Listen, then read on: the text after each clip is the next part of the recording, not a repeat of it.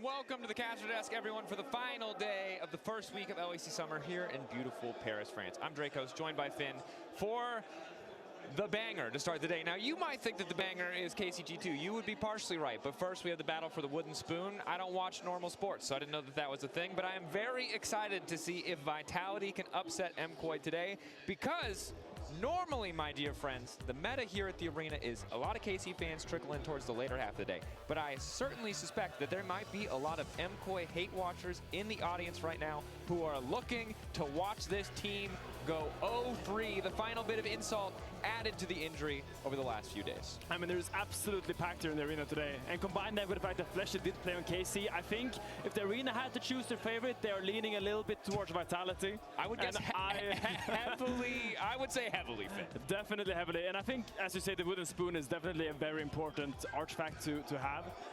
But these teams really need a win today. These teams are teams that have competed towards the top spots. Vitality had a fantastic spring split, followed by not a very beautiful spring playoffs. And MKOI really do put a lot of pressure on themselves. They really want to get a victory here today to really start that win streak. Yeah, and I think that we can hear from the way that the desk is talking about this team already that people have excluded them. Once again, the end of the conversation at playoffs in spring was, this is our top three, this is our top three, this is our top three. Now it feels like the story coming into summer is, this is our top two. MKOI are once again, despite being a team who's so frequently in that top two, fighting to re-earn their place there. And beating Vitality is a start to that very road, as already we're in picks and bans. The Akali taken off the board, respecting Supa's potential flex pick. Absolutely, and already you see the Poppy and the Shen ban. I think Vitality have eyed that Camille pick. And now the question becomes for MKOI, do you actually take away the Camille, or do you play something like a Rel or a Leona into that? I also want to notify the watchers at home that LEC is up and available. LEC is up and available. We saw this on the first day by MKOI versus G2, where they traded LEC and Camille. Looks like they might do it, but here they might have to play the LEC side of that trade. And it's really, are we going to pick it right now? Camille? Another Camille game.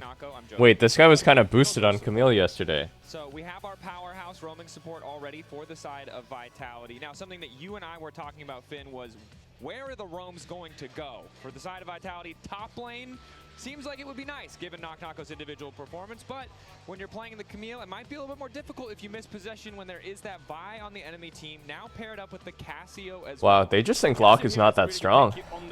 They're just willing to give it. You can either send it to Jojopion or to Supa. It's nice against Camille. If she tries to E on the wall, you can just put the Miasma on the wall. I think they're right. I think LEC is like okay. From the wall. She gets stuck in a poison, so it's good against the dive comps that we kind of expect to see together with the Camille. But once again, this is the second time LEC has went through the ban phases 1, 2, 3, and he has not been picked up just yet. Now, when I see Fiesta play, we saw the Silas, we saw the LeBlanc.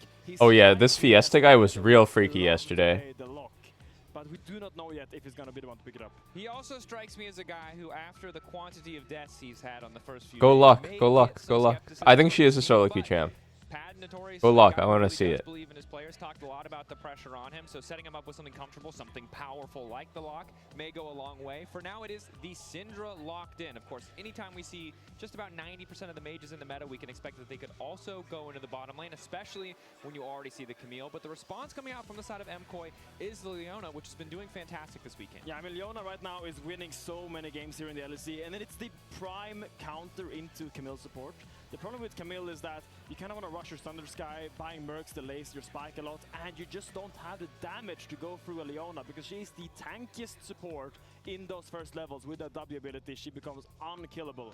So, with all that CC, I think it makes a lot of sense to Alvaro, and I love seeing Undersea Shrubbery, thank you. I feel like when Alvaro is not on engage, all of MKOI just withers down. Wow, every game it's pick a mage and double flex.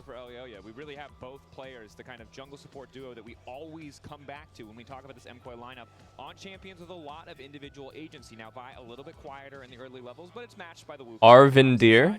Is that also from Lord of the Rings? Sounds Lord of the Rings. So some respect paid over to Carzzy on the Lucian. I do think he had a solid game on it, even if Vitality couldn't get over the line. Absolutely. And now MKOI has a choice. The choice is, do you actually keep the Cassio flex? Because they have shown the Syndra. You could just put the Cassio in the mid lane, pick a different AD carry, or vice versa. Or do you keep that flex until last pick and blind pick your top laner? Now, they haven't banned a single top lane champion, so I expect that the flex is going to get broken here. We're going to see an AD carry or mid lane pick there on 4. Or maybe Mirwin is just that guy, man. Maybe he just blinds top without any bans. Would be a bold strategy. Again, while we talked about Vitality falling apart a bit, Nako has been a consistently strong performer. The Cassante game was pretty nasty. Now, have I noticed any interesting differences in drafting compared to NA? Well, it's only been a few series so far, but I think they prio Leona so high in the EU. Yeah, and I think maybe Vitality is trying to set up a potential. I mean, they were picking it in NA yesterday, but this is picked like every first game here. This is like blinded here. That's the main thing. Besides that, I feel like it's pretty similar. Well, oh, I think they're more willing to play like the mage bot lane metagame here. Self-sufficient AD carry, but also strong laner. The Ezreal Leona yesterday, NA seemed less willing to play mage's bot. MKOI really needs one of their lanes to really have that pressure, so Leona is free to play whatever he wants to do. Yeah, makes a lot of sense. Of course, while it's easy to see a world where it's just power farming to 6, if one of your lanes has prio, if you can steal away a camp, being the first jungler to get to that crucial ultimate can make all the difference. The lock in here, the blind pick is the Rumble. You predicted, Finn. So a lot of magic damage, maybe looking for a bit more physical damage. MKOI don't have a true tank, right? Like Leona isn't. And hope you're well, Mr. Belter. I think this is Syndra bot lane, by the way. But now it's the Jhin. Okay, I think it's Jhin bot lane, by the way. It's just Galio. Galio on 5 here, no? Galio looks so good here, yeah. So wonder if that is going to be the response. True gamer, thank you. Yeah, I mean, I think we see the Galio here response into the Rumble, a classic matchup in this day and age. Just really nullifies the Rumble in lane, and it works especially well when an enemy team wants to dive. And we see Wukong, we see the Camille, we can expect a fair amount of dive at least. Now, the good thing is that the Jhin, the Rumble, the Syndra are pretty non-committal, so they will not be caught in that CC chain. But when Lynsas and Flesher goes in, they will be by themselves in there, and they really need to choose their moments wisely. And I will say, I gotta wake up. I couldn't sleep yesterday till like good that you highlight the Syndra and the Jhin specifically. This is not 1. as much of a Goomba stop counter pick Galio as we saw in some of our other series. This is good, certainly, but as you highlighted, only 2 of the members on the opposing team are really going to. Dude, I swear this dude looks like stable Ronaldo. It does still Nako. Nice into the Rumble, obviously, so it does make sense that it's being picked. The thing I have my eyes on early game, Finn, is what you talked about earlier, the supports. Where are they going to roam? Are they going to be able to match? Will we see the 1v1 be as bloody as the 1v1 between Supa and Kalisto yesterday? That's what I'm looking out for. Absolutely. We are about to see the most aggressive Syndra of all time. I hope this guy keeps playing like a freak. It was fun to watch. Run after her. Try to find her and predict where she will move, because as long as Leona is there, they are winning the fights. But the problem is that Camille's range of engage is just so much further than Leona's. She always has those extra 5 seconds, and that could be the difference maker. Yeah, you've heard the analyst desk, all of us, all of Reddit, Twitter, pretty much everyone in the universe complain about Camille's support or talk about how strong she is, and it's for good reason, right? Hookshot wall dive, the flash extension.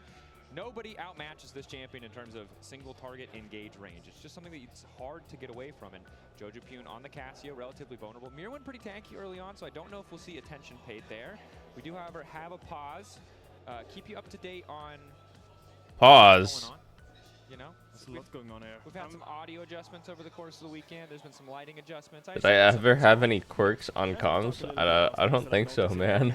Nako has opted out of the teleport, which is very common on the Rumble. And usually when you go Rumble and you don't go TP, the choice of summoner spell is Ignite, just for that extra little bit of lane pressure, a little bit of kill potential, possibly. But Nako has opted in. That's something you do as a streamer. You gotta come up with a catchphrase. Nice, especially when you end up side lane against possibly a Cassio. When you have a team that really wants to kind of shut you down, being able to weave in and out of those fights, get all those flame spitter procs that you really want to, can be crucial. That it can, and it was just a small lighting issue, so now we're into game.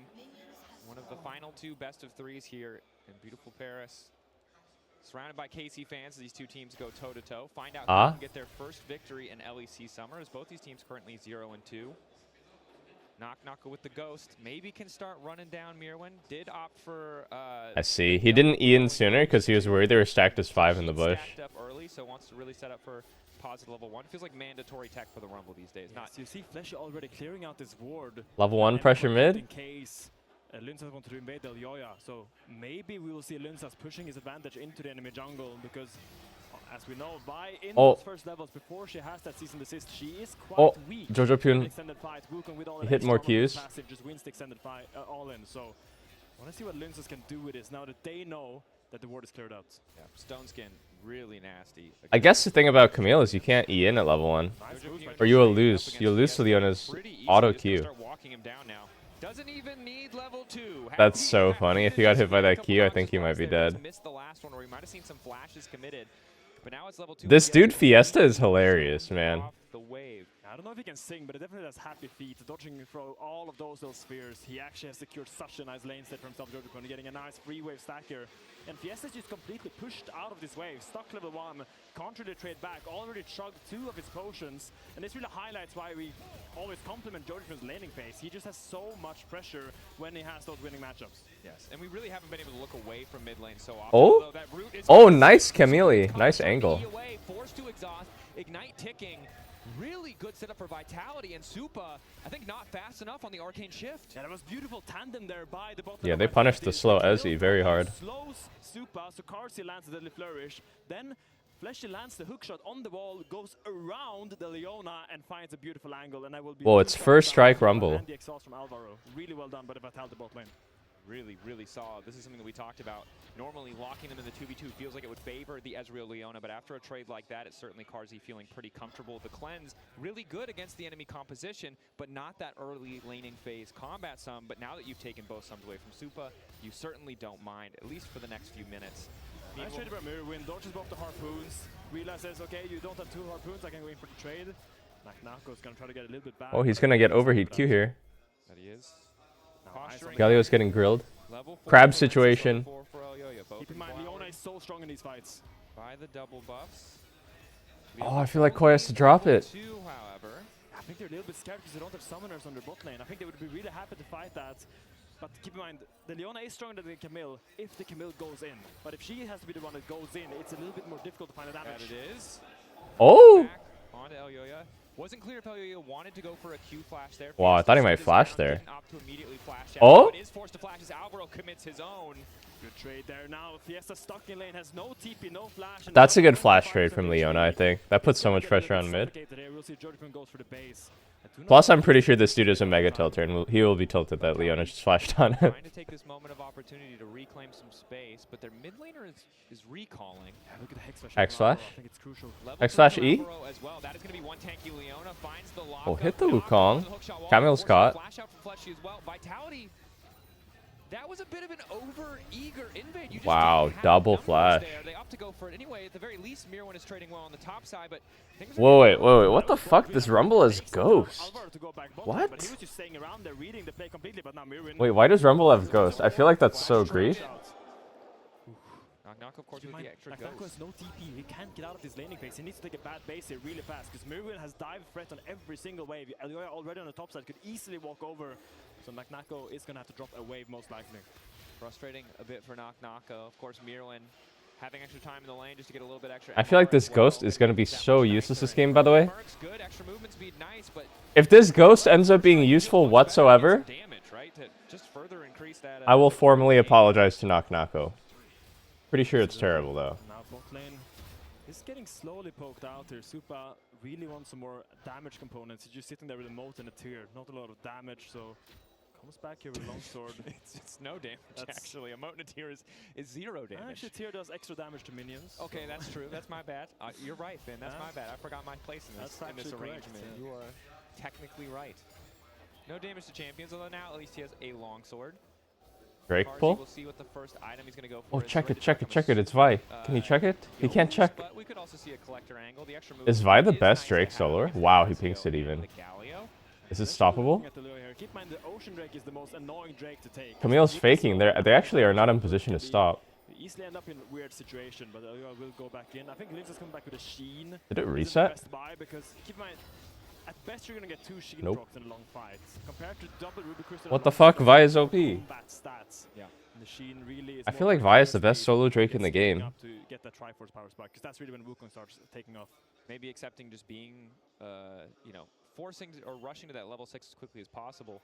Despite MKOI getting the Drake and getting a lot of very positive exchanges on the map, Gold still very slightly favoring Vitality. Might be more than slightly as Fleshy Gonna kick things off with the hook shot wall. Wait, where's the Syndra? Yeah, he's dead.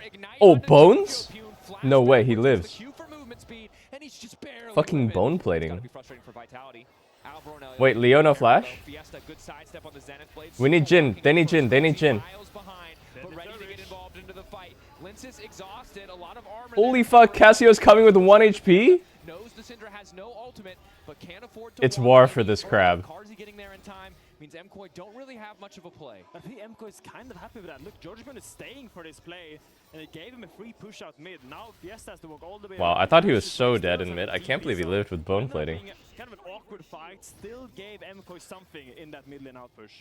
That it did. Gold, essentially dead even. We take a look at the items. Carzy, if you feel better about that first base, Fiesta, that tiny sliver of health making all the difference between him getting that kill and that window of opportunity now closed. We'll see if Fleshy can make his appearance felt once again around the mid lane. We talked a lot about the Leona and Camille. Anytime we see these Leona, pretty much anytime you see a Camille in the game, we're going to talk about the supports a lot because it just forces a level of roaming that we're all kind of used to seeing now, but it's still a little bit crazy. And it feels like Alvaro and Fleshy have been matching each other pretty well thus far. Yeah, and I think that's a good job by Alvaro because this matchup, the Camille versus Leona, it's like a cat and mouse game. The Camille really wants to move around the map. Wow, 0-0 still. Usually every Camille game is a complete Fiesta early. It's been very close. There's been a lot of 1 HPs this game. Otherwise, you know what Camille can do if she just finds a free gank on mid. Or top. Certainly can. Top, yes, also an option, although not Road tour to Montana? been really content to leave him Yo, on road tour to fucking Tuscaloosa, Alabama. Had some pretty good trades. Knock Knocko still printing a bit of money, and the CS is even. We'll see. I just don't think either side is going to go top. Look, now Knock Knocko overhit on the wave, though. Won't be able to overhit if there's a trade, so Mirwin tries to punish. Do they have League of Legends in Montana? Out of the Ran, trying to hit the aftershock damage and then start to walk away. But Jojupun's on the way up. Knock Knocko thinks maybe he wants to extend. Oh, this is interesting. Mirwin is now going to TP Huh. to cover that wave. They're Okay. opening to completely secure top, Grub's top because they know Knock Knocko can't base in TP. This is I think this is good macro by Koi. You can just decide what lane assignments you want. Bato swaps mid, Having this tanky Galio into the Syndra, overload just top, clear and out then the you can wave match side. Galio to Meanwhile, Syndra is Knock pretty Knocko chill. used the equalizer to clear out this wave, but he's probably going to have to look for a recall here because next wave is super dangerous. Cassio can play strong side, Galio can play weak side like this. I think this was really good lane allocation. It's still spawning in 2 minutes. Vitality going to do what they can in the bottom lane, taking away the blue buff. It's nice I think they're going to try to have rematch. MKOI This is also exploiting the fact that Rumble just doesn't have are just a TP. step ahead when it comes to moving around the Eh? map. Carzy forced to flash. He might have just always been forced to do that, so it does look a little bit awkward. But with Mirwin walking up from bot lane, he didn't have a quick, easy way. He didn't have a clone to get him out over the It's wall. very scary when a Leona walks at you. And I think MKOI is quite happy with his game state. They've secured the first Drake. Wait. all 3 farms, and Someone's they have homeless here. done No one's top. every single play that Camille wants to do early game. So they have to fight here, but they lost the crab. Wait, Vitality's so dizzy right now. MKOI has and will always be patience. It's something that they lack. Why did Syndra TP mid? Always criticize them for the fact they are a little bit impatient. But so far in this early game, they're I think they were dizzy there. They had numbers here. They should have fought the crab. 9 minutes 30. No kills yet. If you took the nameplates off, I would not assume that this was a Vitality MKOI game. Absolutely not. I'm going to be completely honest with you. But as you highlighted it, look, it benefits one side a little bit more than the other, and it's always the side that doesn't have the Camille. Fleshy not able to find a lot of those early angles. Did get all those summoners bot lane, so it felt like it was starting really promisingly, but they weren't able to convert that into a greater advantage. You can see only one tower play, it looks like, taken off of that bot lane tower, and the gold, while it's slightly in Carzy's favor, hasn't led to much, and that's a man who just lost his flash. Yeah. I mean, Carzy is known for stepping up a little bit without sums, but I think he will learn his lesson this game. He is playing Jin, has a lot of range, can easily clear waves from very far away. Who scales better? I think Galio cast side scales better. You never know.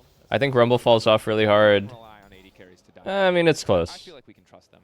They are. Not dying on Camille falls off pretty hard. Rumble falls off, in my opinion. Connects the initial Oh, whoa. noxious blast, giving him the movement speed, forcing the cooldowns out of They both Fiesta. scale fine, though. This matchup is not getting easier for Fiesta. It has the Swifties to try to dodge those cooldowns, but if one connects, it's so Drake easy for again. Jojupu to chase him down. Is MKOI setting up on a second Drake? Again, they have TP advantage, There's a so Wuhan walking top side. Vitality has to Seems like drop he's it. gonna get Yeah, I mean, Syndra has no TP and Jojupen has it, and this is the problem. So with far, having ghost a value is top 0. laner, is you lose a lot of those map plays. You could theoretically have had your Rumble top here with TP, and if you want to contest this Drake, he can then TP down.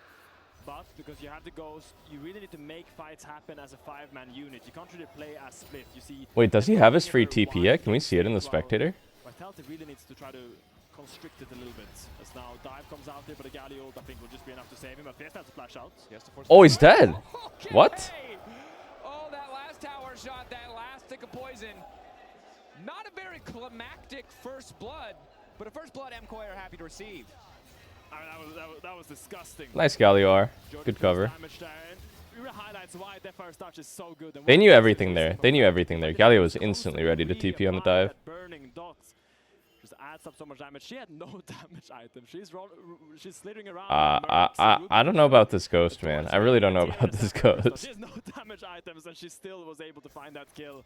But remember, this is the champion. What advantage does Ghost even impart when you're fighting Galio and Vi the whole game? You either get point and clicked, or you're fighting Galio at melee range, and he's, you know, and he's on top of you anyway. So you're either CC'd, or you're not CC'd, in my opinion. I feel like Ghost makes sense in the more spacey matchups, like if you're against the ADC type of thing. And then I really need to see Vitality. But I don't think it makes any difference for fighting Vi Galio. They looked really disjointed. They weren't really making any proactive plays on the map. And this game so far is It's like useful if you're fighting a cast. It's not useful if you're fighting a Galio. You have the Jin Camille, the Wukong. You have so many ways to start fights. And they've lost a lot because he doesn't have TP. It started the whole like TP mismatch situation for second Drake.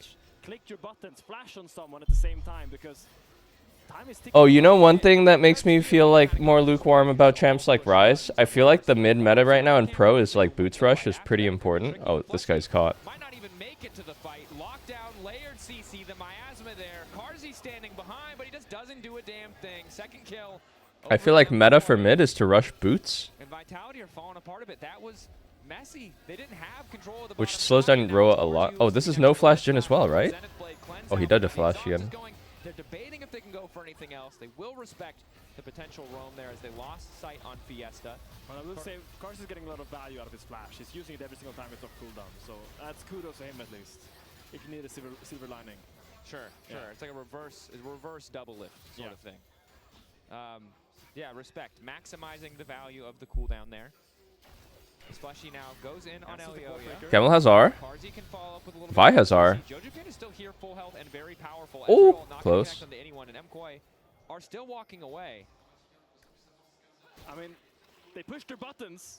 Oof. No. No. No, I would say I'm not. Not Me from neither. a Vitality perspective, I'm certainly not happy.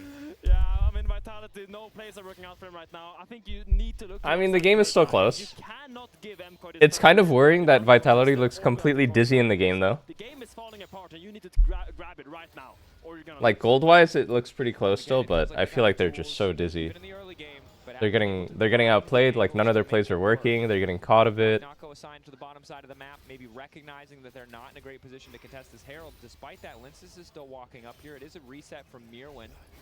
So only How did I get LEC co-stream rights? in the area to contest I just this asked. Herald. However, Mirwin has a TP.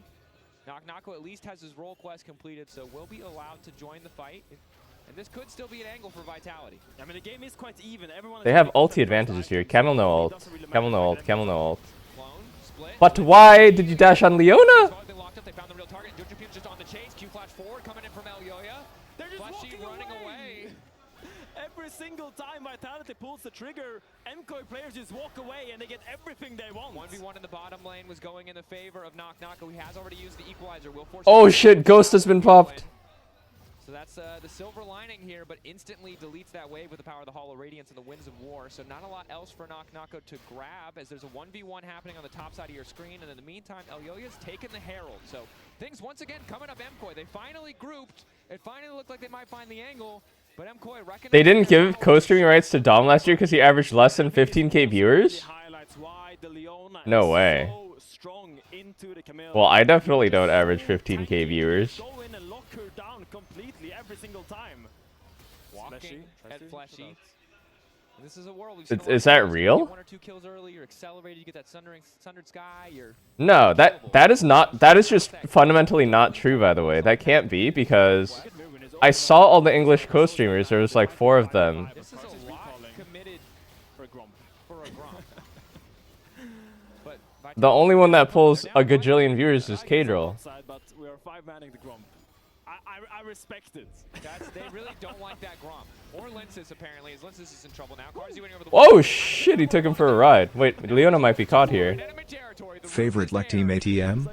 If he lives here... Oh my god, he lives here. Okay, he dies here. Wait, they're so fucking deep. Is this chill? Rumble TP'd in. They're actually in a really weird spot here. Oh, that equalizer is perfect.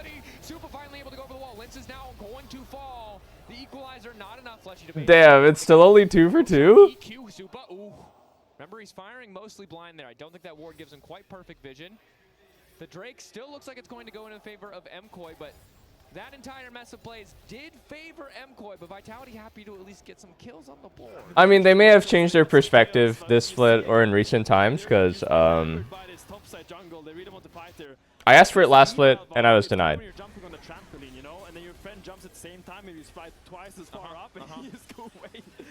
I asked my Riot contact, maybe he asked really nicely. I don't know. Maybe he said pretty please with sugar on top.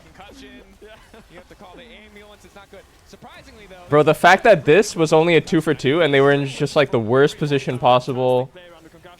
Rumble with the perfect TP flank and equalizer, and it was still only 2 for 2. I mean, I think they're so doomed. I think this fella, from what I've seen in the Vitality game so far, Linces, he looks a bit lost. He's extremely behind this game now. They do good damage. If you can lock people up in that equalizer, it's a very powerful composition, even at a deficit like this. But the question now is, can they find that opportunity on their own? Or are they going to need to find another Leona on a walkabout before we'll see a fight like that? Yeah, there might be another Leona on a walkabout. I think so far what MKOI has shown is that they really pick their fights well. Damn, that's a tanky cast. Some of the complaints we had about MKOI was that they just took any fight. I think with Camille, if you reach this point and you haven't really like blown open the game with some crazy aggression, then your champ is not very good. You're not really tanky like a Leona. You're not reliable. I mean, you still have the single target lockdown, but you're kind of just like very easy to kill. I think it's a very... It's like a high risk, high reward champ. It is like a pike, yeah. I think this guy is like not the best Camille either. I think it's okay not to play Camille too. You can definitely just give Camille and play the Leona side, the Shen side. Oh, you know what the problem is with this team Vitality though? I think their mid laner will run it if he has to play versus Camille.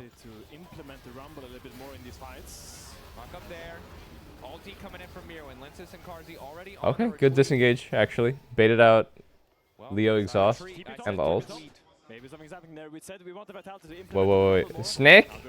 Snake? Oh, he's must be dead here. Plus Cinder TP flank. Don't tell me Cinder dies here. Wow, he died in one more ease time, I think.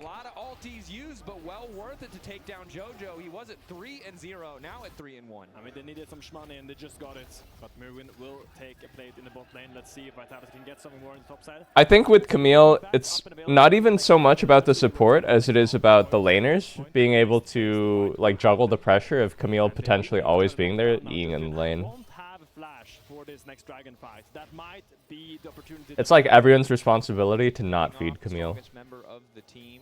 But if you can keep the game tight like this for like 20 minutes, it's pretty big advantage, I think. Finish his role quest. Is that true? I saw the boots disappear from his inventory. I'm not 100% confident. Maybe he just bought. Maybe he just bought. I'm not really sold on this Cinder build. I think people are blindly copying the build Caps did at MSI, where he was just like fucking beast mode with Swifties and belt. But this is really low damage. It's like really low damage. It's even less damage since they nerfed belt. My main my main prospects are Maokai and Alistar. I think it's really fun. But basically, for everyone that doesn't know, Imperial Mandate got changed a few patches ago. Now it gives you ability haste on your CC inflicting abilities. So obviously it works very well on Galio. Specifically hard CC, immobilizing effects. I mean, this guy does 0 until he gets Void, and then he still will deal like 4 damage instead of 2. And will take 7% more damage. So very useful if you're like a bruisery AP tank. Yes. And gets rid of Nami building it, which is fantastic because kind of hated that. I did see a lot of Nami's bite in my Soul Key games though. On accident. Well, it's Soul Point in a minute. Patch notes and they were just completely useless. I don't really see how Vitality can ever win 5v5. It's weird that, I mean, the gold gap is not that far, but it feels completely unwinnable for them. A minute until Soul. So if they find a kill on Linces here, Wukong has W, right? No W? Lince is now running for dear life. Dead to Vi ult. R. Damn, Leona didn't even have to ult. Possible scenario for Vitality is they lose their jungler. Leona did not even have to ult. Are they gonna pull Baron? I wonder if they're gonna pull Baron with Soul being so close. Oh! They're forcing hard here. This is what Galio's so good at. He just ultis the... Okay. Well, they just lost. They're dead for Soul now. They just lost. Messy? They're debating if they want to go for another fight, but I think the Soul might feel a little bit better. 7 seconds left on Linces. That's why Galio is just so good in this draft. They have to come in with Camille. Like, they must, and it's so good versus the double AP. And Galio just counters it. I don't think the equalizer came down on him. Now Naknako has that ultimate, really wants to find something, dodge some skill shots, get some poke. Pop Ghost. If they get this dragon, it is very tough for Vitality to play the game. Yo, does this team need humanoid or what? Oh wait, he's actually inting. What the fuck? Wait, he actually saved Soul here. What the fuck? And it might push MKOI back enough to stop the play, but now it's a flash out from Fiesta. Deadly Flourish doesn't connect. Fleshy, hook shot, the wall. Flashai? Damn, that Leona's tanky. Okay. Well, Naknako almost saved Soul there. It was a nice try. It was so random how Mirwin died, but... That was really weird from MKOI. They almost didn't get the Soul.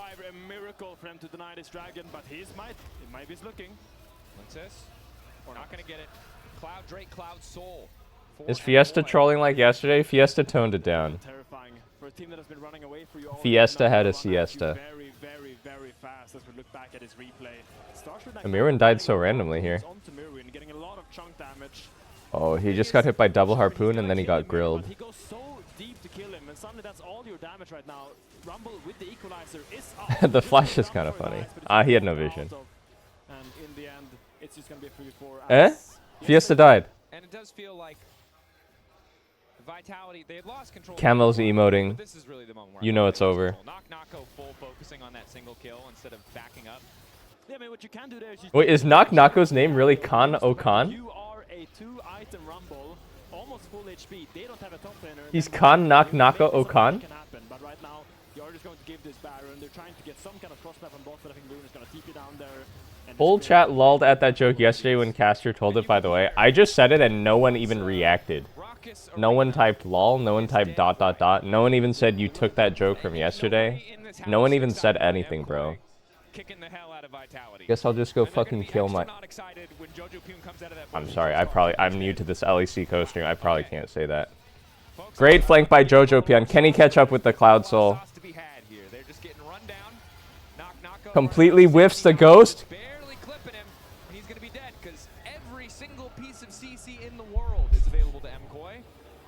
So easy for them to push this lead. Oh man. Yeah, shouldn't say that. I'm sorry. Might need to go have a Kit Kat. Good with the lead when they have CC. Might need to go have a Kit Kat and brush that one off. Cloud Soul Jojopyun should be impossible for Linces to get away. It is. It's Jojopyun now on a rampage. Bro, they are getting farmed. They are losing in like depressing fashion too. Does this team need humanoid, by the way? I only started watching LEC 2 days ago. Vitality looks like the worst team ever. Bro, these guys would get wrecked by Dignitas. hope for Vitality. But These guys would genuinely get farmed by Dig. They've been playing down. They have been living in Zugzwang. Yeah, I mean, Zugzwang is absolutely That is their home. It's the correct term to describe it, absolutely. Because the thing with Camille is that there's a lot of pressure on the Camille to make things happen. If you don't, the game will just look like this. You do not scale. On God. In those fights, the Leona is tankier, has On God. and can peel better than you. What you can do is pick people, but no one really has been picked. And I think XU Palafox would farm these guys. Creative player, Camille is a champion that can still, even in an even game, do a lot of work. But if you're not in 100% in the right mindset, if your team coordination isn't on point, I think it's just so hard. I think they need to avoid getting caught in the Camille sauce. I think Vitality should ban Camille. I think their support is not the best Camille player. And I think as well their team would not be good at playing versus Camille. So I think they should just ban it 1, 2, 3. Maybe if you flash onto Jojo who doesn't have flash. Right now the game is falling apart. You need to take charge of it. Okay, wait, decent engage. Oh, Galio value is huge. Dude, this Galio champion is so strong. Oh, wow, he hit Jin anyway. That's their Nexus, Elioya. Q? Chilling. Fuck, this Sandra build, no damage. Man, he wasn't even building Void here, and they all have 900 MR on the other team. Not that it matters. Oh! Oh? Come on, give him some kills. 420? 420? 420? 419. Never forget. And Aknako once again has to stare at his Nexus fall while all his teammates lie dead on the ground. Tough game from Vitality. I really want to see more from them in this game too. I really need to see this team wake up because right now they are sleeping. I agree. We need Wake up. It's one of those games where it's like, I don't know what it is, but I hope they have a strong idea. I hope they make it clear to us because it feels like everything was falling apart. But we've said what we have to say. Let's see what the desk has cooked up when it comes to talking about this game. Yeah, we got a special desk as well because Froggen is joining us Froggen? to talk about this absolute shellacking that Movistar KOI dealt to Vitality, I have to say. Froggen, were you impressed by what you saw on the Rift? It kind of felt a bit like a stomp. Oh, yes.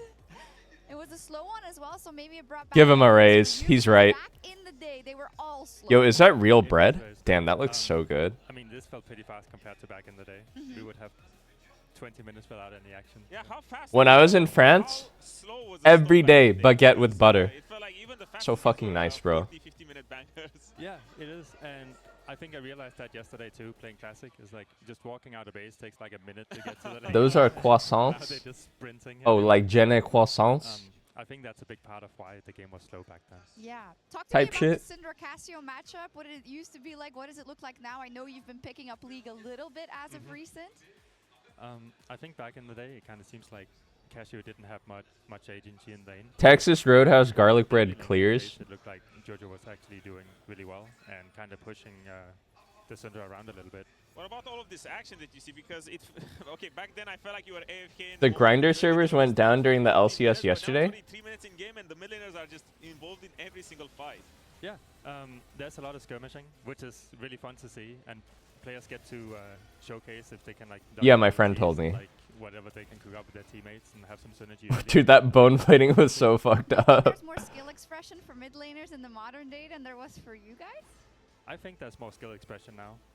Back then, you basically had top jungle and support that didn't really deal any damage, and you didn't have to care about them at all. Whereas, like, you just have to focus on a few people. Now, everyone. Bonjour, mon enemy. Do damage and. Okay, make an P, impact. thank you for 7 months. Mids was a sham. I need to remove this fucking sad-looking minion emote. It's honestly so discouraging to put all my soul and effort and fiber of my being and humanity I think it is into a joke that I feel like is gonna land with my chat and cause a bit of joy in this world, only to be met with a ... It's so disheartening, truthfully. It's so discouraging. I need to turn it into something positive. Like a crying laughing yeah, emoji. A screenshot for you if you don't know what to say. I think we got it at least. I didn't check with production, but it was actually we're working on it, so we don't have it yet. Spoiler alert. Now you, Froggen, you were 5-6 on Casio and 0-2. What the fuck are we showing, bro? This is actually the very first That's a time screenshot. I believe that you played Syndra competitively. Look at this. What are we You also showing? played with a Camille Was this in the newspaper? Yeah. I'm not a Syndra player, I'm gonna be honest. I think most of the time I'm on the Casio side of that matchup. Careful, guys. Looper has Courage of the Colossus on Maokai. Make sure to play around it. Syndra Jin Camille was bad 9 years ago, and it's still. What are these stats? Why are we doing Froggen like this? Hello? I mean, in solo queue. Froggen in career 5 and 6 on Casio. On Syndra 0 and 2. It's, I mean, How many times did you get ganked by Camille? Because it feels like when you're an Unk and you just rock up to lane and you're, okay, I'm going to play my little bird, and I'm going to put some walls and stuff, and then bam! Yeah. Camille jumping on you level 1. I think playing a little bit, I have had a lot of supports that are like upset at me because like, watch out, Camille. Dude, show us Anivia stats. Okay, what The does fuck? that mean? Like, it's fine. She can't reach me. And then Show some respect. And used to, my supports never came to get me. Like, what is this?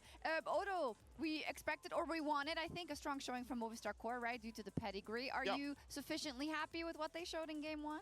Honestly, yes. I was quite happy because they fell behind in the early game, and honestly, Vitality in their typical fashion, the lead up until 5 minutes, and then everyone just wants to go home. That I felt like that was the trend. But MKOI surprised me because against such a, I guess, dynamic team comp and such an explosive team comp, it's not easy to find these ways. But when it comes to the period from 15 minutes up until to the point they ended the game, it was quite easy because they had these fundamentals locked in. They were always putting vision, they were always fighting with numbers, and they were just nullifying Camille's advantage all over the map. It looked like it. Now, Froggen Vitality's playing with a brand new mid laner, right? Only a couple of weeks of scrims. Can you give some insight into what that situation is like in the modern era, on stage? Minus 30% avec le code KCK30 for what? with all this skirmishing K-Corp going on, I merch? can imagine it's kind of hard to get the synergy going and probably need some time to actually be on the same page about a lot of the things. Speaks a different language too. I have genuinely never purchased an esports merch product before.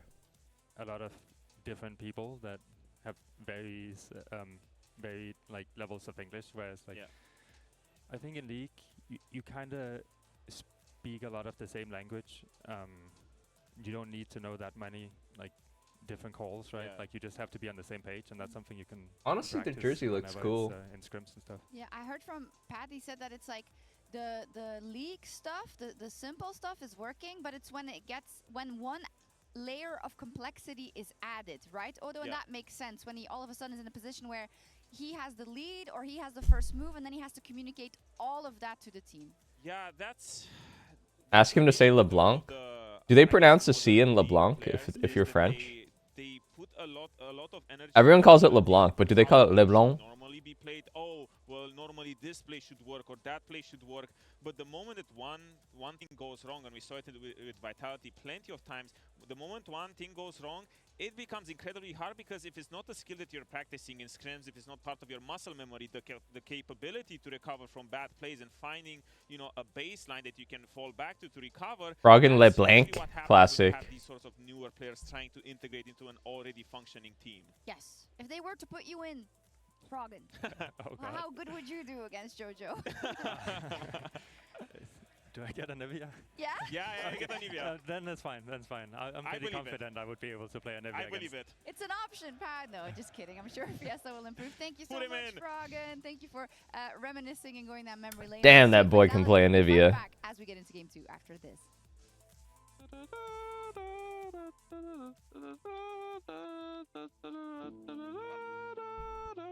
Shut the fuck up. Now dive comes out. Will just be enough to save, but Fiesta has splash out. He has to force flash. Okay! Deja el yo, largamente. I don't reach yo. Okay, flash cancel. It's not backfight, they use everything, Good job. W. W comms.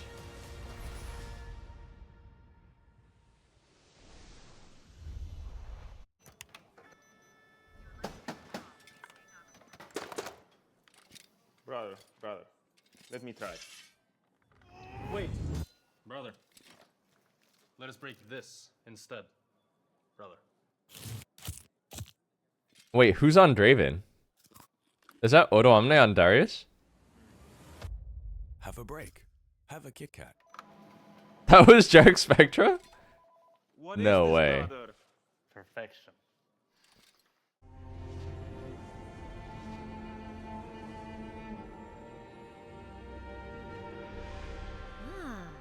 A new champion.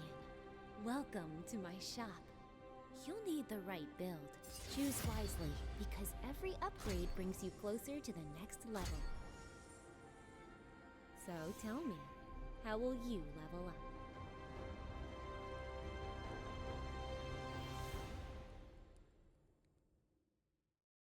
Want to find your fastest server every time? Express like a pro and optimize your connection in one tap. Express in game without ISP throttling. Express and shield yourself from DDoS attacks. Express and DDoS VPN attack. trusted by gamers everywhere. Express VPN. Experience gaming the Express way. Fast, stable, competitive. Outplay the world. It's time to Guys, you know who I saw streaming yesterday? Tech rewards, exclusive skins, and more. Scan to subscribe. In your best man speech, you said my I saw Doja Cat was streaming. I asked her if she played League. This is what she said. You fucking hit the vape? Don't worry, I'm not playing League of Legends.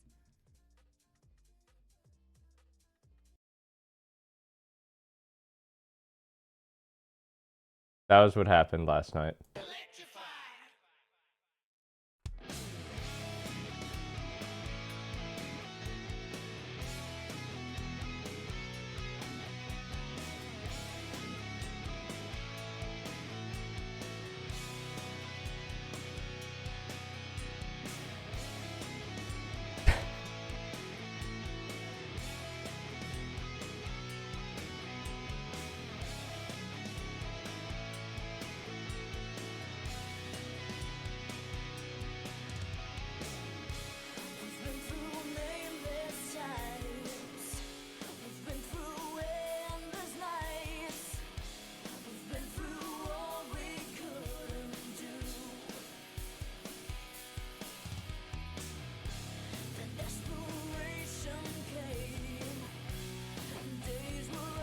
Oof, I feel kind of bad for Vitality. I hope they can turn it around.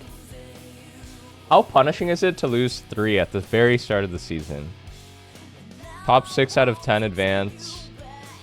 It's single round robin? Oh. That's not good.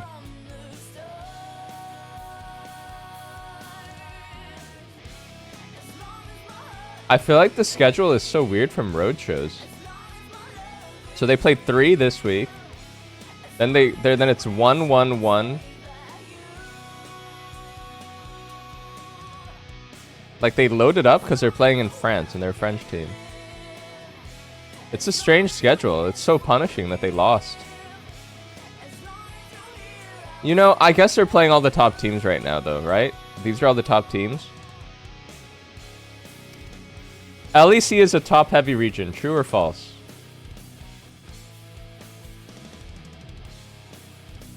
Maybe Vitality will look a bit better versus, like, the Shifters. Wait, why didn't they play the Shifters? They're all French.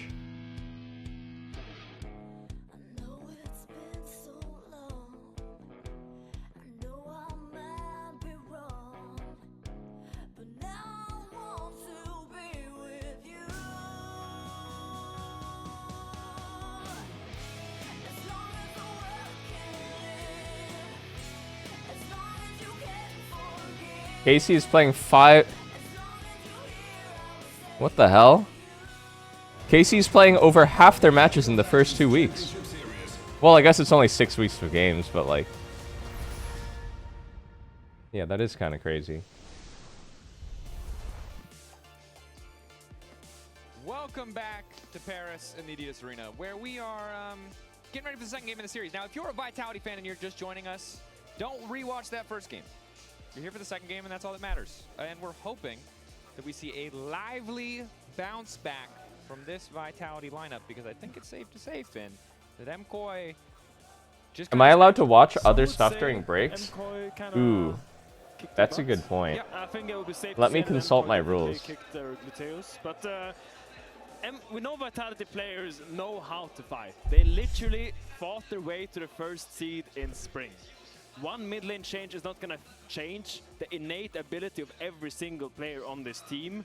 But right now, clearly, they are incapable of choosing and creating good fight opportunities for themselves. Now, what needs to change so they gain Okay, back that? please I'm review gonna the say you regulations. need to give your laners I mean, what more does engagement, Cadril more do? Does he tools. have to just watch Give the thing the Nako whole winning time? lane, Just give someone tell me what Flash something Cadril does, to so I don't have to engage read the on that rules. Maybe doesn't get one shot like the Camille, and maybe, just maybe, we're gonna see Vitality that looks like it's gonna have a slight pulse.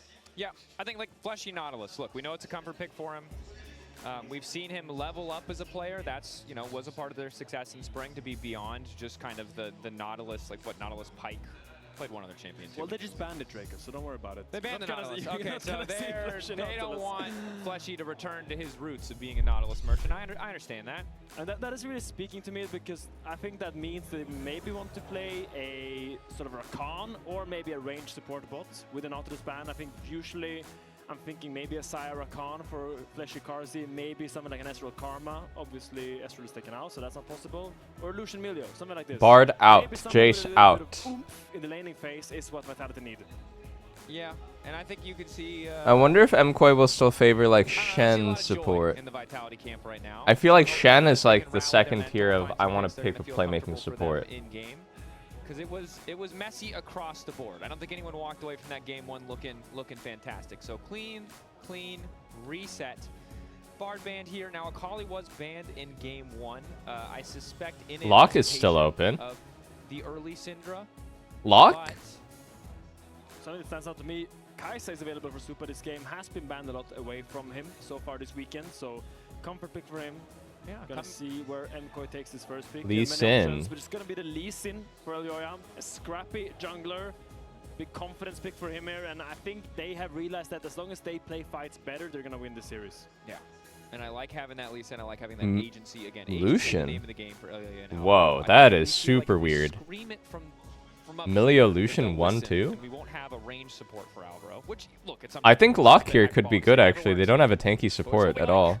Pairing alongside the Ahri certainly would be a good look too. Lock is fine, or It's a match nice bot. setup for the You Lee can Sin. play The Lucian anything Milio bot that you here. called out, Finn, has been locked in. I So wonder if they now match we see Enchanter here playmaking actually. from the Seraphine side of Ash type Fleshy, shit. and maybe the range support Ooh, here Xayah Rakan. forces Alvaro to play more for the 2v2, as now it's actually the Xayah locked in, immediately going to X plus R. Rakan to follow. Whoa. Because Xayah Rakan into Lucian is not Red team comp. Lucian Milio is not really a good lane matchup, but I think this Lock is does genuinely give a bait Alvaro pick in Rakan. pro. And Alvaro I think is he a might be like fantastic Katarina. Rakan player. He can not only set up fights by going first, he also has great follow-up for when Elyoya goes in with that Sonic Wave resonating strike. They played a Kali There's bot in many LPL ways today. to beat I Alvaro don't really in keep this up with game. LPL. I I mean, think that you Supa can't played leave it. Supa alone too much just because Bro, of you how know who strong played that Korean shit? can be, and you Stixay. need to play a little Stixay more told me heavy like top a lane month line, ago. don't He's like, play I've been playing a Kali bot. It's pretty support good. I was like, Fiesta, dude, roll you're around fucking the smoking time, crack. kind of gameplay that we have grown to love. Yeah. Or hate. But low-key, he well, was hey, right. Depends on who that you are. It does feel like we'll see a little bit more honest 2v2 laning, as now we will see the Akali banned away. Of course, with Xayah, Yeah, there's at the really double no lift potential meme for fights, tourney. but just respecting But he was how onto good something. JoJo is on the champion, and I like seeing the Pantheon for. Actually, I'm literally gonna message him on Discord. He probably doesn't even know they're playing this in So what I pro. like here is, I think there's a clear change in Vitality's direction. They are gonna pick Pantheon, and I assume they're gonna try to secure strong laners that they can play for. Pantheon can join any lane that's having a good trade. You take a good trade top, Pantheon is there. You take a good trade bot, Pantheon is there. And they're also setting up the last pick for, I assume, Nako. So I want to see them just take the fight to MKOI and not just wait like they did last game. Would certainly be an excellent setup, especially with them. Holy having fuck, I a haven't last messaged pick Stixay since they 2022. could get a bunch of strong I told him they are playing a Kali bot lane in pro, you were talking right. about, wow, that was some Rogue vibes from Vitality. And when we brought it up, we were referring to the dark days of Rogue. But if we look at the good days of Rogue, Finn, the top 3 days of Rogue, Yeah, I was 3 there. winning lanes was the key to No success. lock. Just get a bunch of winning lanes and Goomba. What do you play mid You here? can go a long long way. Now, Orianna, a champion that usually... Some sort of doesn't make it mage this far Victor, in yeah. And I think usually it's because Locke is Damn also- it, I was about to say Victor and then he instantly hovered it, and then I said Victor right after he hovered it. But low-key, I thought Victor before he hovered Victor. As you say, Drake, 'cause it's one of the best mid laners on the patch. Only really gets I wonder what he would have played if they countered banned taken Victor out already. instead of Ryze. Victor counterpick, which is kind of a neutralizer. The lane is quite slow. You're gonna see them. When did I start co-streaming LEC? 3 days ago, brother. But it's really in team fights where these two champions shine. As we see the Ambessa blind for Murin, something that he has The grown Croc. up as well. Pretty bold blind pick against the man that Murin Ambessa lol? Is he noob at Ambessa? This champ is not hard, by the way. Just dash 8 times and one-shot them. Don't even need to hit R. Breathing moment. I have high hopes for the top side of Vitality. I think you should. It feels like very clear path to success. Strong 2v2 bot lane. Milio Lucian can be super oppressive. I see the theoretical potential of what MKOI have put together here. But Vitality with a clear plan for success in the early game, and a plan for success that doesn't hinge on them doing something new or coordinating well as a team. Linces just pushes W. Nako just plays lane like he usually does. And the 2v2 plays, once again, this bot lane duo that we've seen them succeed on a lot of times before. Yeah, and I absolutely love Vitality's draft. I think kudos to Vitality. The bounce back found a really good draft. They have a very solid draft altogether. Strong lanes, strong supporting jungler. Now on the other side, MKOI has a draft that says Elyoya and Alvaro is gonna make magic. Let me be clear, if Elyoya and Alvaro does not make magic, I don't see how MKOI wins this. Yo, I feel like they missed out on a huge branding opportunity to make the little, what do you even call them? The thunder sticks? Like baguettes. See how strong the support jungle of MKOI really is. No? Wouldn't that go hard in a French arena? The thunder sticks are baguettes? Into the Lucian Milio. This can be really tricky early on, but betting on themselves in this context. Felt so good about that game one, rightfully so, that I think maybe taking some risks here, and we'll see if they pay off. It's the Would they not appreciate that? Let's see if they can fool Vitality. I thought it was funny. Individual skill expressive picks than they should be able to on paper. Because a lot of times it can be tough. Of course, I will say, I thought it was whimsical. 400 games in EU. Actually insane. That's a big number. I feel like it was D-Blade Renekton. joined the league, obviously a part of that Mad Lions lineup. I just feel like this guy is tilted. Nako. I feel like he's tilted and he doesn't trust his team. I can tell by the fact that he took Ghost on Rumble. And now I can tell by the fact that he is D-Blade on Renekton. He feels like he needs to do something 1v9. Alvaro most likely gonna have to give up the push here in the bot lane. Really needs that level 3 where you get all. Is he goated on the Croc? All the maneuverability of the E and W. Get it with a Dude, this guy is getting shit on level 1 every game. Mr. Fiesta. So we expect to see I think tilt is a huge factor at this point. The fact that they're 5 losses in a row in these games so far. At least vaguely threaten a fight for level 2. Although unlikely that they'll... Dude, he's getting shit on. He's just slamming it on the table right now. Just walking Oh my god. What is Fiesta doing here? I mean, credit to Oh Fiesta, my.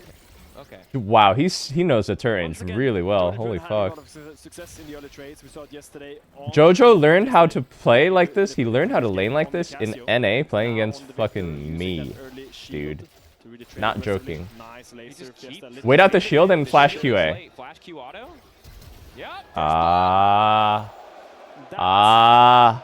He went 2 points Q. He learned that from me. Victor is a champion that when he gets early kills or assists, really accelerates when he gets his skill upgrades. Victor is not a strong early game skirmisher. He should not get early kills. No, I agree. This is and we said MKOI were gonna need to make magic, but we thought it was Elyoya and Alvaro putting the lady in the box. That is a roughie. Putting a lady in the box. You've never seen the That is a roughie. I'm referencing magic tricks here. Are you putting ladies in the boxes? No, Vince, no. Bro, please, I don't need that joke Exhaust? that follows me around. Regardless, Jojo Pune in the end is the one who makes someone disappear. Oh, if that hit. Lane, and now it's going to be hard for Fiesta because he didn't. Whoa, wait, what the fuck? Back doesn't refillable, but Alvaro dies. Eh? And it's Alvaro stuck in the box being sold. It still has barrier. Wait, is this a kill? One more auto. Flash away from Oh, he flashed Emilio damage. That was crucial, I think. I think he would die if he didn't flash there. Is this a stun? Oh my god, he's dead again. Wow, he flashed to block the Lee Q.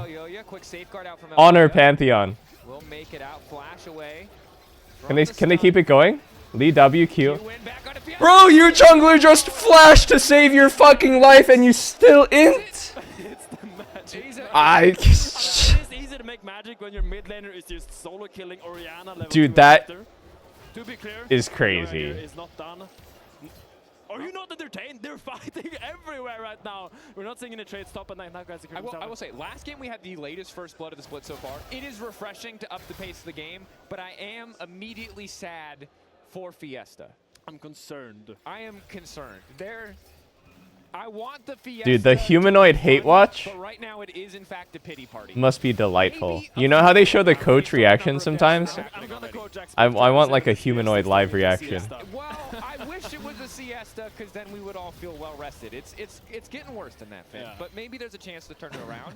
You know, get a few items under your belt, get a big shockwave, find them all, like, you know, the Faker moment. And even though that play wasn't technically, you know, it was a lot of other people, not just Faker. I've heard Wolf get sore about that still. You know, we'll see if Fiesta can have his moment. Yeah, we're taking a deep breath right now after all that early fighting. Fiesta pushing out mid here. Really wants to get a base. Jojo never got to take a base, actually. He's kind of in a weird spot. He's 6 and away. If he'll play for level 6 reset, most likely. He's still STP, actually. Brewing a small lead in the top lane. It's really level 6 where this matchup becomes really good for the Renekton. When you get the Dominus, all that The Croc is doing well. Extra stats make it so difficult for Ambessa to contest you in a long lane like top. Slight advantage for the Croc. I think it gets much easier after 6. Yeah, as the caster said. I mean, getting a a pickaxe base as Renekton is the dream. He's dead again if Lee hits Q. Predict the juke. No, he doesn't sidestep E. Oh, the fucking. Psh. What even is that? Is he throwing a feather? To escaping. I have never seen a guy die so much, man, in professional league. Bro, I legit feel kind of bad. I actually feel kind of bad. He's going to secure an objective for Vitality. Nice backstep on the ulti from Knock-Knocko. Mirwin not going to hit anything. He's dead. AQ. A.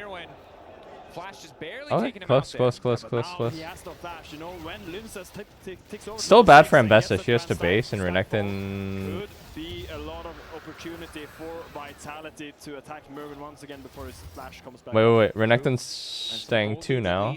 For the side of Vitality, 260 in favor of Knock-Knocko. Carzzy holding on to a small 130 after that kill. Got traded in the bottom lane. I legit feel bad. I mean, it's a hard weekend for him, right? It's his LEC debut, and he has to play versus the top 3 of LEC. Exhaust down onto Carzzy. Good trade back on the super, but Elyoga's here, and they absolutely do not know. Oh, the what? What even killed him?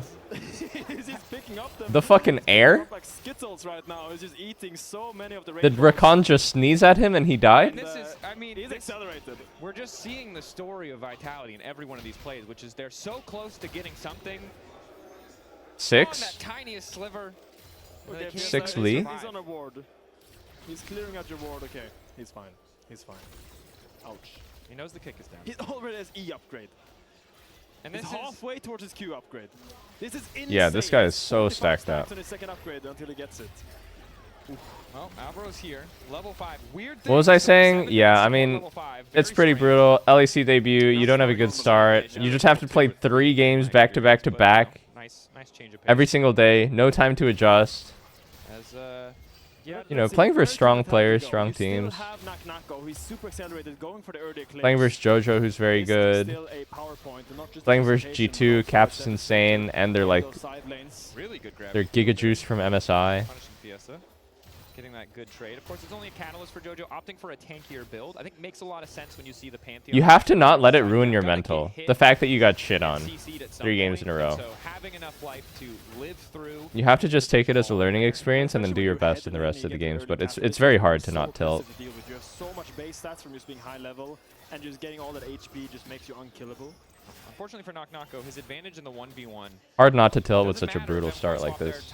Their bot lane to topside, and this is MKOI diligence, right? This is a classic play, swapping topside for 8-minute grubs. I think they're a little bit behind it as they still haven't gotten the wave shoved in as the grubs are getting started, but Linces has to be careful here. And Mirren doesn't have TP quite yet. Right now, Vitality could Panther fast flash, actually. One grub. I think Vitality should be happy with that and just walk away. Lucian just dashed into Victor. Storm. Alvaro gonna dash back. They get I've seen that before. Mirren is moving up now. I think this bodes well for MKOI. Vitality to stay around. They might bite off more than they can chew. No flash, no melee ult. Already down for Jojo, though, so not a whole lot of damage left here, and both sides are just going to walk away. There's really no counter play on the opposite side of the map for Vitality, however, so they are just going to lose out on a grub. And at least one minion. Mirwen's bleeding a bit of CS here.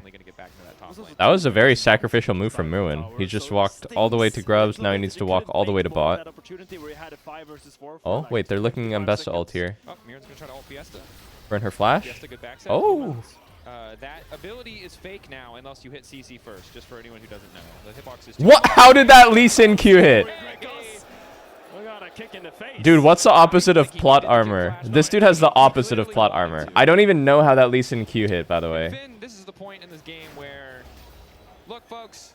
That's like Z-axis. You up on the story of Vitality, and I do firmly believe that this is one weekend of games against the top tier opponents in our league, so I don't think we should count Vitality out. I think that would be incredibly unfair to them.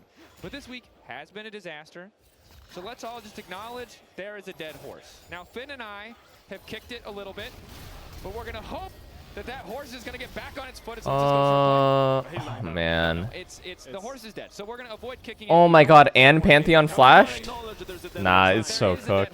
This is not a it's just so cooked. In fact, incredibly disastrous start for Vitality. Look, swapping one member, sometimes it gives you that honeymoon phase. This has done, in fact, it's seemingly the exact opposite. And Panth flashed, you're telling me. Now on a colossal lose streak. We have a graphic. I'm not even going to run it. I'm sorry, Sophie, who just edited the graphic, because I think it's a little bit too BM. So we're just going to leave. Dude, I just want to see. I think this game's over. I just want to see Mirwen hit an Mbessa ult. I haven't seen him hit an Mbessa ult this weekend. I want it for him. Some bullying right now. We're just watching people be bullied. Whoa, he's just walking at this guy? This dude is a freak. I don't know what's going to happen here. Looks like Fiesta's going to blast cone away. What even is this ego chase? That's crazy. Yeah, so I do want to say that he should have placed his Victor W better. He placed it. He should have placed it further away. That may have been a flash run. Why I'm so invested into MKOI is because they are like a kid that aces a test, but then forgets to write their name. Like they're doing so many difficult things well, but they keep messing up the most basic stuff, and it's so frustrating to watch. So far in this series, though, they are looking a lot better. I think game 1, their patience. Here, game 2, they knew that Alvaro and Elioya had to be the playmakers, and they have really stepped up. Finn, you feel like you're about to be cast in a modern version of one of those movies where a teacher goes to a rough school and teaches the kids valuable. How can I reach these kids? How can I reach these kids? That was the exact reference I was looking for. Someone's got to teach them. It's on Melzet. Melzet has to teach these kids because they have so much potential. And right now they're showing a lot of that potential, but again, they're not super contested here. And I think this is what's frustrating for Knock-Knocko is going full solo queue mode. He's building Eclipse, brother. MKOI, no doubt, are still a top team in our league. The question is, how high up on the tier list are they? If you just watch this game, they look like the best team we've ever seen. Now, unfortunately, there are some other games where they struggled a bit more, so we'll need to see what it looks like. Wait, Vitality can win this. Solid start. Ulti comes out from Fleshy for the extra healing and the cleanse. Take it.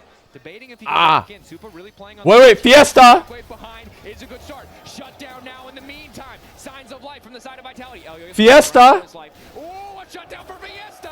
And this is what we talked about. MKOI, they got all the answers right, but they forgot to write their name. What? These guys are dead too! And now they're falling apart. Fiesta, my goat! Jojo about to fall. The Q4 at the finish. Lenses with the Comet Spear. My God, what a throw! How can I reach these kids, Dracos? They keep doing it the moment I press. Fall down 4 times, get back up 5. Sucking at, they instantly never stop, never fighting. Once again, they go so and top lane solo kill right here. Solo kill right here in top lane. Summoner spells, throw your ultimates at them. They're gonna have to flash out. Never mind. Then you can re-engage when your ults are back up, but they go so deep and get punished by a really good ult by Fleshy and a great turn by Karzu. They played the 3v3 well here. I was surprised to see Rakan use RW like this. They burned some Psalms. And then they're like, oh, let's keep going. Carzzy pumped here. Carzzy went Carzzy here. Aegis blocking thing shield by Pantheon. Really blocks so much damage. Very nice Oriole. It's called Aegis Assault or Aegis Assault. If you just said Aegis, you would have been right. That was really close. Man, Roa Victor doesn't do anything, man. Yeah, but he's also stabbing with a spear, Finn. These are the things. Nah, I think Jojo legit fucks them if he went Torch, no? And then Jojo dies. So big money for Linces. Let's see what Vitality, fresh lease on life. Gold, dead even. Jojo Pune still wildly ahead in the 1v1, however. But now Knock Knock goes on the way in. Gonna get walked out. Oh? He flash in. Knock Knocko about to get stunned up. The dominance. Oh, the stun! No, it's falling apart. The kids, they're learning. Oh, he lived with Roa. Down he goes. And that the momentum for Vitality. The vegan is rewarded. Back to even, but that little play, that little fumble, feels like it takes it away from them right again, and this is the struggle of a team. Did he not W Victor?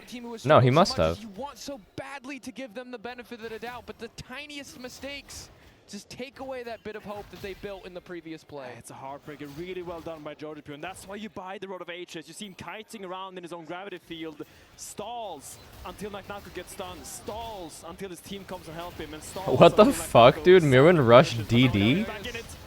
Uses the kick to escape, or probably would have died there. So maybe over eager from the side of MKOI, but nice. I'm sorry, that cannot be good. It cannot be good. 800 gold lead. He has rushed the death stance, really helps in his matchup, and I think it's a clever buy. It's something that we've been seeing more and more in bruisers against these other bruisers. That the man that buys the death stance is just the one that stands on top of him in these extended fights. Have people been doing this? DD rush? I mean, DD is definitely an OP item, but as a rush? Those couple of extra seconds after Renekton has used that big combo to try to heal back as up, a rush? I mean, I guess the stats are good. It gives armor.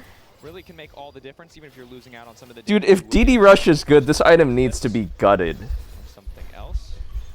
Now checking in. If DD is being rushed, the item needs to be gutted. Still a straight up. Big advantage for Jojo. Also with a more of a scaling option in the form of the Roa, but you will get a little bit more burst from Fiesta on this first. I think it needs to be gutted anyway, by the way. Hang on, Panthers here. For the extra movement speed, dash in from Carzzy. Lockdown is there immediately. Oh! Carzzy finds the kill. They're actually getting cooked. Playing so damn well. Oh, nice flash by Jojo.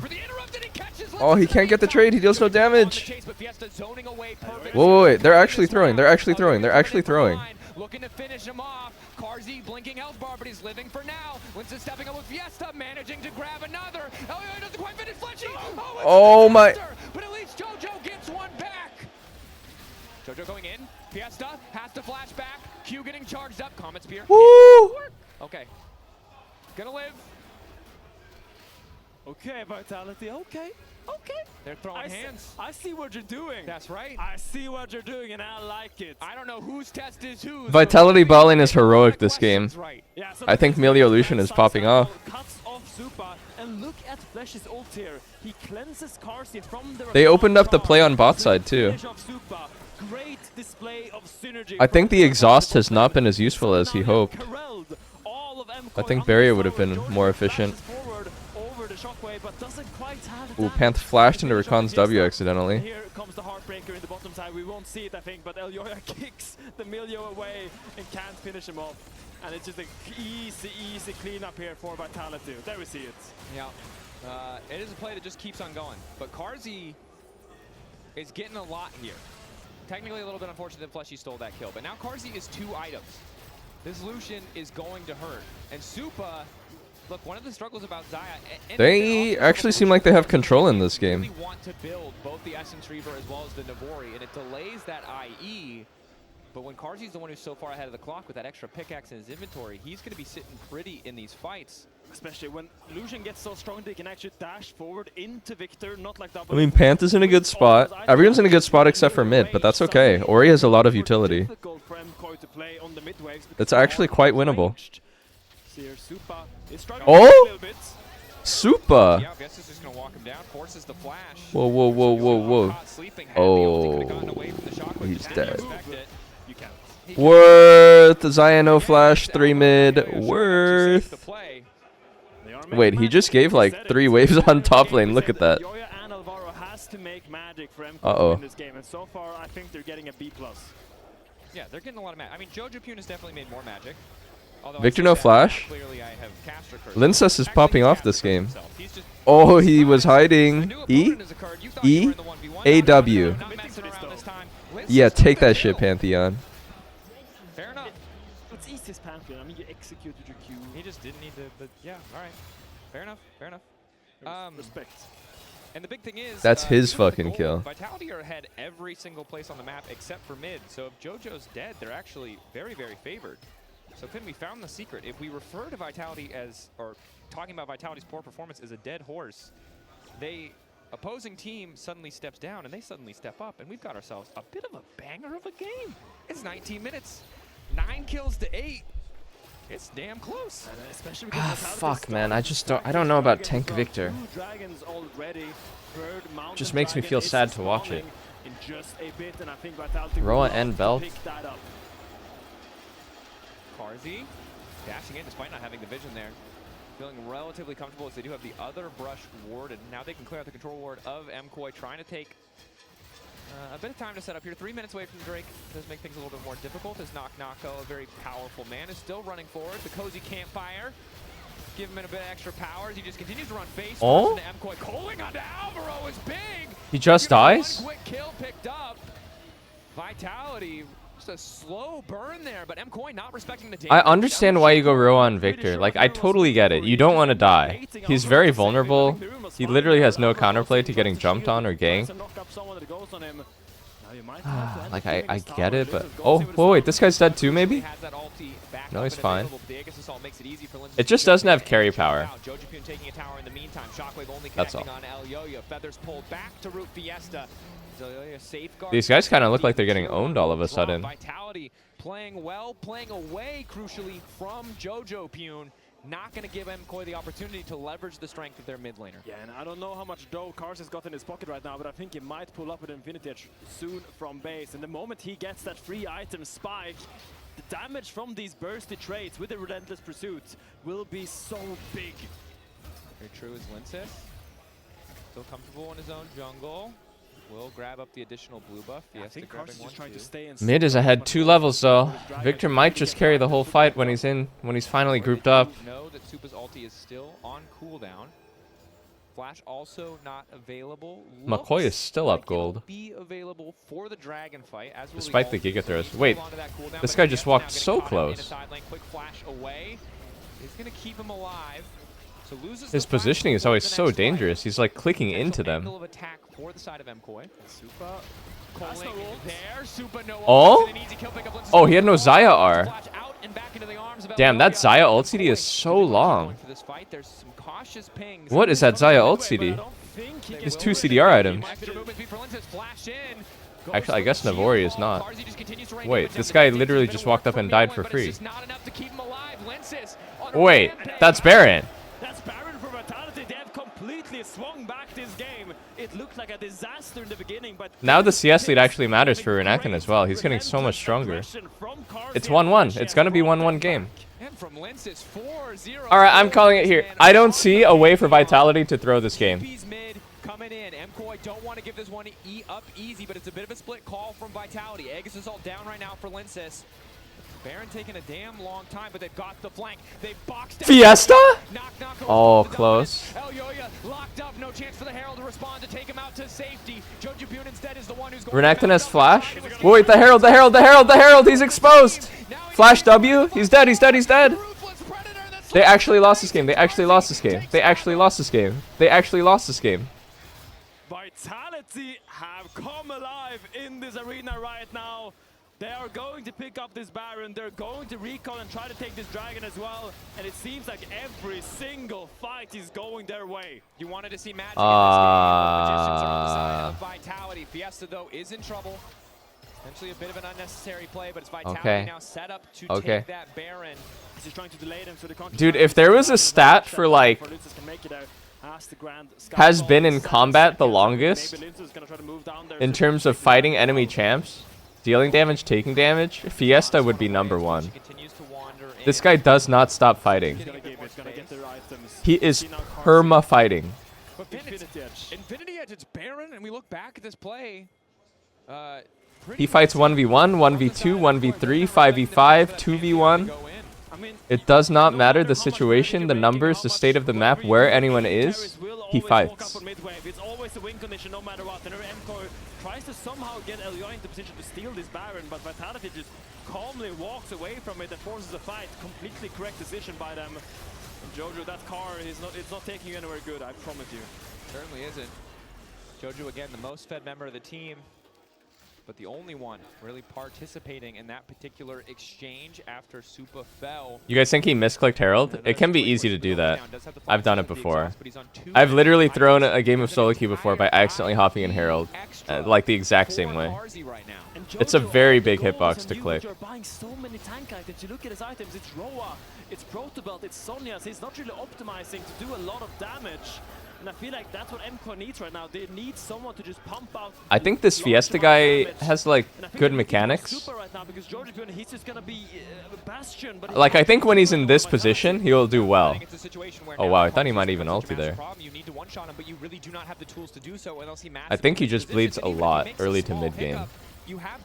But I can tell, like, in teamfights, he's always looking for, like, the most aggressive edge. Really struggling to answer this Baron push. And LDR needs to find a kick better than Ferran Torres here to finish out the game, because right now, Vitality are pushing. Ah, Shiba. At that damage on Jojo. The moment he walks up, gets shunked to 30% HP. MKOI trying to hold the line. Vitality. A resurgence in performance. Good initially from Alioya, but the counterplay is there. Aurora finds the charm onto 2, but the fall. Oh, nice RW. There's no damage. There's no dam. Please, we need a victory set. Ah, his build is no damage. His build is no damage. Wait, Carzzy inted bounty. E? He missed his E.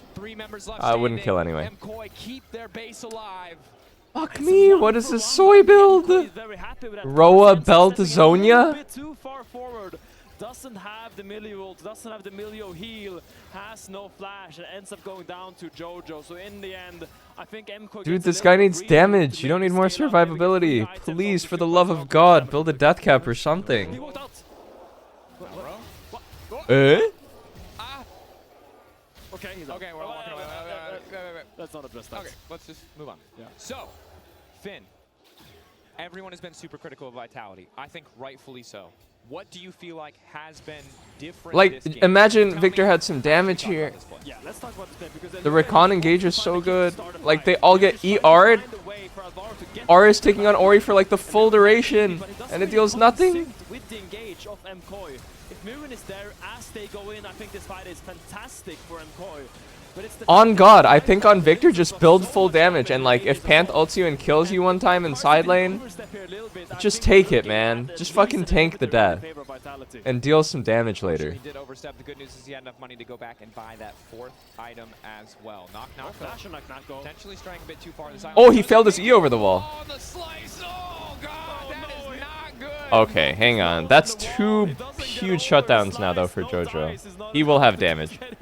I think he has enough for death cap here. He doesn't need to complete the Zonias. He should go death cap here and hold the Seekers. Then I think he will finally deal good damage. Wait, they are literally throwing 2 bounties for Victor. I mean, it's not great for Vitality because I think they are still feeling the pressure a little bit every single time. This Victor is approaching the point where the build becomes worse. Like at the point where you hit like Death Cap and like Void or whatever after you built Roa belt, then you actually deal 5 billion damage and you're a tanky beast. I don't want to sugarcoat it. MKOI have obviously made a lot of mistakes to give Vitality angles. Yeah, there's the death cap for Jojo. It might be cooked. It might be cooked for Vitality. Those were 2 very crucial bounties that you can't throw to Victor. 1 is fine, 2 is too much. one strong lane they can play for. And you saw how much pressure Carsey and Flesher was able to exude in that lane. And then it came from the Pantheon.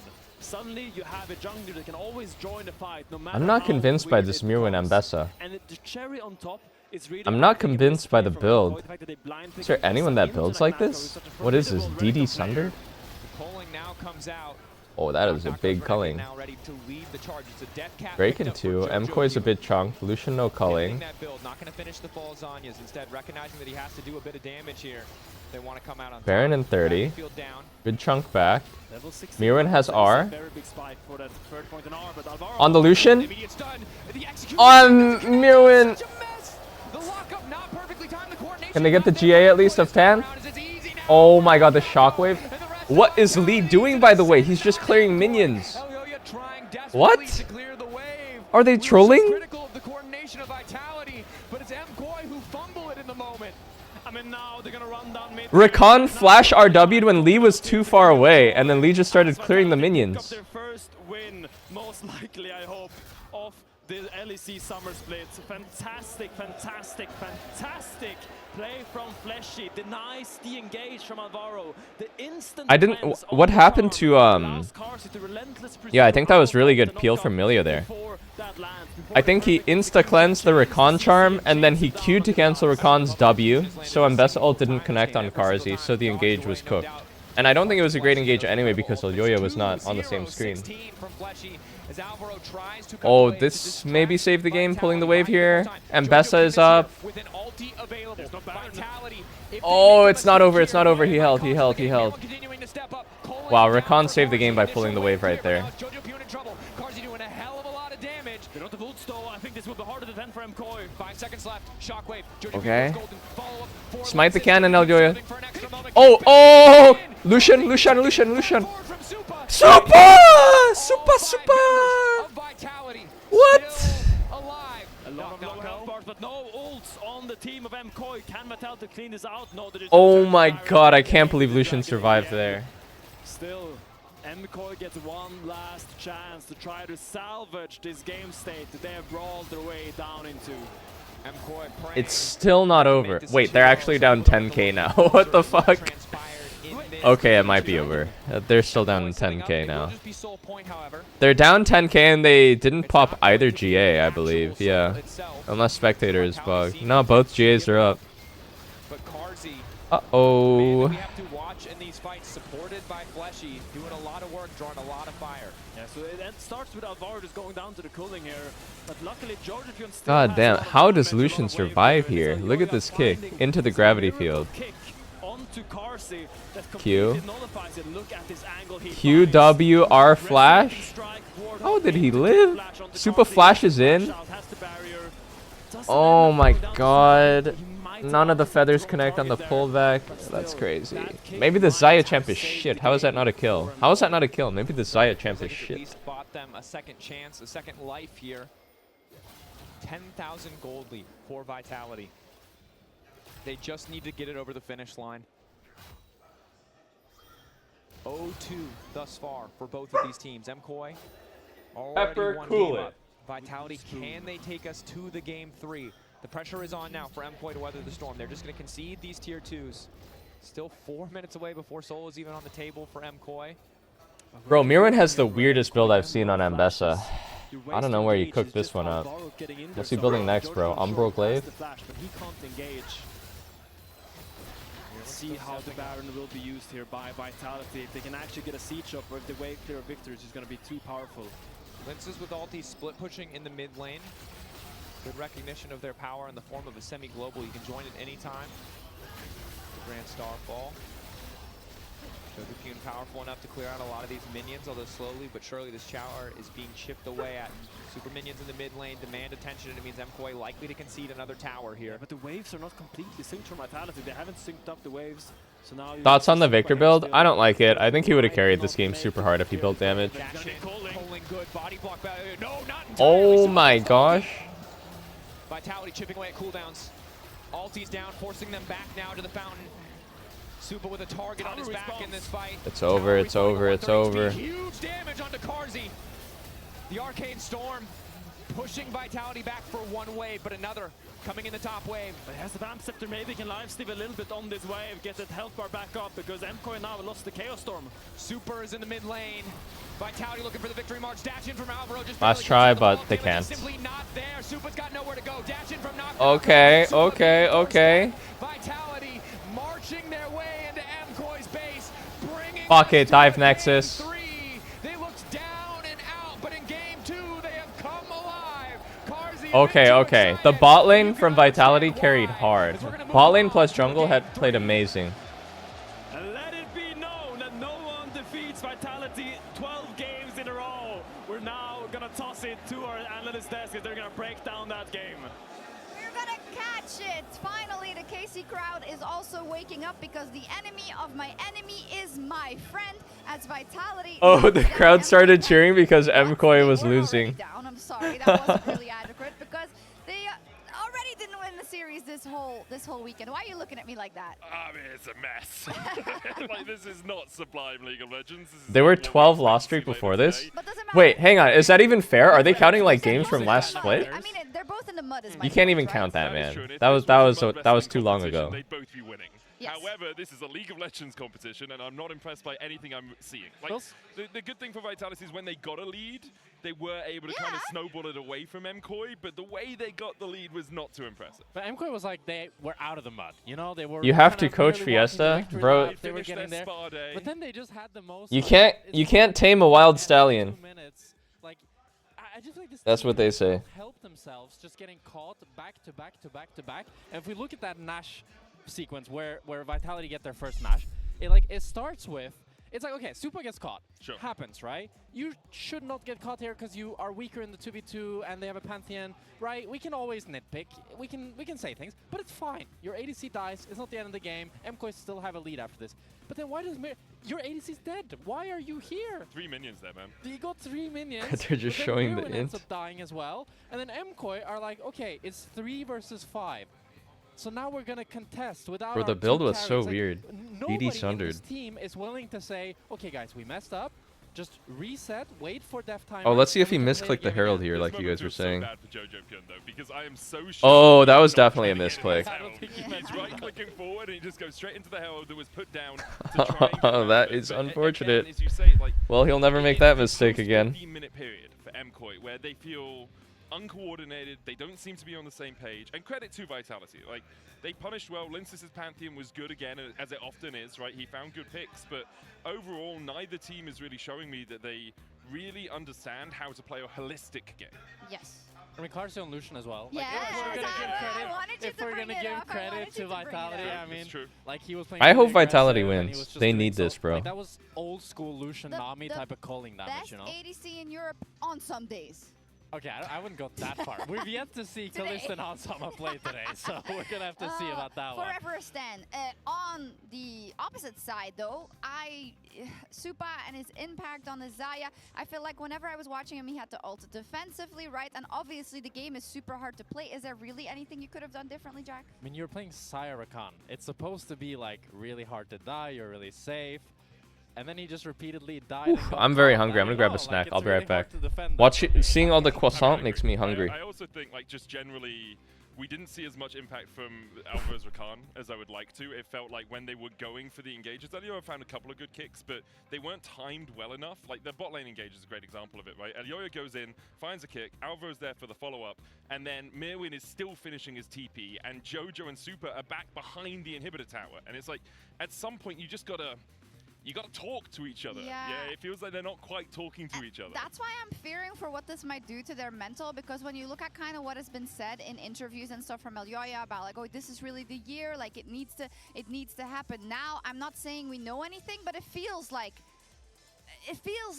one last huzzah kind of type beat, right? I don't take this from me as gospel, but that's the aura that I'm getting from this team, and you know how hard it can be when things continuously stay disjointed. I think you can, when you look at both teams, you can kind of tell that they're quite emotional. I feel like Vitality, when they start losing right now, they become quite lifeless. Yeah. And MKOI are the same, where it's like, if something goes wrong, there's nobody that can be like, okay guys, reset, put the game plan again, let's do it again. They just like keep going down the same spiral. And I do think maybe the pressure of the fact that this leads into Worlds, and this is MKOI's really last chance at making something happen with this roster. Well, if we think about G2 and KC possibly going to Worlds, if they keep up the record as they are now, would you like to send Vitality or MKOI?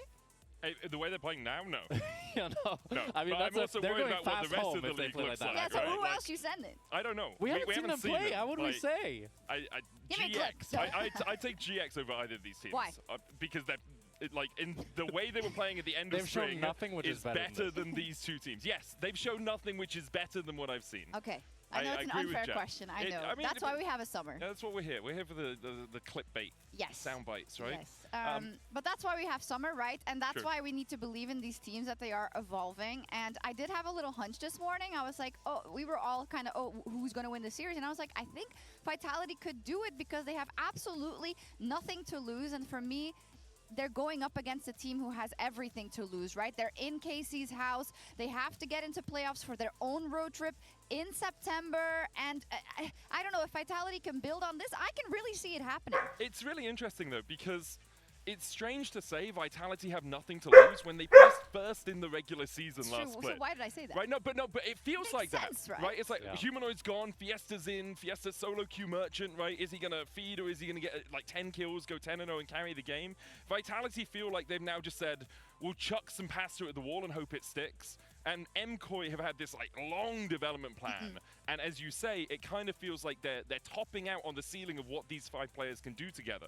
But it's really weird to have that expectation when Vitality was a really exciting team in spring, The and fall now from it's grace was just such a massive fall. Phenomenal, and also, right, the expectations with a new mid laner. So what is your gut telling you, I still think Jack MKOI is Spectre? going to win. Yeah. I still think they're going to win. The thing is, though, if they were to lose, I think it would be like this, where they get a decent early game, get maybe 3,000-4,000 gold lead, and then one player gets caught, and then Mirwin's like, okay, I guess I gotta do it. You know, like, because that's just how it feels. Like, if one player gets caught, the domino effect begins for MKOI, but I don't think they will make the same mistake again. But I think if they lose this, then MKOI might be done for the season, because this is such a bad start for them. You heard it, MKOI. Your season is riding on this next game. Jack Spectre said as much. Can they do it? We'll be right back. Exhaust down on the Carzzy. Good trade back on the Super. But El Young is here, and they absolutely do not know. Kick back, but he manages to live. But Alvaro again gets the kill. Hey, what up? Hey, is that nice? Nice again? They got it first. Oh, pin it. Kill him. Don't smite on me. Nice. No flash, Victor. I can give it. No flash, yeah. That's chill, nice. Feels like Like, look my money. Jeff Bezos, bro. Team Vitality. Oh, I guess salary came in early. Let's go, guys. Nice, guys. Really good comeback, okay?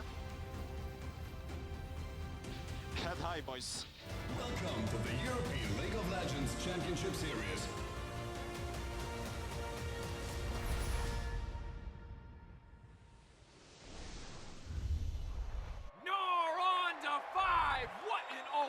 What an incredible play there from... Oh, that was incredible. You love to see it. Right, yeah, let's really What a move. He's just so good. I mean, the persistence, the patience to find the angle. You just don't see that from rookies. He's got it all. He's got the pad. Have a break. Have a Kit Kat.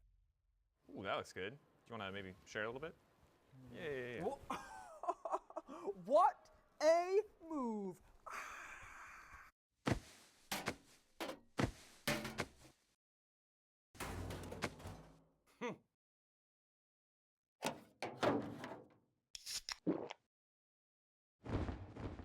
Red Bull gives you wings. When I was a player, if I was to like make a misplay, maybe it's my mouse, maybe it's my armrest, something feels wrong. If you were at home, you wouldn't do that. The Infinite Precision Armrest is part of the larger Circulab on Stage standard initiative, aimed to bring your home or training room settings to the tournament stage. 이제 저뿐만 아니라 다른 선수들도 세팅을 더 원활하게 할 것 같고 가장 편안할 때 더 강력한 플레이가 자연스럽게 나옵니다.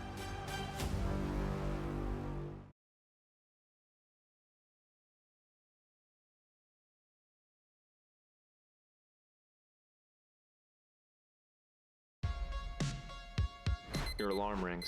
No class today. You could sleep in, but then you wouldn't be able to play as much League of Legends with your friends. Your PC is getting so hot you could probably cook an egg on it. but it hasn't failed you yet. You've got pretty stable ping. Okay, there might be some spikes, but it's playable. You bought some rune pages with your allowance and spent all your IP on crit runes. Solid investment. You don't know what the meta is, but it does seem to involve buying a lot of black cleavers. You could probably do that.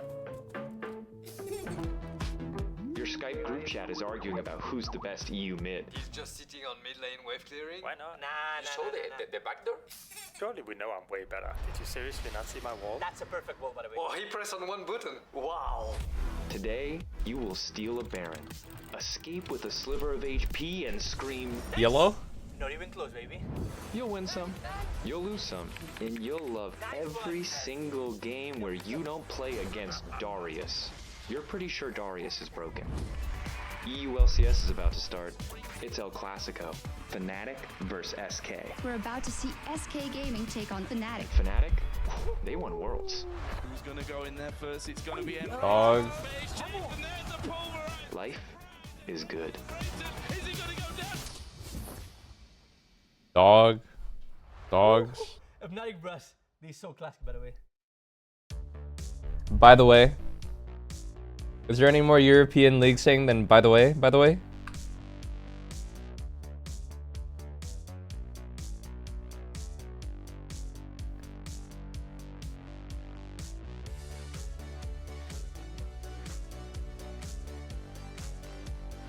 Nah, but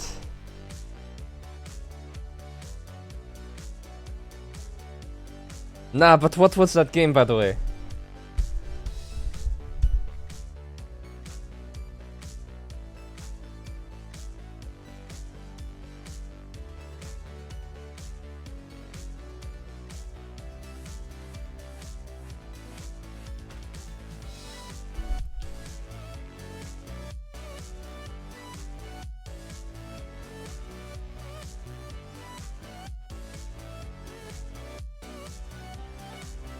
Who do we got in LCS today?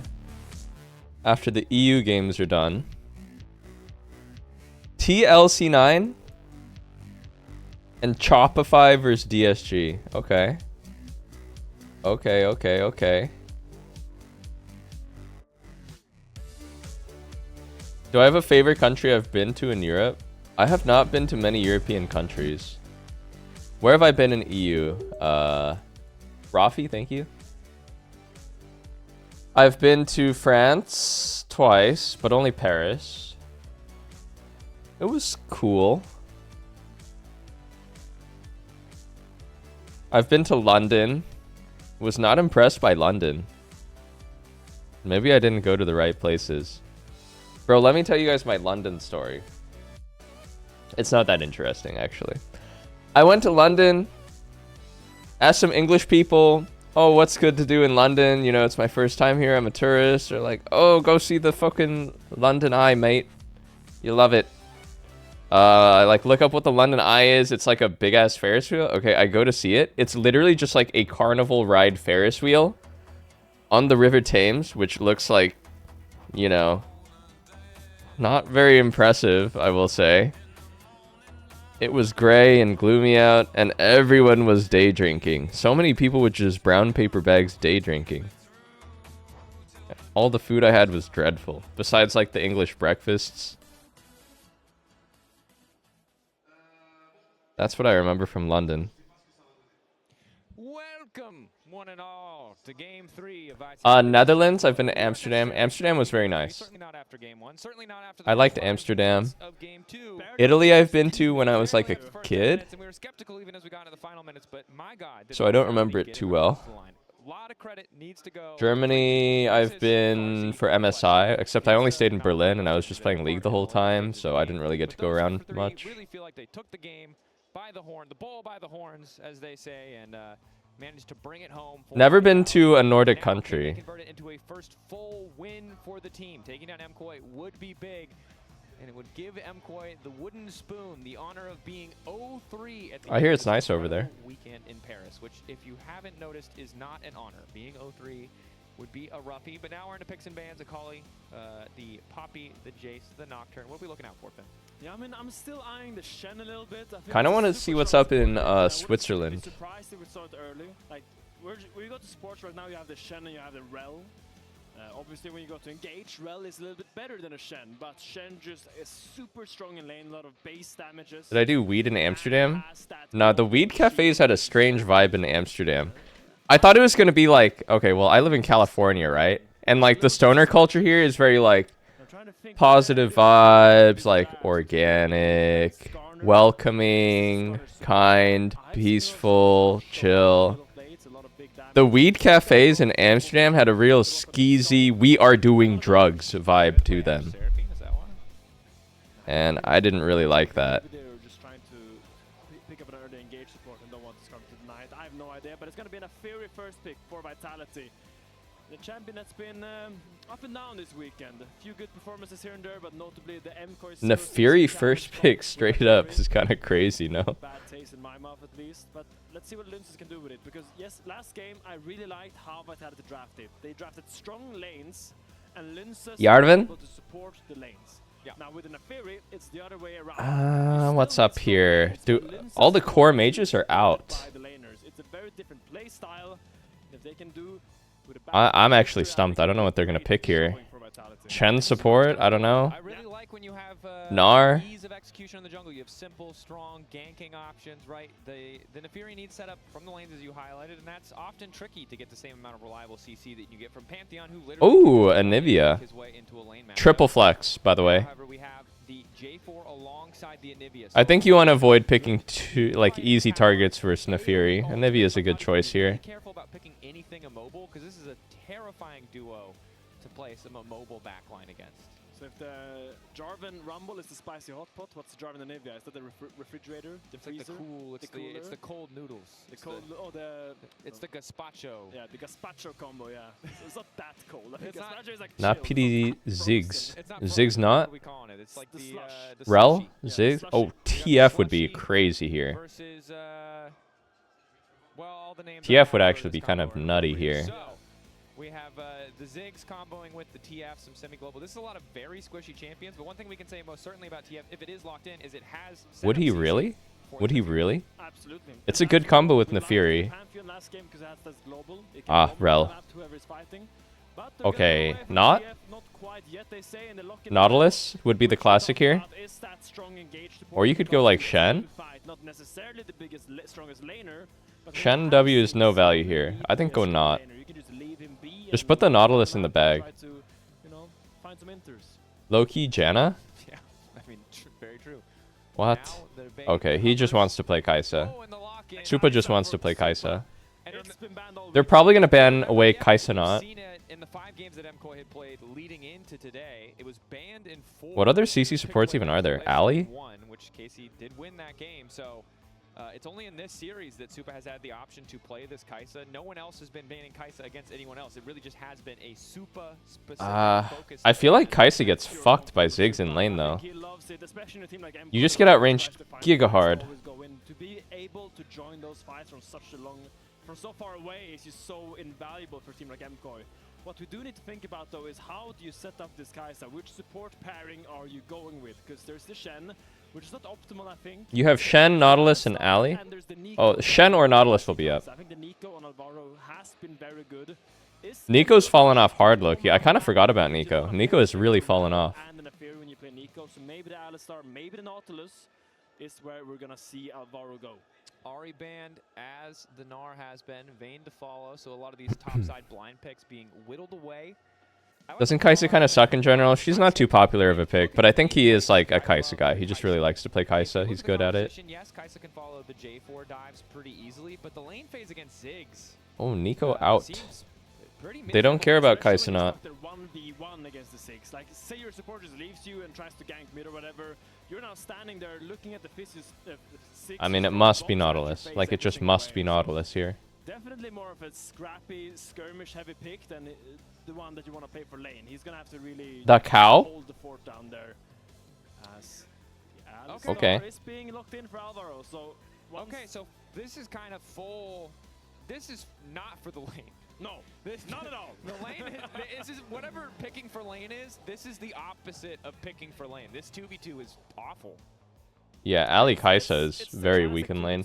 It has been fine into these common bot laners, but yeah, as you say, there's a 6 in enemy team. We're not gonna try to die Okay. with 6. That's gonna end up really poorly. Man, this Anivia is still a flex, so He's gonna try to move around the map a little bit, try to go to mid. yeah, he needs to pick something very just stable here. He goes for Hui. Wei is locked in for Fiesta. We do not know Wei doesn't really synergize with these picks. I feel, but it's okay, I guess. in these scenarios, and is once again locked in for Nako. So Mirwin, the floor is yours once again. We know you like. Wow, doesn't opt for Silas actually. I think Silas angle was kind of okay here. Maybe he's afraid of getting Giga counterpicked. No, I think Silas was quite okay here. Ali ult. Ali ult to consider, plus a dash against Jarvan. I think Silas would have been a pretty nice pick here instead of Hui. We'll see if this Hui can survive with no dash. Brother Fiesta. You're going to be able to jump into that backline with a Shen strapped to your back. You can see the dream, but I'm skeptical if they're getting through the lane phase unscathed. I mean, my issue with his MKOI comp is where do we play? Like, bot lane is kind of a no-go. Top lane is quite a slow. Shen plus Kaisa. Shen Kaisa. Kaisa can 1v9 if she gets through lane. I feel like Kaisa is a champ that can always 1v9 if she gets through lane, but getting through lane is the problem. This jungle matchup is going to be very important to set the pace of the game. Elyoya really wants to find Lunzas and use his teammates to kind of backing up, but most likely it's going to be Lunzas on the engage, on the aggression, with Fleshy behind him and all these really self-sufficient laners. You want a friendly wager? Yes. All right. Elyoya is going to cheese gank bot to bail them out of this diabolical 2v2. Nako looks so chill, bro. If it's true, he's fucking lounging. Costume when it comes back to us. I'm more locked in right now than Nako is. Wake up, bro. If not, I'll wear it. Okay, Deal? absolutely. Shake, Yeah, shake. I don't Production, think... have someone bring us the duck and or hot dog costume. Bring in the duck. We'll see if it happens. Yeah, I think it's difficult, because sure, you can level 2 gank with the Jarvan. Give me level 3. If he goes straight bot, I'll give you level 3. If he does anything, if he just goes straight bot. I mean, it's an Alistar with a Q flash. You don't have a lot more if it's level 1, so he's gonna have to need a few more camps, I think. But look, I'm willing to be wrong, but I feel like if there's any way to Oh, +1 Fiesta. The trading has already started. Yeah, you're playing against Uzi strategy. Tried and true. Super is cheating Oh? Carsey right Wait. now. Wait. Carsey in a bad spot. Ali's on the flank. Carsey is good. Does he know? Poking. He's not very strong in the all-in. Oh, shit. Now they're going to chuck Carsey out. They actually don't even What need the their jungler. fuck? They're just going to have Carsey. Wait, how did Supa even get an enemy tri-bush unspotted? What? He does have TP. He does have TP. Really, really good trade for MKOI. Maybe they don't need their jungler. Yeah, that's a wonderful trade. And Ali can still pressure with Hex Flash at level 2. Potions. He's going to try to balance the HP a little bit in this lane. Dude, Doublelift was literally trolling at our show match. He was like, well, I'm just gonna go be in their face 1v4. I was like, bro, please don't throw, and then he went and he did it, and then I just started pinging the shit out of him. My prediction and likelihood that I wear the duck and or hot dog costume is increasing rapidly. Which one would you rather wear? For me, it's purely. Oh, I wore the duck yesterday, so probably the hot dog, because the hot dog has an open back. Just to like see what's on the other side, you know? Yeah. Just I gotta get the full experience. That's life. Good level 1 for MKOI really does just allow them to fight for that level 2. No, we didn't lose the second game on purpose. It was 3 games no matter what. If one team 2-0'd, the idea was to just play a third game anyway and mix up the teams. From Alvaro and Elyoya in game 2. We got some of it early. It fell apart late game. Enemy teams saw through the sleight of hand, but this time around it's Supa and Alvaro. It just so happened that our coach decided to open Kassadin. Our genius coach decided to open 98% pick ban Kassadin. We fired him after the game. We'll ask the producers and they can pick a side. Yeah. If he does go Krugs, I have 100% lost. Fiesta. Fighting. Jordan has the egg. Holy Fiesta fuck. does not have an egg. Yeah. Does not have the chill marked in Fiesta, so the flash won't work. Dude, these guys are both fucking piggies. What is this gameplay? Every single game, all in at level 1. Dude, it's so funny when mid is like this. Because, like, you start autoing each other at level 1, right? And you're dealing, like, 40 damage per auto, but you're like, I'm not gonna let that fucker get one more auto on me than I get on him. And then you just start trading autos, and then you trade like 20 autos in a row. Like, I'm not gonna let him get one more auto. He hit me, I need to hit him back twice. Not gonna fight in the lane this game. It's gonna be those scrappy jungle fights. So Yoya really wants to scrap, but Linces won't give it up for free. Linces, forced to use the call of the pack combo onto Fleshy, but that's all. Ali? Ali no flash, holy moly. To get out of the crash down. Isupa is now forced to Whoa, wait, Fiesta with the prio? The grasping maw can come out in a second, but a nice knock up onto Fiesta makes it a little bit harder for them to pursue. Sidestep from Fiesta with the prio! For Linces. They went flash for flash in mid. Linces now, he's not gonna take the bot crab, he's gonna chase Yoya into top set. No flash on Jojo here. Fletcher's here as well. What is this TP? Hell nah! This brother's cooked! Oh my god! It's Fiesta diff, bro! It's Fiesta fucking diff. But so far on the Jarvan, I mean on the Nafiri and the Rel, they are finding every single. Nah, Onivia's fucked. She missed so much here. Fantastic start for Vitality. You saw the smiles on the. That was actually mid gap. What happened here? Hui had TP because he TP'd back first.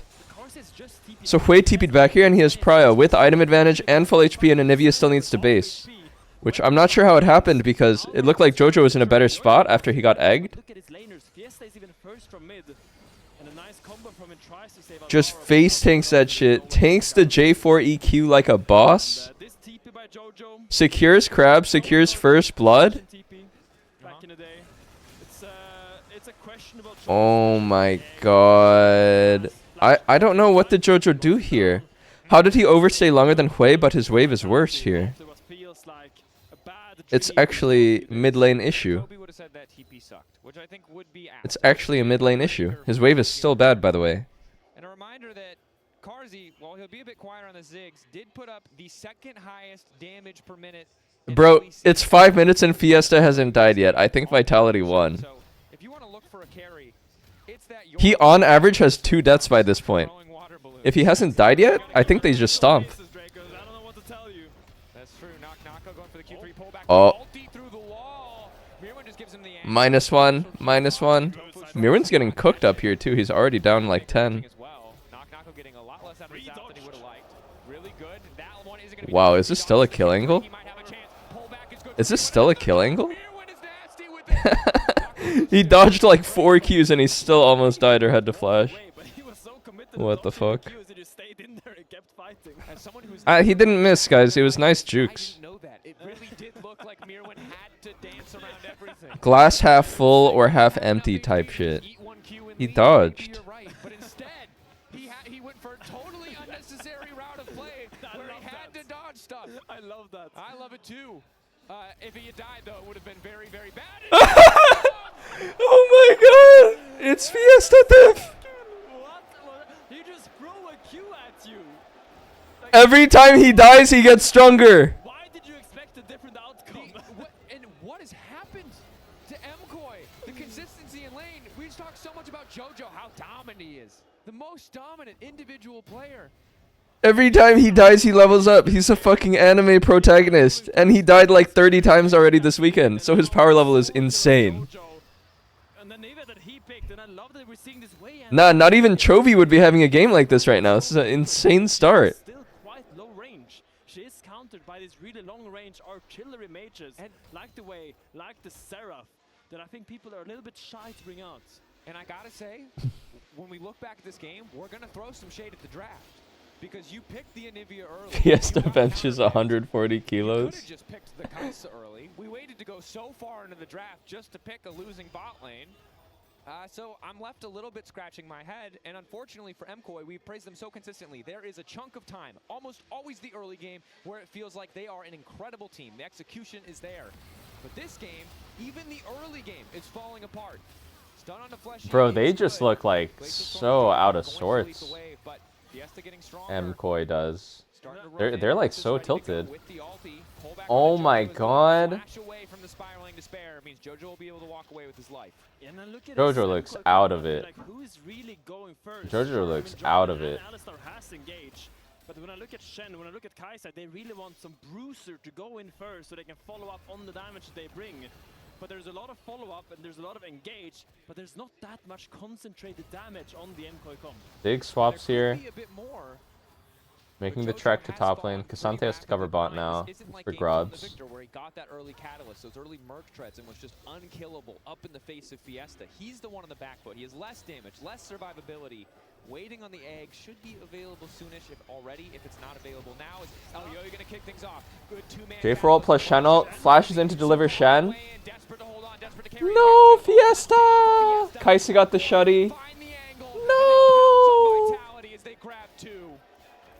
I mean, it's a fantastic find by MKOI as we countercaster curse them, as we saw Vitality doing so many good plays, but when you look at this play, you knew Elyoya was in that banana bush. You knew he was standing there looking to engage on you. Damn, how did they get caught actually? You chose this fight. Hey. Super dash back. Q flash going forward from Oh. Oh, I was hoping he would headbutt Cassante into the team. Unlucky. They get Super Flash, it's certainly nice, but it does feel like they should have been able to walk with a kill. That is ulti down for Lince's, flash down for Knock. Oh. Yes, they will miss those spells, but still, you need those plays for MKOI. You can't. Yo, is Shen supposed to have 58 CS right now at 10 minutes? Fleshy sees him, and instead of marking him, he gets a double cataclysm on the Did J4 just slowly walk up and ulti both carries? What the actual fuck? How did that happen? He just genuinely walked through Rel and got an ulti on both the carries on Vitality. What choice are Vitality? What the fuck? Same time and no one is on the same page. Yeah. And now super happy to have that additional money, still working towards that first item. Pathmaker from Knock means that headbutt pulverize combo, not going to do a lot, but Supa is a man who can carry a game on a Kai'Sa. Absolutely. There's a reason this was banned against him by KC, picked away by KC, banned consistently against him by G2. It's because if there's one champion... I don't really understand the Shen pick. I feel like it's so little value here. Wasn't ideal. The auto blocking does nothing. I feel like that's a... I think a really big part of Shen's strength is taunting, so the guy who auto attacks a lot has to auto you, and then the W blocking a bunch of autos again. But it's no value versus these champs. Also, this brother's fucking inting. He just taunted in 1v4. I don't know, man. What's going on? What's going on? MKOI can dive this Cassante, but still, he's very tanky. Knock has the power to go all out. They're going to need to stagger their CC to make sure they don't... What's going on? Dude, what? Power shot getting lower and lower. Severing bolt, not needed. What the fuck? He's literally just walking at him. Knock going all out, but the stun is there to hold on to dear life. What? Getting one back as Jojo now running. Comment. No way he gets to live here. That would be criminal. Oh my god, he actually choked it. Jojo escapes. I mean, he oh my god, he rushed his QQ. He gets out with his life. In the meantime, bottling tower was taken by Vitality, so make no mistake. Bro, I'm not kidding, guys. If you haven't watched LCS, Dignitas would rinse both these teams. I'm sorry. And at least Jojo lives. Oh, and death taxes. 80 carries down on mid-wave, and top laner is dying on a weak side. Palafox would genuinely be moving like Prime Trophy versus both these teams. I don't know. Really felt like he could outplay it, and you see he almost had it. But look at Supa holding his plasma out attack right after the W damage reduction comes out to really secure that kill for MKOI. And this Kai'Sa is brewing up a storm now. 2-0-1 with a 300 gold lead. This is the man to watch. I didn't even realize MKOI is also 0-2 to start. Wait, who did MKOI lose to? They lost to G2 and did they lose to KC? Their AP carries are strong. Cyclosword as well. A lot of burst damage available for Vitality if they can find it on the right target. But Supa can take his time. He can ease into the fight, wait for that ulti to bring him in. Careful, Jojo has 2,234 stacks on refillable potion. That's a lot of mana. Oh my god, look at the item diff in mid lane right now. Really good team fighting tools, but still have to be careful not to give Vitality that third critical Drake. I mean, we gotta get it back to the draft phase. We know they blind picked Anivia together with the Jarvan. Just wait till the good LEC teams start playing like Fnatic. So this Jarvan was kind of picked as a blanket for this. Dude, where is Fnatic, by the way? Now it got kind of caught by this wave. Are they not the most popular EU team? Are they not the TSM of EU? Where are they on this banger weekend? Very true. Fiesta's flash still not available either. And mobile champions, I mean, they picked the mobile champions into the Jarvan, right? You highlighted to it. Heads up, counter pick. Information is available, and they wanted to take the gamble on Vitality. So far, it has paid off. 1.1k gold lead for Fiesta. He's gonna eat the fruits. Nako doesn't have a lot of MR, so he's not loving this lane assignment. Don't they have all the stars? XPK mid lane, Reckless ADC, Yellow Star, Huni Rainover. It's a little bit desynced. I don't think they can do anything here, so most likely Nako is just gonna let Fiesta handle the Anivia like he has all game and go back to his wet noodle fights. Yeah. And kind of expectations right now for this mid game is that we're going to see Vitality consistently taking mid prio as you see it there. Now Supa with the Cathy and Rain can clear these minions pretty quickly, but it does mean that Vitality are very... Just thought of something random. Does anyone remember the split where Caps like changed the punctuate or the capitalization of his name? And he capitalized the P. Why did he do that? Taking the back foot here as the waves go even because For one split, he was Caps. already set up so much of that vision on top side. And then he was like, you know what, I'm good. And Alvaro opening up together from base. Always together, always looking to make a play. Their lane of choice has now been behind Jojo. Herald spawning in 50 seconds, so securing Jojo that top lane push will make it a lot easier. Mirwin actually caught up in CS a lot. I thought this was going to be like a 50 CS Shen game of all time. Oh my goodness. Minus all your HP. And a Q. And then a W in the end. It's half HP of Supa. And the wave is deleted. Yeah. Well, there's a reason we see mages bot lane, folks, and there's a reason that... Oh my god, when is this Anivia going to be useful? I can't believe after having a game where... Did he not feel the same way after last game where he felt like, damn, Roa Seraph just like took way too long to come online? Did he not feel that way last game? He's doing the exact same thing this game. Except this game, he's not starting 3-0, so it's even slower. It's a constant mind game. Is the Alistar gonna WQ, or is it just gonna W before Nafiri W's to block it out? Because I've seen players lay traps throughout entire games. I think tier Anivia is pretty bad. I think you should go Roa Malignance. Roa Malignance Zonias. At the game-defining moment, you go for the WQ, and then Nafiri thinks he can just take the W and get knocked That's like the meta build in Pro, I believe. Mind game is being played by the support and jungle of Vitality and MKOI. Mental conditioning. That is some advanced League of Legends tactics. The Blitzcrank. Like it's gonna be third Drake. It's gonna be third Drake, and the mid laner has 0 damage. It's 0 AP. Genuinely. Just got the Roa. 3K left on the Herald. All of MKOI now arriving. Oh wait, Karzi's flash was kind of bad, no? Oh, I think Karzi messed up his flash. Rel out? Oh wait, Hui in the back? Hui's in the flank. What's going on? What the fuck? They're trying. It's 3v5. It's 3v5. Wait, Nafiri's resetting. Nafiri's resetting. Oh, K'Sante died. Wait, can Nafiri get this? Not PD. Not PD. Not PD. What? That was so weird. They're all gonna be up for Drake. They're all gonna be up for Drake. I actually don't know how Ziggs died at the very start here. How did Ziggs die here? He has W and Flash. I think he fail flashed. This is a pretty nice start. Ali's 1. Oh. Oh, did Ziggs not have W? Oh, Ziggs had no W. Can't walk up that far with no W. How did Fiesta die here on the other side? He must have gotten taunt flashed by Shen and then decided to not flash after he got hit by that. Let's see. Wait, how did Fiesta die here? Okay, it's a Fiesta again. Oh! Oh wait. Oh my god, they actually lost. They actually lost. Vitality's actually gonna win the game. It's third Drake. Drake in the sights of Vitality. Fiesta doesn't even need to be here. He's already TPing up top lane just to make sure that they can push for as much as humanly possible. And we didn't see how that fight Nafiri's so fed. Holy fuck. Initially in the fight, and when you're engaged, dies and engaged. It's actually GG. Something maybe Super didn't have that ult to follow up. Maybe they got caught out by Oh my flashing. gosh. But it's once again Oh my in god. the mid game where MKOI gets sloppy. They aren't taking the correct steps. They aren't choosing the correct fights. And Mirrowin going Huh? out now for Knock-Knocko. Alvaro there, but it's too late. Pathmaker, Knock-Knocko should have enough healing to survive. Oh. Is good. He needs to keep hitting a target. Oh wait, he's tanking. Fiesta, can he 1v1 Supa? Supa, this is the ideal circumstance. Right on top of the main. Oh, Supa. A little bit messy from Vitality. Messy?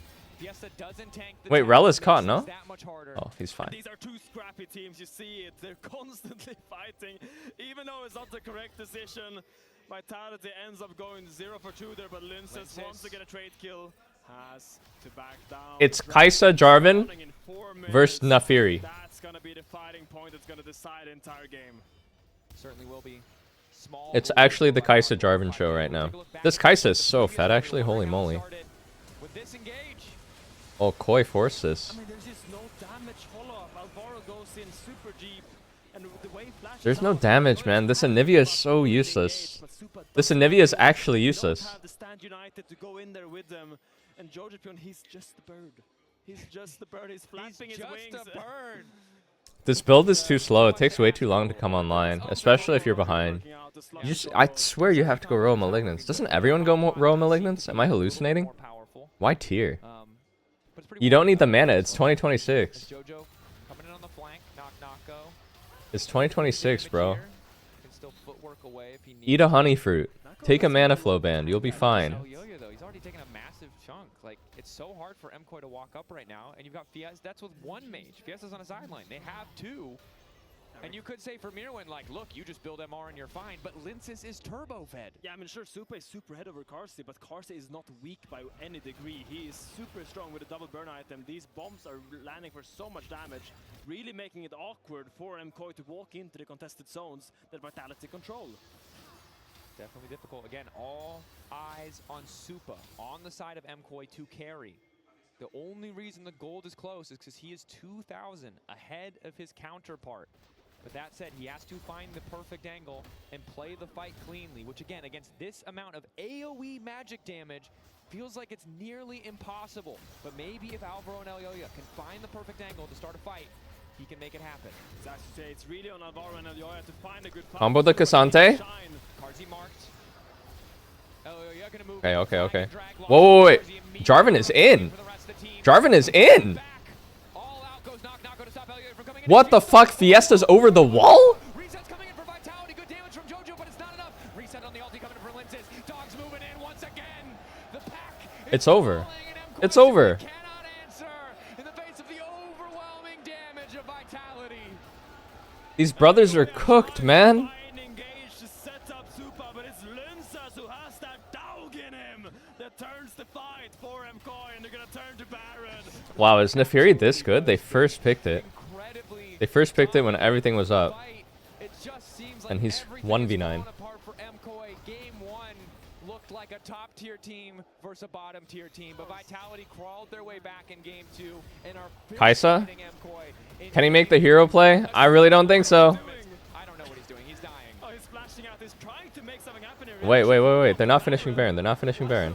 Okay, he saved Baron, actually. What? Why did... Wait, Hui is split pushing bots so they couldn't get Baron. MKOI can kill Baron quick. They have a Kaisa with 3 items. Vitality's Baron is incredibly slow. Yeah, so it's Flash's Sword that spots out Elyoya here, so they actually know he's coming from this flank, which gives Karsi the time to react and walks out of the combo range. And when a Jarvan combo doesn't land, you suddenly can't chain that into the Cataclysm.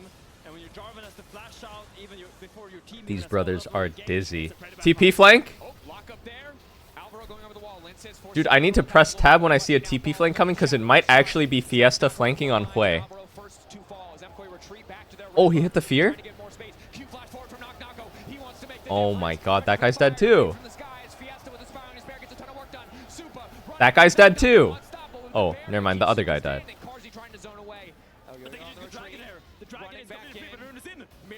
Soul in 20. Oh, he missed. Shen will die. Shen will die.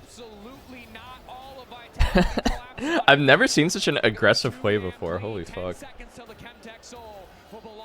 Vitality. And look at what MKOI are doing. They are Desperate Baron? Dude, Kais is not even here. What the fuck is happening? What the fuck is happening? Dude, they're completely lost. This is hard to watch. What the fuck? Dude, this is not pretty. This is just like collapse.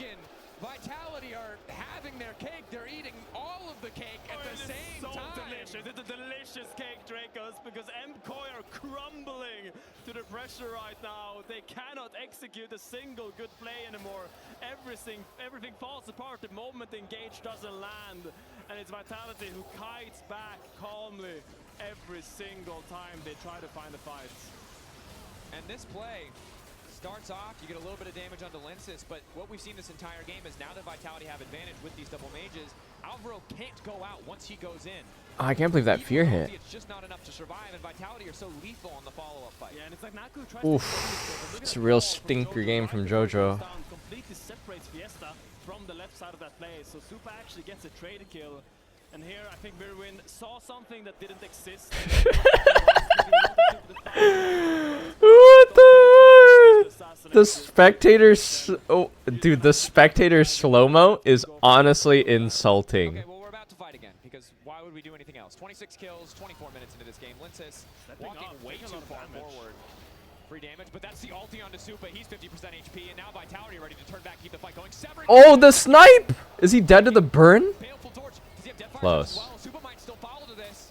Ticking health bar, Alvaro getting zoned back. Supa does manage to survive, but his support will not. Recall still coming in for Supa. Operating close to that tower, but not too concerned. Oh, I wish Elyoya EQ'd on top of Supa and killed him there.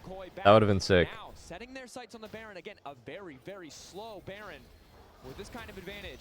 With Alvaro already dead, with Supa forced back, they should be able to take it. I mean, it's a slow Baron, but they still have that Neferi who does so much damage to Baron, has all those darkened daggers just piercing the heart of the purple monster. Let's see if MKOI can actually try to contest this, because Elyoya is sprinting for his life. He's trying to do everything he can to get into this. Can they get in? J4 has flash. J4 has flash. He's coming in with Shen ult. Ziggs peeled. Kai'Sa's in. Kai'Sa's in. It's over. Fiesta lives on the side. He had Zonya. Fiesta's 1 HP. It doesn't matter. He's going. No HP, no mana. March forward. But Kars is down. Fiesta's kind of out of the fight. He needs to recall and TP back.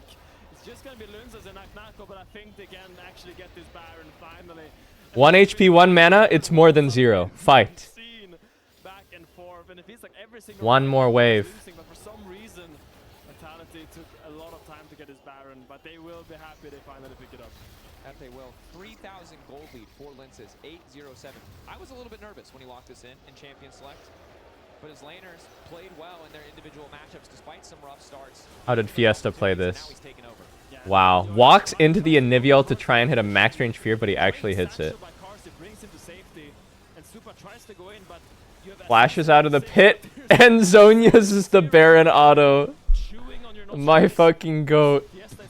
1 HP walking forward after 2. Never back down. Never back down, never give up. He did. The dog loves chewing. The dog can do whatever it wants. It wants to chew on your Die 6 times, just keep going. And that's your Vitality. They're really excited about this one. Lose 5 games in a row, just keep going. Lose 5 games, die 3 times in 5 minutes, just keep going. 1 HP, just keep going. He needs to make a miracle. He needs to have the perfect fight to come back into this game.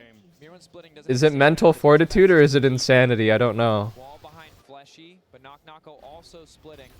I just don't know. As he ushers in that Baron empowered minion wave. It's just so hard to withstand the siege of a Wei and a 6 with the Baron buff and 2 drops. It's just so simple for Vitality. They just need to play on the wave and just throw their spells every single wave. That took a lot of damage. Some damage there, but still, with time, Vitality will start cracking these towers, and it's MKOI that's has the pressure on them to kind of find the fights. I'm nervous for Vitality, however. As much of a lead as they built for themselves, doesn't feel 100% confident this Baron push. Dude, now what is this Anivia building? This build is so trash. Oh, I think he's going Crypt Bloom now, actually. He needs some pen. Even now, Mirwan and JoJoPune able to push Vitality back. I mean, Vitality didn't really sync their waves on this push. You can't go tier, man. You can't go tier on Anivia. I'm sorry. Like, sometimes I think builds are not that important, but I think on Anivia, man, you can't go tier. You have to get Roa. That's a given. Tier is not core, though. You need to have flexibility here to go, like, Malignant is really good. Leandries can be really good. Zhonya's can be really good. I mean, Death Gap, of course. Void. There's too many items. Like, tier Roa is only worth it on, like, Rise, because he has mana scaling. Even then, it's like a slow build, right? Rather than positive, and it means MKOI have a lot more space to play with than they probably should at this kind of gold deficit. I mean, the problem is the sheer amount of damage on this Vitality comp right now. You have Linces, Fiesta, Carsey. He has 2 books. I don't know what he's doing, man. He's just clicking on shit. He's tilted. I've never seen such an aggressive way before. Wait, the Zhonya's is kind of weird. I think he will die here, but they win the fight. Wait, no, he's just fine? He's living for so long. Anivia is dealing 0 damage. What the actual fuck?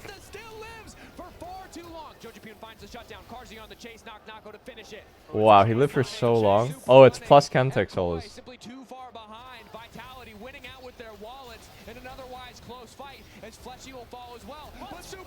Wait. Are they somehow throwing? They somehow went 3 for 3 with this Giga lead. I think with this Neferi it's impossible to throw, though. He's gonna solo Elder now. Miracle that MKOI are finding some sort of fighting capabilities. This will just be the Elder Dragon for the Neferi. Like, Nako's gonna push out his wave, and I think they're gonna start it together. But the fact that they found Name 5 books. and the fact that they lived for so long before going down is crazy. Amplifying Tome, Fiendish Codex, Magi Soul Stealer. Nako going all in on Elioya. Again, the only goal here is to keep them away from this Elder Dragon, and it takes a lot of time for Linces to do it. 7K Elioya. Oh, Morellonomicon, fuck. He's gonna come down 50-50, but the Neferi's smite is very strong with a double Dark and Dagger. That it is. TP now coming in. Ziggs Oh, Will of the Ancients. Wait, there's so many book items. They backed away from the Elder. Now MKOI need to immediately retreat, but they might not have the space. Nako? Forced to fight in the pinch. Vitality are uncertain if Neferi!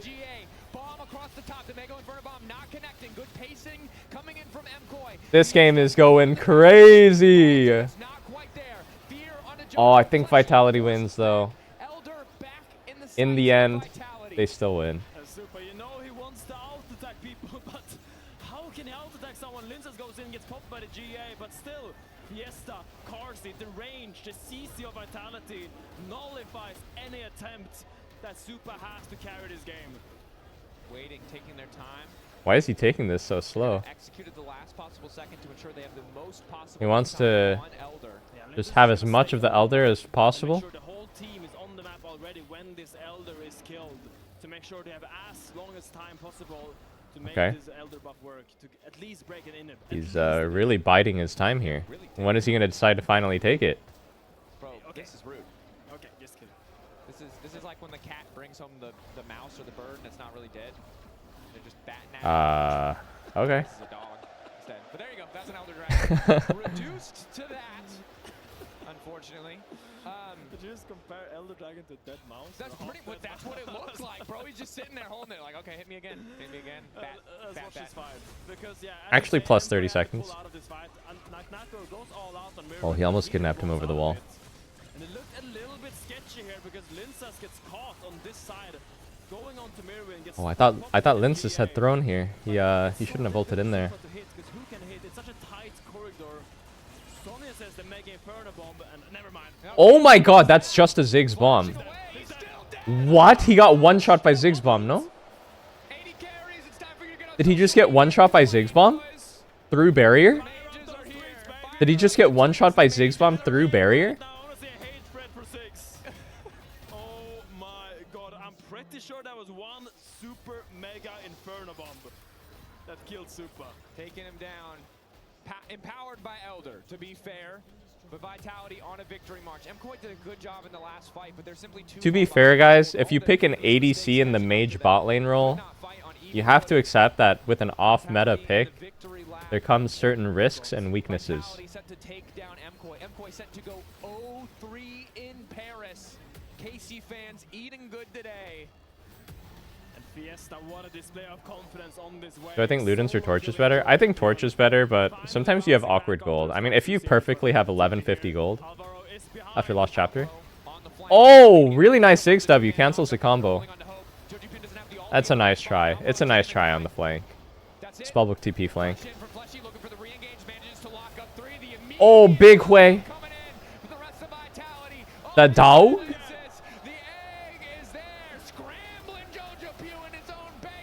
Oh my god, they're eating him alive. for those dogs as Vitality cut down MKOI, and Paris comes 140 kg can win. Not a coincidence. Vitality win #1, baby. What a comeback for this Vitality team. Everyone was against them. They were having so many opinions about the roster changes. But finally, Fiesta shows what he can do on this stage. Vitality. Oh. It's a road of improvement, but that's the kind of thing that you need. Dude, going 0-3 here must be brutal. The KC fans in the audience must be pretty happy because they fucking hate MKOI, right? Player of the series, Linsis, Karzi, or Flashai? I think Linsis. He was clutch game 2 and game 3. I think Linsis had a fantastic game. Karzi was great on Lucian. Ziggs, he made a few mistakes. Flashai was, what did he even play this game? Actually, I just can't remember even though I just watched it. He was great on Melio. I remember the Melio. This one he was Rel. He was fine on Rel. Fiesta robbed. It's a disaster. Chin up, Fiesta. There will be more chances. At the end of this series, knowing that their week 1 was a disaster. And it sucks for MKOI that it's them. Why do I say Flashai like that? What do you mean? It's like the shy. Continues to be impressive. Lore setting up on stage with Karzi. We're gonna hear from him in a moment. And I gotta say, the mental fortitude. Is it not like the shy? Really fantastic to see. Now let's send it down to Lore on stage with Karzi to hear more about that miraculous turnaround. Karzi et Vitality qui sauvent leur week-end ici à Paris. Jamais 203, mais ça sera pour MKOI cette fois-ci puisque Vitality prend la victoire. Third time's a charm for you guys. You managed to save the weekend in the end. What the hell was different today? I guess just the opponent, you know. Adversaire diff, apparemment c'est juste qu'MKOI était vraiment trop mauvais. No, but seriously, honestly, how did you guys manage to make it? Because you've been close all weekend. There's been some good moments, some very cringe moments as well. How do you feel about today's game? I mean, we played a little bit better today. I think the draft was more of our style than playing the Camel. First game was also struggle, like playing this explosive game where we have to push the advantage. Like we are just not that good yet. Okay, next game is a banger match. Nice. Hey, let me see. What is he saying? That, I gave the fire to my team so we can win the third game. Il a donné l'énergie à son équipe. He gave the fire to his team. Okay, Prometheus. Pas les miens ici, et ils ont trouvé des drafts sur lesquels ils étaient un peu plus à l'aise aujourd'hui. Très content d'avoir pu jouer Lucian et des choses qui leur vont mieux. Ça reste quand même une équipe qui est assez fraîche avec Fiesta qui arrive sur la mid lane, un joueur coréen qu'il faut intégrer à l'équipe. J'aimerais savoir à quel point ça a changé la dynamique et surtout le fait d'arriver avec une équipe nouvelle comme ça devant vous, un week-end qui a dû leur foutre la pression quand même un petit peu. I think it was not easy for you guys just showing up on stage this weekend knowing that you have a fresh team, a new mid laner that you have to integrate, especially with the fact that he's coming from Korea. That language barrier might be something for you guys. Tell me about the pressure coming in here this weekend knowing that you cannot miss that first week. I mean, for sure important, especially like you said, we made a change on mid lane and we were playing against the best teams in the league, let's say like standing wise.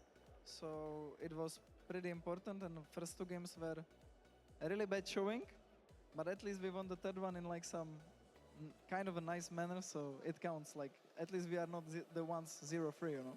Au moins, c'est pas ceux qui finissent le week-end 0-3. Ils arrivent à avoir une victoire 0-3. ici. C'est ce qui compte. C'était un week-end qui mettait beaucoup la pression forcément avec le fait qu'il y avait un nouveau mid laner qui devait intégrer. Moi, j'ai envie de savoir ce que ça change pour lui parce que Son copain humanoïde n'est plus là, on sait qu'ils étaient très contents tous les deux. J'aimerais bien savoir à quel point c'est lui qui est responsable des good vibes maintenant pour l'équipe, parce qu'on sait que Vitality c'est une équipe qui est un peu crazy, un peu folle. Donc je veux savoir si maintenant c'est la responsabilité de Karzi justement de faire en sorte que l'équipe se passe bien. I know that your work wife is gone now. I want to know, are you responsible for the good vibes and the craziness at Vitality? Or is the whole team just taking care of that? It's just me, you know, I'm the clown of the team. I need to make them happy, then they can perform. C'est le clown de l'équipe, ça change pas. On a vu une interview de Karzi récemment où il Is MKOI cooked, fellas? Showmaker, finalement, c'est le genre de joueur qui aime bien ce genre d'ambiance, arriver dans une arène qui va être hostile, que le fait de se faire huer, c'est pas forcément quelque chose Oh, qui le déstabilise. wrong season. What the fuck? La question sur son ressenti. Ah, attendez un peu quand même. Boo! Why are we booing? Boo! I think you know where this is going. I was talking about the fact that you said in an interview recently that you don't mind getting booed, you don't mind this kind of atmosphere, like Showmaker, it's the kind of things that actually you enjoy. Tell me about this weekend, playing in front of this arena, even But with like, a hostile crowd. how good are the rest of these teams that didn't play this weekend? The energy is being Heretics? L'énergie est transférée ici. SK Gaming?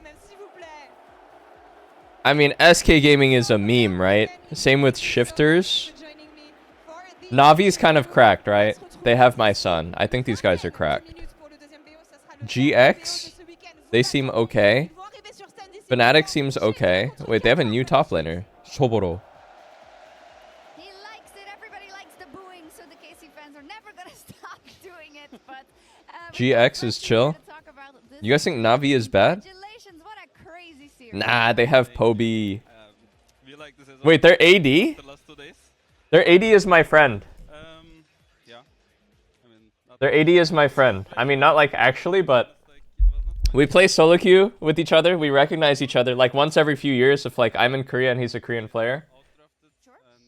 He will add me. We usually win together. He adds me and then he will just say like sex.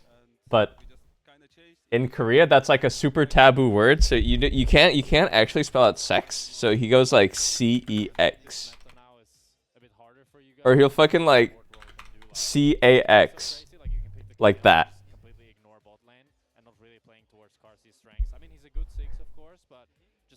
If I carried hard, he goes nice. He go like you good. Like that. Their AD, Sam D.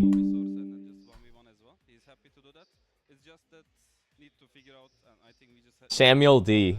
We didn't scrim too much before season starts, and we had a new mid laner, of course. So just need to adapt and be better at communication as well, just not gameplay. And speaking of your new mid laner, News. like the outside looking in, it feels quite weird, right? Because you guys had a really good spring split. Of course, the playoffs was underwhelming, but still, I think a lot of people became fans. Didn't meet him this Korea trip. Think he was in Europe. Fun roster to watch. Also, I didn't climb that high in Korea. Nice tight-knit bond, and there was a lot of content as well. Can you walk me through, like, why did you guys end up making a change? I mean, it was feeling really good when we were winning, of course, but it's only regular season, and our plan, our goal is not to just win regular splits on be first seed, you know. And if you get 0-6 in both playoffs and something is wrong, it was just a lot of things that like it adds up by the time. When we were winning, we didn't see much mistakes maybe from ourselves. Maybe it was that. Maybe it was the mental issue that we were giving up so fast. Maybe. I mean, at the end, it's coaches' decisions and it's organization decisions. Not much to say for me.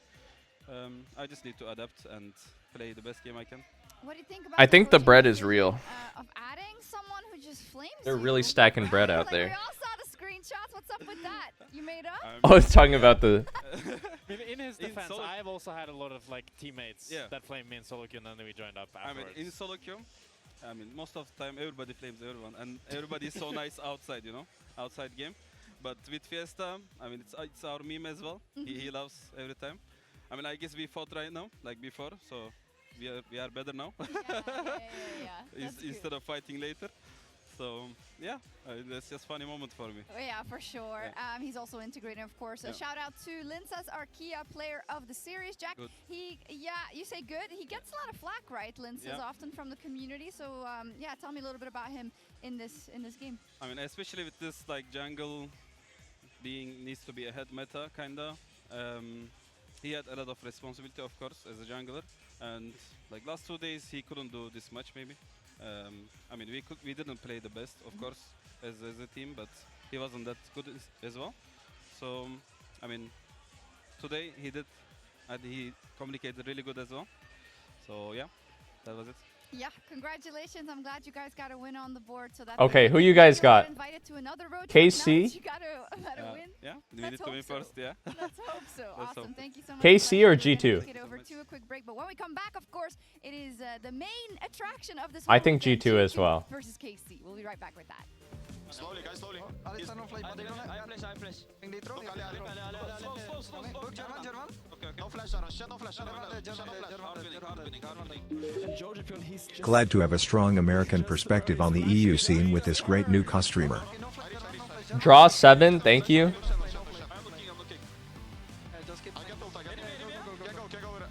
Bro, do I have an American vibe? Is my vibe American? What does that even mean?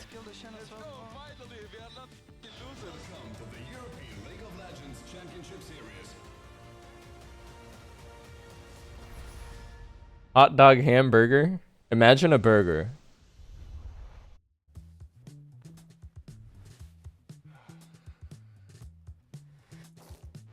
Damn it. Hey, Dracos, you ready for the... Oh, that doesn't look good. Nah, but what do you mean I'm American, by the way? Right back. You have a break. I will be right back. Just wait.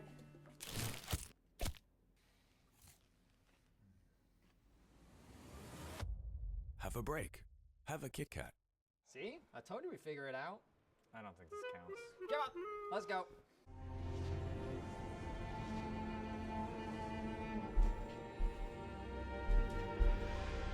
Ah, a new champion. Welcome to my shop. You'll need the right build. Choose wisely, because every upgrade brings you closer to the next level. So tell me, how will you level up?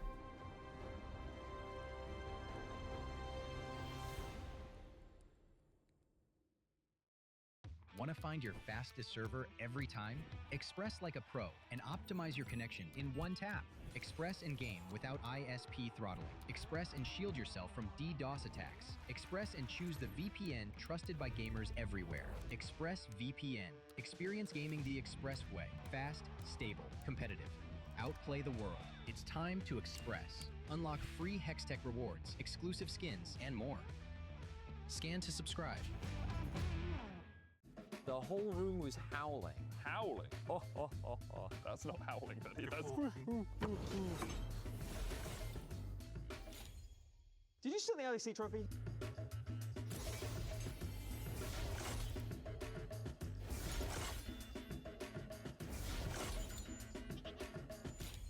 Okay, you can close it.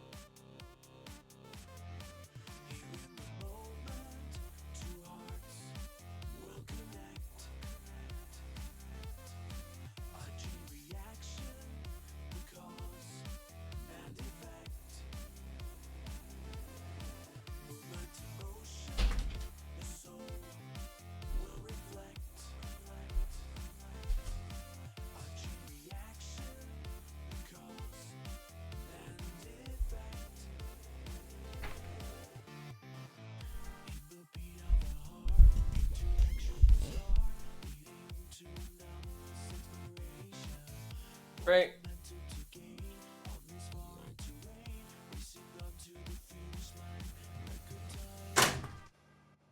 Pope, do this. Okay, if we get 1,000 gifted by the time I'm back from feeding my dogs, I'll do it.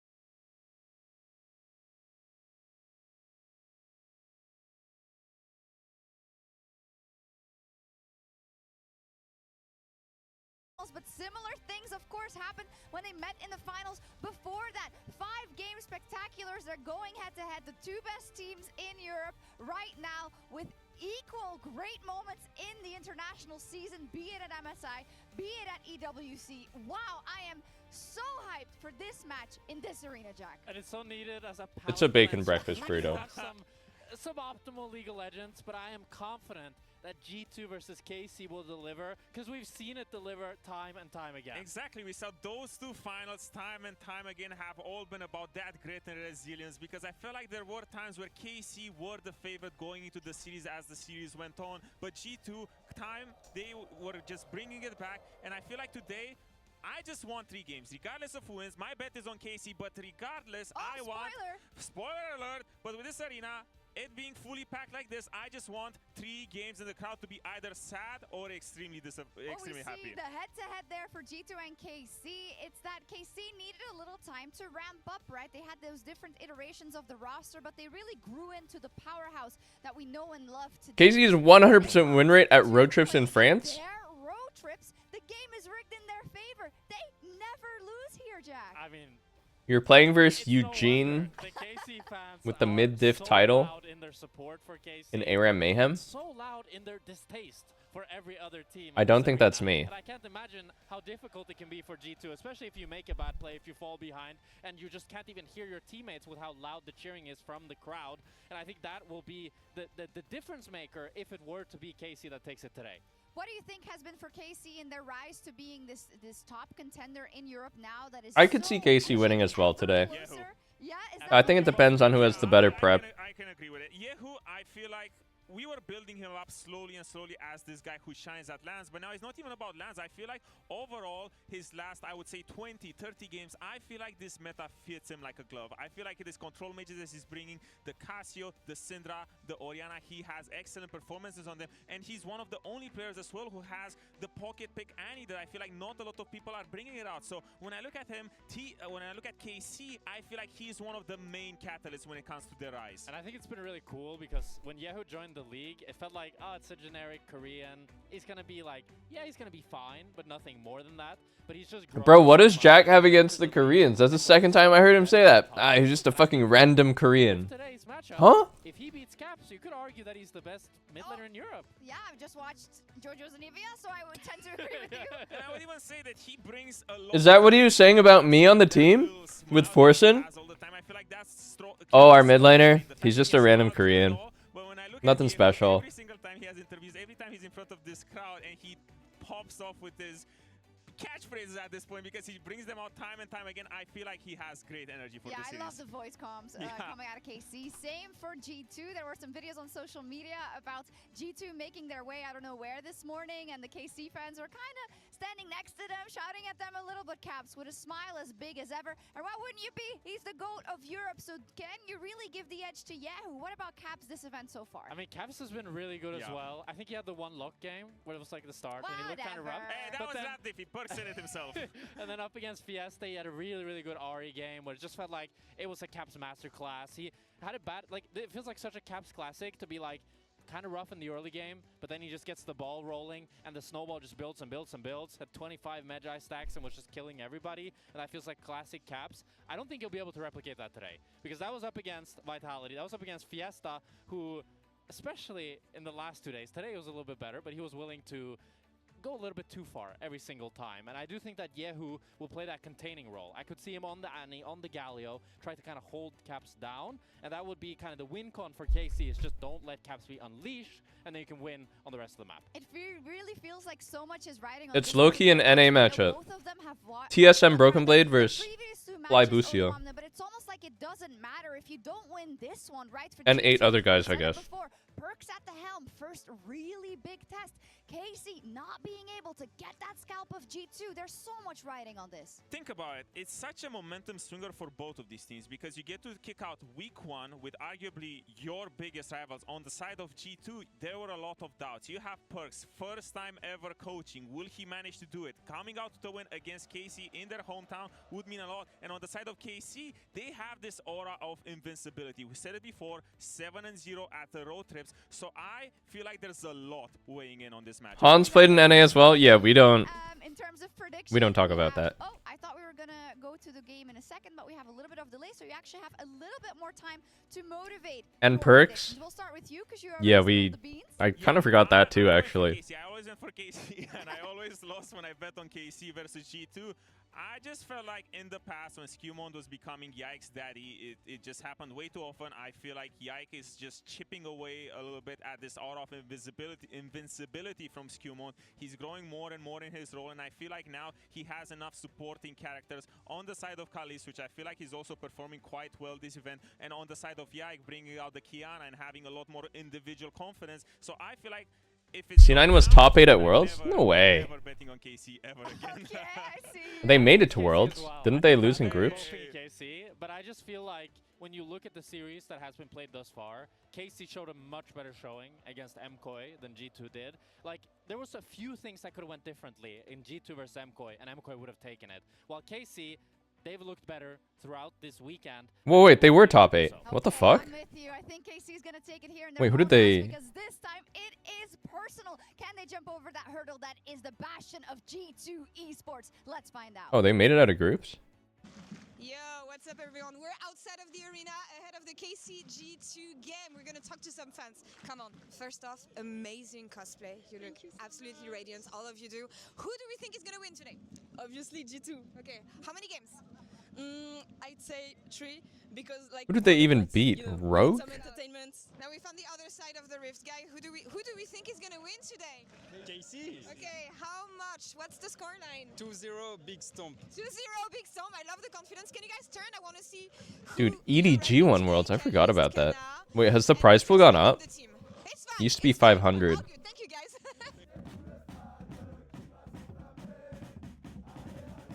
Oh, we doubled it. Wait, they doubled it. We got some drums from KC, but there's also some drums for G2. You wanna do it? They doubled it literally last year. I found some T1 fans actually. They're everywhere. Girls, thank you so much. What do you think ahead of today? KC or G2? G2! And G2 too. Big Caps is here. He's a bit too tall for actual Caps. But that's a question for later. Guys, what is the expectation from the game today? 2-1. 2-1? One couldn't game for G2. Who's gonna carry? Caps. Caps, there you go. Love to hear it. Thank you guys. It's been a weekend of absolute domination from KC here in their house at the Adidas Arena all weekend. They're undefeated during the whole. Now look at Dota 2 Worlds prize pool. It's not very high. It might be lower than League at this point. I don't think Valve really supports the Dota 2 scene like that anymore. There was like a 5-year period where the TI prize pool was like tens of millions. But it's like not much now. Well, I say not much, but like not much compared to tens of millions. Mesdames et messieurs, la dernière rencontre de ces 3 jours exceptionnels. Les deux équipes à abattre, celle qui domine l'Europe. Mais à la fin, il ne peut en rester qu'une. Les premiers entrés dans l'arène. Ils visent la place en haut du LEC. Être maître de l'Europe. Les G2. Et bien sûr. Bless you. Thank you. Holy, they were like turn around at the same time. La bruv. What is that, man? What is he doing?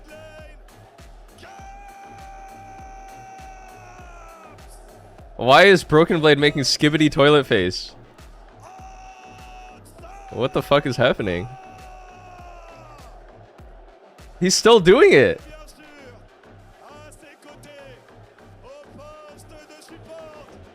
Bro, he's actually skibbity toilet.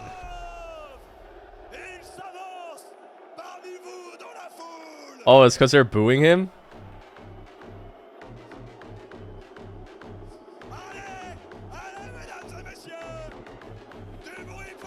Bro, he's actually skibbity toilet. What?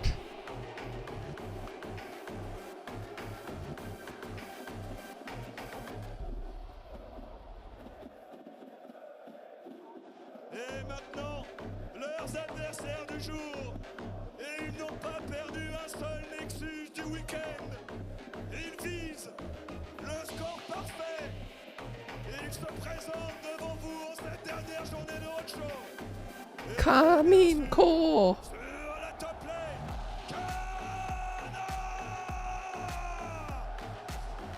dans la jungle. Wait, you're right. G2 does have more French players. They have Skumon and Hans. KC has one guy, Callista.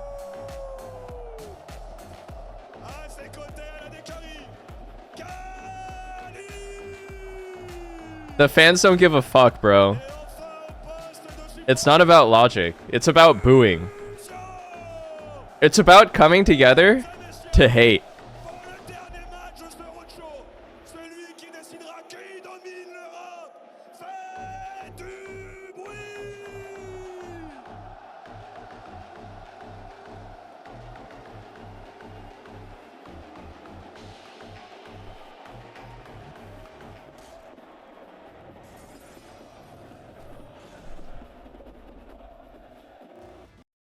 Hey. Huh? Ooh, huh? Okay. Eh? Okay. And here we are, KC versus G2. I've subbed in for Dracos as his voice is beginning to leave him, and no surprises with how loud the crowd has been here. I mean, it's absolutely crazy in here. I feel like I'm standing in the midst of a Roman Colosseum. Wait, look at that gigantic fucking... How do you even get something like that made? That gigantic tapestry. Train dog. Alejandro, thank you. Where do you even get something like that made? Great flag there as well, representing the KC players. As we get ready for draft, I think we'll see quite different drafts to Series 1 of the day. Series 1 felt very like, we want to play 80 carries, let's play some 80 carries. Maybe we'll see some different gameplay as well. I mean, you can only hope, let's be honest. It's, they must be raking it in with all those jersey sales. Those bad boys are going for 93 euros a pop, and everyone's wearing them in the crowd. It's true. Let's get into draft in just a moment's time. These two teams currently vying to see who's going to end the week at the top of the LEC table, and I think in most people's estimations now as well, the top two teams in the LEC. Yeah, we used to have this clear top three in LEC. Throughout this year we had G2, KC, and MKOI. And it really feels like after these standout international... You hate KC fans, but they make it entertaining. There needs to be a bad guy. There needs to be a heel. You gotta hate on someone. That's why TSM was so popular. It's a new meta, it's a fresh drafting pattern, and it's gonna come down to who has the best read. So G2 with right to first selection decided they want to be on blue side. KC chose second pick. Not something we see too often, although at MSI some teams were picking blue side, likely for the easier access towards the Camille? The Camille question. I think they leave it open. The Poppy for G2, Lock and Oriana taken away by KC. Yeah, I mean, lock ban makes sense. Caps didn't have the greatest Camille. lock game so far. I don't think you have to first pick it here, though. I think take it 2-3 on blue, but blue side must take it. Blue side should take it, otherwise red side can take it on 3 and ban 2. The Jarvan first pick, also a very powerful pick. We saw it the other game in MKOI versus Vitality. Didn't have the best performance, but with the I don't understand the Giga Jarvan prio. I think he's solid. He's solid, but I don't view him as like an OP. He's just solid to me. Also one of the best junglers on the patch. Camille still up. Don't really want to be the first team to pick Camille unless you can ban away the Leona in the Shen. Yeah. Also like Lee plus a mage, Syndra, Ziggs, Cassio is banned. It's probably Syndra. Syndra. Ah, maybe the J4 prio is because like champs like Syndra are so high prio. Victor as well. Immobile mages are really hot right now in pro. Okay, I think Camille. Camille Syndra type shit. Champion that both Kalist and Yehu likes to play. Exactly. Can still go down towards the bottom side. We'll see if we stick towards the AD carries or whether we have those mages in bottom. Or you can beat them to the punch and just pick like Shen here if you don't feel like playing Camille. Can you just blind? Oh yeah, you just blind Leona or Shen. And then from here, okay, something into... Oh, they're going 4-5 with support. Okay. You have a lot of options here, 4-5, I think, versus the Leona. You can go like Melio Lucian, we saw. You could still go Shen support plus mage bot. Which is the most often seen counter for it. I will say I did did see yesterday, though, that they played Jace AD carry over in the LCS. That they did. Berserker, I want to say, exactly, brought that one out. Leon Gaming, another really strong team. I think this is just Jace top. I don't think it's Jace bot like we saw in LCS. That was specifically to counterpick Olaf top, that they flexed Jace to bot. The Olaf and the Yorick as your two bans. If you're going to do that, to make sure that you just get to continually push in that lane, get a lot of pressure down. You're also not at risk of something like a Nocturne because jungler's already picked for G. They're banning Olaf to protect the Jace. I wonder if they'll ban Yorick. I think Yorick is kind of a fake champ, but they could ban Yorick if they don't want to play against it as Jace. Now you have the option. You can either try to target one of the flex positions that Victor is covering, but most likely you're going to double ban support. I think these guys should ban Milio. G2 should ban Milio. I think you're pretty happy to play Milio Lucian versus Dash ADC plus Milio to counter Leona and Syndrastun even. Somewhat good answers into Leona. Interesting to see KC not go for the Yorick ban. Instead, just deciding they want to get rid of the Ezreal. Does open that up for G2. They're now thinking about, as you say, whether they want to get rid of that Camille. Still looking for bot sides. Bot laners, in fact, for both these teams, unless the Syndra is flexed for Hans Summer and bot to G2. But I think if you ban an AD or a mid, you're kind of just throwing a ban away because you don't know where that Victor is going anyway. So it makes so much more sense just to ban a support. But they banned out Ziggs, okay. I think KC should go Milio Lucian. Let's see what they pick though. But I think maybe it's just such a strong mage in the bot lane gives so much more push, because that is something that we've seen sometimes lacking when you have these mage comms. It's so difficult to Bardo. Good siege as well. Yeah, Lucio will play Bard. Okay, they're gonna go Bard plus Mage. This Victor is flex technically. They rattle out a few shots at the turret and take it down. Sato Kaiba, thank you for the sub. Oh, what? Ooh, huh? Rellington.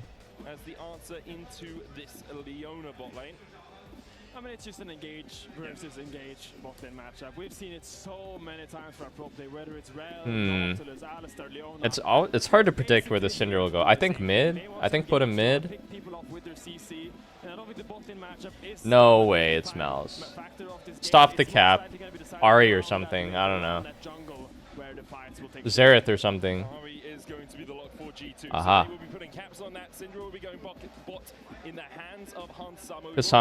Cassant versus Jace, pretty classic. Speaking of things we've seen, also the Cassandra for Broken Blade had a pretty good Cassandra. I think Yorick is fake. I think Cassandra is much more steady. Jace is slightly winning, but Cassandra, of course, is just there to fortify, bolts to the top lane, and just scale up. Have I played versus Cath? Yeah, I played against him at Worlds, MSI, Rift Rivals. With the Lee Sin and with the Rel in the form of a Kai'Sa. And there's not a huge amount of poke AD carries left for them, which is where my mind would... I think Xerath is really good in bot lane as well. I think, too, Xerath plays like an ADC, so ADCs are good at him. ADCs are very suited to the Xerath playstyle because Xerath wants to stay in the very back, never be in any threat, and just shoot people from afar, which is just ADC. Whereas a lot of mages are kind of like more mid-range type of units where sometimes you have to get up close and personal and use your HP bar a bit. But Xerath just plays perfectly like an AD. Kind of like Ziggs. Even safer than Ziggs, though.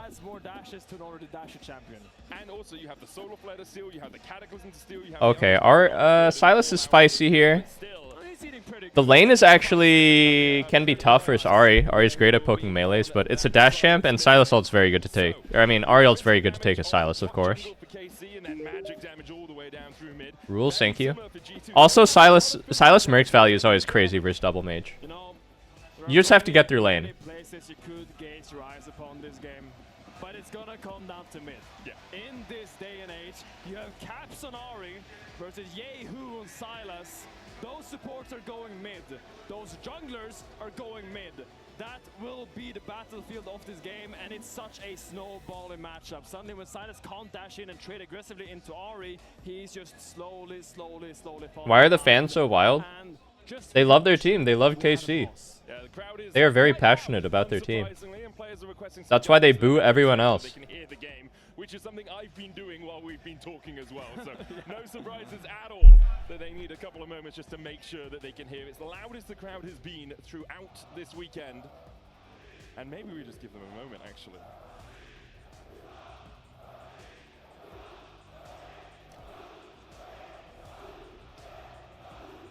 I feel like European sport culture is super like passionate though. Man, French crowds is something else. I mean, Like they always get rowdy over there, nah? After a rousing game of football, I feel like that doesn't really happen over here, over anything. Like NBA football, people are like way more chill about it. Always been shut down by G2 in the end. They did get that final 2025 winter, but since then G2 really has had the upper hand whenever these teams meet. Yeah, last two finals, G2 favored a reverse sweep in spring finals as well. Can't forget that. That wound is still open. Oh, it's going to be open for a while until KC managed to pick up a win. And as much as Okay, Philly can go crazy, I've heard. I've never been out to Philly. we have a long way still to go. We'll see all these teams play through the rest of it. Coming out of week 1, having taken down the other top team, having taken down MKOI, having taken down Vitality, it's just a massive feather in your cap going through the rest of the split. It is. I mean, it's crazy. You sometimes forget that it's week 1 with how hyped the games are, how much it means for everyone, and how much passion you see here on this arena. Is it still just a game 1? This isn't even a game 1. This is like the break before game 1 of the regular season. A few audio adjustments obviously needing to be made. I want to talk a little bit about Caps on this army though. We had an incredible performance against Fiesta. Did fall down in the early game, but ended up going 15-2, getting almost 5 solo kills, I believe, in that game alone. Many pages in his Magi stats game, completely tearing it up. And I feel like it's such a Caps champion. Whenever he picks the Ari, LeBron? it seems like G2 is gonna When does NBA start again? He finds these charms. He finds these Low-key, I started watching NBA because my friend really likes the NBA. I watched playoffs a bit this year, for the first time in my life. the best at. It's just setting up his team. October? I think about the Annie that flashed on MKOI in the mid-wave so many times, bringing them back. I don't watch Summer League. I've never watched any sports ever. Or champions like the Ari, where he can just take over the fights with his CC and damage. I never watched sports. My parents never watched sports, so I never really got into it. I was always busy gaming, bro. G2 did lose a game to MKOI, and although I think the Vitality series for KC, League is the only thing I've ever followed. there were some turbulent times. I don't even know if I would have followed esports if I just like didn't become a pro player. Like I was never interested in it. I knew it existed before League. There was StarCraft and stuff. I didn't really care about it. They were just nerds. You know, I was a bit of a jock in school actually. I was Chad on the football team. It just so happened that I was so good at League of Legends that I became a pro gamer and became an esports co-streamer. in that way that we expected him to in the beginning. This was the prince that was promised for KC. And for a time there, it felt like he came out so strong. Won the split in his first, or won the split in his first ever split. In high school, I ran cross country and track. He's really feels like he's starting to lead the team, push his own opinions more, and have such a strong impact on the game. And we have to see if that continues. Like, we have a couple of weeks of data to go off, right? That's all we're pondering about. I don't remember any of my times. I was not very good. I'm pretty sure I was like malnourished and sleep deprived in high school. I'm pretty sure if I understood nutrition and sleep properly when I was younger, I would have been like 6'10" or something. I genuinely slept like 5 hours every day and I was just like malnourished. I think I react more to the vocal cues of abilities than actual visual of it. Like when I played against Casio top, for example, I feel like I heard her cue, the little circle on the ground you need to dodge, before I actually saw it. So definitely depends from person to person what is faster, your eyes or your ears. I guess my ears were a little bit faster, which doesn't make sense because light travels faster than If speed. you're wearing headphones, the sound is automatically right next to your ears, so right? close, yeah. I play much better wearing headphones than I do not wearing headphones. That's true. I Because mean, of the I speed think of so sound, too. I guess. I think I'm the same. Maybe, I mean, there's My mile time? I was slow, by the way. I was like one of the slowest guys on the team. Yes, exactly. My mile time, my best mile time was We have all of our audios adjusted. We are ready. 5 something. Game one of this best of 3 between I think 5:30. to see who gets to crown themselves the Kings of Paris. Who is the top dog going into week 2 of the LEC? Let's go on to Summoner's Rift. I think. I'm excited. I'm so excited. Was I that fast? For the showdown between these two teams. Maybe it was 5:50. It's gonna be such a bloody game. want to reiterate. I think mid lane. Was it that fast? Everything in this. I'm pretty sure it was definitely in the 5s. Back to that game where Caps now were Faker playing against Trophy Worlds. When he made that play where he just took the ult and just all in. Nah, it was like 5 something. I mean, that's a big chunk of Yike's HP. He might have to adjust his pathing. God, I was genuinely one of the slowest guys on the team. Wait, am I misremembering? I legit got mugged by everyone on the cross country team. We had runners in the 4s. Fucking Kevin. Varsity Kevin was in the 4s. I think he was 430. Steps forward from the sphere, dodges the Hansama's Q. Should be fine for the moment. It's so important. It's so close. The Hexagrade comes down. Hansama will have that Dark Sphere up. Busio looks for the crash down, has the shield as well, so can stay around, uses the heal to try and continue getting this push in. Kalis walks forward with an auto attack. The Oracles will clear out the ward as Caps and Yehu trade in. I think my school was high elo. We were in a high elo division. With the summoner having been used by the KC bot side, We would go up against schools that like won at nationals and stuff. Fucking, what was it, Loyola? Hang on, let me look it up. For the Rel W, looking out for it, and the moment that ability is out, he pushes his advantage. But right now, Kana is pushing his advantage on top. This is a tough matchup, especially before BB gets his shield ability, so he can kind of sustain and block a little bit of the poke that Jace is putting out. Handed back to bot. Scatter the Weak comes out onto Kalist. it's all about push. It's all about push. I wonder if we'll see these supports unleashed on the map after the first reset. Often supports open mid anyway, even before we had this new supports are just everywhere on the map sort of playstyle. I'm wondering, you say it's all about mid. I have to agree. After the first clears, wouldn't be surprised at all if we see jungle support just going towards mid lane, trying to get Caps ahead, trying to get Yehu ahead, because it is so important to get these mobile mid laners out on the map. As the Zen play comes down, Kalist is going to get stunned up. Nice Crash trade. down as well. It's a great trade. Kalist exhausted. What the fuck? Leona's going? Wait, that was Pussy Flash. He was totally fine.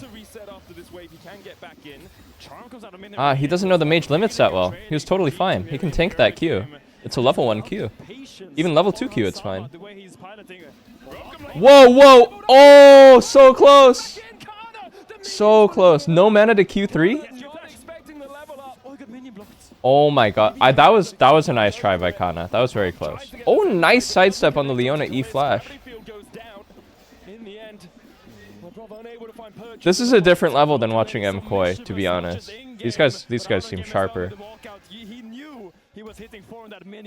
That top play was so close.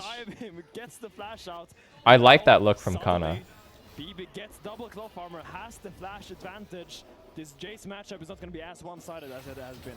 Interesting, Busio actually stayed around here. Fake to recall and stayed in that bottom bush. Hansama is respecting it. He also Ruby Crystal. his recall to catch this wave that's coming in. I was wondering if Hansama would recall then TP to this wave to try and get the counter push onto Kalist. But Busio was spotted on that ward that Hans had in the bush. I mean, staying is all nice and fine as long as you don't get dove. Yeah, exactly. He needs to be a little bit careful, don't get hit by too many lasers. Maybe he's looking for a specific kind of buy. Maybe he wants the Fated Ashes. Maybe he wants a Lost Chapter. Tries to squeeze as much gold as he can before his first TP. And that's why Lebrov, after opening mid, immediately was like, I'm coming down towards the bottom side. Let's make sure... Okay, I looked at the 5,000 meter records for high school players from last year. The state champions are all sub 15. 5,000 meters. So they're averaging 4 minute 30 miles for 3 miles. Because he played this when I was on the team with him 2020. My 5,000 meter time, my best ever was, I think, about 19 minutes. 6:20 average, yeah. So I was a slow Chungus compared to the Sweats. Very comfortable on the pick. 5 minutes in, no first blood yet, as Lebrov is still in the bottom side. That was Skumon backing towards this bush. Placed the ward down, and Yike and Busio were spotted out. Kalist has no flash here. Zenith played. Oh, he's so good at dodging those. Victor Yehu goes in with the absconder ducked. Caps with a good charm stops him in his tracks. Spirit Rush Oh? stolen away. Caps has one of his own. It will just be an exchange of those ultimates in mid. Decent ulti trade. I think Yehu's still playing very well, very aggressive in this lane. Caps, man, He did it for lane control, I guess. You don't really want to go ulti for ulti trade as Silas, I feel like. Or that's how I feel whenever I play this matchup, because you just have that 2x duration where you can't take RER. Oh, that's done. Dude, this guy's movement is so freaky. He's so good at dodging. Sama has 55. Kalist probably gonna pick up a few of these, but small lead brewing for the G2 bot lane. And it's ever so slight. Everything in this I feel like Busio's looking for a lot of roams, but not finding anything, and Kalist is bleeding a bit. But we're still within 200 He's here for crab. He's here for crab. We have to get the crab here. Rella's here. We have to get the crab. Rella's here. Ah, Shibal. I've heard that it's more important than the Nexus by some junglers. They're very vocal about the importance. Blabber has taught us that. Learned it from Kanata Boy. as well. As the charm is going to land. Good chunk. Eats that. And with LeBrock going in, it's going to be much ado about Good chunk. nothing. Bro, can someone get that guy who's banging his fucking things right next to the microphone to stop? But this is kind of where you're a little bit scared if you're... Is there a drummer? Do they have like a supportive drummer? Ult is coming back up, and if Labrovius shows himself mid, he can pick up the solar flare, and suddenly Caps is the one... They brought out the marching band. The mid lane They may genuinely have paid a drummer. Respected, as Busio has snuck up behind Hansama. Shadowing Strike with the stun. It's a crash down. It's just tempo play, right? That Hans can't recall easily. Busio gets the stun, but it's being a nuisance. Yeah, exactly. If anything, which I think is a very important skill to have in League of Legends, especially as a support, because you do have a little Caps bit with the more time boots to rush. perform Wow. on your opponent's side than other roles. Don't have to focus on CSing, so you just walk up, you ignite someone. On Ahri, I don't really like to rush boots, actually. For a few seconds. I like to get a bit of APs to one-shot the wave. I do feel like boot rush is kind of meta on mid these days, though. Right, so let's talk about the next couple of minutes, right? Because it's been a very even early game. We haven't seen the supports around on the map much. We do have a Drake. Vegan Silas. You kind of have to build this way to survive lane, in my opinion. I think I'm expecting Ahri is rather strong in lane versus the melee. right now mid lane is very even. Both mid lanes are contested. He needs all these items eventually for Merc's belt, so... I mean, Mercs is so 1v9 this game versus Ahri Syndra Leona. He's doing pretty well, I'd say. Yahoo. And try to impact this matchup because, as I said, whoever gets Mr. Yahoo. matchup is the one that's going to run away with the game.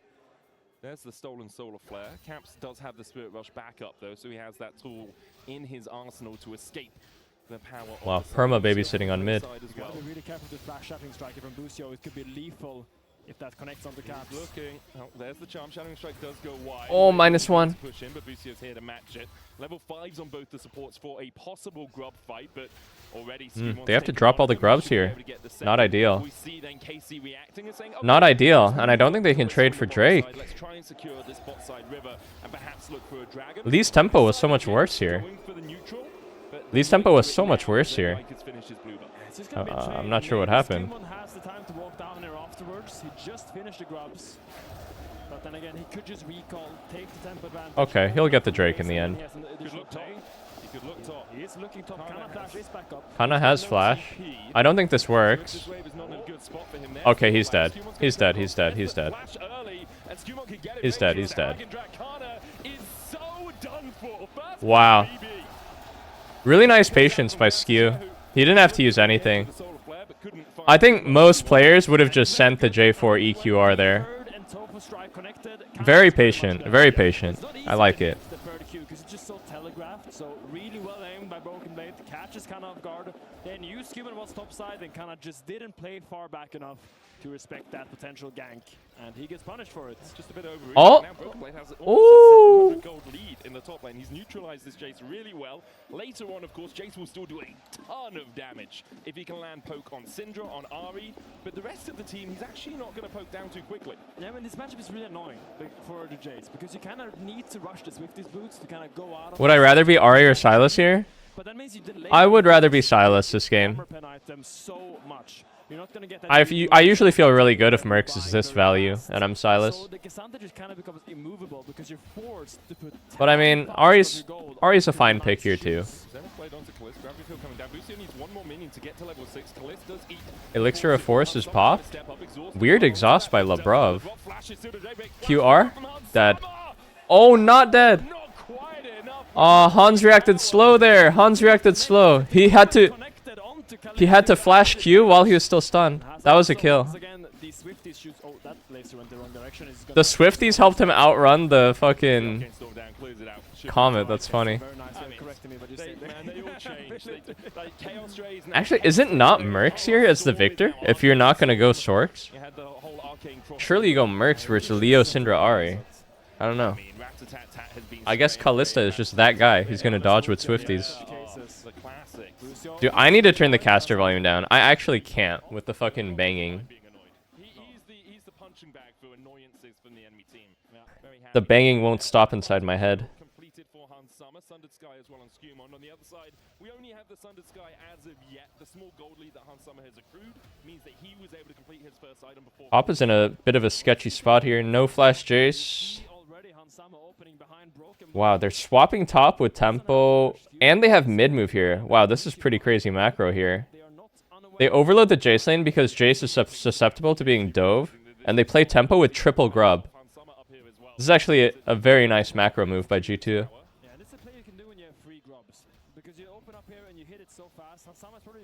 Jace bleeds out a little bit more.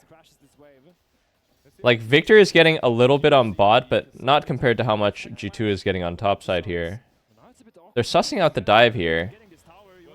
Oh, okay, okay. Hit the charm. I think.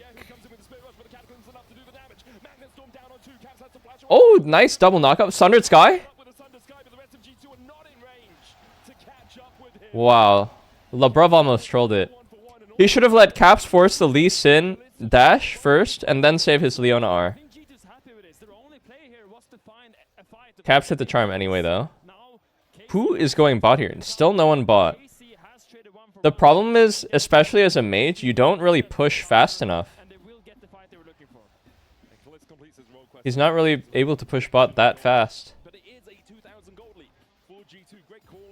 This is like a great punish on the Jace. I mean, this is just very nice macro. They have mid move, they have tempo from bot lane to recall and head top with home guards.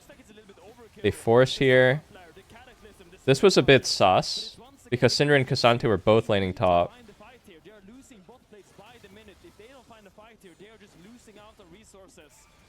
I think it would have been ideal to just have one top and then one of those guys grouped. And then that play is just perfect. It's still a good outcome, though. They now have this 1,500 gold lead. Broken Blade has already finished his Iceborne Gauntlet. Next Drake really... It's possible G2 will contest. They do have 3 grubs, so if they can find a way to push through another lane, they don't really have to contest it because it's only second dragon. But you can't push through top, which would usually be the cross map that you're looking for. Yeah, let's see if Caps can get his TP back up in time here and get his recall off to get a malignant. You know what I really like about Caps? He always builds damage. It's so bizarre to me that he is one of the only players in the world that just builds damage. Like, he resists the Chovy mind control of building 3,000 HP every game. And I think it's usually better to build damage as a mid laner.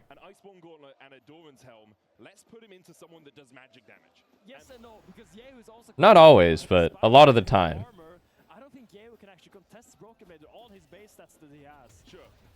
He usually goes full glass cannon.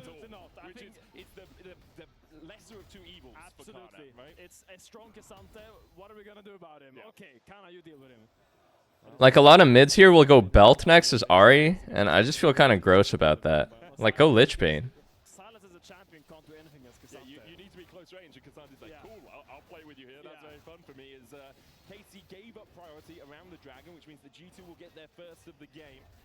We'll have a slow soul if we do get to soul in this game. Let's see if there's a cross mapping for Casey. You see Yike hovering around top. Lucy might be opening up here. This is good lane assignment again from G2. Cassante is matching MR Silas. Or... Oh! Holy, he alled out his all out. I think Cassante wins this, bro. Oh, Shibal! Oh my god! Caps whiffed! Oh my god! Whoa, Silas! I can't believe he wins that, actually. Merc Silas wins that? It's level 10 to level 12.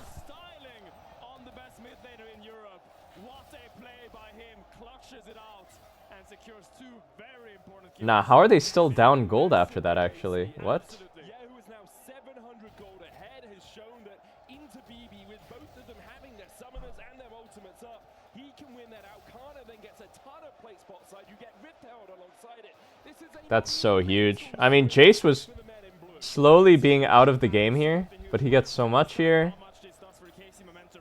Great for Silas as well. Oh, -1. Victor is TPing here? I think just to go mid. Actually, no, the pink just got replaced in Tribush. They had a pink there only 5 seconds ago, but it got replaced. Rel's taking a peek, see? What is this Victor doing, bro? Go mid, man. Well, I can't believe this 1v1. Let's see. So, Cassante is also full armor, but I thought he would still win this. It's Conqueror diff, I guess. Fully stacked Conqueror. I thought Cassante would win from this point. Yeah, he gets hit by the Cassante W. Now he's down 2 levels. Flashes to Q3. Oh, dashes the Q flash. Gets the full Conqueror heal off here. I mean, Caps didn't miss much here. He only missed Charm. It was all the Merc boot value. Guys, he only missed Charm, which did make the difference, but it's only like 100 damage he missed here.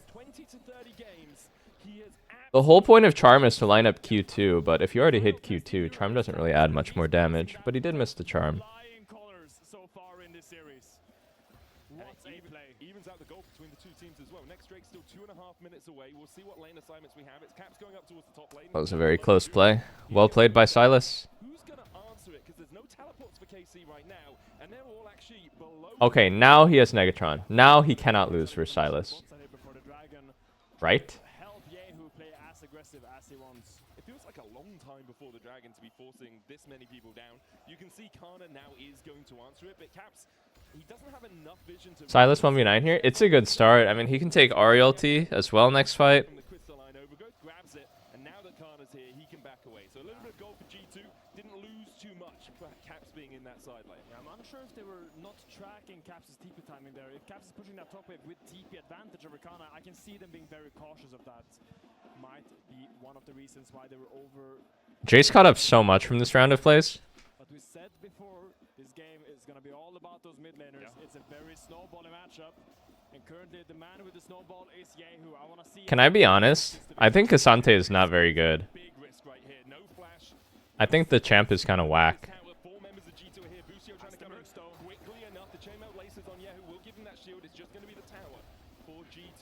I actually think Sion might be better than Cassante.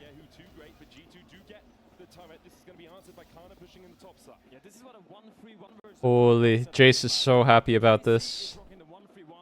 He was so doomed after early game. If he hits his QE, he's goated. Oh my god, he's goated. How long on his Muramana? He's gonna be strong this game. Muramana Voltaic or Muramana Serilda?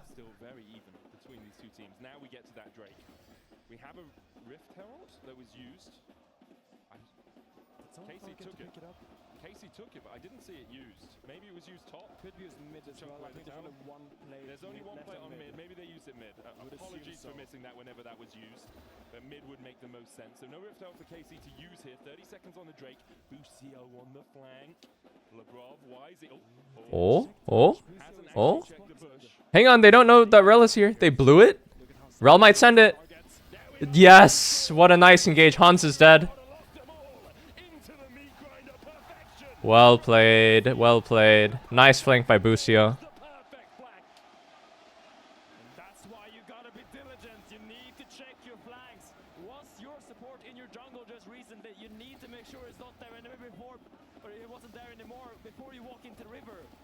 And crucially, they also got Cinder Flash here, so she's just a target for the next 5 minutes.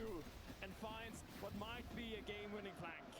It's possible. We still have a lot of game to go. It's only second Drake for KC, but it's a sign, hopefully, for KC of things to come. And there's just no answer to this. I mean, with the Cataclysm from Yahoo, it's just so... Oh, Cinder Stun is down. Yeah. Oh, and it was a triple Jarvan ulti. Wow. Yeah, just perfect. Perfect. There's no way you can answer that Too quick, too sudden, too unexpected. Caps was still recalling on the top side. My man, Lichbane. A high testosterone male, Caps. Oh, these shock blasts hurt. Caps needs to get something going. What can he do though? I feel like as Ari, when it's a really tight game like this, there's not like openings, there's not easy openings. I think the champ, it's so hard to play. Like Ari, I feel like when the game is slightly broken open a bit, she can snowball super hard and keep making plays and play very aggressive. When it's very tight like this and the enemy is not giving openings, I think she's one of the worst champs to play in mid lane. You have the Jarvan. This is a Jarvan that you first picked, but we have not yet found a very flattering fight in favor of G2. So Caps is up. Good CS here. Maybe with Lichbane he can cook. Depends on you. And sometimes the first time you use them is just to get these summoners out. You have 4 flashes. I think they have to make a play here before the game slips away. Over Crab. Over the Void Scuttle. Ari is coming. They fight here. They fight here. Caps is spiked. Oh, Hans needs to hit a stun. Skew got the Crab. Hans needs to hit a stun. Maybe Caps looks for E-Flash here. Something cheeky. Syndra TP back. Caps is really looking. He's up so far. Oh, Silas. Busio caught. Hans caught. Hans? Oh, nice charm on the Silas E2. They have to run. They can't kill. They can't kill. No damage. They ran out of damage. Hans died for free. Ah, fuck. I think Hans sucks at mages, man. Can I be honest? Oh! Yike is in! Oh my god, he almost lived with Sundered Sky. That was personal, bro. G2 Yike getting revenge. He still has Jarvan ult? Oh my god, Silas still lived?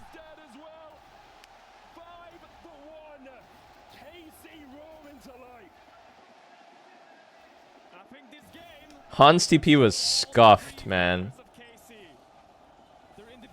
Did he not see the Silas here? I mean, he's TPing to group.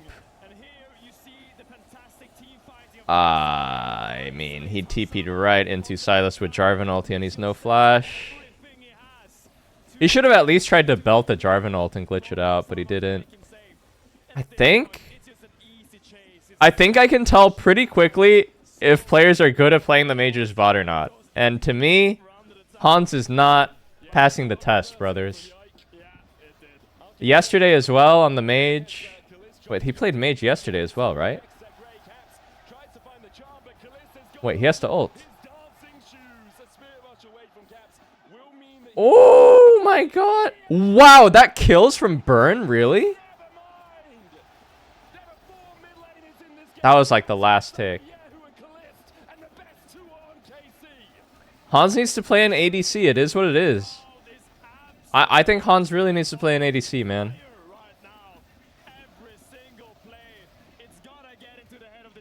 He's just been invisible on Mage.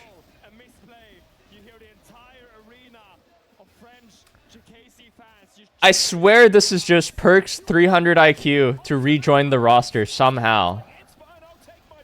Somehow Perk's returned.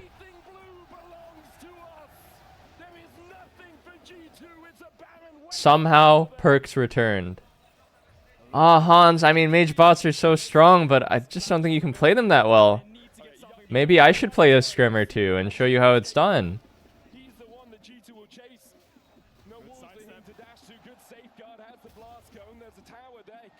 What the fuck, brother Yike? Oh? Nah!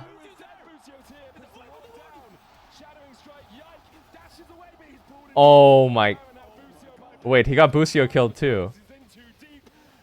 G2 Yike! Sleeper cell activated!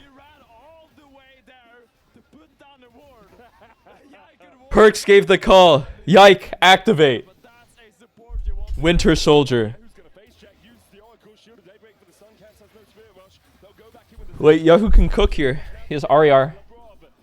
Needs to walk away. Protected by the rest of G2, he will escape. Drake is up. KC can set their eyes to it when Yike has respawned. Yahoo just wants more. Abscond. Abduct your support. LeBron, no Chrono. Casters be like abscond abduct.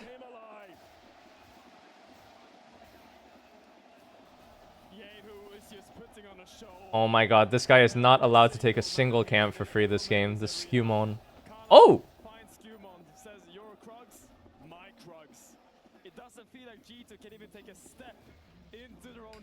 You know what? If you think mage bots are good, okay. Don't play Syndra. Syndra's hard to play. The stun is super important. When the CD is down, it's very punishing. You have to position extremely play Xerath, man. Play easier mages than Syndra.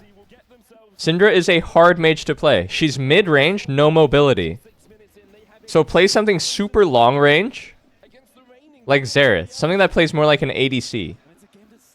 Victor kind of plays like an ADC too, to be honest. Yeah, Ziggs is the perfect fit because you can have W and be safe.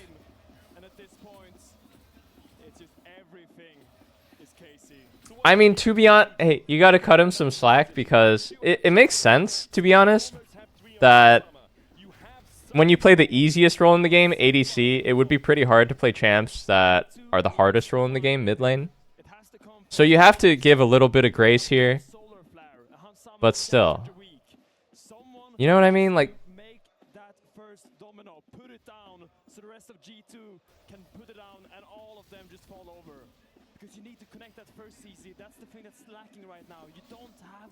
Xerath, I don't think Xerath is that hard. Are the skill shots that hard? Well, yeah. I mean, hitting natty skill shots is hard on Xerath. That's why you have teammates, though. That's why you have teammates, though, who CC them for you. Then he's pretty good. But then someone has to answer Kana, and then someone has to answer Kalist, and there's too many questions for G2 at the moment. I mean, it's not an easy task at all. You have two options, really. Option one, you completely drop one of your side lanes. You funnel Both teams beat T1. True. And tries to find a brief numbers advantage there. Option number two, you put up a Brazil. shallow pink ward line or control ward. Brazil beat Lion, beat G2 and KC, beat T1. Brazil mugs T1. Looks like G2 has chosen both of them. They're sending every single player bot right now. Caps. It's running top. Has the TP. Yeah, there's no one there from KC. Whew, this chase is strong. Abaddon's complete for Kalist. Seekers there for Yahoo as well. Guardian Angel for Yike. 3 items for Kana. KC are absolutely rolling in. Do I think Riot is happy with this meta? They probably think it's fine that there's pick diversity. I will say the reason why this happens is because jungle and support is too strong. Is ADC weak or is jungle support too strong? Makes you think. Keep in mind they have 2 TPs to help him. Victor and Jace, both TP up and available. But do you even do it? Yahoo's been such a Houdini this game. Kana continues to push in the side lane. No one answers. That's a tier 2. Yahoo just walks away. And now you have one person defending mid. LeBron's trying to get towards Hansama, but top inhibitor tower is going down. G2 really forced there to try and get onto Yahoo, and KC very happily, patiently just say, okay, Jason, we'll get towers. I mean, this was your one shot, one opportunity, but it turned out to be Mo Spaghetti. Could you stay Oh, the Swifties belt. Ah, fuck, bro. I haven't seen Hans hit a single stun this game. It's just like, I don't feel his presence in the game at all. There's no presence. We need him on ADC. Put the ADC in the bag. But you're not clearing any of this vision yet. I mean, the jungle is dark and full of terrors, but Casey said not today. The Lord of Light will guide our way as they are filling that jungle with wards every single time. Busio, ward, recall, ward, recall. He's making sure that they know every single movement. No Magi from either of these guys, though. 2 10-stack Dark Seals and no Magi? I'm disappointed.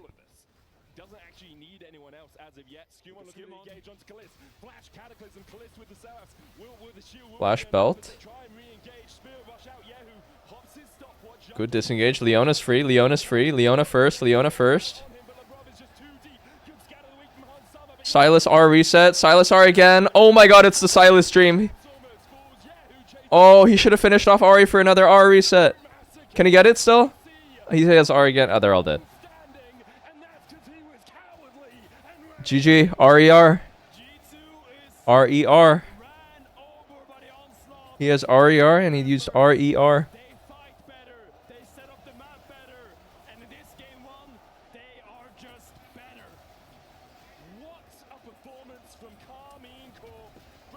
Hans out. Umajan in.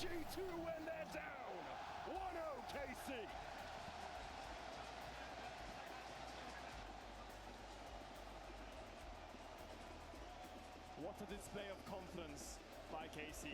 Domination. Pure domination. And I think you feel it in G2. The moment a play goes wrong, the moment Yehu got that 1v2 in bot lane, and you hear the crowd erupt, you just feel the air dissolve from your lungs, and you feel like you can't do anything anymore. You just wind it immediately. And for KC, they rode that wave of momentum all the way to victory. Started at that third Drake and then never let go of the game. Never took their foot off the pedal. Never stopped. And for G2, it was just too much. They couldn't answer the 1-3-1. Yehu especially. Yehu especially with that bot lane 2v1.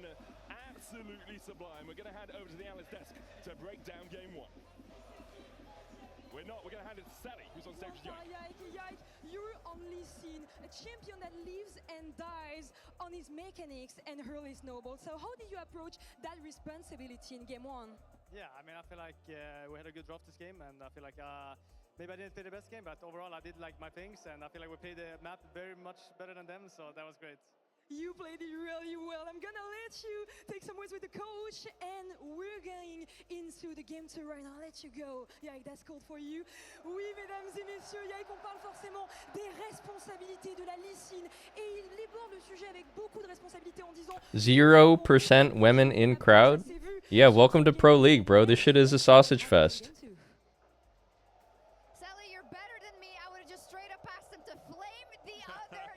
You want to see my female viewership stats? Let's all have a laugh.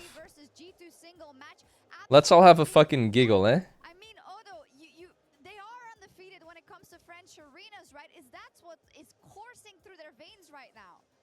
Where is it? Expect this. So when I was making my predictions and I was thinking about the arena buff, I did not expect that because Yehu, this guy was out of control. I felt like the Silas pick was absolutely out of this world and nothing. Known audience demographic. Alright, we're gonna see the replay, but Broken Blade decided to taunt the Female is indicated by the purple dotted bar. and it was gonna be the worst thing he did today. To be fair, I love the energy that BB brought into it. I think it's good to kind of play into the villain. And BB had a really good early game on this Cassandra. I can't zoom in anymore. God, it's so small. Goes for the 1v1 and completely outplays BB and Caps. And it felt like this was really the momentum swing that decided the rest of the game. This is more, it has doubled. Actually, my female viewership has doubled. Wow. Ladies. Once the crowd kicked in, once they started cheering for KC and really giving them that energy, it felt like mechanically KC just played such good League of Legends and were outplaying G2 at every turn. Although when you're in a position It has doubled from 1 to 2%. You're getting into a game with all this pressure, and then you do this play. Talk to me about how that invigorates you. Oh, it really does, especially because Broken Blade was setting himself up to be such a huge carry. He was completely out of control. I felt like the team when you get to play this matchup, or when I was in this situation where I find someone who's very fed on the enemy team and I do get to take him down, then you see it, you feel it in his gameplay, you feel that this is exactly what you needed to unleash, not only yourself, but to give a lot of confidence to all of your teammates, because Kalist finds this 1v2, kills Zaprov, Later on, Caps thinks he can take a swing at the French King. He really thought he could do it, but after this, it was Bro, Kalist legit looks like he's scripting when I watch him play. This whole weekend, I've never seen him get caught out by a skill shot, actually. He always dodges the thing that's gonna kill him or put him in a bad spot. Always. Like, it has to be partially luck that it hasn't even happened once in the time that I've watched him, but... Lessons out of EWC where DK with Smash played a really good Victor into the Mages and was consistently able to get a really big lead out of that. And Kalist picking that up. Victor being, I'd say, one of the harder Mages to play, especially with the E getting all the good angles and stuff, but showing a lot of prowess on it, having a great lane. He's got insane micro when I watch his stream. He clicks crazy close to his character to move. Because G2 doesn't have an ADC, really? They don't have that consistent damage that if a Sylas goes a little bit too deep, you have this threat that can just immediately kill him. While in this game, Yehu, once he gets fed, he's so tanky that nobody can really one-shot him, and then G2 doesn't have the sustained damage to kill him, and he has good ultis too, so he can just take over the game. Exactly. For me, this was just drafting masterclass. If you can bring up the draft soon, that would be amazing, but it felt like KC put out such a great trap because the Camille was left open and they abused the fact that they were red side so well. So if you can take a look at the order right now, they do go for the Javan first pick and then KC responds with the Lee Sin. If you remember in day 1 or was it day 2, when you had stronger jungler with the Camille, that's in G2's mind. They are terrified of that and they say, we need to preemptively lock in this Leona. We're going to take the Syndra, flex it. We're going to put it both because it's strong 1v1 so we can unleash our Leona. But then what happens is that all of a sudden, you have the Sylas. Sylas loves the fact that it's this 2v2 on mid lane, and it just felt like this whole paranoia that was on the side of G2 did. This is the threat that is looming above our heads. We are so damn scared of all these picks. We need to answer them preemptively, but they had no answers because KC just took the game in a completely different direction. I love it. I love that analysis. Really walking into the trap from KC. Also, I was a little bit scared of the Yike on the Lee Sin. I think generally I'm scared on junglers playing Lee Sin. Both of these maybe, but he was stellar. Everything was stellar, right? So where do you even start as G2? That's a good question to ask. I do think like what we saw in the early game was G2's strength. Yes. And what we've seen often when G2 face against KC, it feels like G2 just has Where'd Poe Belcher come from? This shit is made up, dude. Made up word. Means nothing. Steer the game easily pretty much from there. I do think right now the crowd is doing so much. Do I like Wasti? No. A lot, and it feels nearly redundant to bring it up. I will never play League with Wasti. In a game like this, when all it takes is one play to go KC's favor, Never ever. Like momentum is just dead for G2. There wasn't a single thing that went well for G2 after that Yehu outplay. So I do think that they need a really strong early game team comp. G2 macro was pretty great for the first 10 minutes, I will say. Oh, what's he warming up as? They had equal lanes and then were just playing well, but if they have the hard winning lanes and they Would I rather have $1 million or speak 5 additional languages perfectly? Of course I would rather speak 5 additional languages perfectly. Are you insane? If you could speak 5 additional languages perfectly, that's a skill that is way more valuable than $1 million. We saw it in game 1 between G2 and MKOI. It was kind of a same situation where 500,000 or dinner with Jay-Z? 500,000. What the fuck am I going to talk to Jay-Z about? I feel like for this sort of squad, it matters a lot. And I think from their side, I wouldn't be so much on the doomer side when I think that, oh, they just got outplayed, there's no answers and stuff like that. It really felt like it came down to the draft. And when it comes to their approach, I think for the first 15 minutes, I was quite confident on the side of G2. Their map movements were pretty clean. And I think it's as Jack said, you need to reinforce this confidence in your squad that, hey, I'll give you better tools next game. You keep doing what you've been doing because you have been doing very, very good. It's just you didn't have enough firepower. What's my favorite pasta? I like a spicy tomato sauce. I like arrabbiata. Even after a game 1 loss, so I want to see 3 games. We all do. We're gonna kick it over. I like all the popular sauces though. I mean, creamy pasta is good, but it's pretty heavy, so only a bit. Classic marinara is good. Bolognese is good. I like the briny seafood pastas. Those are good too. Pesto's good. They're all good sauces, Jim. Vodka. I actually don't like vodka sauce that much. It's too heavy. I think I prefer red sauce. I like the tanginess. I like tartness. I like tangy. I like tart.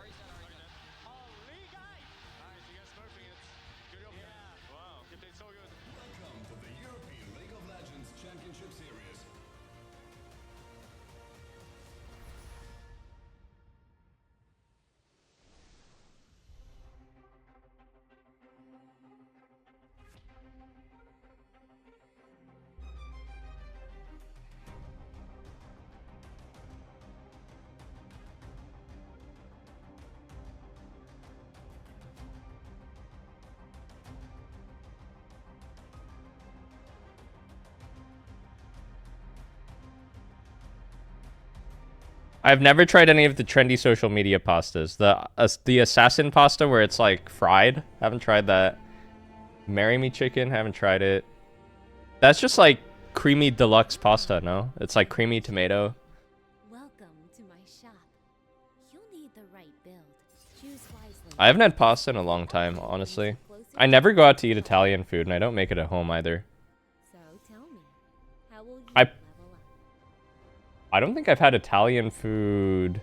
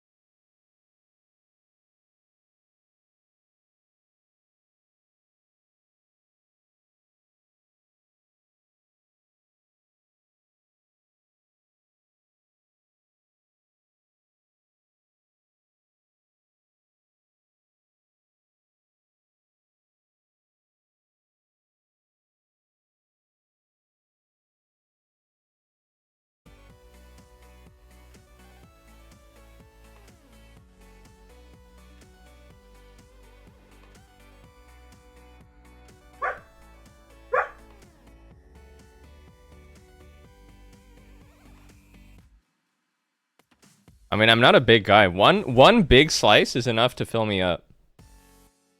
I do one slice plus garlic knots. I'll do two if I'm feeling it, man.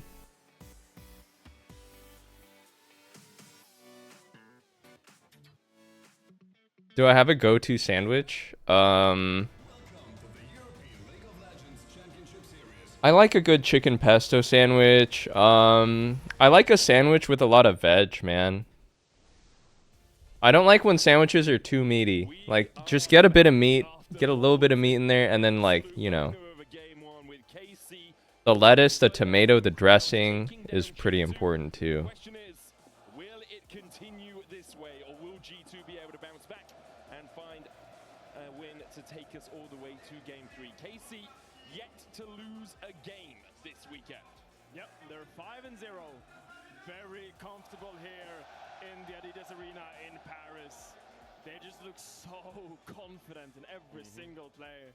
And going up against a team like KC in their own arena, when you're even is one thing, but when you have lost that game, when you've heard a crowd erupt for every misplay. Favorite Korean food? Ooh, probably just like Korean barbecue, man. Worst international experience was when I was in Berlin for MSI. 100 degrees outside, no AC. Best experience, I think Korea was fun. In Busan.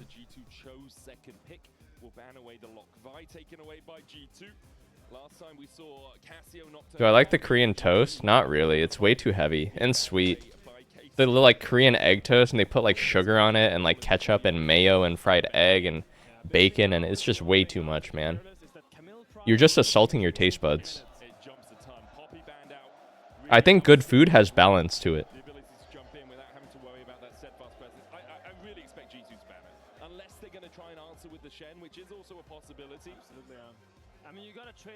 Favorite ice cream flavor? Ooh. I like vanilla and cookies and cream. I really like a good vanilla. Ooh, I like green tea ice cream too. Mint I think is disgusting. What kind of treats do my dogs like? They like all of them, bro. The little dried dehydrated chicken, the little salmon skins, the liver. They love the little liver cubes. They love the bull penis chews, the yak chews. I don't think I've ever gotten them a treat they don't like.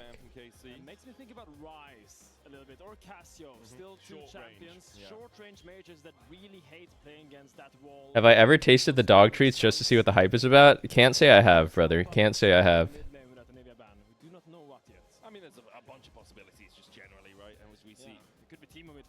You know what's apparently cat food is highly anabolic. You ever read the protein content on one of those cans of cat food? Gonna be looking like fucking Arnold if you're eating some cat food every day. Okay, Camel.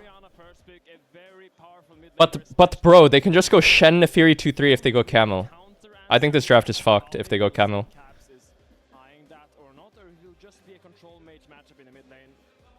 Don't take. They should not take Camel. They should take. Answer mid here. Answer mid here with something. Some mage. Just send it on a Kali.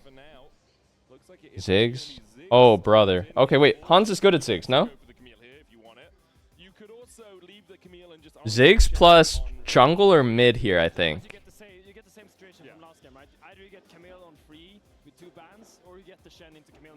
Some Xin Zhao type shit. Or you can snipe the Nefiri. Sniping the Nefiri, I feel like, is a good idea as well.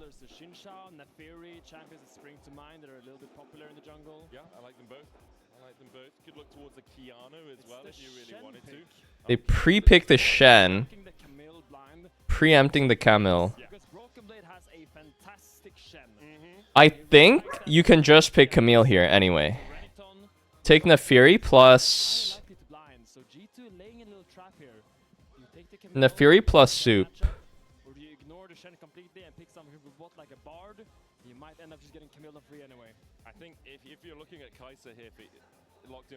Whoa. Kaisa is weirdly like... I guess they like it versus Ziggs and LEC. I don't really understand it. I feel like Ziggs would be kind of good versus Kaisa.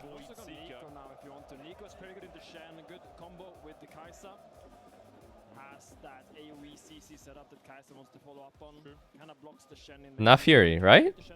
Are they really not going to go Ori Nefiri? Maybe they think it's fake? Kaisa not. W's in the chat. Yo, who watched Streamer University? Kaisa not.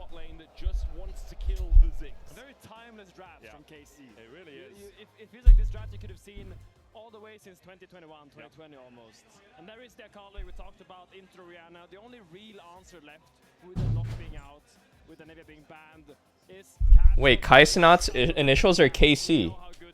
Just like Carmine Core. Just like Kyahu Kalist. What does it mean? Something we don't too often see. Tops obviously are off the left to the second phase, but the jungle is the weird one.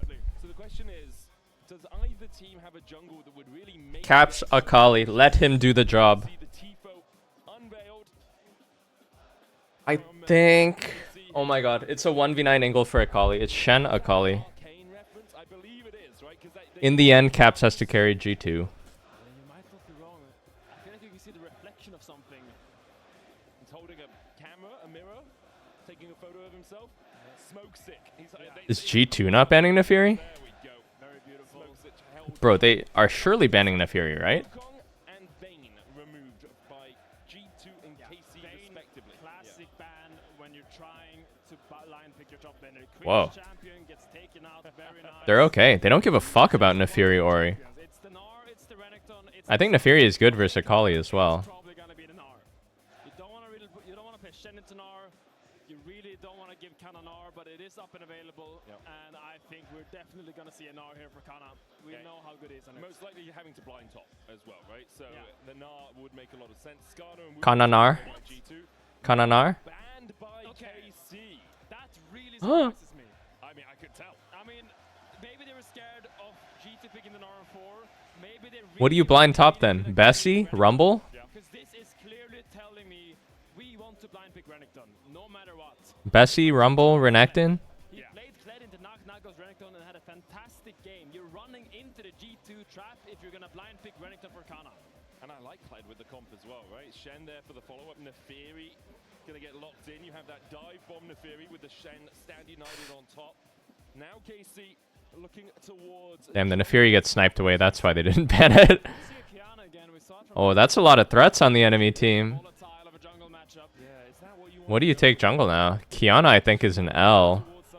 Hecarim? There's no fucking way. Wait, is this Cook versus Nefiri? Could it be Cook? You cue the dogs? No way, right? They don't know what to pick jungle. They don't know what to pick. They're like, oh shit, they yoinked Nefiri. Corky jungle, send it. I really think they should have taken Nefiri 2-3. I think you had a lot of options bot here. You didn't have to force the Kai'Sa not. No, Kiana's not good here, I don't think. I think G2's draft is better here. I don't know about the Kiana here, man. I don't think the matchup is very good at all versus Nefiri. You know, Akali, I think, is happy to play versus. You're picking into Broken Blade Sauce, which is Kled versus Renekton. Mid matchup is not good. Ori, Akali. Ori has to go the Roa build of Doom here to survive. Ori has to go the Roa build of Doom here to survive, which I don't like. Nah, I don't see Kiana doing anything here. I think this draft is quite dreadful, to be honest.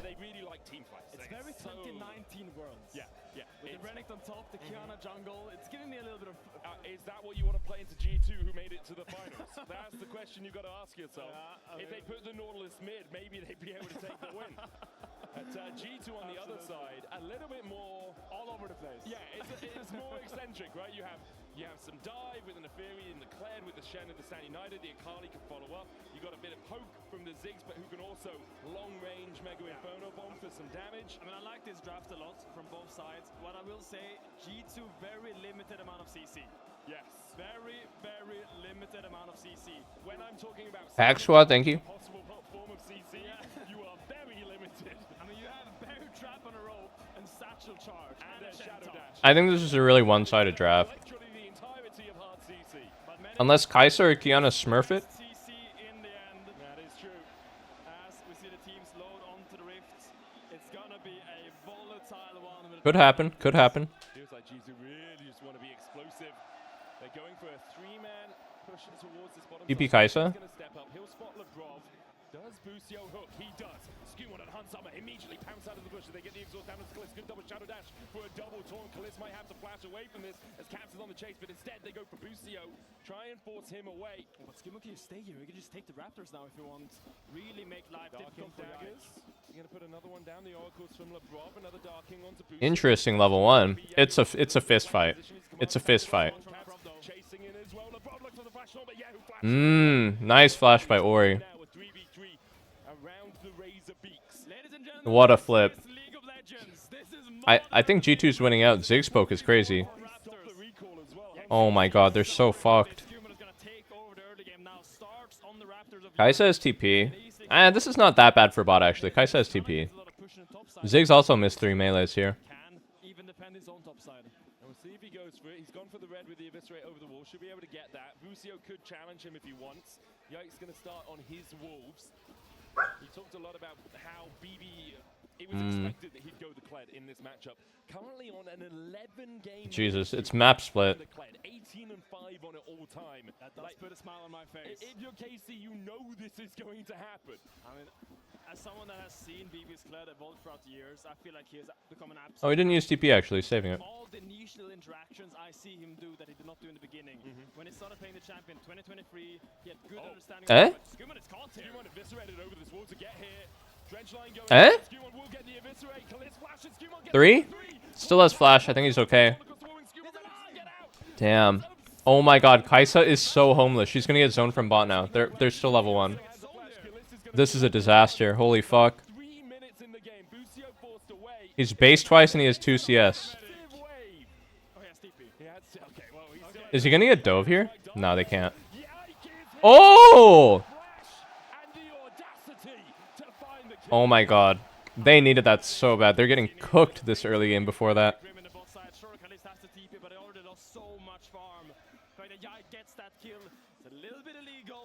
But a great solace if you're a KC fan. A great kill for Yike, and he steals away the Razor Beaks. Doesn't dismount now, so this is where Kled is really dangerous. Here he can dismount, can't walk up here. Finn played a lot of Kled. This was Finn's pocket pick.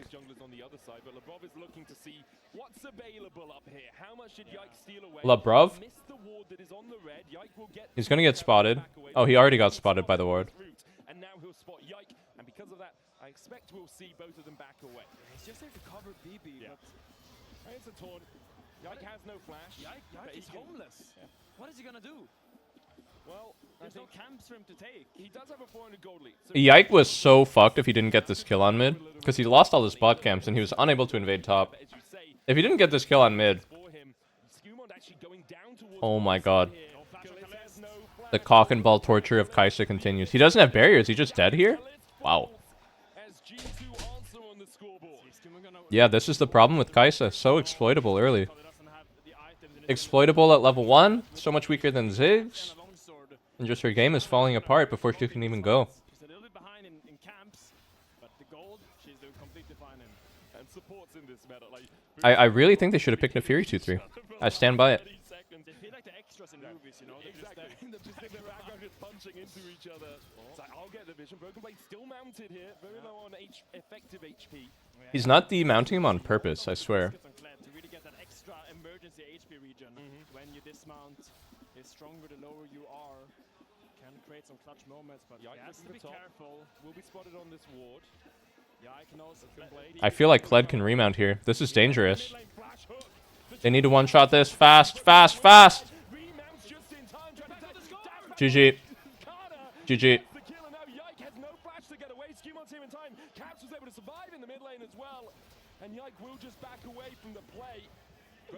Yike fucked up. I don't know how Yike didn't kill him here. He was making mistakes yesterday on Kiana too. You guys were saying he's like a known Kiana player, but I don't think this guy is very good at Kiana. You know who is cracked at Kiana? Sentinel's jungler, Hamba. How did Yike not get that kill there? Isn't that just QWEQ from Kiana and that's a kill? Oh, I think his W is down still because he W'd over the wall for water.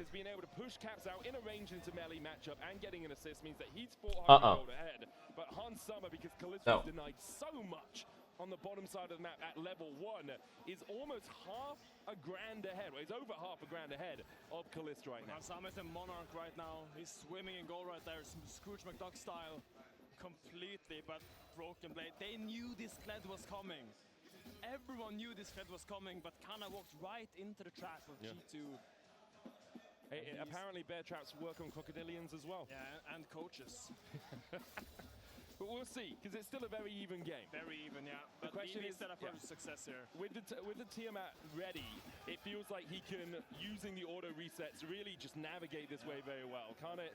A bit of a risk because LeBron is still only level 2. Hex Flash into the auto. Yike's here for the chase. Level 2? Shadow dashes, gets to the fog of war. Yike exhausted. And Tiana's dead. Caps dives in and gets the kill. Hits the Shogun as well onto Yahoo, who does. Oh, this game is a disaster. Nautilus still has heal. He's okay. A perfect execution gets Caps out, but Busio's about to have another hook. Oh, no. Cooldown, there's a shockwave. LeBron comes in from the side. Busio has no flash and might not have a life for much longer. Good auto with the staggering blows, with a flash in from LeBron is enough to get Skewmon. GG, go game 3. And this in this game too is G2 that's showing up every single play, going their way right now. And the goal lead is just growing and growing and growing. Yeah, a couple of moments ago, I was like, let's look at the disparities. At the moment, it's a full G2 disparity. Everyone on G2 has a gold lead. Hans Summer almost 700 gold ahead as well. Level 7. Calisius hit level 6. Look, they get baited by this level 2 Shen. I swear it's Roa issue. She has 2 rubies and a fucking tier, doesn't she? Brother, that level 2 Shen should just be sneezed upon and dead. Didn't pick up the bush element, so he just was stuck there in the river without self. You have a play like this from Busia, it just feels a bit greedy. Maybe they think they can. I swear. I swear you shouldn't go Roa. It's so easy for G2 just to come around, get the cleanup. Skewmon now even further accelerated, and he can do things like this. LeBron's still only level 3. He doesn't need more than that right now. He will eventually, but G2 can step in and steal away these camps. They have 1,700. They're so doomed. Skewmon has about 400 of that. It really did feel like a Hail Mary from Busio there, hoping to get something back from that play before it degenerated into this massive G2 goal lead. Now Yike on this Kiana had a really good game before. Still my man to watch in this game. That ult has so much impact when it comes to Dragon fights, Grubs fights, Herald fights. He can do so much if he finds the correct angle, and the follow-up is there as well with the Kai'Sa. Just needs to be able to find the right angle. Snipes away 1. I think splitting these grubs up 2-1 is pretty good. If you can yoink 1, it kind of neutralizes triple grub, which I think is the really OP thing about grubs. If you have 2 grubs, I think they're just fine. If you have 3, I think they're pretty OP. LeBron is looking down towards the bottom side. Kalis just used his TP, but it looks like after pushing the wave, he just wants to reset underneath the tower. Is he actually going to go for the full recall? 2 grubs to KC, 1 to G2. Yeah, now they need to beeline down bot lane to help Kalist. He's still getting suffocated every single wave. He doesn't have backup. Hansama with the range, with the item lead, just hitting this tower every single chance he gets. He must be getting close to the satchel range as well on this tower. And then Hansama can move across the map, go top, go mid, continue just to chip away at these turret plates. As the satchel is used on Kalist. Fated Ashes from Hansama. Skewmon picked up the take now as well. What, you guys really want me to up the stream volume? I could not stand these idiots in the crowd banging their sticks. You want to hear it that bad? Fine. But da da da but da da da but da da da but. I was like, Skewmon's just going to finish it, but Yike jumps across, gets his smite down, and steals away the Drake. That's huge for KC. I mean, it's just something with Yike's. Bro, they're like not even drumming to a beat. It's driving me insane. They're just banging. Once again, coming up big because this is what KC needs. They need something to start building. Denying this dragon from G2 will delay their soul points. Ooh, Q smite. Needed time to come back into this game. Yeah, really nice smites. Great play from Yike. I think it was out of vision. I don't think Skewmon saw him come over the wall there. I mean, quite possibly, yeah, because it was around the top side of it. As you say, the vision in the bush was there, in the pit, so it was there for KC. And it's a good Q smite as well, because your smite at the moment is not doing 1.4k. It's at that 1,000 mark, right? Yeah. At the second level up. So, good Q smite. And now we'll see what KC can garner off that, because the jungle still mostly belongs to Skewmon. He has been able to push Yike quite effectively. Broken Blade has about a 500 gold lead. Yike is answering that. Skewmon looking to steal away this Gromp, and Yike having to back away because Broken Blade has the push in top. He so he get can some move revenge. down. Wants to get something back. But bro, he can't do anything. Doesn't have the supreme display of talent, but look at Caps. I mean, it could be a hand with the Gunblade. Caps on his way across.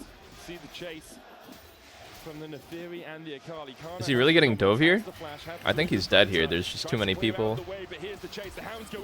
Oh, nice flash. Oh, still dead. dredge line from Busio is met by thin air. Damn, Kiana had to stay to cover this. Broken Blade brings out the pocket pistol, and we'll just push out the wave. Yehu is here. Be careful, BB though. You die before that courage bar reaches full. It's no fun for you. We'll back off here, respect the command shot. Oh, Kalist. Nice one. I mean, there's a Mega Inferno Bomb being used. Kalist caught up a lot after this Giga disaster early game. Even though it looked like he was.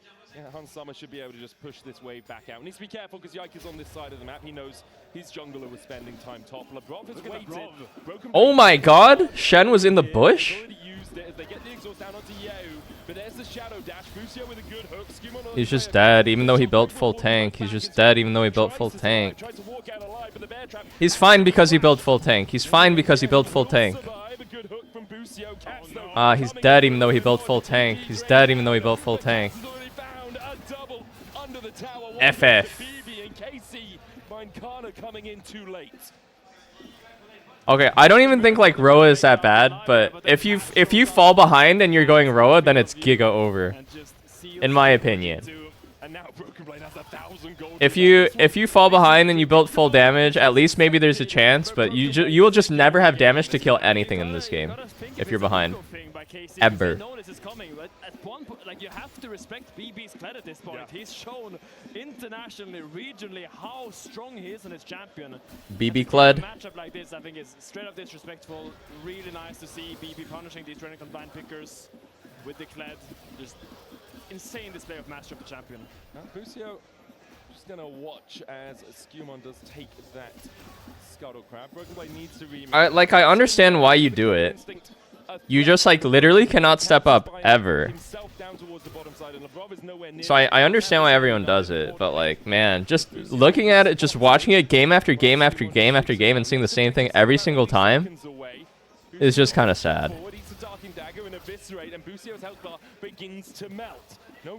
Is he just dead? The fucking dogs. He doesn't know where the rest of KC are right now. Yeah, Skewmon thinking about using the Hound's Pursuit there, but you don't know who's in that bush. You don't know. If it's so cooked. And you can get hooked out of it. Yeah. So, oh, look at this. Oh, he missed the bear on a trap. This looks weird actually for G2. I think B. BBB. BBB. BB dead? BB dead? R flash! R flash! Oh, EQ? R? Oh my god, that turret damage! And in the end, a 1-for-1 exchange on the top side. I'm telling you, this guy's not clean at Kiana. I don't know who was it in my chat that said this guy's smurf at Kiana. Who said? Was it you? Still think Casey is quite happy with that. You need to trade. Was it you? If you're falling behind, Nah, this guy needs to study some Sentinel's Hemback VODs. Get some kind of goal, some kind of aggressive position on the map, get some money to make some moves. And the good thing for KC is with the Dragon coming up soon, they don't actually have to play for it. It won't be second for G2. Have another look at this. Good shockwave. Yeah, the bear trap in a rope goes wide onto Yehu. Wow, kind of unexpected. Both KC solo laners are here, I think. That's why they did the Shen ulti play. It's too far away. Now it came back. Yeah. EQWQ. I think this might look very different. I think it was one obstacle from remount. Or like, he didn't even have to do that. He could have just waited 2 seconds. He actually could have just waited 2 seconds. The solo laners would have crushed the wave and killed him. He just got like, he got nervous or something. Yeah, exactly. It's well played by Labrov to get the kill in the end. Drake does go over to G2. But bro, I think if he just ERQWQs to Shen too, then that's just, they're both dead. As now we see Hans Summer and Labrov in the mid lane just trying to get the push out here. Kalist knocked back with a satchel. Busio looking for the dredge line. Spirit's Refuge down from Kiana's really hard to play, man. I int every game I pick Kiana. She's very hard to play. KC after a dominant game one, now a little bit more on the ropes, but whenever they come on one of these road trips, they so often dominate. Yeah. They so often get themselves ahead, yet to lose this weekend. I mean, look, G2, they have one thing going for them this game, and that's damage. They are so strong, they have so much money. Every single member of G2. Oof, every Shen ulti timer, any of these guys can pop off. A Colleen, a Fury, Kled are all insane at delivering Shen, playing with Shen ult. They have Nautilus hooks, they have Kiana combos, they have Flash Stun from Renekton. They still have tools to make things happen.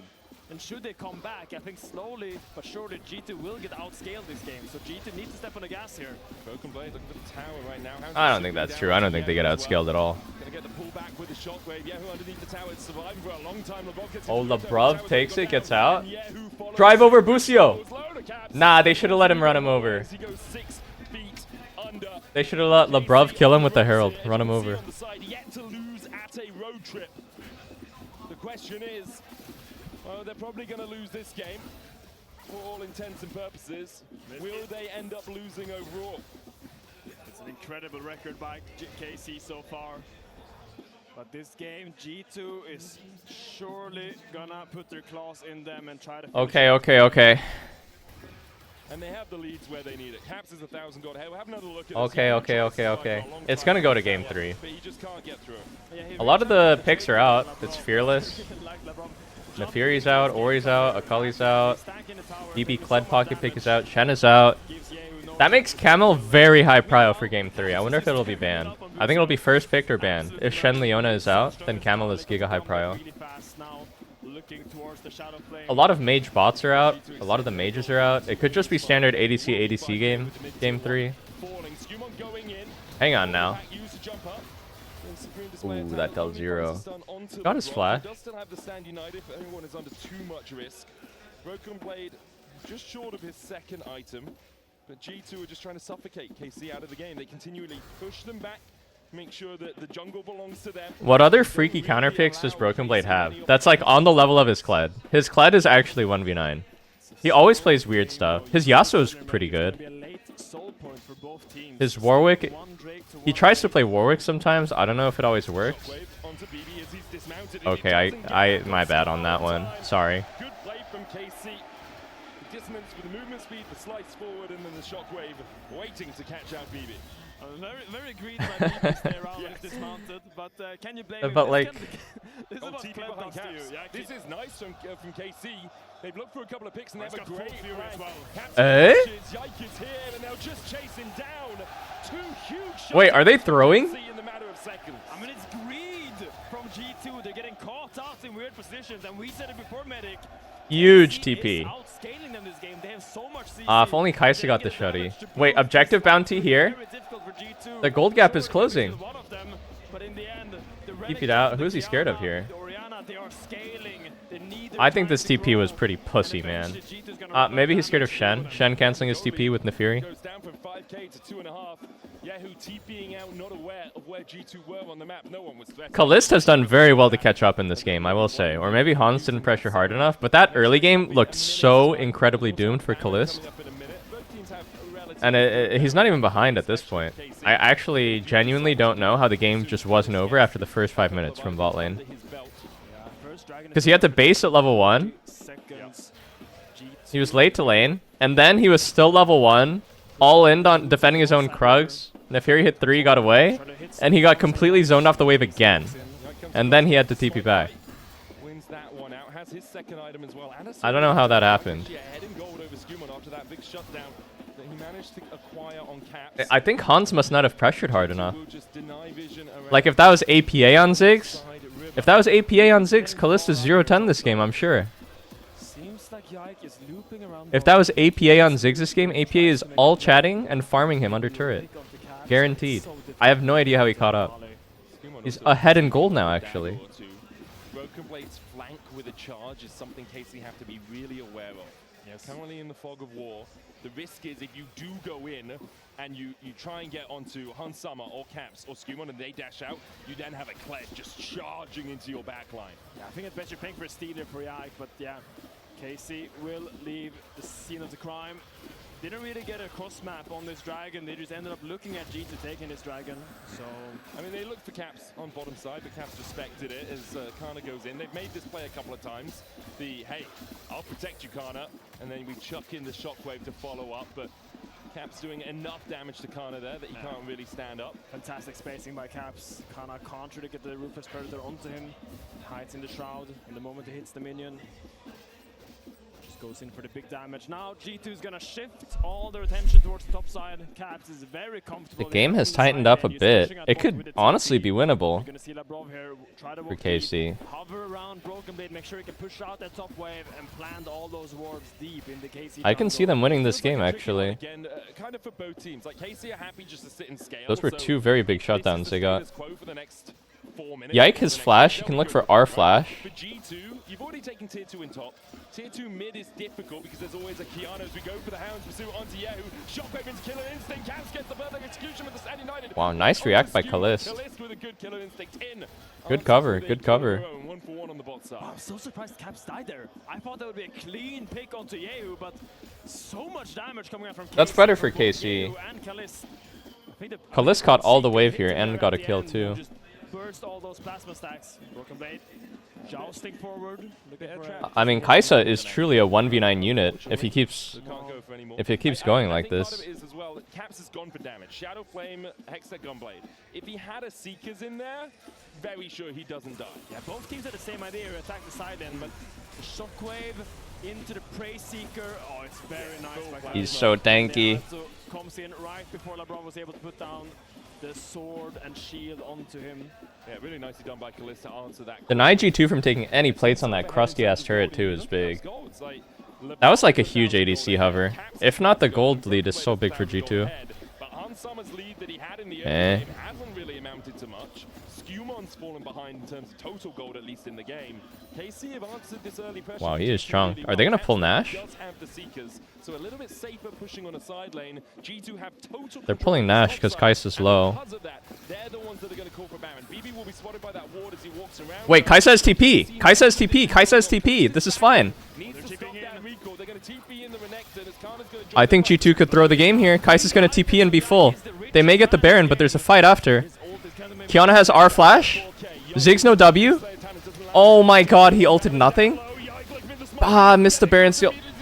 Brother, this guy sucks at Kiana. What the fuck? Dude, what? R flash everyone. They're all clumped on Nash. Come on, man.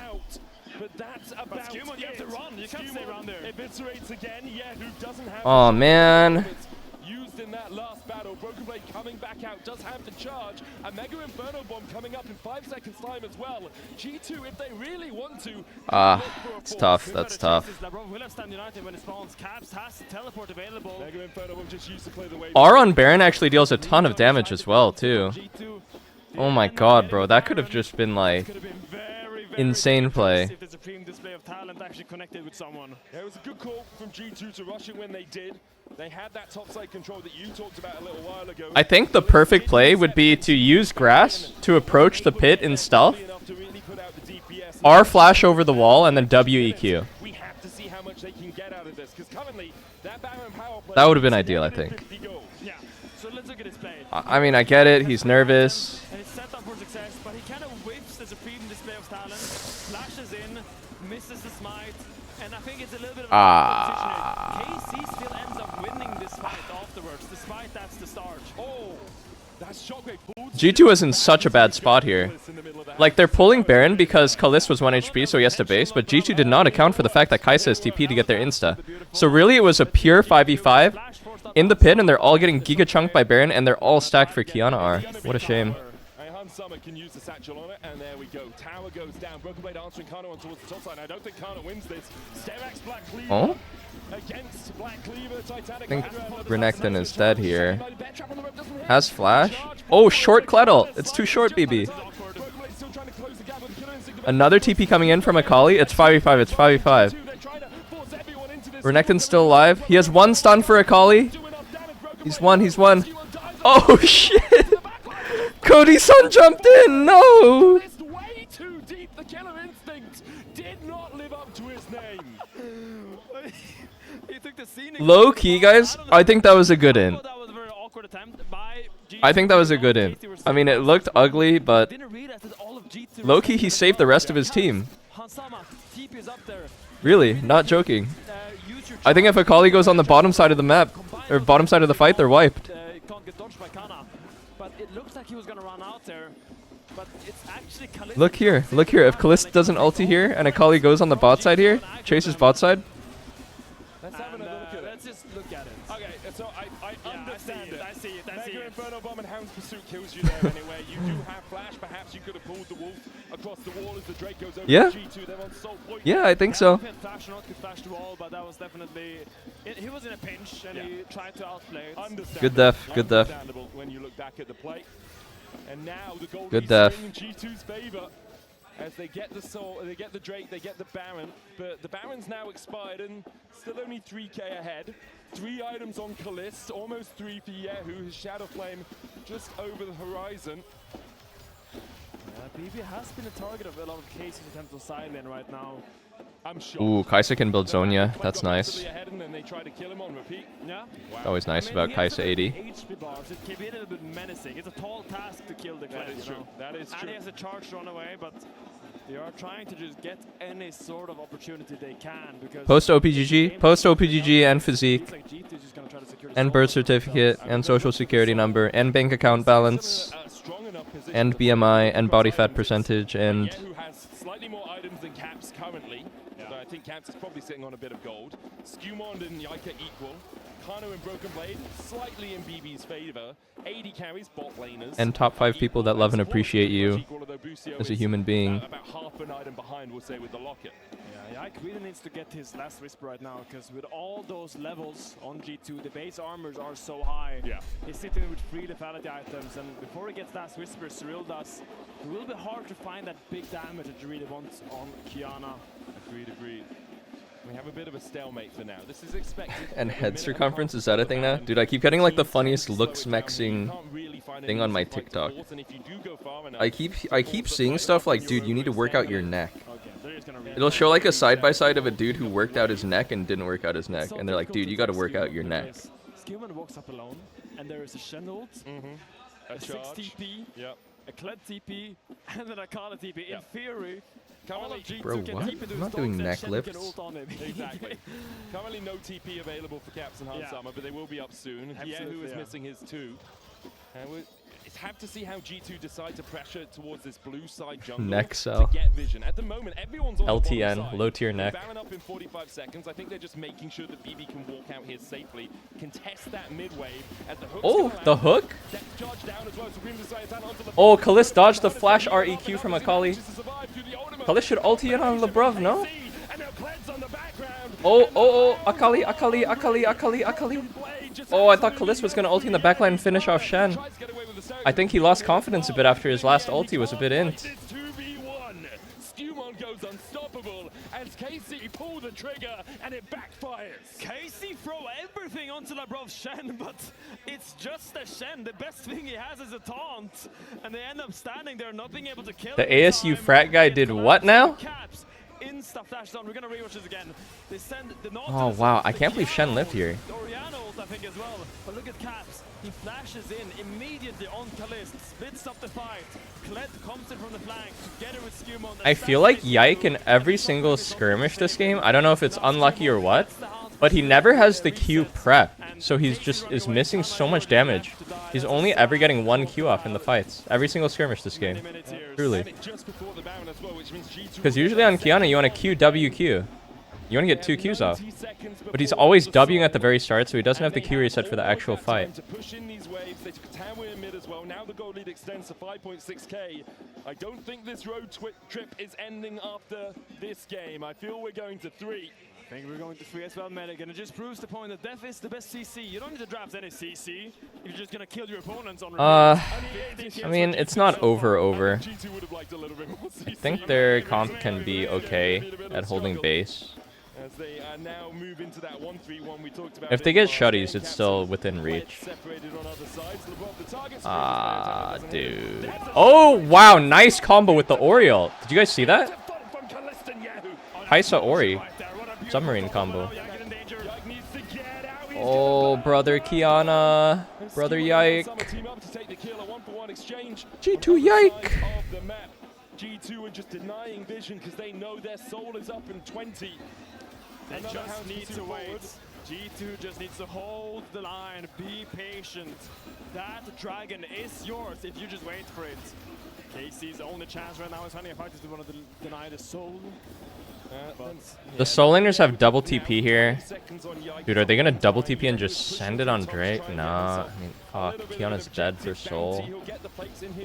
I think they have to give soul. They just gotta give it. This combo is so nice. ER, R. So unexpected. You can't react to that. It's impossible. That was absolutely gorgeous. Just a nice combo. It really was, and they do find a pick, but then they get picked on the other side of the map, and now G2 pick up a mountain soul. On the bright side, Kiana has serpents. For KC to win it out from here. Kiana already has serpents. Whatever about Mountain Soul. It's actually the worst soul in the game, I think. You guys think Mountain Soul is the worst? I think Mountain is the worst. I mean, it's tough. Unless Yike lands a massive ult with the Serpent's Fang, removes all those shields immediately. Definitely will be a thorn in the side of KC. As Baron is spawning in 3.5 minutes, G2 still needs to play the game. Chemtech? I think Chemtech's pretty good. He has time to scale up, get some items. Yehu soon getting his void stab. Just for Why does he have the fucking FF emote? I'd be kind of annoyed as his teammate. About to be hit. Overlord's blood melt finished. Bro's spamming the FF emote while we're losing. What? Often does do a lot of work. Giving you all that extra damage. Massive HP pool. Getting so much value, and he's getting the AD exactly when he wants it. When it is mounted. Do I usually co-stream LEC? I started this weekend. Trying to get into it. It's been a fun watch so far. The games are fun. I mean, everyone plays pretty aggressive, so it's fun to watch. Summer can step far enough forward. Meanwhile, on the bot side, who's trying to deal with Broken Blade, but he's not going to be able to. The shockwave. Oh. Broken Blade is ignoring him, hitting the inhib in his face. He brings out medieval tactics with the joust to avoid the shockwave. A Mega Inferno Bomb to stop KC. I think it's over. Ori no R. Ori no R. Base is falling apart. I think you go on this. You have to. Ah, damn. Still nothing. Oh shit. The flank? The dog? The dog. The dog. The dog. DD? DD? Wow. Nothing. That. I couldn't find anything. They saved bot inhib at least, so their base is not getting flooded. Their base will not be getting flooded. They saved bot. But in the end, they got so many towers. They got 2 inhibitors. 1 is open on bot. Feels like this game is going to come to a close soon. Baron spawning in 2 minutes. It still feels like it could go either way. Like, well, Kallista's going Banshee. Should win.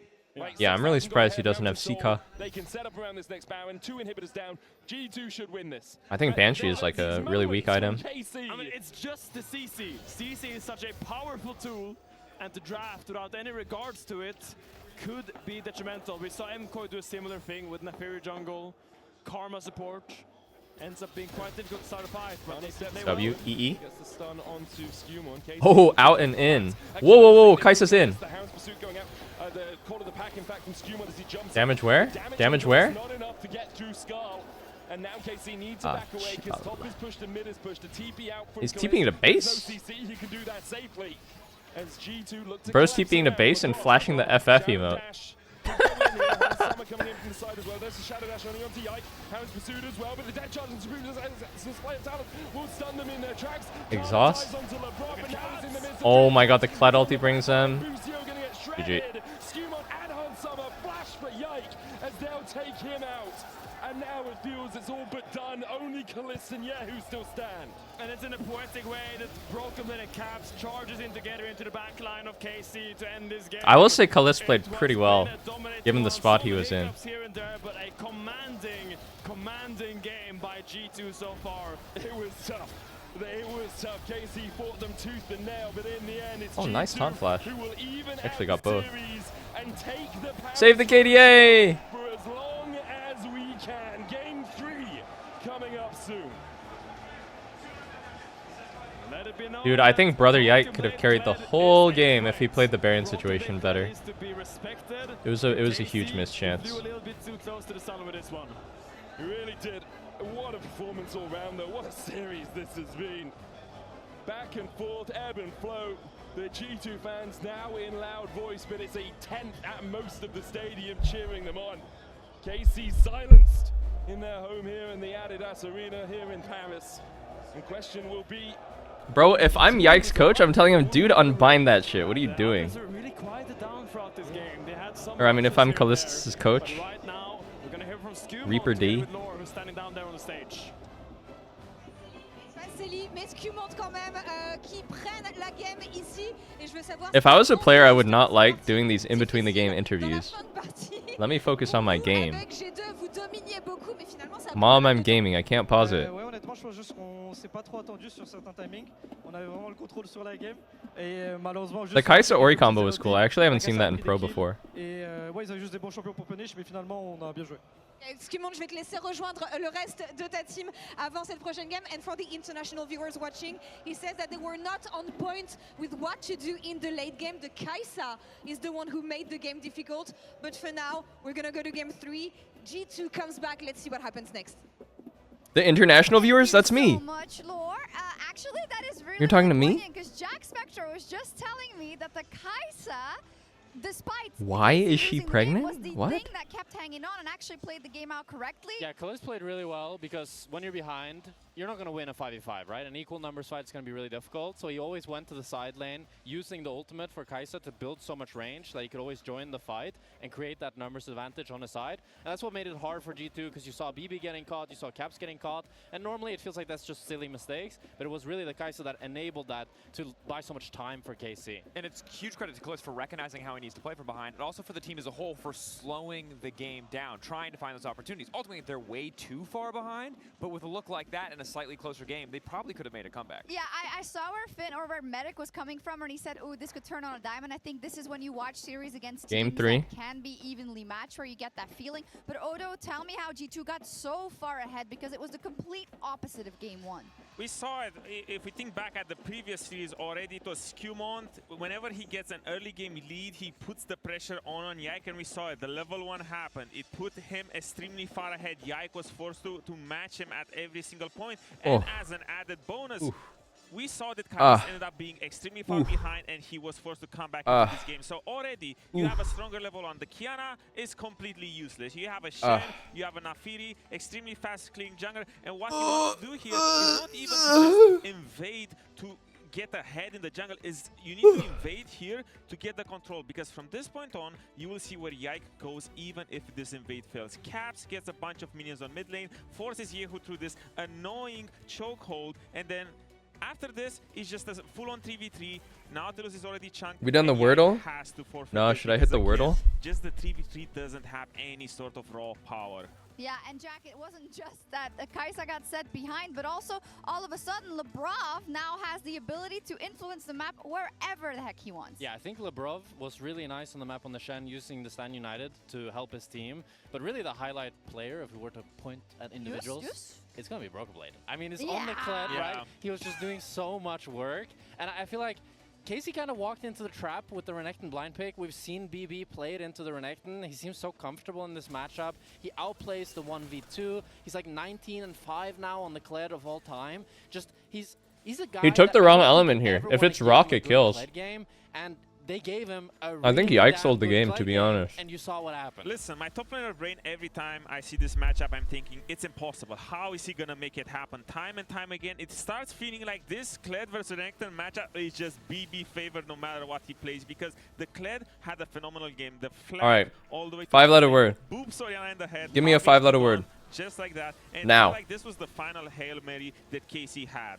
And really, it feels like Scumon and Broken Blade in so many of these fights are just the thing that stops KC from ever having an angle back. Penis, you think that's funny? Point and click ultimate. Oh, you think that's funny? Dive, Broken Blade is right on top of you. Long range flanks, everything working out in their favor. The top side did so well in this game, and credit to BB building those individual advantages. You think that's funny? Much easier to pull off those dives each and every time. Stats tidbit is now tied with Doinby for most Draft. Kled wins of all time.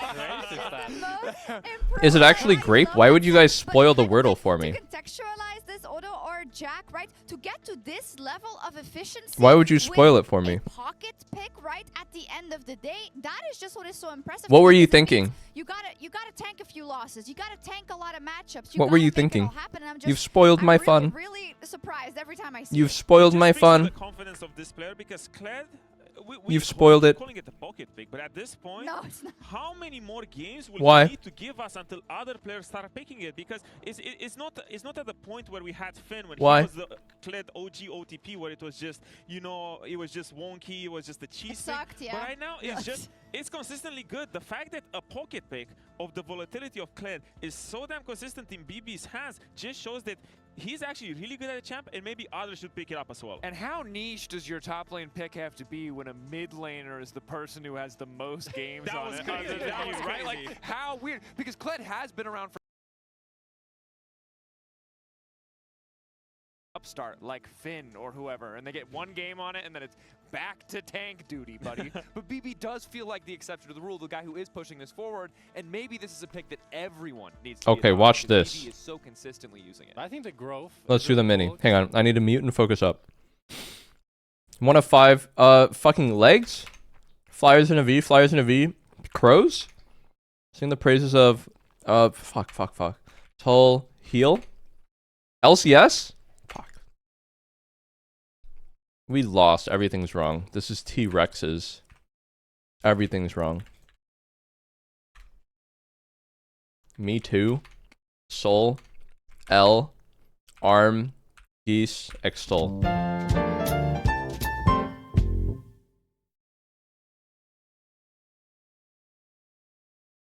Okay, I'll speedrun this. Stuff.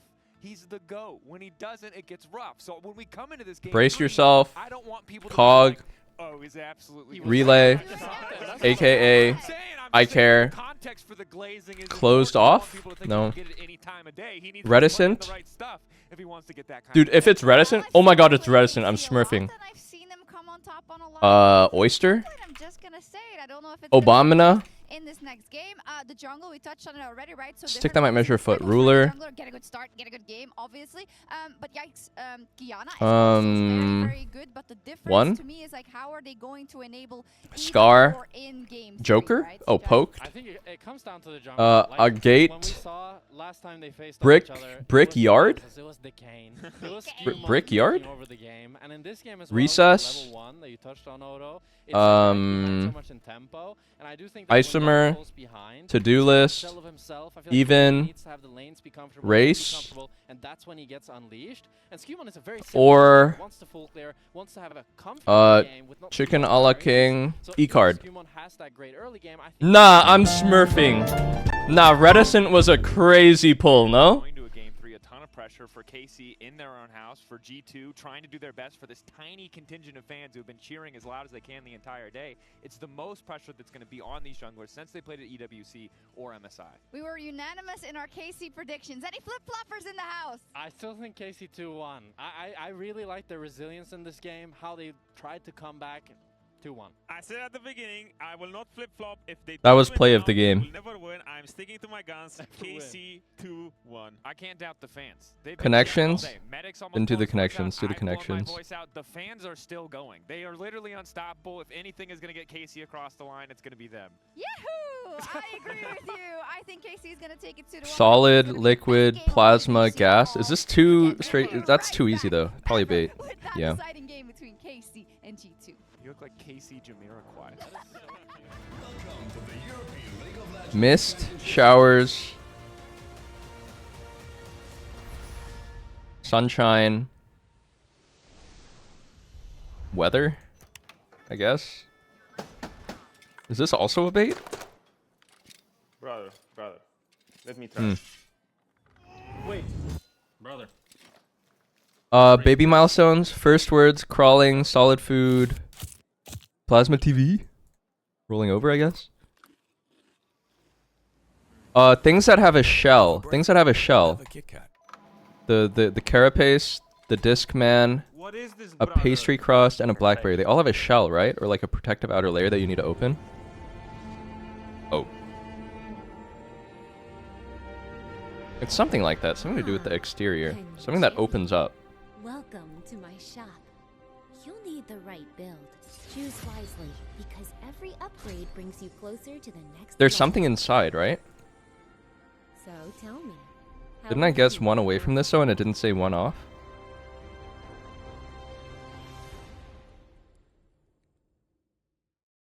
Want to find find your fastest server every time? Express like a pro and Rowing optimize boat. your connection in one tap. Express and BlackBerry. ISP throttling. Express and Oh, shield yourself outdated from DDoS technology, attacks. right? Express and BlackBerry, choose a VPN trusted by gamers DVD everywhere. player, Express Discman, Plasma VPN. TV. Experience gaming the Is Express Plasma way. old Fast, hat now? stable, What's even more advanced than a Play Plasma more. TV? Oh, like Time to LCD? Express. Unlock free LSD XX TVs rewards, type exclusive shit? skins, and more. Scan to subscribe. In your best What man, Shell you might think refer my to. wife is funnier than me. Oh. Okay. We're in range. It's fine, man. It's fine. Relax. I've got this. I have years and years and years of experience. Yeah, but it's gonna last. What is a Discman? It's with the fucking CD player, the portable disc player. so worried about? Oh,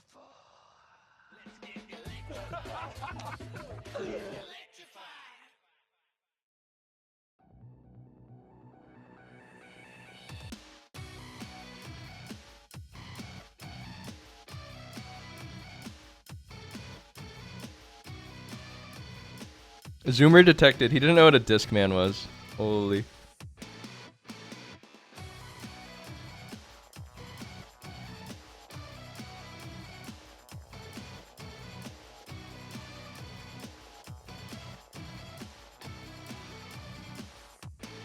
I'm gonna go to LCS finals. It's in Atlanta. I'll go if there is a sponsor thing to do there, plus I can co-stream from there. Otherwise, I will be at home. Usually, I feel like there's something to do though, so I don't know. 70% chance. 70% chance I'll be there. Do you like Atlanta? I live here and I never want to go into the city. I've never been to Atlanta. Never been to Georgia. Is Atlanta cool? I don't know much about Atlanta. I know there's a lot of Koreans that live there actually. My people. Aren't the Migos from Atlanta?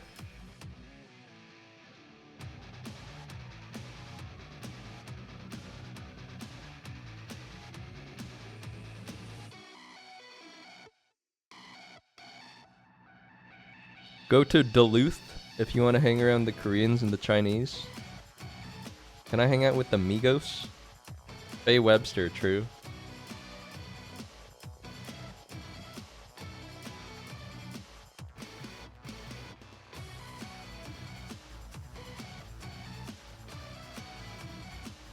Traffic is bad? Hmm.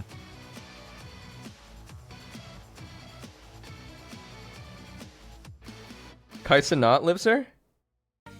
Oh, it has the busiest airport in the world? Really? Why is everyone fucking flying in and out of Atlanta? Is it just bad city planning?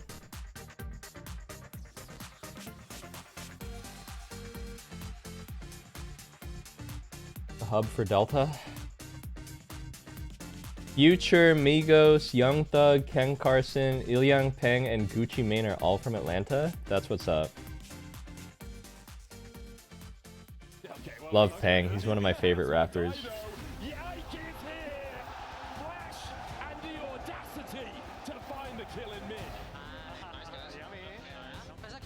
And Ludacris and JID. Dude, is his name JID or is it just Jid? I've never said his name out loud, actually.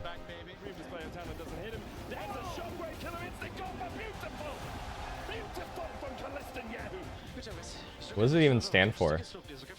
And here we go. The last game in the Adidas Arena, the last game here in Paris, and what a game it is shaping up to It's be. the former, but people say the latter. KC had right at first Ooh, it's selection, like they took Uzi I. second pick. G2 are going to be on the blue side. Let's see where we hit with the bans, because we were talking it through. There's still quite a few powerful picks available. Yeah, I mean, the picks that come to mind are the Camille, the Lock, the Nivea, the Casio. I think Predict what champs Caps will play. Dude, fucking game 3. We have seen teams trade the Camille. Mid lane pool gets hit like double hard in Fearless in this meta because so many mages go bot as well. So Syndra Victor is out for mid lane as well. The Casio on red side. What's even open mid here?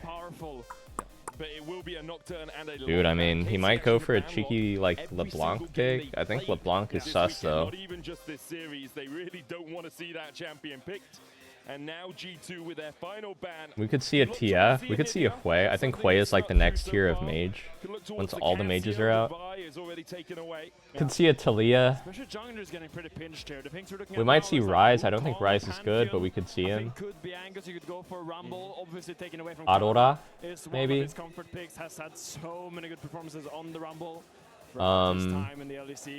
Rumble is out, so probably no Rumble Yone shenanigans.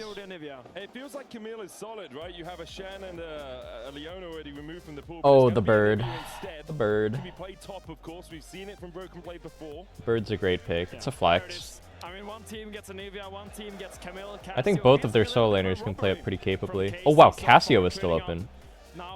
Yeah, Camille was super high prio actually.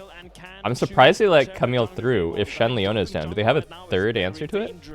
Considering how pinched the position already is. Especially when you want physical What are you going to play bot lane versus Camel support now? Jack support? Mel's still available as well if we do want to go down that mage bot route. Melia Lucian? Melia Lucian. Try and solidify their bottom lane. It's going to be the Lucian here for Han Summer. We've already seen him bring it out Melia this Lucian. weekend. We did see a fantastic Lucian Melio performance earlier today by Vitality. They will probably take jungle here to keep the cast flex going. Whoa, Taric versus Camille? He's laughing, they're gonna do it. He's like, dude, are you sure? It makes sense. You can buffer the Taric E when Camille E's in, and Taric loves melees that have to come into him and that he can just bludgeon with autos. Wow, pretty saucy though. I've never seen this. I wonder if it's actually good. It makes sense in my head though. Tarik's gonna have to predict where she's gonna go to match it, because if Tarik is there when she goes, it's all good. But if Camille he's not, has such a long range of engage. She can just jump over multiple walls and be there before Tarik even stands next to his carry. First Taric of summer season. We've seen 2 of them this year in major regions. How do you fix mage bot without nerfing mages mid? At some point, they're going to have to make the systems less complicated. They're just stacking spaghetti on top of spaghetti. We have all these weird, like, restrictions, like role quests now. Oh, like, lane swap detected, you have to stay in your lane. There's just, like, all these weird restrictions and rules now. Oh, you specifically have a support item. At some point, I think they need to, like, just take a fucking axe to the game and just cut all these restrictions and weird rules in half. And go from there, because no matter how hard they have tried to stack all these rules and complications and forced certain things, life finds a way. So many options, because Taric, if you do not go in straight into him, doesn't have that much value. Unless you have some engage of your own, because then you can Bastion and get the dazzle on someone going in. You can't just buff the ADC champions, because then that will fuck up the balance of top lane. Then you're opening another can of worms. I mean, to me, guys, the easiest solution, and you can't even do it at this point because this is just the new normal now. I think back in my day, the game was better when jungles and supports didn't have rights in the game. They have too much gold now. They have too much game impact. You can't have 5 main characters. Like, it's okay that it's a team game, and there's supportive characters, and there's the carries. But somewhere along the line, the design philosophy changed, and now there's 5 main characters every game. Seems quite likely. Trundle. I mean, the other champion you could go for is Gnar if you want to blind. The problem is if you blind sign, you run into a Gnar from Kana quite easily, and that is how much you mind that. I mean, it's not a fantastic matchup. And at this point, like, that is just what people are used to now, so you can't really revert it. Maybe you should reconsider. But I thought the game made more sense and was more balanced when there was 2 bitch rolls and 3 carries. Jungle pick is that one that's up in the air. Wukong is picked from Yike. Yeah, fantastic where are champion. you gonna go if you're G2? You could go AP, you could go tank, but Skarner's already gone. You could go Maokai if you want to. Old classic. Wukong. Or it's the Olaf. Dude, Taric, I feel like Taric could be Giga this game. If it's jungle or top, likely top lane. We don't see as much Olaf. I think the ulti is so high value versus Wukong. It's a hard engage champ that needs to dive in, but he doesn't burst like Insta. He's able to dance around you quite well. Looking much more like jungle now. Galio. Gagas. Gagas. Gagas. Galio mid and Anivia top 10. Galio? Where's Galio going? Hang on. A lot of flexibility. Oh, Galio mid versus Casio. I love the circles. You have the Tarek circle, you got the Anivia circle, you got the Galio circle. Right, this is the thing. People like Galio versus Cass, because Galio is actually very mobile. The taunt is super high value versus Cass. You get right on top of Cass, you can't have a good angle to W. You'd sort of think like it's bad because you're picking a meatball into Cass, but Galio functions pretty well versus her, I think. Yone top? Yone top versus Olaf. Holy. Ego matchup top lane. You already know Camille is running top at level 1. Wait, oh, it's Olaf jungle. Oh, it's a Nivea top. Hang on, I'm so dizzy. I thought it was Olaf top. Oh wait, no, then they would never jungle. Wow, Yone versus Nivea? Is that good? I feel like that doesn't sound that good for Yone. High agency champions with the Camille, with the Yone, with the Wukong. Meanwhile, G2, a brick wall. Hansama on the Lucian, Caps on the Galio that would peel, and just Broken Blade and Scuman that would create havoc in the backline and front line of KC. Why does Galio have one of the lowest win rates against Cassim? I mean, probably skill issue. You can't compare solo queue win rates to pro. Just don't do it. When you look at solo queue win rates, you're looking at emeralds, bro. Emeralds don't play the game right. And solo queue is just fundamentally way different than pro. Well, I mean, sometimes, like, you just have to have good judgment. Sometimes you can see that something has a good win rate or a bad win rate, and you can be like, okay, that kind of aligns with my intuition about the game. And so that's, like, supportive evidence, but you cannot use it as, like, law to decide whether something is a good or a bad matchup. Case in point is just, like, Azir being the most pick or ban champ ever, but always being, like, sub 46% win rate in solo queue, you know what I mean? In this early game, Lucio already hovering around mid. Kalist gets the ward, and I'll tell you straight up, Medic, I do not know how the Tarek Camille matchup goes. No idea, man. No clue whatsoever. Whose draft do I like more? It's tricky to react to the Camille hook shot with your Tarek stun. Because you can just walk to the left after she lands. You need to be really precise on the timing. It's not like another CC champion where you can just match it. I think I like KC's draft more, actually. This is a really spicy game, though. It's a lot of just, like, head-to-head, butt heads and fight picks. I think it's going to be a pretty scrappy game 3. The game is usually extremely scrappy when Camille's in the game. Oh, it's the new T1 Galio. Something we see so often with the Casio. You just use those twin fangs to constantly harass. Yeah. I'm very curious to see how this Tarek pick will pay off. Oh, it's Glacial Tarek. What the fuck? Oh, he got a magic shield. What the fuck? He got a magic shield because he got tagged by Lucian W at level 1, but not autoed. So his shield gave no value. I wonder if he did that on purpose. Probably not. In that lane. I mean, the Doran's Blade is something we see less and less of these days. Most people are opting in for the gold efficiency of the bow or the helmet, even in top lane. Caps taking a lot of damage in this lane. I don't really rate Caps as a Galio player. He's never really favored Galio.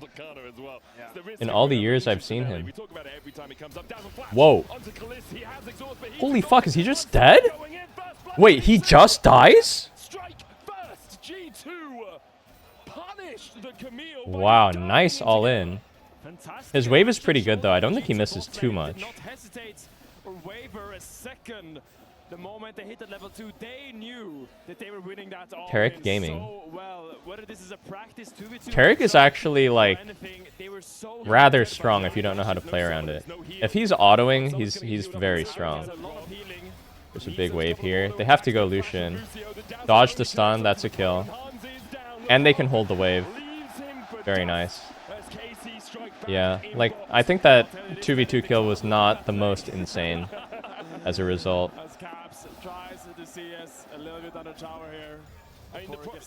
Hans has way better items here though, 2 longswords to boots.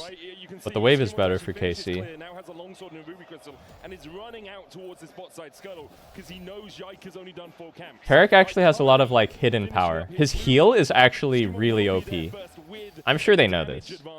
Like if he's autoing and charging his heal perma, he's actually an insane champ. Like he's so strong in terms of fighting power.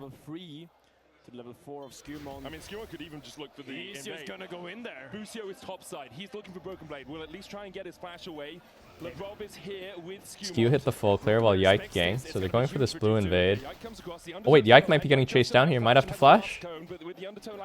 Oh! Oh, might have to flash still. Whoa, is he going? Oh wow, good patience. Good patience by Busio on the E there. He waited out the wall. Oh, that's a huge camel roam. That's the camel X factor. Nice flash by Kalist. Turret's dead to turret. Turret's dead. What? Lucky. So fucking lucky. Oh my god, but the camel roam means Kalist is dead here. Oh, can he try to trade? I think he's just dead. Skewmon has flash still. Flash? W? Oh, wow. That was cutting it close there.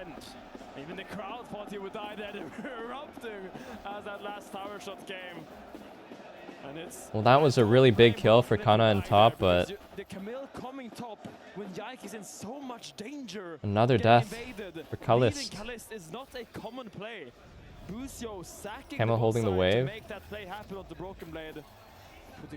Yeah, it's a scrappy game. It's always a scrappy, loose game with Camille if Camille is playing properly. He's doing well so far. I think it was a good roam top. For G2. It's a 400 goal lead for KC, and as you say, Raptors alongside it. Yike. Kalist has shown that he does fine from behind, to be honest. I think he'll still be useful in the game, even though it's not the best start for him. It's a good start for KC. A bit messy here and there. Kalist has died twice. That's not ideal at all. Yeah. But the rest of the map is getting ahead. Falling behind, that's the Caitlyn. It's very, very annoying because you lose that control. Caitlyn is all Sione hopefully can make something happen with Nevia being no flash, no egg. Like Lucian really wants to dash constantly, being aggressive. And with LeBron by his side, I think Hasama is feeling himself a little bit. Understandable. Ooh, these Olaf invades. Olaf taking all these camps. They can't let him take Gromp, can they? Oh my god. He just gets to go on Gromp? Yeah, Yike has no item still. Actually, Yike is not that behind. I thought he'd be more behind. I mean, Olaf took his blue and he's taking Gromp. Not really that behind. Drake? Yike is skipping his top camps to defend bot / check Drake here? Maybe? No, he decided not to. He's going topside. Give Drake. Okay. I think that's the right call here. It's already going to be dead. Yike gets 6 here. I feel they may have to play the topside here. They may have to play around the Anivia no flash. Wukong hits... Does he hit 6 here after his topside camps? I think it's hard to make something happen around bot. Yeah, they gotta play topside here.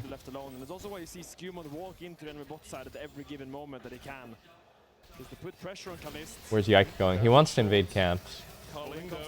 I mean, Kalist is able to sidestep it enough that he doesn't take too much. It seems like a pretty ballsy invade from Wukong. Is he just guessing that Olaf is still bot side? This invade seems crazy to me, because Olaf could have just recalled him in topside here as well and contest the camps. But it's gonna work, because Olaf is not there. 50 seconds on his egg, so he's got a little while before that second life comes up. Dazzle on Busio, not going to do too much. Glacial Augment, a room we don't see too often these days, being run there by LeBron. He gets 6 here. Can they dive top? It's no flash, no ult Anivia. She's full though. I wonder if they can dive top. Full HP. Camel? Camel no flash. She's dead if she gets CC'd. Oh, he whiffed! He whiffed! Wait a second. Flash exhausted by Hans. Camel almost has flash. I think he's dead. Okay. That's worth. Nah, if you're Camel, you're saying worth. Bot no sums. Worth. Only 7 minutes into the game. And we've seen him play a few majors, but we know how good he can be. on these AD carries. I think the question. It's a bit sad that like bot became unstable. Bot became unstable when Camille ganked top. Caitlyn died on bot, which led to bot side being unstable, but top hasn't really been able to do anything meaningful. I don't really think that's Kana's fault necessarily. Like Catalyst and Nivea is just hard to do anything against in lane, even if you kill her once, even if you burn her flash. But it's a bit unfortunate. Because they definitely lost out on bot when they killed top. I think they're really good. I fear a little bit for Kalista in these fights because he doesn't have any peel against the Olaf. Yeah. The Olaf is gonna run Triple grub for KC, yeah? I think triple grub is very strong. Be a little bit mindful of it. It can't just go straight for Kalist. But if they're slacking on the peeling department, the thing is though, for G2, I think even if Lucian gets fed like this, he's pretty ahead right now. I don't think his champ can really excel versus Cass Wukong. He's just gonna get gangbanged every fight, to be honest, and probably die before Taric ult comes through. So him having a lead may not really be that impactful. Yehu has developed quite an advantage in this mid lane. To be expected in the Cassio into Galio matchup. Galio's much more trying to survive and absorb the pressure than be able to get too much push, especially when you're going tank first, as Caps is. Flash Rods from Broken Blade doesn't connect. Does put down the Glacial Storm, and Kana just sits in it for a little while. Q, R, A, Q, W, A, Q, A. Oh my god, BB greeted flash. Is he fine? He's fine. Fuck me, Catalyst and Nivea. What a fucked up tanky champ. In the picture, but Skewmon there. I don't think KC want to go too much deeper. Something happened here. Yike has won. As they look for Yehu, LeBron and Hansama coming in to join the party. Dazzle flashed away by Yehu. Crab situation. Camel has flash. Camel has flash. Lucio doesn't flash. Maybe he thought he was dead anyway. Yike got crab, it's worth. Nah, if I'm Camille, I'm saying worth. We got crab.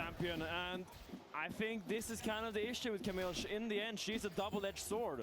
You're gonna have games where early doesn't go as you want, and she doesn't really scale very well unless you are an extremely creative player. You really need to find those specific angles to find impact. Camille as a unit scales the more that you die, guys. I mean, Lucio's first win on the Camille was this weekend. Yeah. You feel pretty good if you're like 0-4 as Camille support. It just loosens you up. You know what I mean? You feel loose. You're like, all right, well, you know, I'm feeding anyway. What the hell? This guy's hiding with exhaust? R. Oh, good job not using ult Bucio. That would have been a complete waste. What is this freak ADC doing in the bush with exhaust? What the fuck? On the bottom side of the map. Big kill for Kalista as well. Goes back, gets himself the what are they called? Grievous boots. The glutinous greaves. Glutinous greaves, thank you. So yeah, left my brain for Oh, I just realized Kana went D-shield instead of Debo. In solo queue, at least, I see the Yone players always go Debo. Should pick up the plate. Yep, gets the extra 110 out of that in the end. Drake is up. G2 got the first. We'll see if they can force for the second. Yeah, let's see what G2 wants to do here. You could look to invade. Whoa, he got the red bottoms on Caitlyn. Did you see that? So Broken Blade, the walls off the minion wave. The minions what the hell? Bucio has to step back. Q. Oh, he missed. Ah, this looks scuffed. Back. They had Galio ult anyway as well. Ah, Kalist bleeding again off this camel roam. Wait, Skew killed Yike somewhere? Olaf's 1v2? Wait, Yahoo! It's a fiesta. Caps has R. Kalist is dying to the wave. Okay, Kyahu defended this. Wow, how did Yike die? Yike died to Olaf 1v1. He got ran over.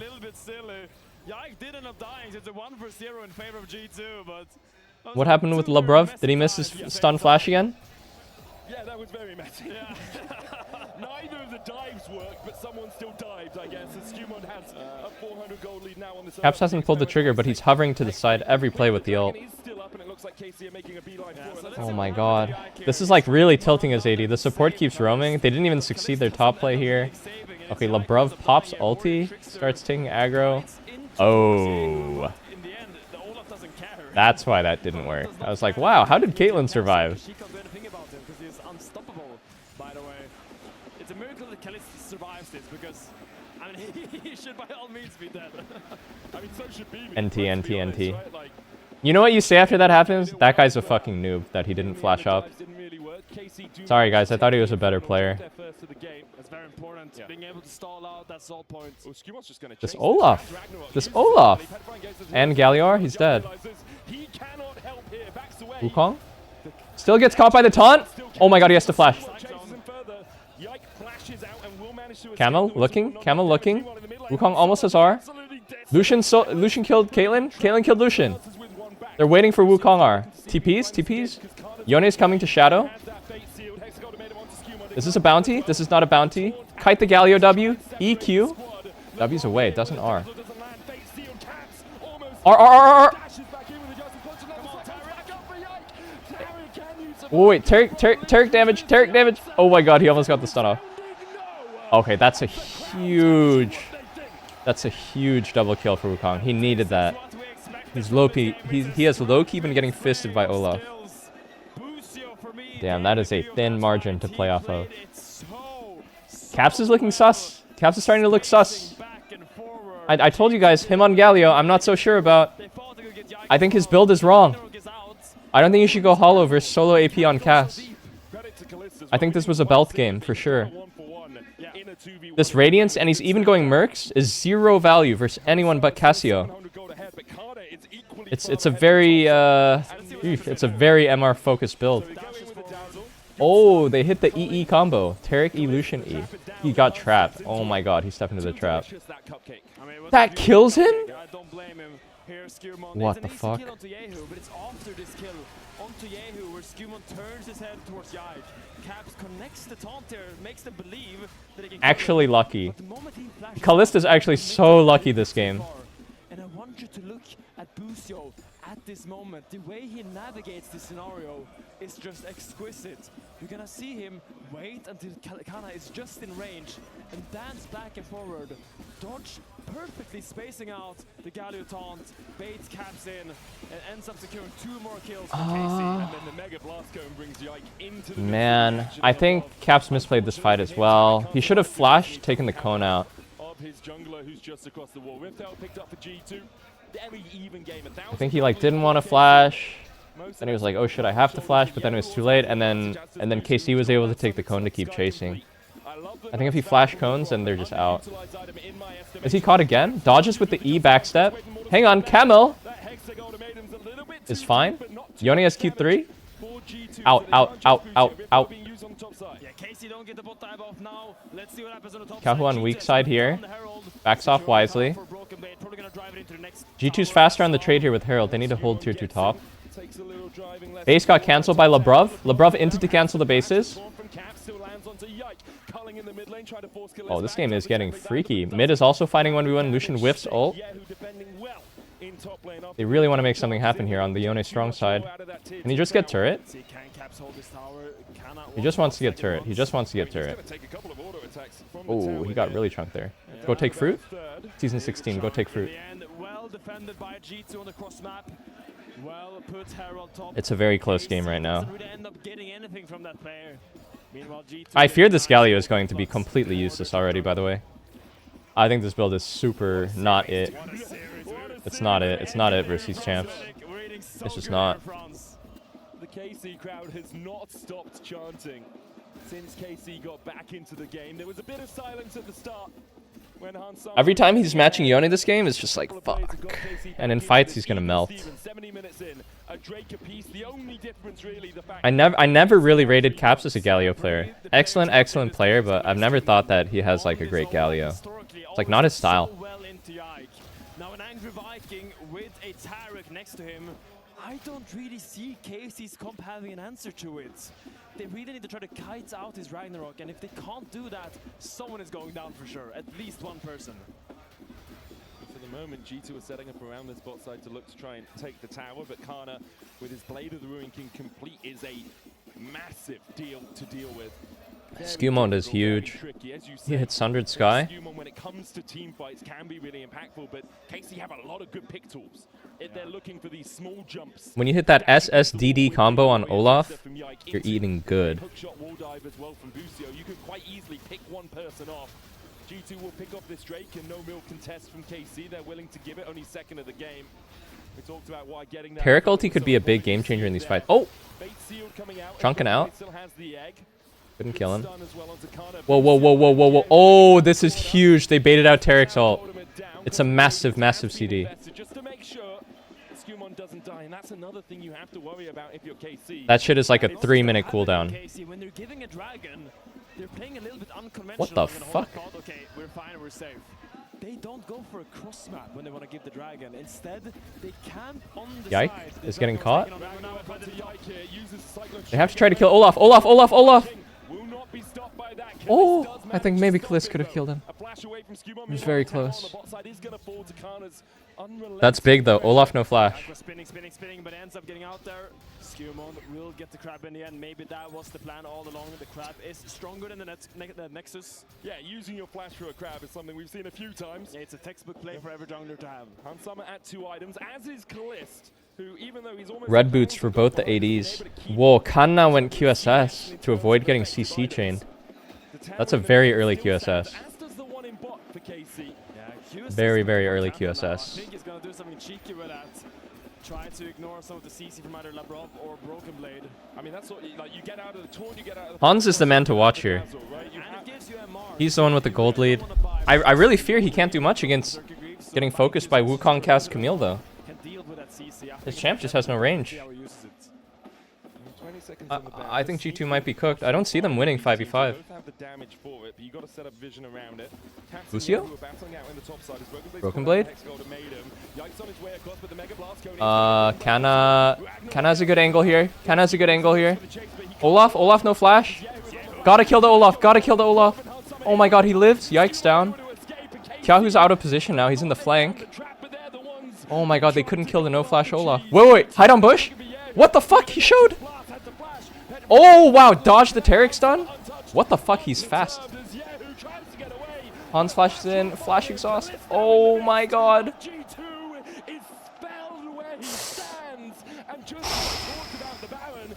Very close, very close. That's Baron. I mean, it's not lost for KC, but it's a decent lead now for G2. I thought Olaf was dead there on Krugs. I don't know how Olaf lived. Yone did not use ult.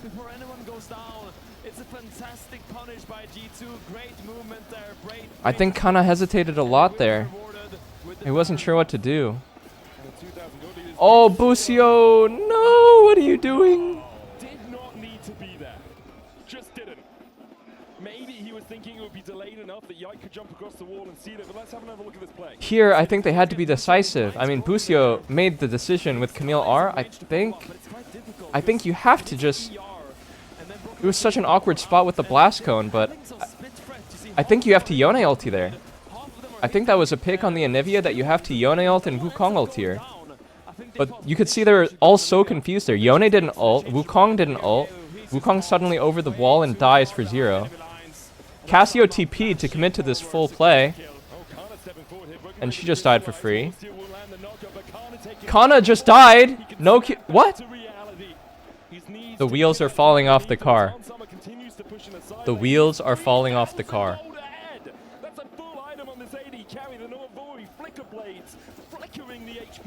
The ADC lead has ballooned. It's a very tilting game for Kalist because Busio spends so much time roaming this game. Okay, hang on. Decent catch. Olaf as well? Olaf too? That's shmoney. That's shmoney. He lives with 1. It's such a big bounty on his head. Lucker. Ah, fucking Lucker. Chase with Camel. Chase. Just go. Just go. Cass is on the flank. Just go. Does Taric have R? Taric has R. It could be a big turn. TP coming in as well from Yone. Busio's dead! Whoa! Gets out with 1. They have to wait out. They have to wait out the Taric R. Oh, kind of missed. Luckily, Hans didn't crit. Oh my god, that was actually unlucky that Hans didn't crit on Kana there. Kana's dead. The bounty holders got out. Crucially, the bounty holders got out for G2. I think KC was very lucky there. Kana almost died again. Did Kalist get one at least? Okay, 2 Drakes. It's a tight game. I think this is a very good game. Nice send by Camille here. R to cancel the Galio W. It pushes everyone back perfectly. It pushed Olaf into turret as well. I like the hard commit here. With Yone respawning with TP, the hard commit was really nice here. Busio died, but he died to make the situation, so I think this was good by Busio. He actually almost lived. Oh, they kite out the Taric ult. It's so hard for them. Neither of these Lucianados crit or he would die here. Very lucky. Very, very lucky. There's 2 Lucianados and neither of them crit. It's the same with the Cosmic Radiance. It comes down because Busio jumps over the wall, but then KC don't actually follow up. They wait it out, then they put the damage down. Really nicely done from KC overall.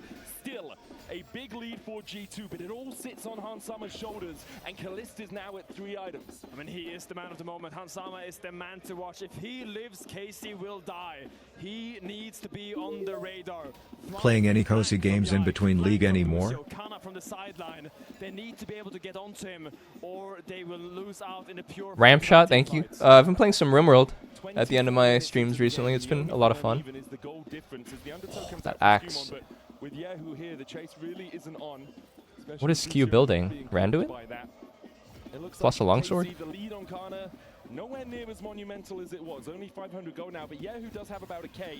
The important thing for G2 is Caps being behind actually doesn't matter. They're behind, but I think they still have this problem where Lucian is just not the most reliable carry in late. After this, maybe a little bit of AP, but much more likely tanky. Any small misposition and he'll get instantly blown up by Wukong, Camille, Cass. And Kana hasn't really found any great plays so far this game, but he's also like a huge X factor here. If he can find a good Q3 ult combo. So this game is very, very close. Very, very, very close game. Caps pushing out top. Sama recalling. That will most likely be a Lord Dominic's. I feel like Anivia is not really passing the eye test for me for a while now. Not a very high impact champ from what I've seen. I feel like it's just so hard to generate any like positive, aggressive momentum on the champ. Like she's just a very defensive character. Is my problem with her. Kind of reminds me of Hui in that way. He's just like kind of a stonewall type of champ. Builds Catalyst, can't really push her out of lane. Punishes over aggression, but hard to do stuff that's proactive. But north for G2, there's a couple of wards here you can see on the Razorbeaks. KC have a couple around the Baron as well, but G2 are the ones stepping in and getting that next line of vision. Yeah, I think the more the game goes on, I'd rather be KC. I think this build is falling off big time for Galio. The MR stack is incredibly useless at this point. Like, this guy's gonna lose to fucking Camille 1v1, I swear. Yahoo wondering if he can step forward. I asked production to check. Night's Vow is mitigated. Kalist got completely sacked this game, but he's still hitting the point where he's, you know, he's almost 4 items, 100 crit. It's been kind of a miracle game for him. I think he got completely sold. He outplayed a few times. G2 misplayed a few times. He was able to get a lucky trade a few times. And he's actually strong.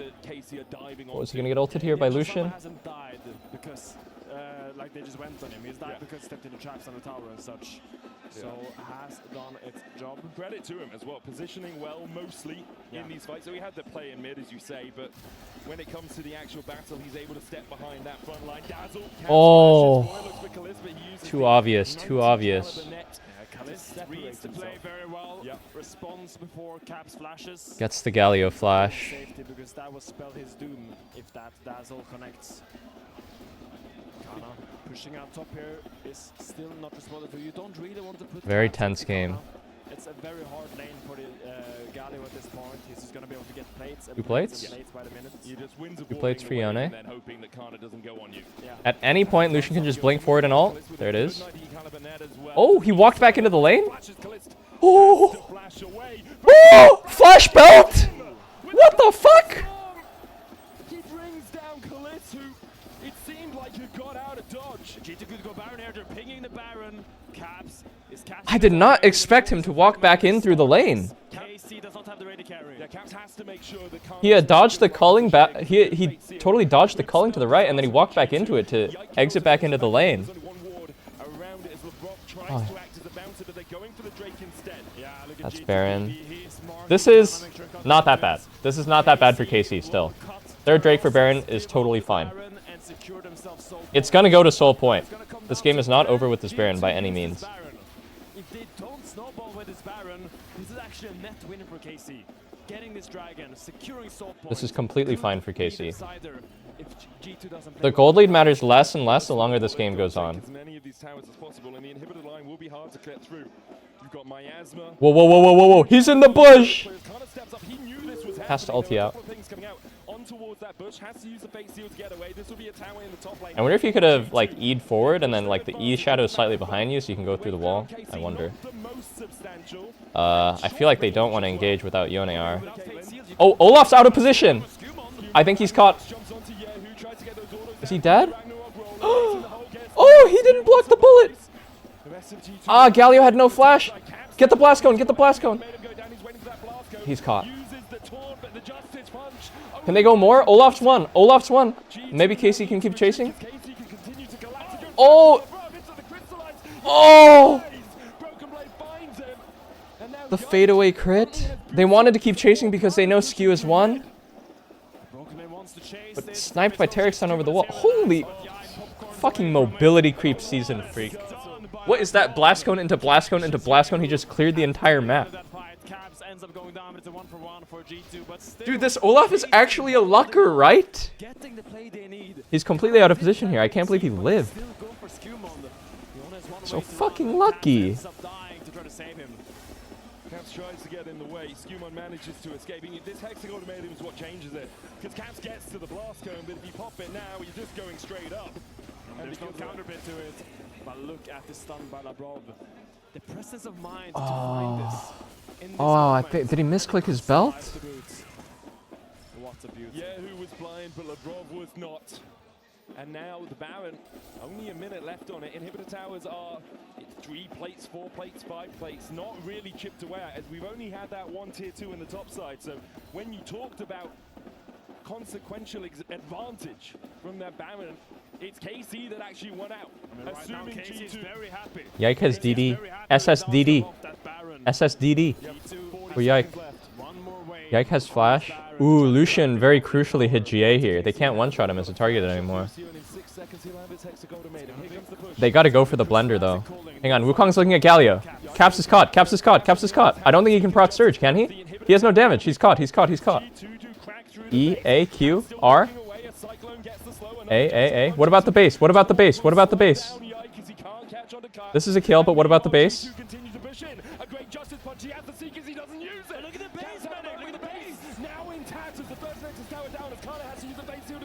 Tarek ulti gone. Han's not hitting turret. Oh my god, that's a fast snake. I think they hang on to the base here. Yike finished the recall. They're pinging TP wards on the flank on bot. Cassio might want to TP here. Is she going to do it? Is she going to do it? She's doing it. She's doing it. They're going to chase this. Tarek, no R. They don't have Wukong or Yone ulti here. Camille has flash. They have to kill Hans. They have to kill Hans. They're not focusing Hans. They missed on Hans. Hans gets stunned. They're not killing Hans. They're not killing Hans. Hang on. Kallista's pumping. He gets caught by Q3 even after the flash trap and he's dead. What do they get? Soul in 1 minute. No objectives. Penta? Quadra. Holy shit. Lucian stayed alive for so long. I thought G2 surely would win that. But G2 wasn't able to find the final push that they needed. And it's a fantastic, fantastic punish and a masterful... Galio wasn't here? Oh, that's why it wasn't a penta. Busio ulted Taric here, accidentally, I believe. Q3 misses on Lucian. But slowly, Caitlyn is ramping lethal tempo. Kills Olaf very easily. Dodges the Anivia stun. Dodges the Taric stun. Autoing the whole time. Dodged everything. This guy's mechanics are great. Sidestepped every skill shot stun there. If he gets hit by one, who knows? We have their soul up in 17. What more could you Yeah, Kahu's ulti was a huge stall there. If you get this mid push right now, they could just set up all their traps in bot side, and G2's gonna walk into This Caitlyn is fully online now, and she outranges the entire enemy team. I think G2 is outscaled here. And Caitlyn has flash to play with. I think G2 is outscaled. Casey has position on Drake. Caitlyn can trap off one side. She's spamming the FF emote. In the bush, huge headshot. Jesus Christ, every auto is a real bullet. Every auto is a real bullet. Culling gets soaked by Drake. Drake is a flip. Another headshot on Lucian. Galio's dead! Wait, Kalist got hit by Anivia Q! Han's dead. They still win even though Kalist died here. They have soul. It's over. It's GG. Oh my god, they couldn't even win the fight when he got hit by a Nivea stun?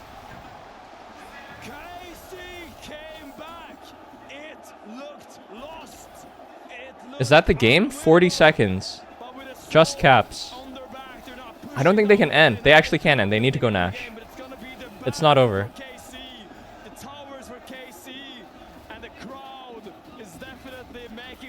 Look at top wave. Top inhib is dying. Top inhib is dying to the minions. Oh my god, look how much chunk Caitlyn dealt.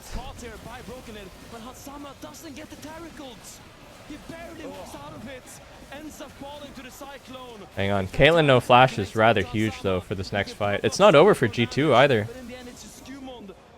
I mean, I think it's like 90% over for KC. This Galio is so worthless. My god. He's pretty much just a support. The only problem for KC, they have won the last two fights. Yeah, they are definitely, man, they are already like so low damage. Olaf is completely outscaled at this point. He falls off hard after mid game. They have no damage. They have no damage. Galio no damage. Anivia no damage. Olaf outscaled. Only Lucian. And Caitlyn missed position finally, but I don't think he's gonna do it again. And he has QSS now. It looks pretty unplayable. I don't think they have the damage to get through anymore. Lucian falls off as well because of his range. Jesus Christ. They are stalling as well as they can though. Caitlyn base to deal with bot wave. So game keeps going. It might go to Elder even. Holy moly. A Nexus tower away from victory. The wall stands strong. And now for G2, you are grasping at answers. You're looking for clues. You're looking for a way back in. If you get a good Cosmic Radiance, if Hans Summer is untouched in the fight, you will burn through KC. You have enough damage, in my mind at least, from Hans Summer. Assuming he's protected. Yeah, the problem is the range right now. Kalist, Hex Optics, Rapid Fire Cannon. Caitlyn does so much damage and she's so hard to reach for the team comp of G2. You need a Hans J is back up. I think it was bugged for a second. On her, but it's so difficult because you also need to peel for Ansama. You need a pick. You need 6 items ADCs. You need something to catch Casey off guard. And the pick will be set up around the Elder. 3 minutes away, Baron expiring in 50 seconds. Woo, woo lad. What a tight game. Can't go for more. LeBron met with a hilt-over Peacemaker, and I feel that damage means war. The Taric ulti has had so little value this game. I don't think it's really done anything. 3 items. has not gone the Fimbulwinter route, or the Diadem has just sat on that tier the entire game. Games like this, I feel like just randomly end from one guy dying. Just one guy will randomly get one-tapped by a Caitlyn auto, and the game's going to be over, just like that. On this Anivia needs to create space for his carry. He needs to catch people off guard. Kana. Mortal Steel doesn't connect. Kana will just snap back to it. His soul returns to his body. Wow, they are playing it slow. I think they're waiting for Elder. 2 minutes. There's no air in this room, man. It's electric. All the oxygen suffocating. They're waiting for Elder. They're stalling for Caitlyn's flash to be up. They're playing it safe. All the noise going against him. It feels like the world is against him right now on this stage. I think they feel as if they play with no variance here. They're favored. They're not going to do anything impulsive. Play Elder. Probably for about another minute or so. It's Elder 2. The game-ending buff in a game that should have ended a couple of times. Caps is building Randy's. G2 now Oh, trying damn. to wrest control out of KC's hands. They'll do it with Kana on the reset. Kana 5. I feel like he's so weak. QSS can go Mercurial Scimitar next. This Galio is so weak. Oh, that was almost a kill. Dashing in with the Taric stun. Whew. This lad is still an absolute pumper. Everyone's very nervous right now. No one wants to be the player to lose the game here. The positioning has suddenly become like very passive for everyone. They don't have an easy avenue actually towards the Drake. There is a singular ward behind that Dragon Pit for KC. Bro, I'm nervous and I'm not even playing. What? They want to take the fight. We still got 40 seconds before the Elder. Elder in 40. So KC will need to find a way to gain control of this. Oh, that damage. Caitlyn ult. Okay, play formation around Kalist. Let him walk up in auto. Let him walk up in auto. G2 has to look for a snap engage, I think, with Taric stun and flashing on Kalist or something like that. They need to play explosively and one-shot someone with Lucian. If it's like if it's a prolonged front-to-back fight with Caitlyn. Hang on, what's going on? They're rushing the base. Elder not up for 10. Oh, they're playing a very interesting game here. Caps gets chunked. Oh, QSS, he's going for the kill. Lives from stopwatch. Meanwhile on mid, Busio is 1v1ing Broken Blade? And it worked? Wait, Kalist is dead? He didn't flash? It doesn't matter? GA popped. They need to kill Lucian. Oh my god, they killed Lucian. Yone. E, Q, A, E. Oh my god, Yone clutched so hard.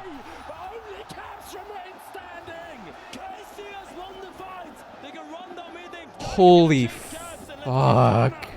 Cap still has flash here. Can they end? 24 on Anivia. I don't think he can end still. It's just mid inhib Elder Baron. Kalist is looking shaky. How did he die there? He still had flash. Oh my god. You guys have no idea how insane that was. They literally won 4v5 without their ADC in late game.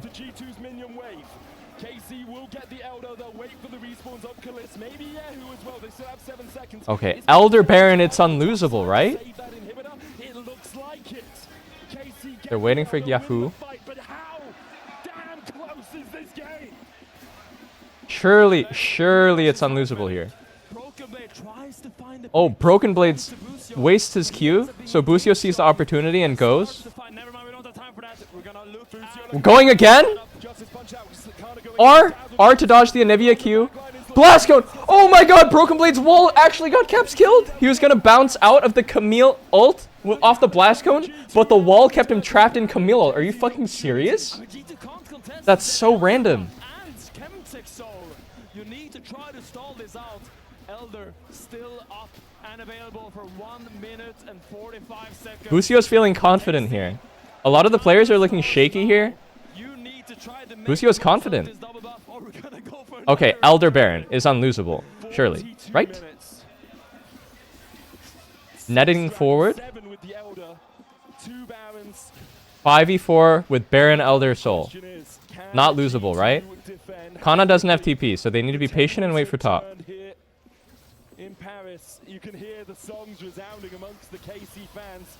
They feel this is pretty much done for. They're dotting the I's and crossing the T's, but G2... Yeah, what did I say? 0-4, he'll loosen up.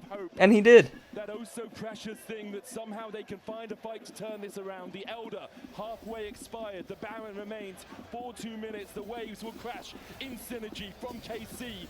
But Kana steps back and G2 are able to clear out mid. It's roughly 40 seconds more of Elder. You see, he can't wait for Elder to time out. Elder Baron Soul, Elder Baron Soul, Elder Baron Soul. Kalist, hit the Nexus turrets, brother. He's very scared. He's very scared. How long on this Elder remaining? Elder is almost out. They need to end it here. I think the Anivia... Oh my god! Yone decisive. Taric ulti burned. All Casey has to do is kite. Just randomly kills Galio on accident through the burn. Kalist flashed in. Kalist flashed in. Kalist flashed in.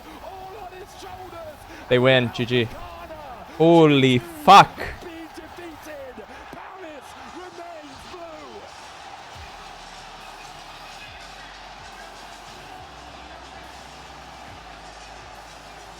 It's KC's house. G2 came. They were invited, but they are not leaving with a victory. Happy faces on KC. What a series.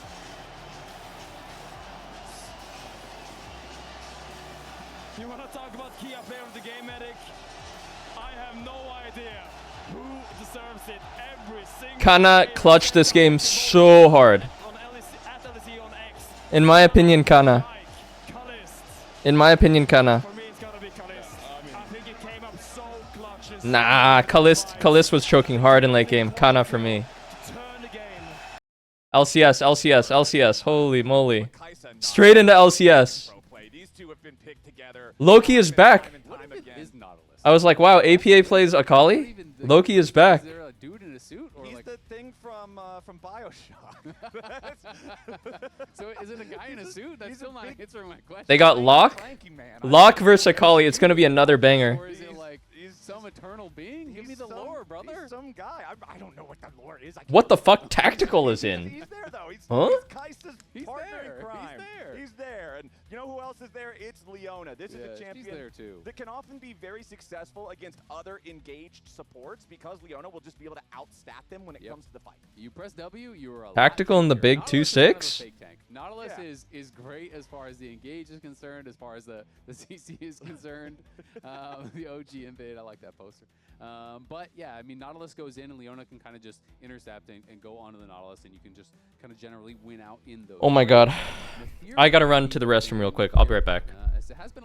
And then it's gonna be another banger. Locke versus Akali. The Poppy getting banned, but a lot of focus towards Jose. We have seen this over the last couple months very consistently against TL. Jose has just been on fire. At MSI, he was incredible as well. So now it is Lee Sin, Nefiri, Vi, all banned against him. The Vayne says to me that Morgan wants to play Gnar, which is obviously one of his kind of bread and butter champs.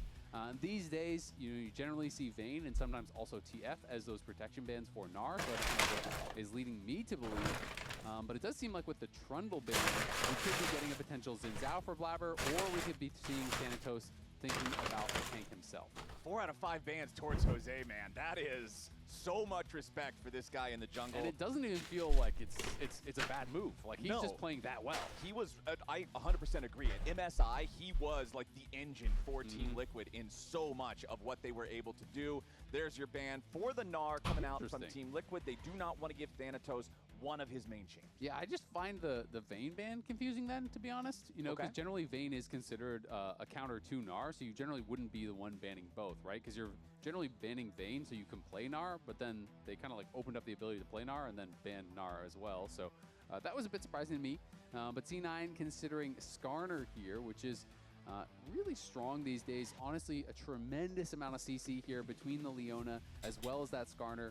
Locke obviously really reliant on mobility as well as the W to stay alive. You can reactivate your W heal during CC, so that is up and available there for Locke. But Assassins always struggle against CC. Kaisa is going to be diving in. Locke is going to be diving in, and if you can lock them down, CC them up here with the Skarner, with the Leona, that could be pretty powerful. I mean, even in, like, back before Skarner got his rework, I was always of the opinion that Skarner was the strongest in a meta where assassins are viable and assassins are powerful, because for a champion whose supposed weakness should be target access, when the targets come to you, you sit on your carry, you peel for your carry, the assassin is going to have a very difficult job. So Wukong, Renekton locked in here for Team Liquid, and over on the other side, we will get the Rumble for Thanatos on C9. Yeah, Thanatos going to be grabbing that Rumble. Going to be set up pretty effectively, you have to think, by the Skarner and Leona. Some good lockdown there. All right, let's see the picks here, boys. Honestly, on both sides. So they opened lock, but they picked very tanky units. And I think a Kali matchup is quite good versus lock. Yeah, this game is all about mid, I feel like. Another Kai'Sa. Kai'Sa is like slowly rising in prio again. NA, I feel like the meta is not as mage pilled as LEC. It's been mostly ADC versus ADC in LCS so far. And he's getting to play it in this match against Loki, where Loki is back with C9. He's in his Who wins mid? I think the matchup is very favored for Akali. IMO. Can get crazy snowbally because assassins generally have much more poor wave clear. Their fallback patterns are a lot worse. So if someone gets ahead, it could get pretty one-sided. I mean, they're the opposite of what we talk about when we think of like Maokai's and Sejuani's and things where it's like, yeah, the kit does the job no matter how much gold you have. It's fine if you're a pauper. It's not going to really matter that much. It's not really okay to be poor as a Kali or Locke, all right? You've got to make sure you're flying first class on these guys. And I'm really excited to see what Quid can do with it again. I think it's pretty audacious to leave it open against a melee specialist like we're talking about. We'll see if this backfires or not. If C9 ends up wishing they would have kept that one banned away. But first lock of the LCS, locked in for Quid, making our way to the Rift for game number 1 on this one. C9 and TL. I think it's also interesting because, if we would have beaten HLE, if Lion would have beaten HLE at MSI, NA would have 4 seeds at Worlds. Since Lion did not succeed at that, we have our usual 3. And I think Curious to see if Tactical will be decent at all. Teams here on the Rift right now as the ones really in contention for those spots. So whoa, why is he invisible? Those other top teams are going to matter a lot in terms of your placement. Yeah, it absolutely does for confidence and for getting that upper. Loki was gone for like as safe as you possibly can. 2 splits. He's back. He played on Bro for a bit. What the whole year really does build towards is Summer Split. And there's so much importance on making Worlds, especially in a year where it's in NA. It's a bit curious because this is an opportunity for these teams to build. When Loki left C9, they said, "Oh, he's really homesick, missed home, didn't want to play abroad anymore, so going back to Korea." And now he's back? Not homesick anymore? Whoa, Conqueror Lock is interesting. No electrocute. Quid throws out some of those nails towards Loki here in the mid lane, just drinking the potions, healing back up. Remember that he gets 3 nails every time he tosses them out. The slow will stack as that collides. Loki back with C9. After leaving at the end of last year, he went back to Korea for personal reasons. Now that's been taken care of. He's returned to North America here with C9. I think the lane is a lot weaker without Electro, but maybe you scale better. He's playing versus a lot of tanks, so Moments when he was with them last year, and I'm excited to see him. Could be like a pro play versus solo queue thing. I would never take Conk, I don't think. You can see they even said, hey, we didn't want to get rid of Loki. It's just the way it worked out. He had to go back to Korea, so they unfortunately were without him, and were given the opportunity to bring Loki back, and did so immediately. So we'll see how he can hit the ground running here after playing in the LCK again for a while. He is back and fighting against Quid, and has not based just yet. But Quid doesn't want to trade too heavily after TPing before Loki TP's back, so just kind of keeping things even for now across the board. Really, all the lanes are just very, very even. Well, the nice part for Locke against the Akali is because everything's a skill shot, if you have the idea of where he's at in the smoke, you can still do a lot of damage to him despite the fact that Loki might be in that normally very powerful defensive ability. Quid will just go ahead, pop a soul ignition, disengage. Off to the side Base again. Mid lane in Freak season. Has already gone back for his first shop, as has Blabber, but Jose has the slightly better purchase. Yep, does have that better purchase. But before the game, Vulcan is Locke bait? I think he's either completely 1v9 or completely useless. It's literally like Katarina. What's up? On the broadcast, they were showing a collection of your slender tactical tweets. How many did I have? There's like 5. I got 5. There's like 5 tactical. tweets. That's it. I was slacking though. I mean, I think they didn't pull all of them, maybe. Oh, okay. And then went straight to your interview with Azelle. What did he ask you? He's like, why did you use the slander tactical? I was like, I don't know. He's probably into like, I don't know, like, what do you want from me? Turn up. 5, that's it? I like how it looks like Vulcan is waving to the camera, knowing that that's going to be pulled. It's just like, he knows all right. exactly what he's doing. For sure. That's Clip an it and LCS ship bet it. right there. All right, pretty slow early game here for the first 4 minutes. Yesterday, we got to see some pretty wild gameplay in our FlyQuest versus Lion head-to-head, but Team Liquid and C9 playing a little bit more patient here in Game 1 today. As Oh, you can fully see, stacked conk. forward yet again, throwing out those nails, but not a whole lot of results other than clearing the win. How do you feel about the Slow game. Holy moly, the pace of this game is slow compared to EU. Those are like Full clear into full clear. Both jungles playing for 6. Tank support versus tank support. Renekton versus Rumble. Skins before because you really like Pajama Udyr, and I think it's just stupid. But That's why I like it. You just- really Whoa, whoa, whoa, whoa, whoa. Heal? Dredgeline comes in, collides with Tactical, but a nice essence shift. Not sure where gets the him out of breakdown the of way there. communication is here. No, it's we Like, are I don't get valuing why the you like stupidity. Pajama Earth. Expect a fight at this crab spawning. Exactly. This is the crab. This is going to be the crab in 1 minute. Whoa, he's pulling Drake? This is very early. They see this. They have bot P. Kai'Sanat has bot P. What about mid? They're both 6 on mid. I think they're willing to fight. There's a huge bot wave here that C9 wants to catch. Whoa, whoa, whoa, whoa, whoa, whoa, whoa, whoa. Okay, they go B. Wait, they kind of leashed it. Whoa, whoa, whoa, whoa, whoa. Why? They leashed it. We leashed it? Now showing their faces, it means that there's no contest available for TL. We have tempo for the crab. Drake #1, easy peasy. We have tempo for level 6 crab. This is fine. Immediately, Jose was over there just farming up his Krugs, not going to look for any sort of a contest. Loki had first move from mid. They had the Leona there faster as well, so wasn't really going to happen for TL. And when you realize that the jig is up, all right, time to go do something else. You know, it's not going to work. Don't try to force it, and just continue to play your game.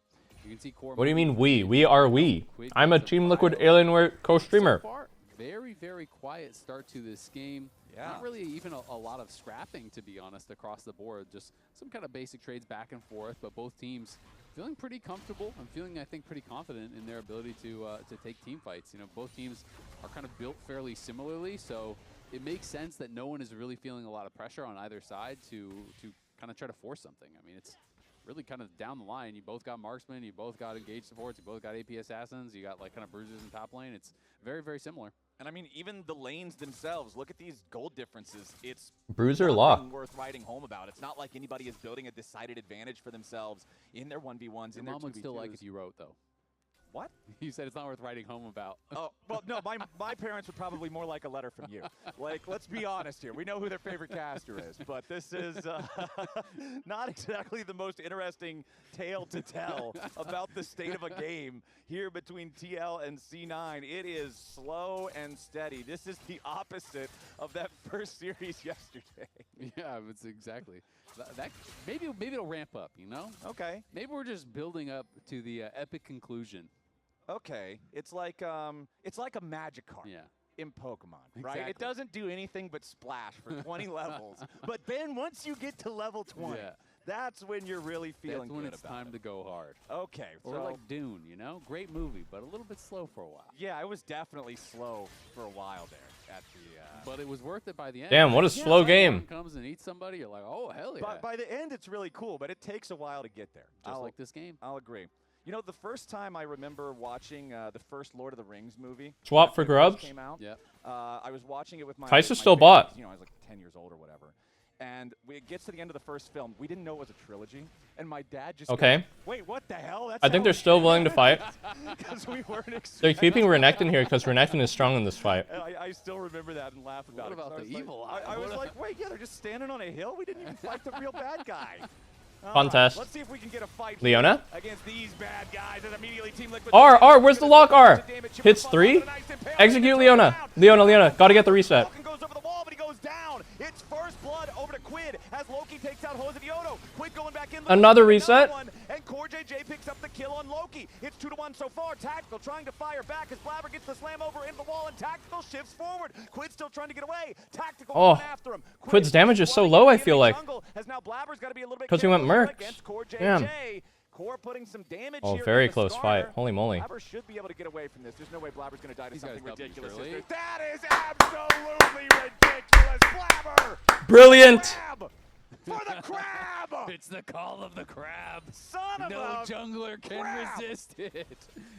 Oh man, CoreJJ used that crab as bait. Hook, line, and sinker. Got him. Yep, normally You can't make it up. You can't make it up, ladies and gentlemen. Crabs. All right, so 3-2 when the dust settles. We did get ourselves Some things never change. once the PvP finally started. Just had to be patient. 6-7. And a little bit of patience, and you will be rewarded here. Quid ends up getting first blood, but both the assassins grab Hang on. kill. Is Renekton supposed to be down 30 CS 1v1? Even here, and C9 already had taken one of the grubs, so TL will clean up the rest of them, and we will move forward here as everyone was down to scrap for this. This initial engage looking very good. Oh, Renekton sacked the wave here to group. And you can see that True Shot Barrage from Tactical went through multiple members. There's so much upfront damage, but on the other side, it was Quid helping to burst through these people. You can see how much mobility Locke has. He's kind of just dipping in and out of these fights constantly, trying to keep that threat on. Damn, Ez was very strong in this fight. Because he knows he has the mobility to escape afterwards. And then this, I thought. I feel like Locke with Mercs. Man, Locke with Swords here would have just pented them. The shield as Core hooks in and then stun him into the wall. So funny, bro. Oh, don't do him like that. Don't do him like that. See, I was thinking, I was hoping that that's what it was, but I also was thinking that it wasn't, and he was just getting a little too ahead of himself. But now up here, Oh, chicken lucky. Quid is back at TP play on top. Side makes the roam over to top lane, and he and Morgan work together to get a kill onto Thanatos.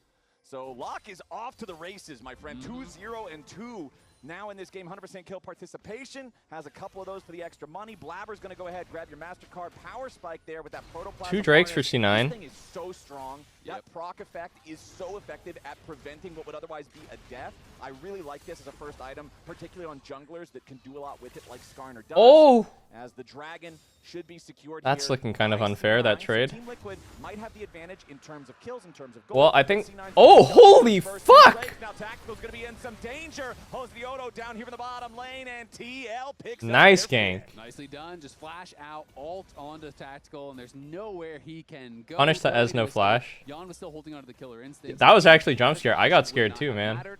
And this is, I guess, how they set up that previous play. Was the TP in from Quid. Oh, nice TP flank by Quid. Very difficult for Thanatos to do anything from that position.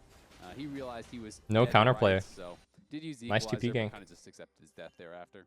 And remember, the more kills Quid can manage to get with Purgatory, with that ultimate. 6-stack Darksteel unlock is huge. Holy moly, that's so much free AP. Snowballing for this champion, even stronger than it is compared to most other characters in the game. Quid already off to this good start. Definitely going to be scary. Definitely going to be a problem that C9 will have to contain if they want to have a chance. Because we went from this very even game state with nothing happening to He's a rushing fight around Lich the Bane. grubs, a subsequent pick in top and bottom lane both. And Team Liquid's up 2,000 gold.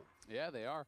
And he already has increased the bonus XQ threshold. We have a pretty big gold lead right now. Rank 1, and then he gets an additional 1% for the souls that he has collected. See, I just don't know if building like this is good on mid lane. If you compare the two mid laners' builds, well, like, obviously Quid got 2 kills, but I'm pretty sure it's better to have your boots spiked right now than have completed first core and not upgraded boots. Yeah, especially if you do. The feeling I have is just like, it's better to get fast boots and then just be slightly slower to upgrade your first item. It can become very, very relevant when you do ramp up that execute because Locke does so much upfront burst. It is really hard to survive the combo from a Locke if he gets ahead of the pace of the game. The 5 players on the screen, me, you, we. It becomes haha Lamau XD release Smolder again. So that's probably not the world that C9 wants to live in. They will definitely need to mark Quid on every single fight. Hey, pop your passive. Jan does a good job trading with Tactical here in mid lane, sidesteps that last Culver's no call in ADC as well. trade, but there's nothing for the teams to really fight over right now. Jan building a steady lead here. A little under 2 minutes till Rift Herald. Yeah, there's so many melee champions in this game too. It was kind of interesting, you know, Blabber obviously going Protoplasm, which is very standard, but I was wondering if it would be a game for like Grass Heartsteel since it was going Grass, because there are 4 melee champs. If you're not getting focused down early, you can sometimes get tons of value from that item, but we haven't seen any kind of tech that I would consider is kind of Whoa, Stride Breaker Croc. All of these melee champs, but both sides have 4 melee champions, and it feels like we are moving more and more in that direction in this current meta. Yeah. We saw yesterday we had, you know, Jace versus Silas bot. We are having all kinds of these kind of just brawly comps that can turn into really, really bloody games. I wonder if they're playing with APA and Sven at all. Much better. Modern Skarner with the AoE Impale that has that Or if they're just going with these guys. It can be kind of tricky to land it. Maybe they sub an APA for a Ziggs game? That's a ranged champion, but when everybody just goes into a big pile of melees, That guy is taking 0. Vulcan's making his way up here into the top side, Hose the Odo following. So that means that this 1v1 between the top laners is just going to fizzle out. Both Sven is in EU? there. Really? Both players dropping down to about half HP. Yep, and both teams end up just covering their top laners here. And sometimes that's what proper play looks like, is that nothing happens because both teams covered. Both teams anticipated the play, and it's neutralized exactly as you say. And that was the case there. Of course, you know, Vulcan coming in, they would have been able to take that 2v1, but when you see Jose and Core moving up to answer, then of course there is no play to be had. And you can see Quid going on back to base. Already has 6 stacks on the Dark Seal as well, which is going to be really nice. Got that as an early buy, and is going to be feeling pretty good about it thus far. I think you should avoid playing Classic if you're playing Pro as well. I was legit running it down in low master games after playing Classic for like a week. It's like fucking with me. Glorp. Dueling down here in the bottom side. -1. Quid healing back up with the soul ignition can be so Beavers, thank you. to trade with this guy because of how much he can heal with that W. Yeah, it is really difficult to actually play around sometimes as well, because there is that reactivation even during CC. Is something that can make it quite strong. This is a very bruisery lock. Game like this, always when it is going. I think it's the right way to build though. Your team is winning. That much more important. Okay, they're definitely gonna fight this third Drake. This next dragon. C9 probably wants to fight here too. This is their spike with Akali Rumble. Both level 11. Akali on her strong spike. One spawning in 15, and I think TL is going to want to stop that stack. Everyone has all Psalms. Let's see. A very, very standard game. Very, very standard game. Does at least own this Nothing suspicious. Whoa, Eon. Step forward, try to chunk out Tactical and Vulcan a little bit, but he won't get much for it. Blabber also hanging around. Core JJ hits the dredge line, but again, a nice arcane shift from Tactical means that it's kind of just Core JJ losing his Aftershock proc there. Yeah, Tactical is taking a bit of damage though at the end of the day. You know, he did take an I feel like these teams both lack a lot of impulsivity. They try to play a clean game of League.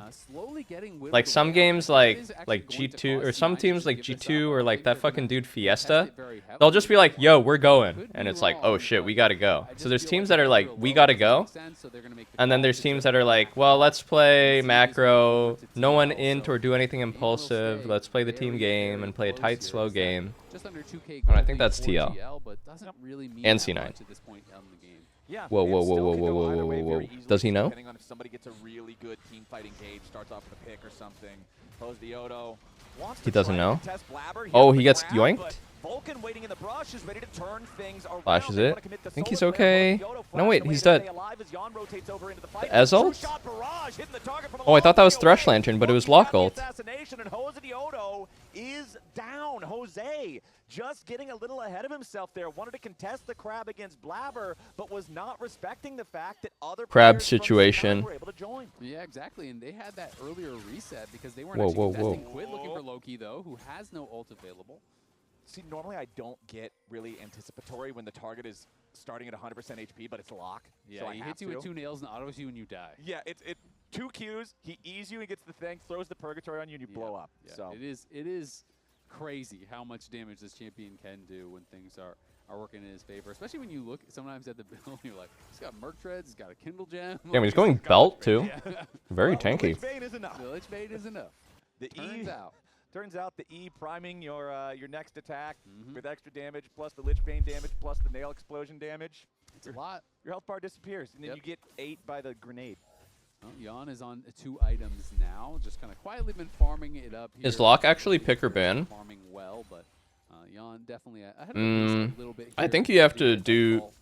Yeah, you got to do something about him early in the draft. Because I think he's rather good versus the common mids. Like Ori and stuff. Not that like he's so OP that you can't counter him, but he's good. Like this, and this is one of those games where, you know, lethal tempo, Kraken, Rageblade, he's probably going to get... Now, is he so OP that you have to first pick him no matter what? I don't think that's true either. But I think he's pretty good. Crazy amount of damage in that case. Okay, Quid got to get away now as Blabber shows up towards this bottom side tri-brush at the entrance to the jungle. Does not want to allow... What am I eating? Burrito. ...trap anywhere for anyone on his team. It's 19 minutes into the game, and no turrets are dead. This mid lane tier 1 is looking a little worse for... Jan's getting juiced. Kai'Sa's having a great game so far. Earlier, and the charge will take care of it. So finally, 19 minutes, 14 There's like no ADC that carries as hard as Kai'Sa. I mean, that's a game with 8 later, I swear.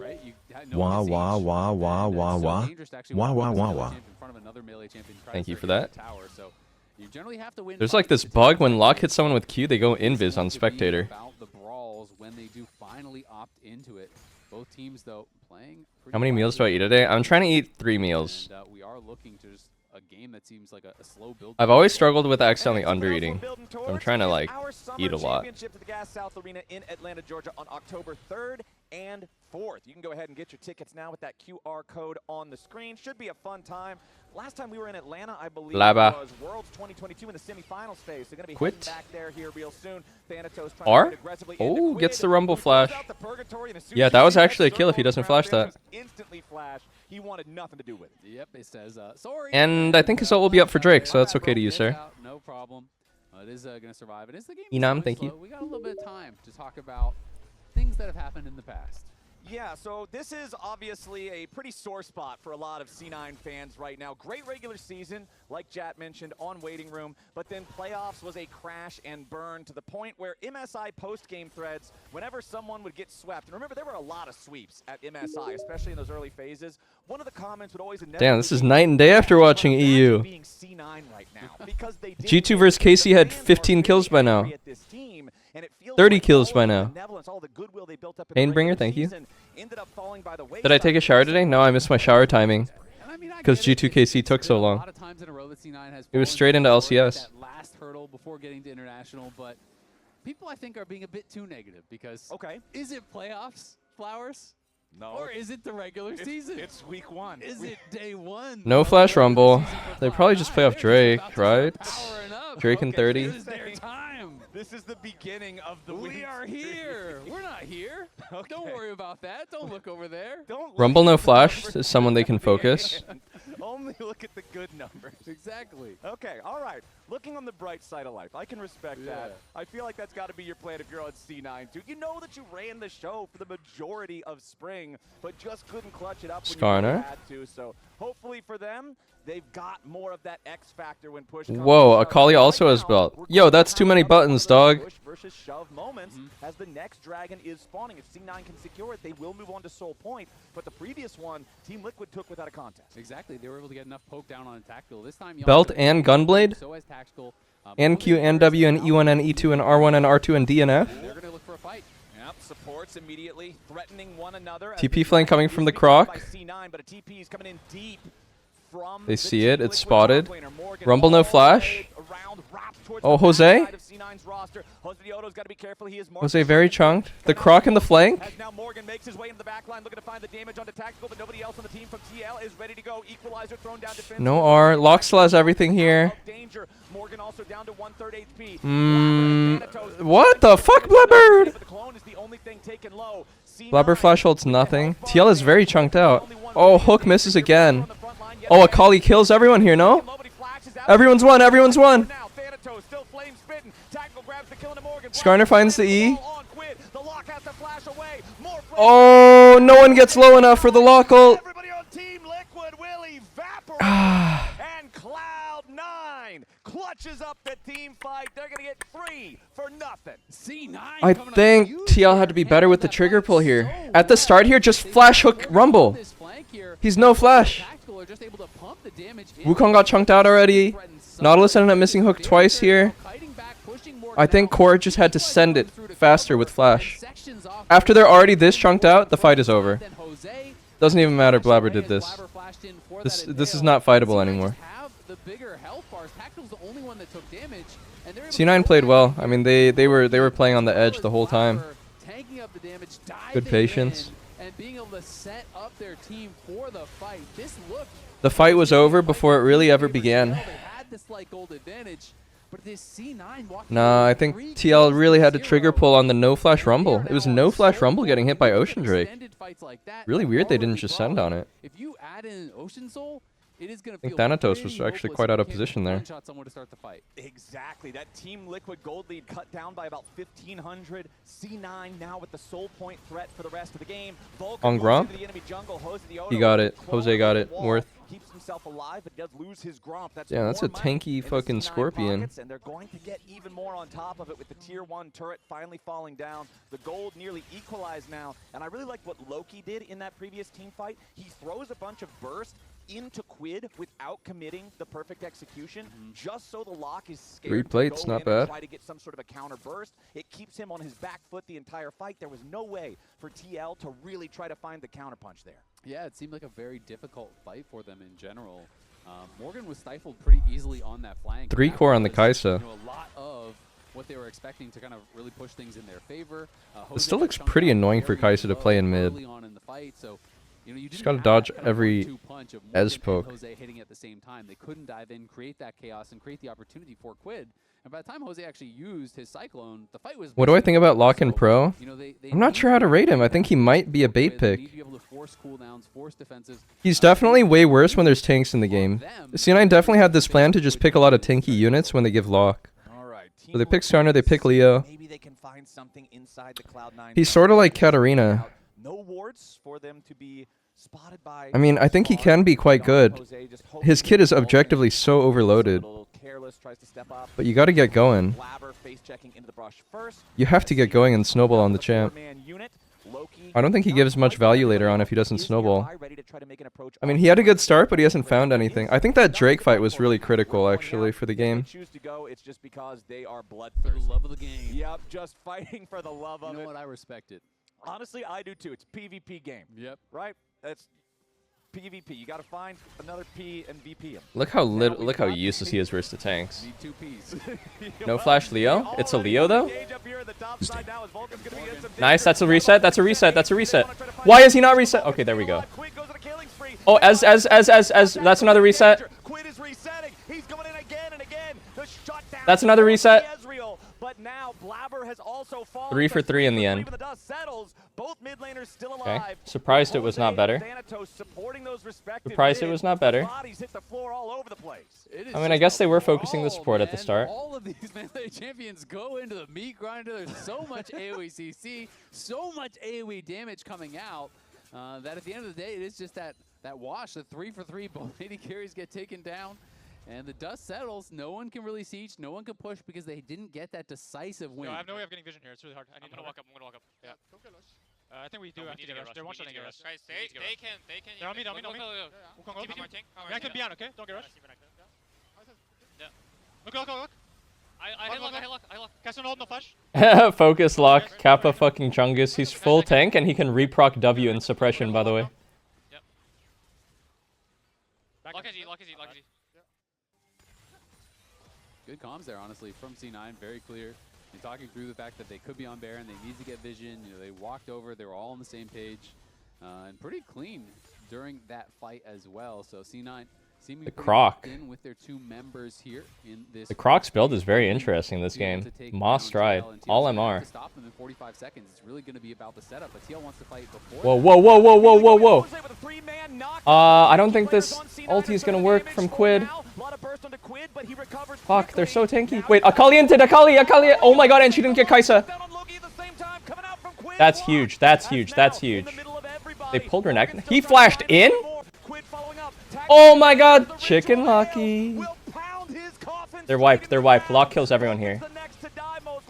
As Blabber tries to tunnel away through the wall. Hosdioto on the Another chase. reset. Quid mops up another one. A double Katarina got the kill reset. for Team Liquid mid laner. Does he have They Magi? The last man standing, and the Ashen Pursuit is a triple kill for Quid. Well played by Quid. He's been so patient this game. There for Quid, and he's able to take I think over he's the fight played at in the his pick limits after very well being this game. Right before that, and we can see this fight one more time. Jan bought so much time. Nice engage by Jose. Nice trigger pull. He sees her stacked, he goes. C9 decides to full send it on to Jan. He repositions with the killer instinct, tanks that true shot barrage, flashes out. Oh, Loki dove too can't get deep. The final auto to finish him off. Goes down, and that means that on the other side, look at all I think Loki went a bit too deep here. going forward, tanks up the It was a very tense game of tug and pull up until now, but I think who then is just off to the maybe Luck races. might be too fed now. Look at the passive auto coming through, finishes off E. another, and the E. amount of mobility that this guy has Pause. is just We opened Luck. ridiculous. E. Chases in, gets another kill. I swear on this champ, the ult is just cosmetic. Over by the Baron.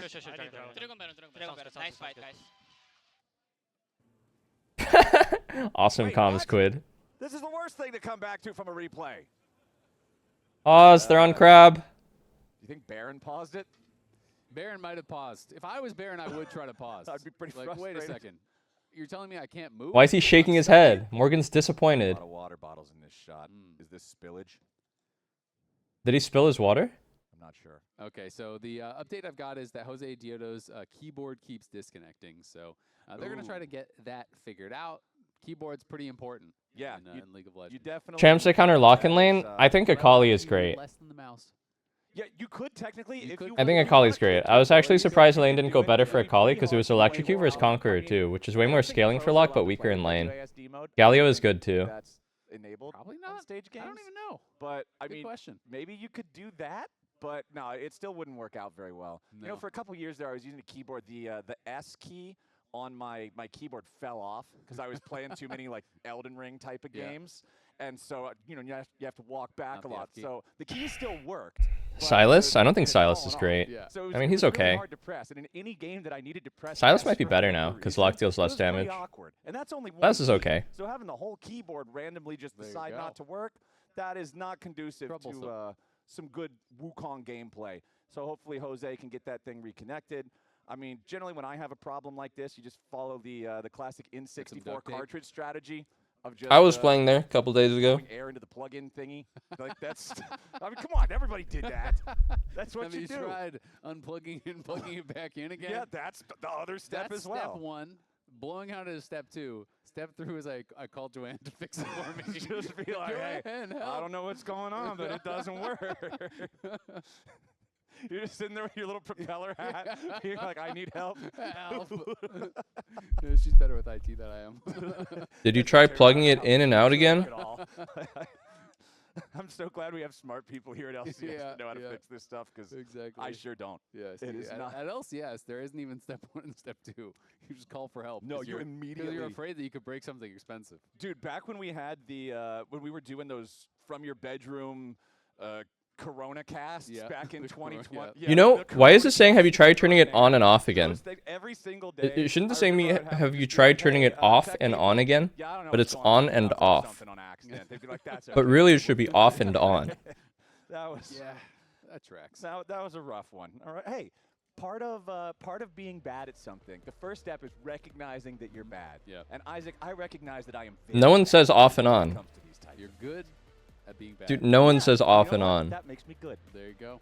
We'll take that. Jose Diodo, hopefully. Nice gaslight. Yeah, he's smiling about something. I hope he's smiling at how well his keyboard pressing the functions. buttons. He's inspecting it. Got to make sure it's good. Yeah. Just making sure he's still got all his keys on there. Yep. He's checking for the missing S. Chat, no one says off and on. That S Wait a key is second. important, bro. Hold up. I need to make sure I have an S key.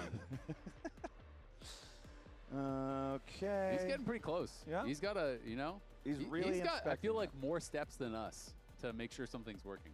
I mean, yeah, I'll just press like one button. If the button works, I'm like, okay, let's go. The light's on. I think we're good. Okay, are we ready to go? Hopefully right back into the game, because honestly, you want to keep. No, look at him. He's getting close. I can see in the player cam. Well, we're looking at the other team, but in the background, I could see it. He was really getting up close and personal with that keyboard. So he's making sure everything's good. This gives me more time to read Locke's abilities. All right. Look! Hopefully we will be getting back to this pretty soon. Kicking off second day here of the summer split for LCS. A TL versus C9. If you're just tuning in, it is a very close game thus far. But TL did just take a big team fight win. They are up 4K. They feel like they're in the driver's seat a bit now. But C9, I think definitely still has a good shot because they are on soul point. And if they can get that soul, then the lead is completely erased. Whatever, man. Okay, so update from producers. They say that we're getting ready checks now. We should be ready to hop back into the game. There is a chance that Whatever, the computer, dude. well, not the computer, the keyboard, I guess, specifically, is still goofed. If it is still goofed, they are prepping a backup keyboard so we can just entirely swap it out. Okay. So there might be one more pause We if didn't it continues not insta-repause, to work. so I But feel yeah. I'm feeling good about it. Jose Diego Apologize? Fine, I'm sorry. The saying is off and on, but I've always said on and off my entire life. Now, after that last fight, after grabbing the Baron, they're up 4,000 gold. Maul of Malmortia is fully complete now for Jose. That's 3 items. You already mentioned how the hat was purchased by Quid before that last fight. Fine. I guess I'll admit I was wrong, like one time ever. Some pages in the book, and he's got a $700 bounty. I mean, he had so much gold after that because he had just finished the death cap. He had spent all his gold right before that fight, went back, bought Mage Eyes and the Blighting Jewel. So is well on his way towards a Void Staff, and then he's 6 items at that point, unless he loses all his stacks and want to swap out the Mage Eyes or something. But Quid is yet to die this game.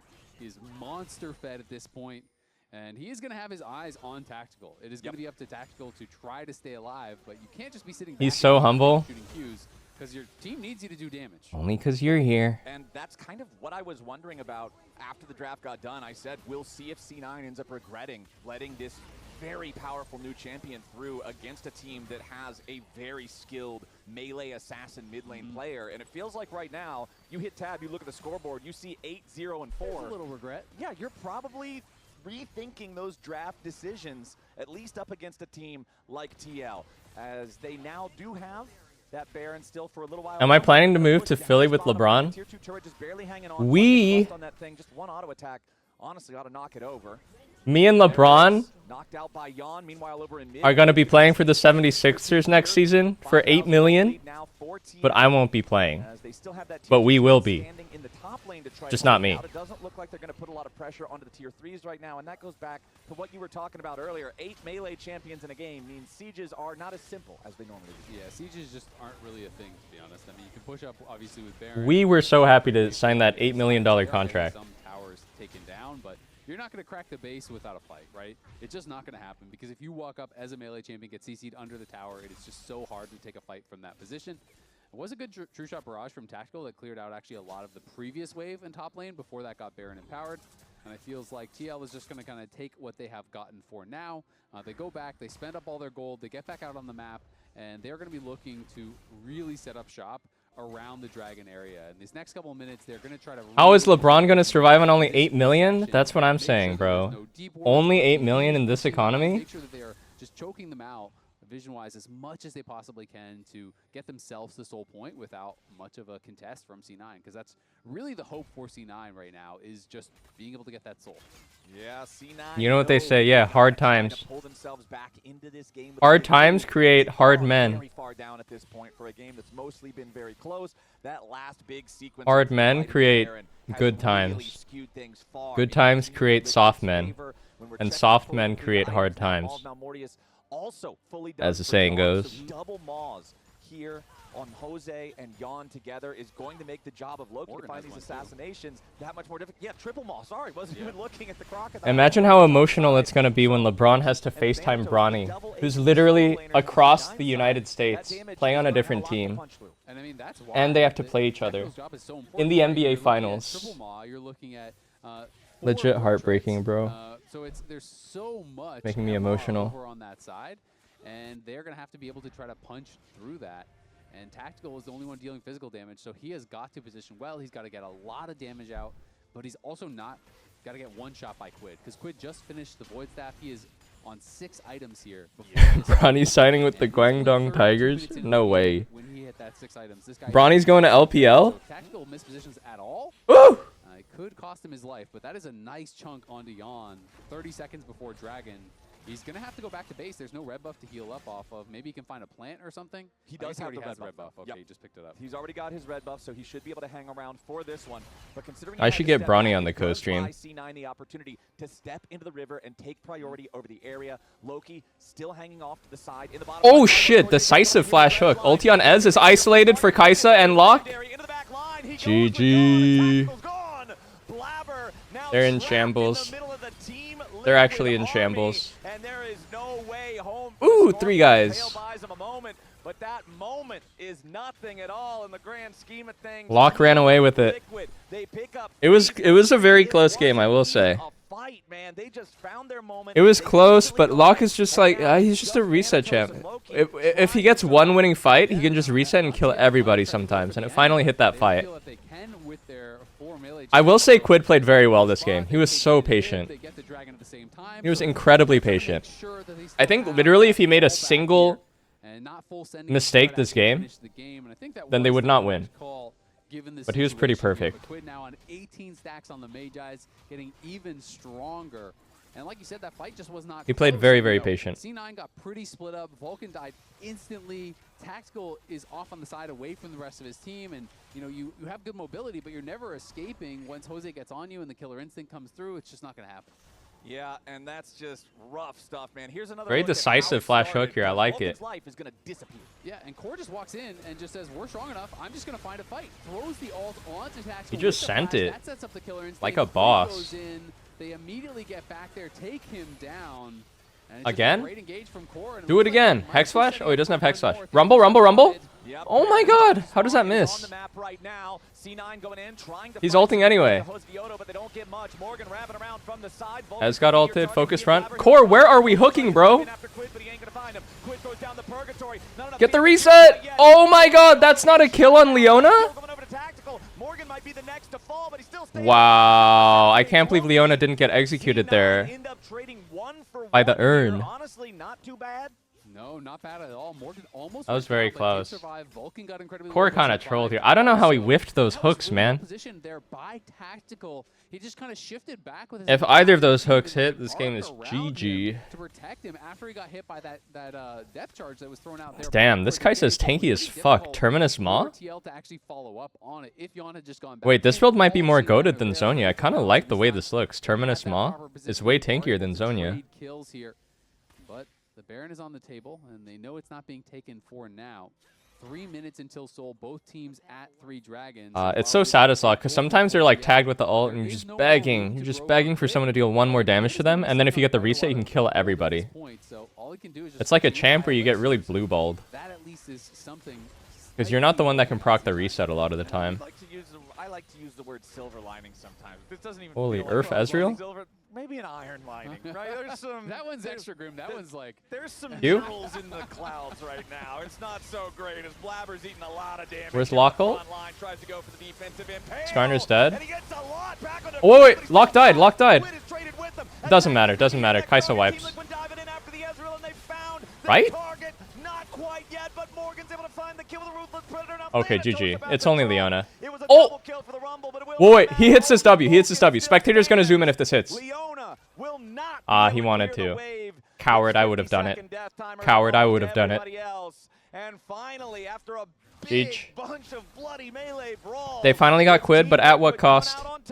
Taking it into the Nexus. Yeah, they're going to be able to take game 1 here. C9 thought they had a pick onto Quid, and they did kill him, but it cost them everything here as he just lived for so Come on, Vulcan. long. TL going to be able to finish this one up. Yeah, Vulcan wants to try Not to a KDA player. Time, but ultimately, he's not going to be able to do enough. It's an ace.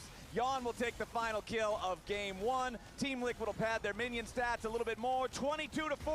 TL goes up 1-0. So the Lock debut in LCS, 100% win rate Lock. For Quid. Who's your player of the game? 0. Playing those early fights. I was the player of the game. Really well, and then once he had the opportunity to take over, he did so.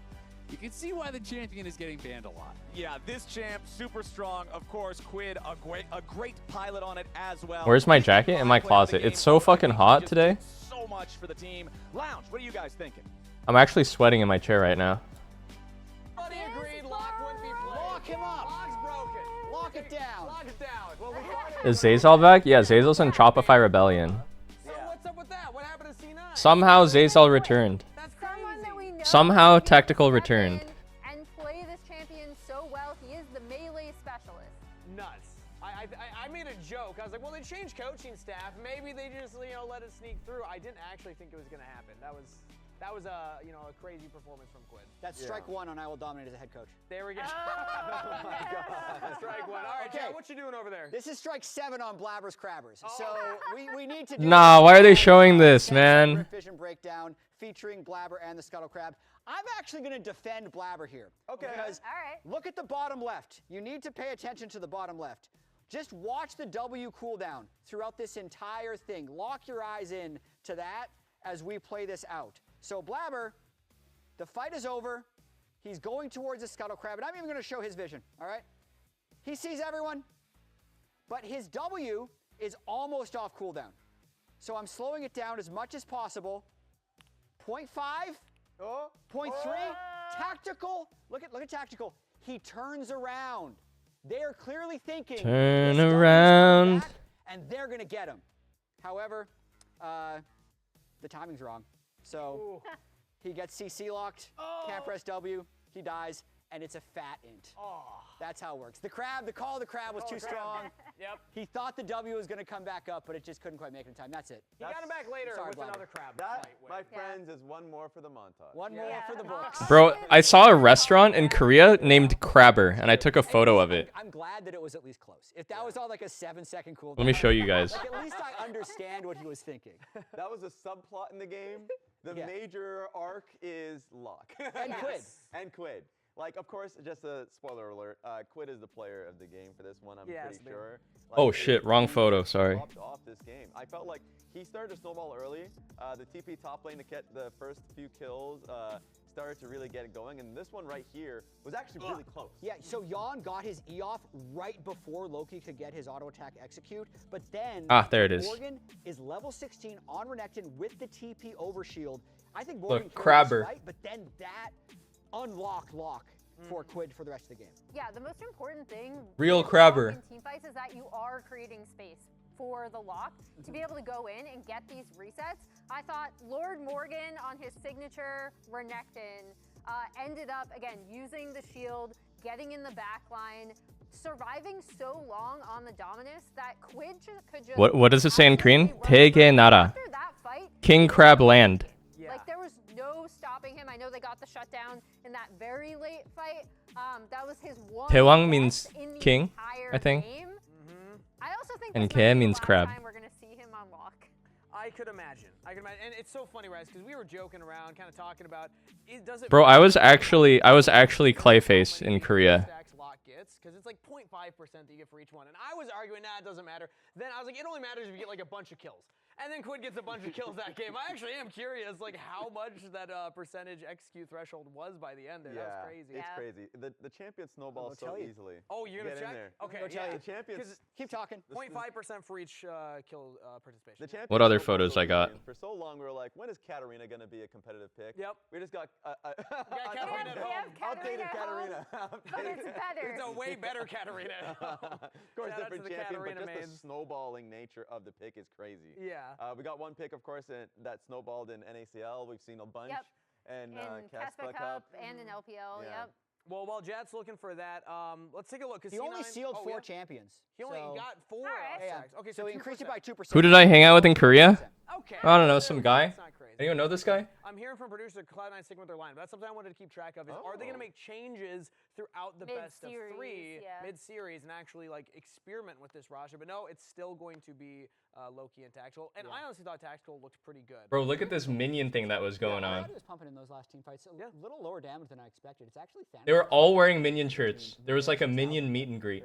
And for me, I think it's really important to stick to the same roster going into game 1 and game 2, because when you're making a selection, you want to see how these players deal with things like these, with losses. Like, what's your adaptation as a player? I think that's way more important than how you do in your first game. Yep. All right, let's see if C9 can... Wait, did you guys see this photo? I posted this on my Instagram. I thought this was...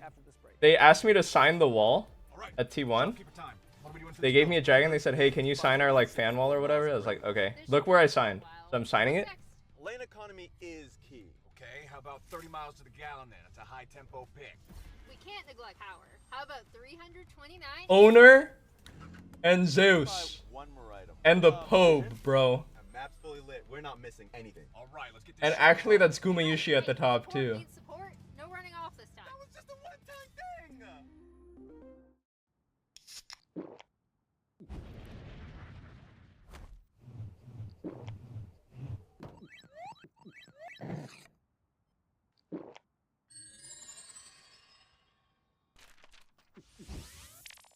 What else do I got? My camera roll is just photos of my pets, dude. Rich in the ground before Dove can even get there. In time to try to knock out as Impact gets burst. That's Pepper. Get fed. Scan the QR code for deals only on Uber Eats. Anya was being cute.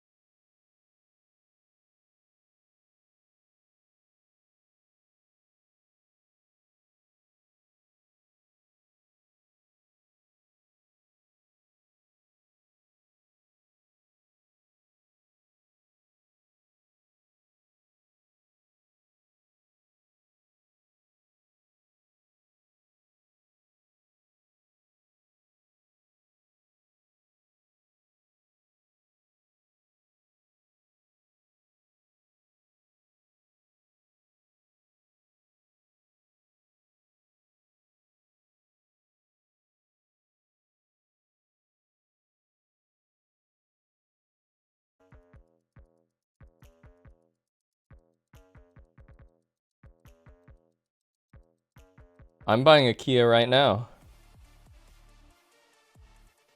Hey, it's APA! Bro, put in APA. No APA, no worlds.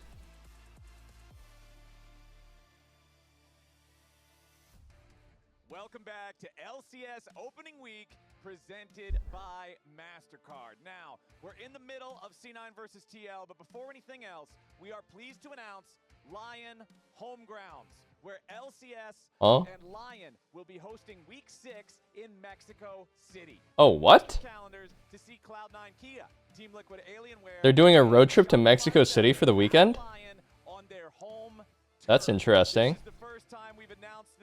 They usually do not host events in Mexico. That's like the first time I've heard of an LCS thing happening in Mexico. Over in the LEC for people that are also watching the European League. Right. It's such a cool thing to do to be able to. Am I going? Shit, maybe I'll go. I have a friend who lives out there. He's always telling me come to Mexico City. It's so freaking awesome here. That'll be in week 6 of this split. And I'm like, no mames, way. You know what I mean? I'm down for good Mexican food. I mean, if we are, we're gonna get some good I'm Mexican down food. to get some good Mexican Even food, if we're not, we can get good Mexican food Yeah, here. actually, we live in LA. This is like the best spot, one of the best spots in America for good Mexican food. All right, bro, we're doing it. We're getting some good Mexican food. That's the name of the game.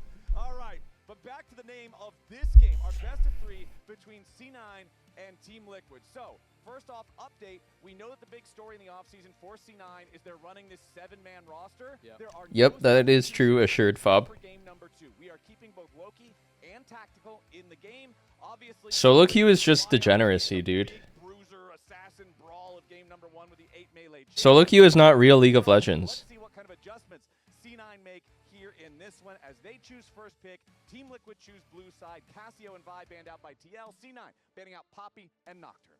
Yeah, so C9, I think if they were going to make changes in this series, they would have after a loss, right? You know, I was thinking, hey, maybe they're going to bring someone else in or bring the other 2 in. It'll be interesting to see how they develop with that over the coming weeks. Ziggs going to get banned out this time around. Nocturne, which was... Wow, C9 has to ban Ziggs now that they don't have APA. Now I'm thinking about Orianna. Never seen them ban Ziggs before. I'm thinking about champions along those lines, and those are both up. So it feels like there's a potential for a trade there. Syndra also a champion that is very high priority. Well, EU was like Syndra, Victor, I see like a Jace first pick, and then Shen support, Lee Sin, sure. or the Syndra, and you can Maybe Nafriki? Ori Nafiri? Lee Sin taken away because of course Jose is just too. I think I expect Ori Nafiri from them. Jose loves to play Nafiri. And I think it's good versus Lee. All the dogs block the Q. Ori, of course, has always been high prio. Ori's way more palatable now that Akali Lock is out as well. Go Ori Nafiri. It's Biss. A global scale. Exactly. Not just here in North America. This guy is crazy on the champion. If you can play it at all, Blabber's lead. Yeah. Say I'm right. Say it. Not bad. Blabber can pilot lead perfectly fine, and denying it from Jose is huge. But that means that we're going to see Jose. Yeah. What? Nafiri locked in alongside Wrong girl with the ball. as a flex pick. Yep. So Syndra is coming in as a flex. We are seeing it both mid and Wrong ball girl. these days. It is a champion that is getting a ton of bans as well. Orianna, you know, you can go that route. You also can go towards Ryze. Ryze can become very tanky. Early Merc treads. Early. No way you pick Ryze here. You want Lust if you pick Ryze. Ryze is actually D tier, bro. See Loki go that direction. Also allows you to play the map. Bro, this is like 4 months old meta. And you have a mid laner that can move. That is This is stale. a pretty strong recipe. Nah, I think Ryze is not good. With Vulcan grabbing his bard. Nobody is playing Ryze anymore, bro. The streets have moved on. A strong early ganking jungler, but you have a support that can roam, a mid laner that can roam. I think just stick it mid, pick support here. Rellington, maybe. Yeah, Vulcan's bard is great. I mean, last year, obviously, the big Rellington, Shen, Ali, something. now that he has defected, Vulcan is the #1 bard. Yeah. So his bard very scary. Rel JJ. Also kind of affects the map in a way when you were talking about Jace being a potential pick. When you're talking I don't think Jan's gonna play Syndra. here already for C9, playing side lanes becomes much more difficult for the team that's against a bard. Yep, so Caitlyn going to get banned out. One of those really strong bard pairings, something that we've seen a lot of. They're banning out the Bard Kate combo. Ez is not pickable. I wonder what AD TL will play. I guess it could be Syndra bot. I don't know if he's been preparing mages. I rate Jan as an ADC purist, though. He doesn't really like to play mages, I don't think. I think you want one guy with mobility in the draft here against Bard Lee. Syndra's already a bit vulnerable. What dash units are even up here? Lucian is pretty mid. I guess you could play like Ahri in mid. I feel like you don't really want to give Ryze Merc's value if you can help it.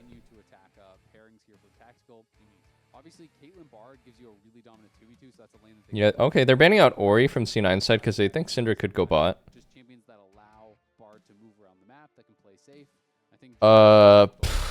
Corki. Corki is kind of ass now.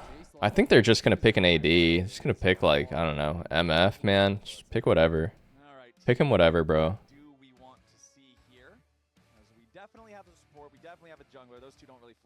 Pick whatever AD.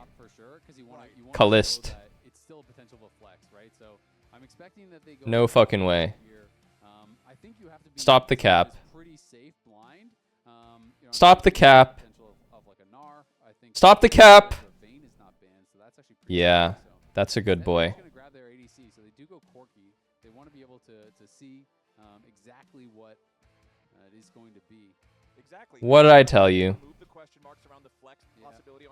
He doesn't want to play mage bot, and he needs to pick an AD with the dash, so there's only Lucian or Corki.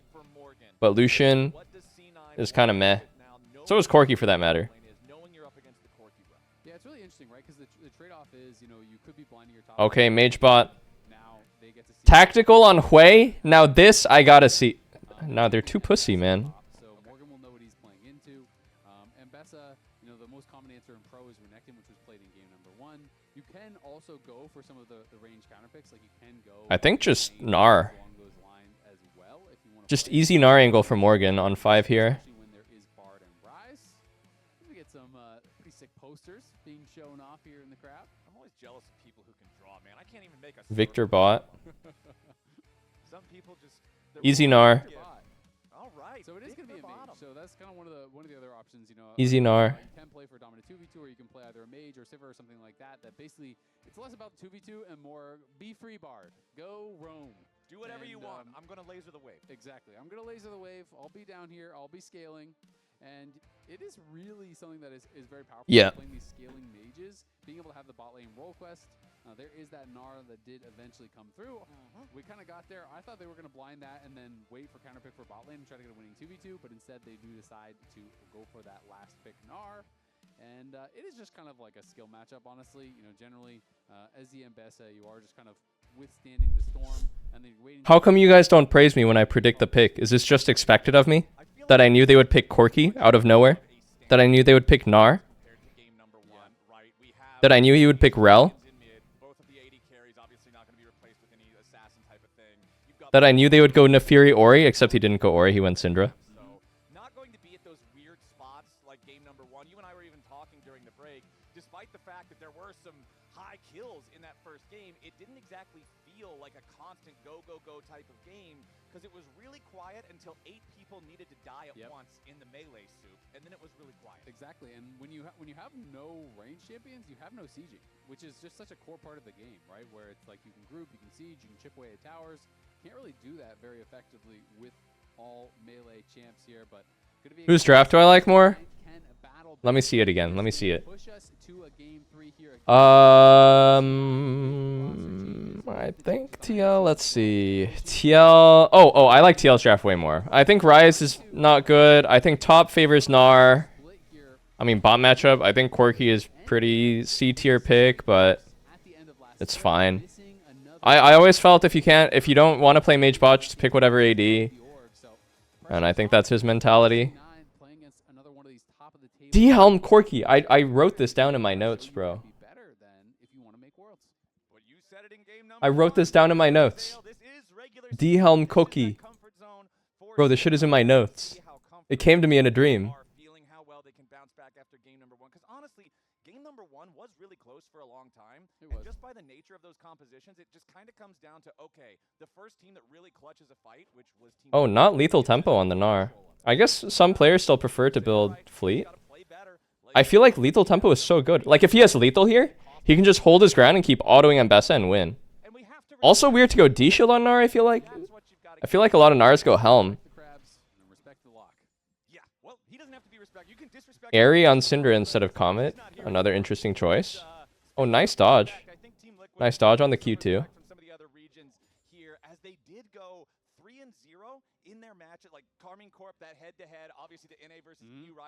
Why doesn't he go D-Helm on Gnar? It's so good.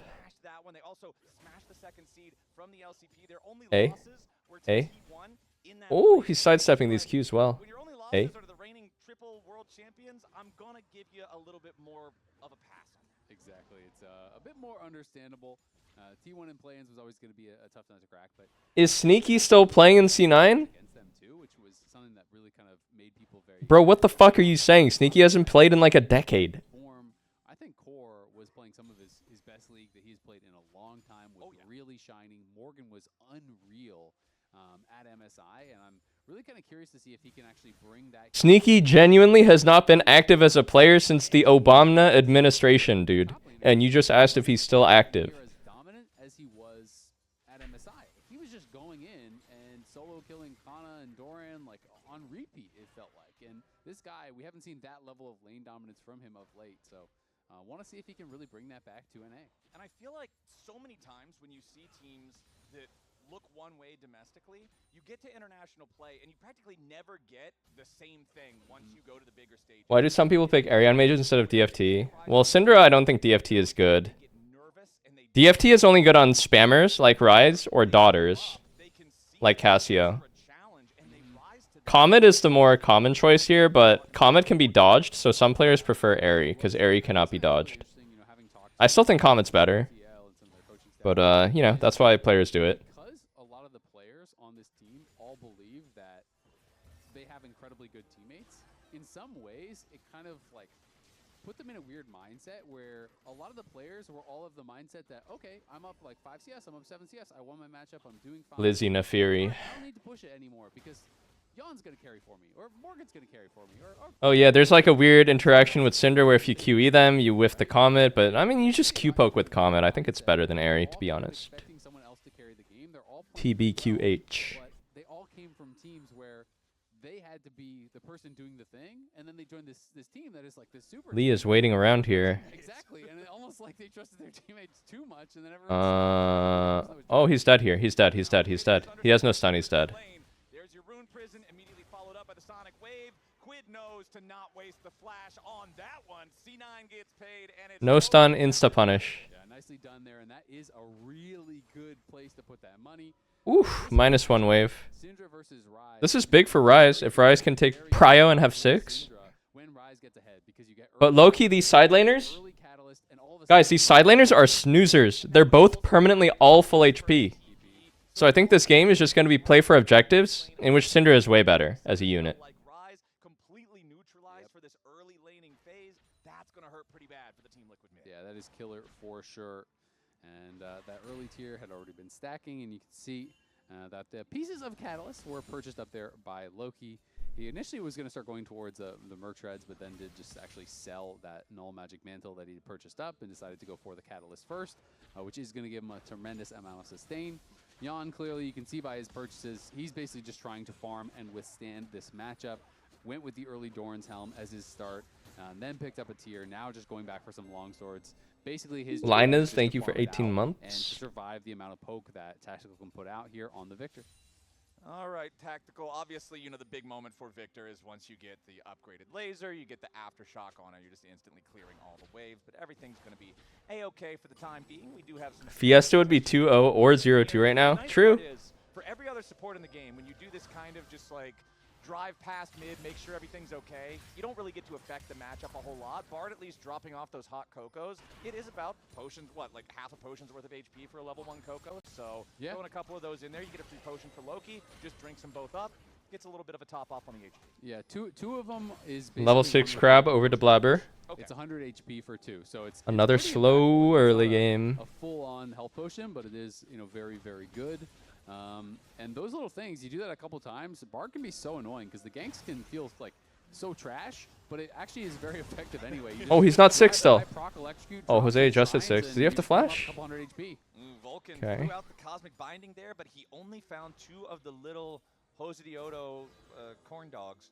So that's C9 really needs to scrap with this Risley. I think they get outscaled. Flashes over the wall anyway, so they do get the summoner spell out of the TL. I do believe they get outscaled. Oh! However, Core JJ is the first one. Nice punish. I think he's dead. Oh, he lives! Jose's dead. Jose's dead. Jose's dead. Oh, the Syndra unit. Not enough damage. Okay, well, this is what you need to happen if you're playing Risley. Yeah, can't quite finish him off, but still good. Wow, he lives there?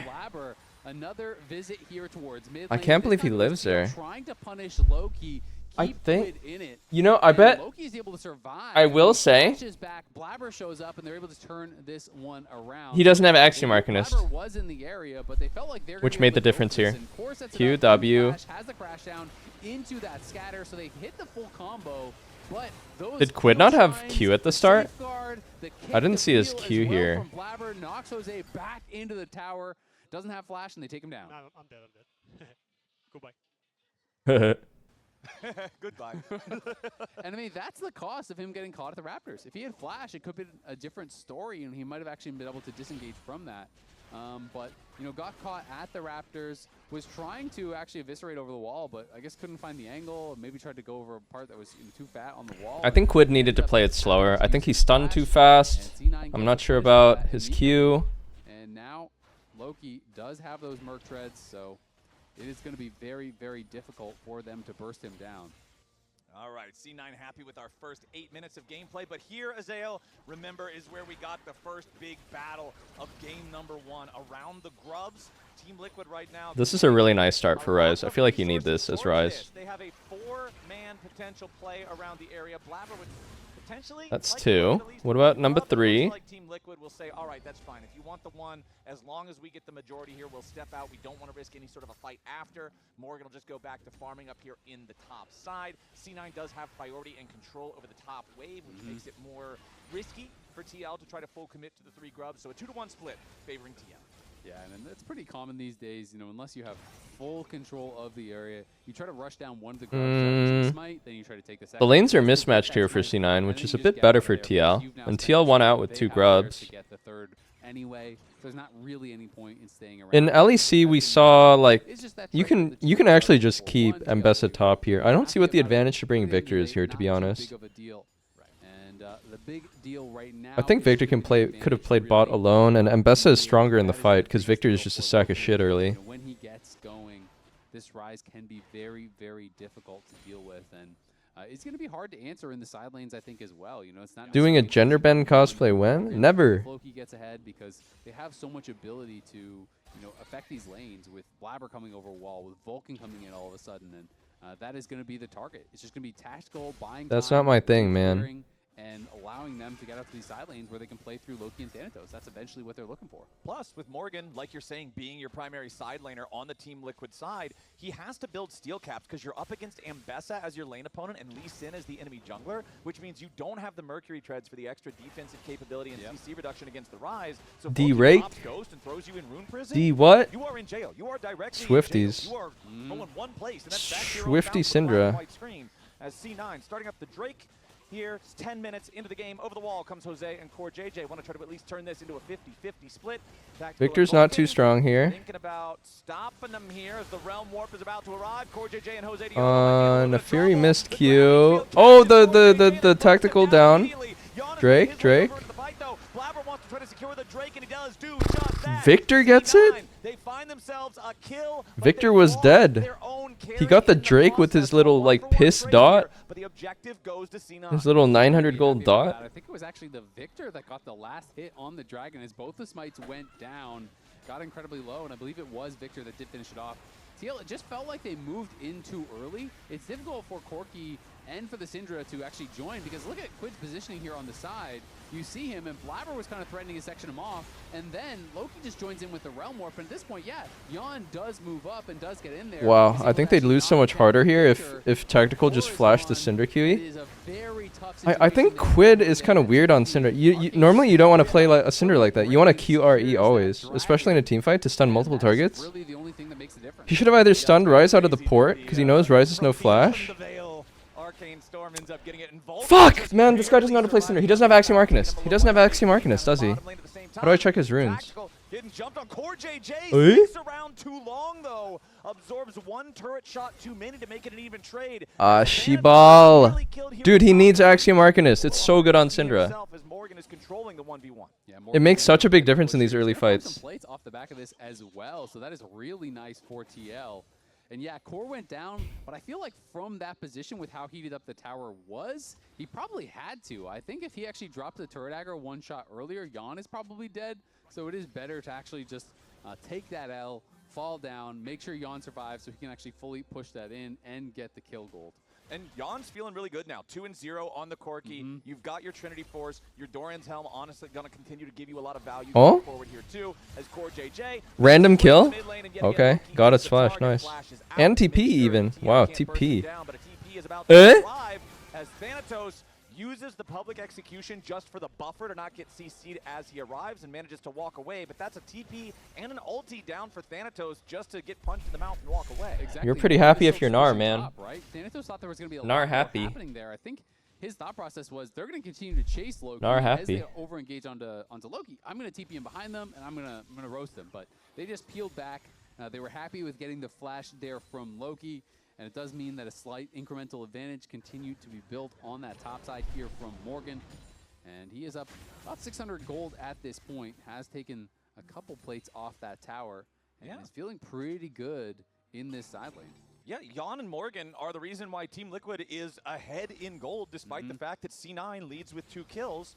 So Team Liquid certainly not sweating here in this early game. Only one Drake taken very, well, not very late, but pretty late first Drake, 10 minutes into the game. Obviously, the grubs were already split like we talked about. I rate Lethal Tempo Gnar higher as well. Since 2 minutes from now, we're going to have The champ looks fucked up with Lethal Tempo.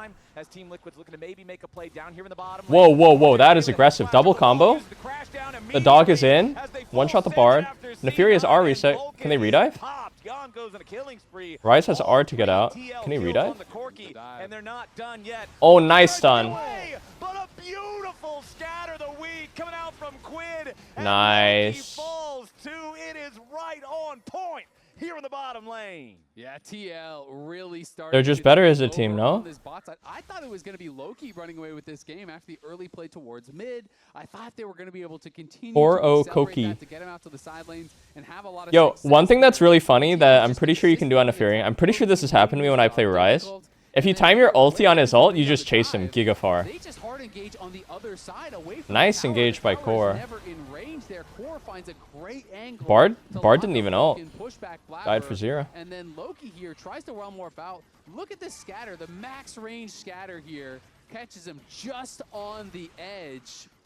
It can get extended when it goes through terrain, and there is an interaction there. So the fact that he actually shot it through the tower, I think, may have made the difference. And Quid interrupts Loki. That means his death as well. And just like that, Quid is ahead on gold. Jan is 4-0. Got the second item here pretty soon. Chicken Loki. On the wrong side of the map. Whoa, nice stun. Oh, got hit. No R. The dogs. Tactical TP. Again, Jose looking for even more here. Wants to try to chase a little bit further, but with no hounds. Morgan TP's top. Cinder can TP bot. Jesus, it's triple TP. Both felt like C9 are saying, okay, we know what they want to do, and TL's just saying, oh, we know that you know. Wait, why isn't he TPing here? Really? He's scared of someone? I think he should TP there. Like they always have the extra man, right? Like they're actually showing up with the additional member. C9 had 3 bottom to try to cover that dive. TL sent 4. They have a couple people up here looking to maybe set up a dive to set up an angle, for Blabber. Well, again, multiple members there come from TL and just immediately engage on the disadvantaged C9 member. It was the same thing they did bot, and now Tactical in trouble. Yeah, he's just dead? Ready to go. I said that Jose Dioto needed what, he just lives? There on the top side, and now that he has him, he immediately puts that pressure. Dude, fucking Bard heal barrier is like... Flash had to be spent from Tactical there as Vulcan very low on HP. Nice. And that magical journey. Oh my god, Vulcan looks so tilted. Did you see him? He was all like... Ah, Shiba. And Vulcan's reaction on the player cam, it was head in hands. He looked very frustrated by that death because it wasn't just Tactical's flash that was forced. In that same moment, Vulcan had to flash to get in range for heal and locket to keep him alive. So he had used all of his resources to save Tactical, then gets caught by the scatter, and barely does not have enough health to survive. If he had the flash, if he had the heal, if he had the locket, anything, he probably would have lived. But he had to spend it all, and he dies. Bro, Tactical has not been impressive. That was looking good for C9 in those first 8 minutes has now been suplexed. Was it really worth benching Sven? Like, I know Sven wasn't doing great, but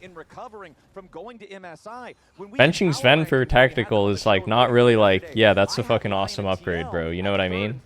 One reason for TL is because haha funny meme, but the other reason is because generally the teams that we send to MSI, their summer splits start off more slowly. They have to kind of recover a little bit, get back into the usual groove of things. But it doesn't. Dude, fuck it. Put APA bot lane. Mate, what? It's Ziggs, Casio, Yeah, I Xerath. You know, and obviously, Just they didn't play in main stage of MSI, so they had a little bit of time there. Just put APA bot lane. It's really common because the schedule for LoL Esports is brutal, right? If you're a top team and you qualify for everything, you play in every playoffs, you go to finals, you go to MSI, you go to first stand, you go to Worlds, your schedule is pretty much all year long. And so, especially with additional events in between that some of the teams are doing as well, you know, the schedule is grueling. And put Dom jungle too. Who's with me? Oh, Sheball. What the fuck? Mid play safe. See, this tactical is not playing safe.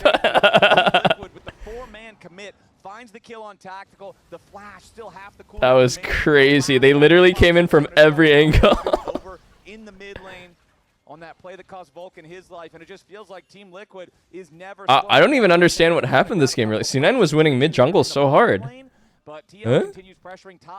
Wait, they were winning quite hard. They won on the Dragon Skirmish too, and then nothing. Exactly what I wanted to highlight is the fact that they are punishing these missing resources. And then nothing. And now they are completely outscaled as Risley Sin. They go mid, they force the flash on Tactical, they force the flash on the heal on Vulcan. This Nafriki champ is crazy when she gets going, and she has gotten going. Back mid again, as soon as they get those side lanes pushed out, C9 responds, and they just collapse on Tactical. He doesn't have his flash, they kill him again. It's just brilliant play here from TL. They're looking so it was blind. Nice try. Okay, a little bit of a whiff there from Core. He goes over the wall with a Hex Flash, can't find the Shattering Strike or the Crash Down, so Vulcan gets away for now. And honestly, if you're Vulcan, you got to be wiping the sweat off your brow from that one, because every time Team Liquid shows up anywhere, you know they've got the firepower behind the lockdown to get the picks. And one of the scary parts in a game like this when you start falling behind is there's no true tank on C9. Who's supposed to be the one to face check, right? Bard has to keep playing for vision. You need to have someone out there getting wards, and so wow, Corki is so accelerated here. A wall or try to place a ward in the brush or clear something out, he knows he might be getting engaged on here. And this was the last regular season match loss for C9. 435 days since they actually lost a regular season match. So wait, what? Not the start that they would be looking for here. Of course, you know, there's so much. Is that a real stat? They haven't lost a regular season match in 435 days? Regionally, I just find that really hard to believe. Right. That has been their strength. I find that extremely hard to believe. Are they cherry-picking stats? Well, they were undefeated spring. I guess lock-in tournament doesn't count. Wait, no, they were undefeated in lock-in Swiss stage. What? Serpent's Fang fully completed as the second item. You're going to get a lot of value out of that. So many of these enemy champions. Bro, the last time they lost, it was LTA. And Jose's just going to cut right through it as Vulcan again under pressure again. League of the Americas? Who remembers LTA? League of the Americas. I want to take a moment to talk a bit about Tactical, who, you know, actually maybe we're going to have a fight. I'll wait. Bro, the funniest part about League of the Americas is that the got a letter in the initials. Liquid does not want to overcommit to anything. Instead, they're just going to bring the three-man hit squad over to Yon, who is in the mid lane, crashing the wave into the tier 2 turret. Get a little bit more damage onto that one. Nearly take the 4th plate, but not quite yet. And they're looking now for top. They're going to try LA. But he's backing off, so I think we will. What about League of North and South America? And so if you haven't actually been watching Tactical for a while, obviously LNSA into the league with TL in 2020, he's now getting to, you know, be back in the league playing against his old team. And after his stint on TL, he played. What about the United League of the Americas? And then he was out of the LCS. But with Luminosity, he won 2 NACL titles. TULTA. On an NACL roster, but then actually came in and was able to help his team win another one to actually turn the ship around when they were struggling, win another NACL title. So he's actually won the last 3 splits in NACL. He's been dominating at the tier 2 level. That is why he is back. That is why he is getting another chance. What about League Championship Series? Consistent level of performance at the lower level. You know, he has shown. Bro, is there anything more corporate than the fact that there's probably these dudes that got paid like 6 figures to be like, hey, I know what we should do. Let's call it League of the Americas. And there some dude is like, okay, fucking brilliant. Yeah, let's do it. And then like, it wasn't great. And then another guy was like, hey, it's not working. Let's switch back to just LCS. And then you go, yeah, that's fucking brilliant. Let's do it. And nothing changed in the end. On that one has not been able to find all the playmaking that he would like in this game. Fucking brilliant. We'll just call it the League Championship Series. Also took the opportunity to grab the Yeah, it literally happened with HBO Max. Now again, it's Vulcan in danger. Yawn is right there. Oh, is he gonna take it? Won't quite be able to kill him. Vulcan survives with Apparently the story with HBO Max was there was one guy who really wanted to call it Max. And everyone else was like, dude, I don't know, are you sure? But this one guy who had power was like, yeah, we're doing it. So it was called Max for like a year. And then people were just like, dude, this shit kind of sucks. Let's change it back. And then they changed it back to HBO Max. Constantly, they're in every bush. They're jumping on the C9 members. And we haven't really been able to see a successful play with Blabber and Vulcan moving around and finding a pick and finding an angle. And the more and more plays that work for TL, the more they take over the vision, the harder it is for C9 to find those angles. And it just feels like the door is closing here very quickly, as Yawn is just miles ahead on 3 items. Dude, I feel kind of bad. I like kind of made it a bit to make fun of how Azale always says the wheels are falling off, and then I think he genuinely stopped saying it. Because I haven't heard him say it in like months now. Oh wait, Quid is caught here. Belt? Holy shit, they're trying so hard to kill him. Does he have Zonia? Nice Zonia. Holy shit, he Zonia'd Elite Kick Flash. Oh, he's dodging with the Swifties. Wow, nice moves by Squid. Oh, finally died. C9 off the map. Quid will finally fall, but at what cost? C9 lose 3 men as the last 2 hobble away. It can't go much better than that for Quid. Full ability crit, Twisted Fat, and ARAM Mayhem is hilarious. Hey man, we're watching a game here. Also, chat, kill him. He said Twisted Fat. Rocket belts away from the public execution, and then the timing on the stasis. He stasis the kick flash from Blabber on the animation. He stops him in his tracks. That was beautifully done there from Quid. He shut the door on the play, and he may have shut the door on the game here as C9 nearly 10K behind. Yeah, it's a 9,000 gold lead, man. I think Team Liquid is 140k GTF Ken type. Let's watch it again. This was insane. He was out of position here. Flashes, belts it. Zonia on the lead kick flash. Hey, I said that, Azale. Bard whiffs the Q timing, sidesteps the Mbessa Q2. However, he neglected that Mbessa has 18 more dashes and died. Ninja, thank you for 4 months. It is 3 kills going the way of TL. Quid looking very happy about that, and C9 not oh, there's Zevin. Happy about how things are going Dom in shambles. This series and in this game. I Will Dominate looked rather dour. From Quid because he still died, but the real story is told by the smile on his Actually, face Pain Champ. He knows, like, yeah, sure, I died, whatever. But Actually, Pain Champ. Is Pain Champ even an emote? Smurf on C9 in that one. That 9,000 gold lead is about to find its way towards 5 digits of domination. And the worst part, what, Pain Champ is not an emote? They get an early Seekers, and then they use it, and it's really effective, and they win the fight, is that they often have enough gold to do this. They go back and they buy Zonias, so he instantly has it available again, and you already tried to kick flash him, it failed. You tried to wait and find this play, it failed, and now TL looking unstoppable, pressing that 10K mark. And they might not have Baron, but again, this is a team that's not limited by everyone being melee like game number 1. You're sieging. Oh, it is an much emote. Easier. You've got the Corki, you've got the Syndra, you've got the full send with the Rel if you want to. So now that TL have taken the mid lane inhibitor, they're going to look towards bottom side. You can see more. Wait, did anyone see APA? Was it only Sven in the room? Between the mid and bottom lanes, just trying to find continual harass on C9. What about Train Dog Champ? All of a sudden, they can't mount a defense. It's a 2-in-hit game instantly. Morgan transforms into Mega Gnar. That means C9's got to respect it. Core JJ oh, hit the Mbessa R. Wait. Core died. Mbessa dashes out. Small throw. Small throw. Just the soup. But they have to back. That was a beautiful outplay there from Thanatos. The public execution was so back well-timed. Back and go Drake. Not only because it found the backline of TL, but because it immuned the engage from Core JJ. He instantly reacted. Core JJ flashing in with the engage there. Buffers that perfectly. gets back into the back line of TL and keeps them alive for now. But this is going to be TL moving to Soul Point. Yes, you defended your base as C9. The game will go on, but there's no way you're getting out there and stopping that dragon. No, that is Next Baron. Point for TL. Just about 27 minutes into the game, so it's not like it'll be a fast Soul. But when you're up against a team that's 9,000 gold ahead and you can barely ever kill anybody, Ocean Soul kind of just turns that barely into a hell no. Yep.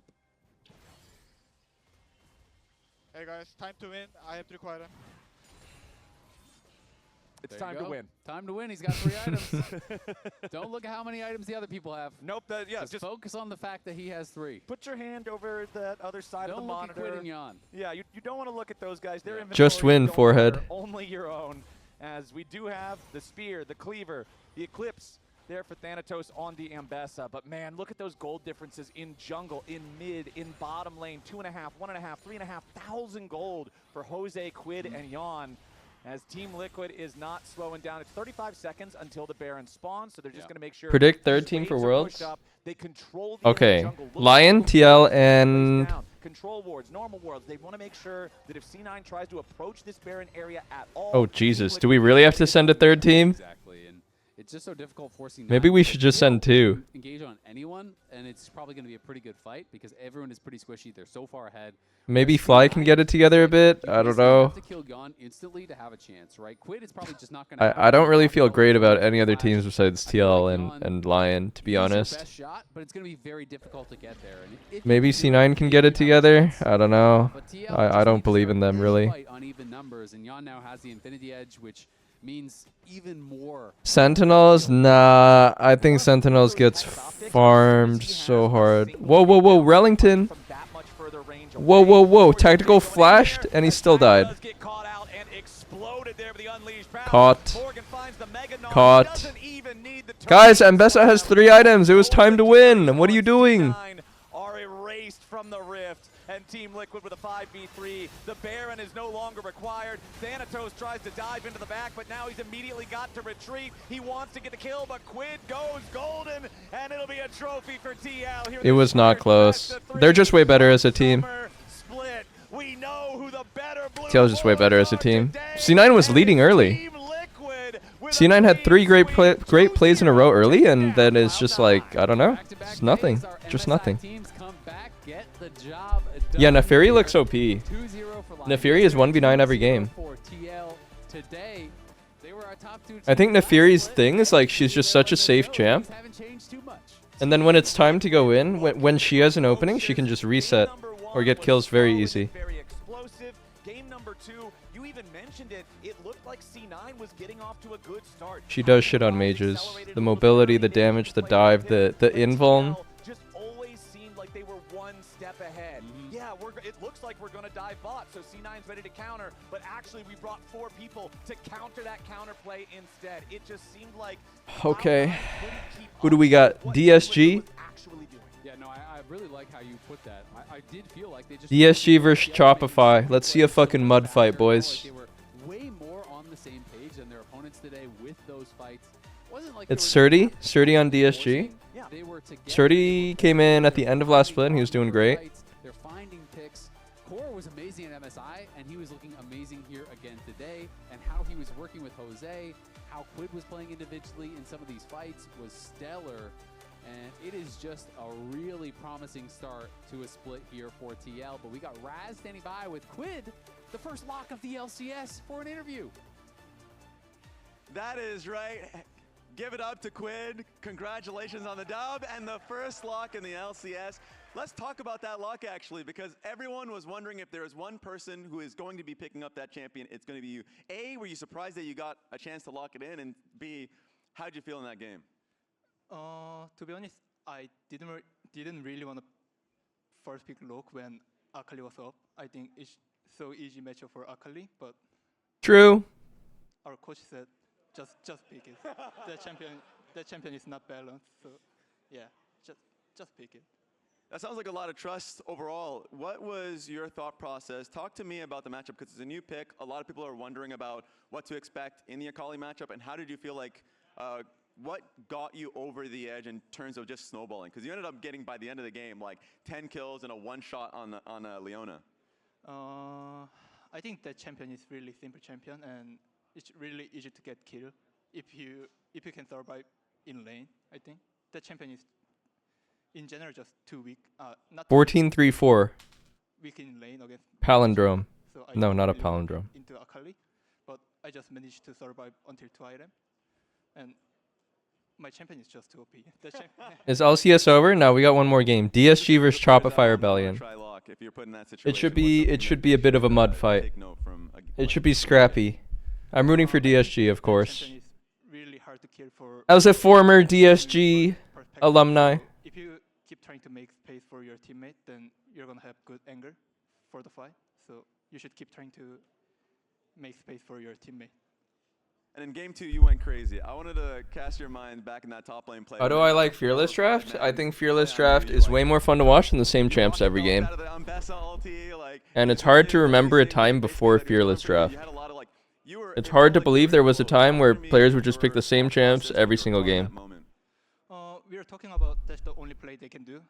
To be honest, I didn't expect Ambessa was sitting in there too.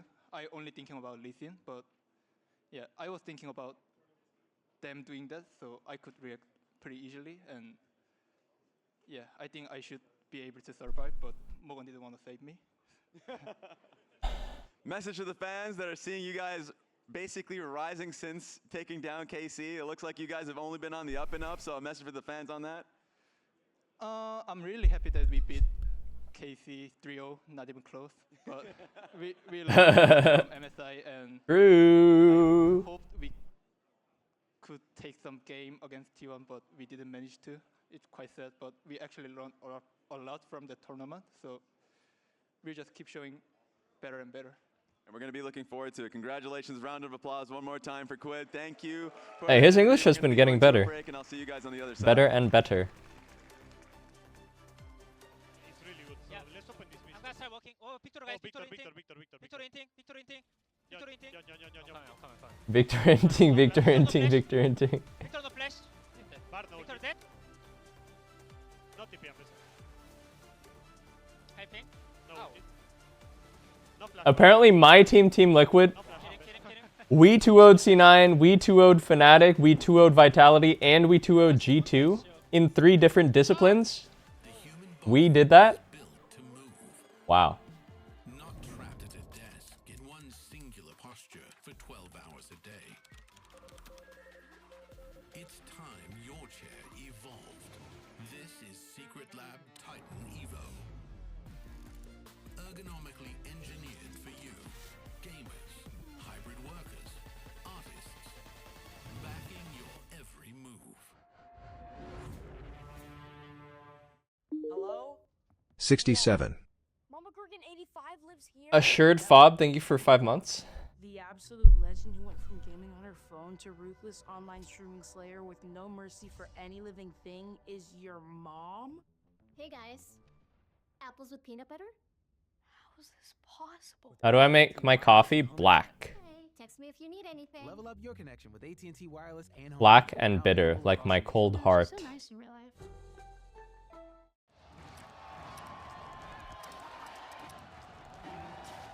Red Bull gives you wings.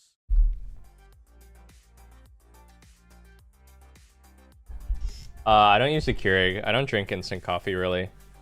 I'm a cold brew enjoyer.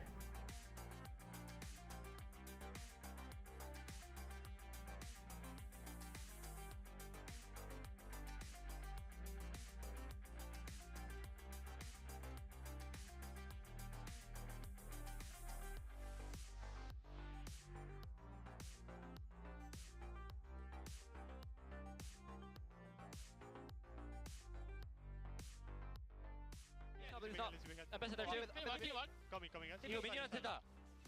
Right. Okay, I'll be right back.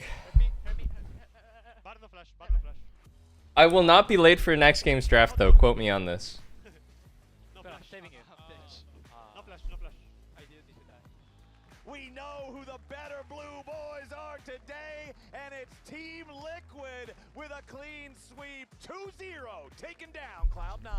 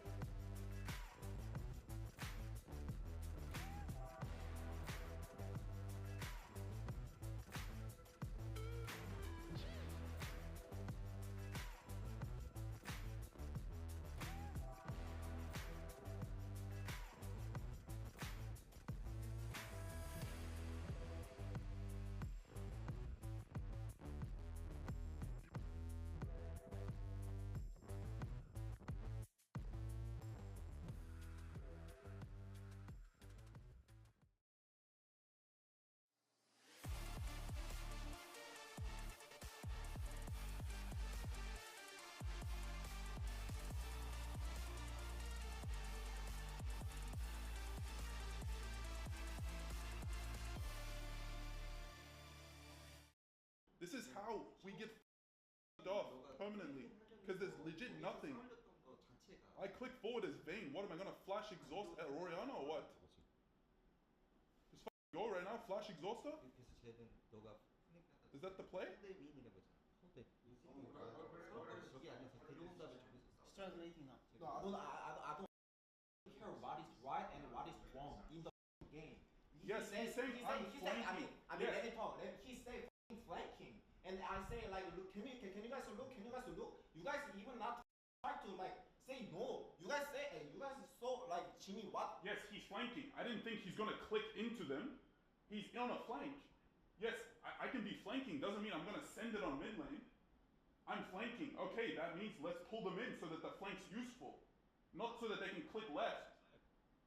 I didn't think he was gonna click forward. To me, this is just not anything. There's no play. It scrims. We get off permanently. This game, if we just walk away from them, kill the dragon, I push bot, I have TP advantage, I keep tempo, I win side, we just win the whole game. But we permanently play for unreasonable plays. This is not reasonable. That was a clip from the Shopify documentary. You can check it out on the Shopify Rebellion YouTube channel. But we're going to have that game in a set. We do have to take care of business. Welcome back to Opening Week presented by MasterCard. And the player of the game for the last game is a tie between CoreJJ and Quid. So in case of a tie, the fan vote breaks the tie. And these are the results. Yeah. So, you can boost only it up vote for Jose Core does or not Quid. count. Yeah. Boost it up for Quid. The vote happened. Oh, the vote already happened. Oh, so it's CoreJJ Core. wins. Damn. Congratulations. Congratulations, That's crazy. CoreJJ. Yeah. People We need were a spamming runoff. chat. Very close. We need a runoff vote. That Very was our close. runoff. So what were some of your thoughts on the Shopify documentary and then also the changes that they've made? Because we saw Seos in there not really saying anything. Zazel's also joined the team. Big changes. Yeah, I mean, I think that doc was the closest I've seen to breaking point in a positive way. Like, they really showed a lot of stuff behind the scenes that pointed to the communication issues that this team was having, all split. I think with Zazel coming in, what he does offer is, yes, another strong voice, but also like a really good veteran presence that will hopefully help them have a better direction and more cohesion in some of these reviews. Yeah, I heavily recommend people to watch the documentary. Of Same. course, this was like, I mean, Seos has moved on from this point, so you can just see him on the couch. But I mean, my main thing is a lot of teams will have these like discussions/arguments. That one was like a special case because you got to really see, like, this play was about Zinni. But Zinni has a translator, so you're kind of waiting on the translation to go through. So then B-Boy like comes in. So you can see how difficult it is to have like a back and forth when there is literally a mediator in terms of like understanding, like getting the message across. Yeah. So that one that is a really illuminating documentary because not a lot of people get to see what happens behind the scenes. But I mean, they made a lot of changes. Yeah. Specifically, Zeyzal's in for Shopify, and then for Disguise, they've locked in Surdy. For me, I have DSG winning, and I seem like the only one, actually. And I think it's a really interesting matchup. It's really important for both of these teams. DSG had flashes of brilliance in the spring split, but fell apart towards the end. They had a crucial best of 3 lead into the win to make it in the playoffs and didn't do so. I really liked what we saw out of Surdy at the end of last split, but I think with the communication issues that Shopify had, I think Zeyzal could actually be an incredibly good addition for them. I agree with you. In terms of solving their issues and getting on the same page in game. And I know we've seen, I think, pretty high peaks for most of this Shopify roster previously. Yeah. Which is why I'm giving the slight edge here to Shopify personally. Yeah, I agree with everything that Jat said. And I also think, like, if it happens for Shopify, it really has to start this week, right? It does. They can't just otherwise, wait. Yeah. Otherwise, they're in a really rough spot. For me, for DSG, like, those flashes were on how surprised we were in Surdy, like, just melding in immediately with the team and performing incredibly well outside of that expectation. Now he gets to start with the team, and he's already was there for the boot camp. So there's a lot of question marks. The answers will come through. We're going to send it over to the casters as we actually get the game going. Yeah, where's Kangas? Where is Kangas? He disappeared. I'm here on stage with Kobe to talk about our second series of opening weekend, day 2, presented by MasterCard. Let's meet our teams taken to the stage, Shopify Rebellion and Disguised. A singular game separated these two in spring split from making playoffs. Shopify Rebellion, off of Raz eating a stunner, were able to pull it off and squeak into playoffs. But with tied series score, Disguised were hot on their heels, and now they get a face-off in week 1 of Summer Split. Shopify Rebellion versus Disguised starts now. Kobe, analysts gave their predictions. I want to hear your thoughts here. Who do you have favored coming into the stage today? Is it the Rebels or is it the Toast? Completely unbiased, Kangas, as casters. But I have to say, it does feel like a bottom lane versus solo lanes on the other side of the team, where I think that Shopify have the better bottom lane and probably maybe some advantage in jungle for contracts. But I feel like Disguise could get their advantages out of the solo lane. Surdy coming back instantly gelled with the rest of the team. Thought that Call Me already had some very good individual performances, despite games where the team still didn't win. But I do think the bottom lane, they lose a lot of pressure, and it makes it fairly hard for that team to play around dragons. And as you know, right now, dragon stacking very crucial in a lot of the the meta right now. So I do think that there may be some slight favors towards Shopify. Shopify, though, they made more recent changes and big changes coming in, Kangas. These are our big stories here for Shopify because not only did they bring back Zeyzal, but they also brought in a new GM, the GM over from Cloud9, David Hahn, who, when he joined and walked up to the team, he was like, everybody, all players and coaches, coaching staff, need to prove that they deserve to still be on this team. Yeah, so they're very, very pressed. They are looking at the possibilities of making changes, and I like that we got a bit of the listen from their documentary as well. They're very passionate over there, and they're not happy with just being kind of middle of the road or losing. They want to make some changes. They want to get some W's. Specifically Fudge, man, he was heated in some of those conversations, those post-game reviews, and I feel like the vibes have to be very different on each of these teams. Disguised is a team, pressure for them is defending their spot. They have the promo relegation tournament coming up. What did I say? What did I say? What did I say? What did I say? What did I say? What did I say? Perfect fucking timing. That they have what it takes to play at the tier 1 level. So a lot of pressure on both of these squads, but for DSG, and you doubted me. 30 is back on the team. I'm excited to see and you how doubted me. Grow with him. Happy to have him with a starting spot for the first time in a Vi on 1 on Disguised. Vi locked in first for Shopify Rebellion, so some jungle focus. Wait, Surdy hovers Katarina too? XU always hovers Cat. Where teams focus on, they don't have the same playing versus Shopify contracts at the end of spring. Had some very big games. Camille? Olaf game 1v9, but also his Wukong game. Camille? The exact same series was also massive carry. So Yardvin? Yardvin? Nefiri? Nefiri. If they're going for the first Yarvin? pick buy, you immediately start to think, all right, what is Zinni gonna pick to pair Divine, with? thank you. You know, the Ari, Talia style champions. Talia's definitely dropped way further in priority, but you know, you can start off a lot of different style compositions with that. Vi. Oh, they took the Camille.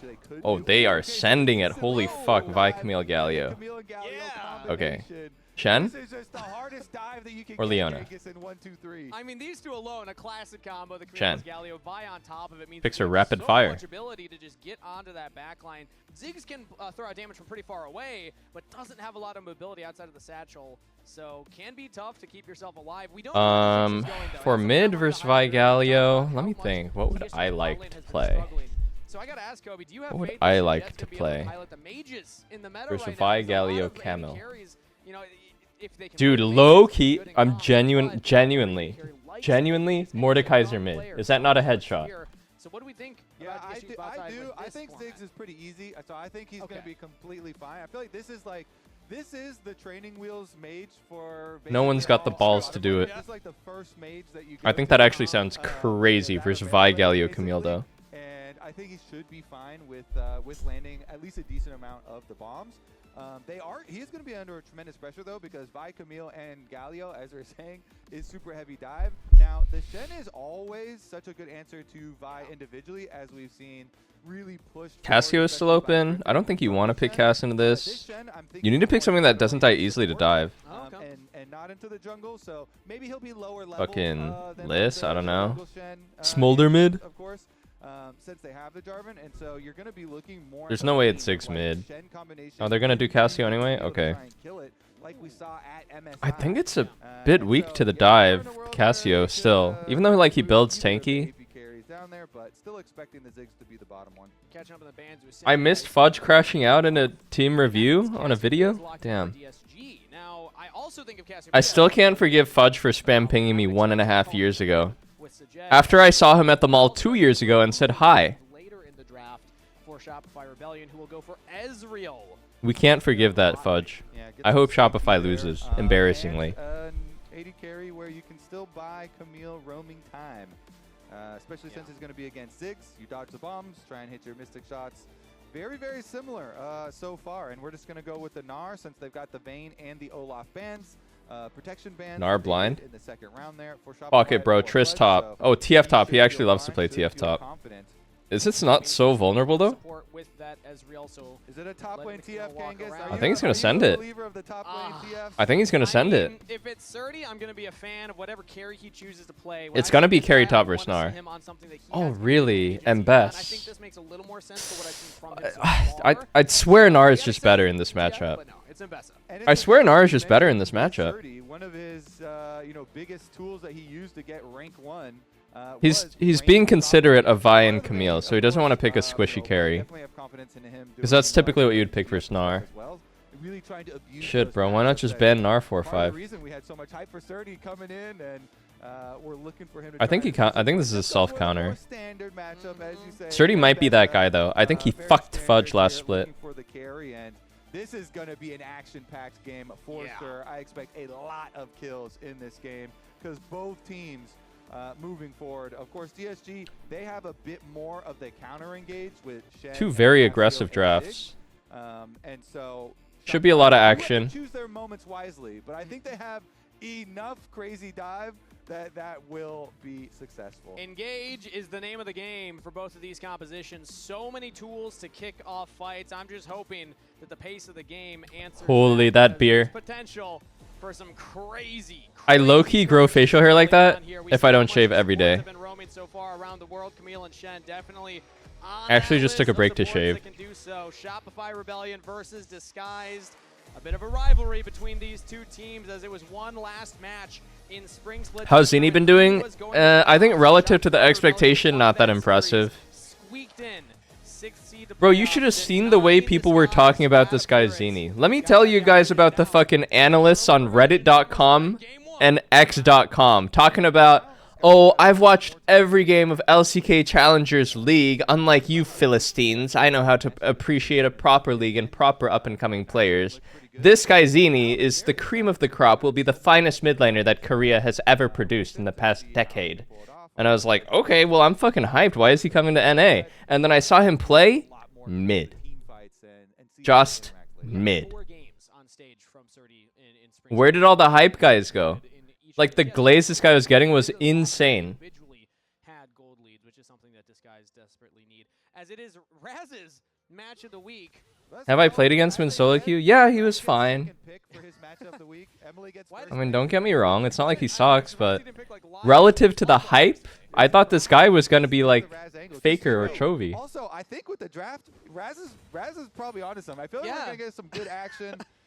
And we'll see in this one, because we also, as we were talking about during Champion Select, we have quite a lot of changes with these two teams, which is another reason Raz. Watch him carry hard just to spite me now. Raz has always been a Zeyzal enjoyer.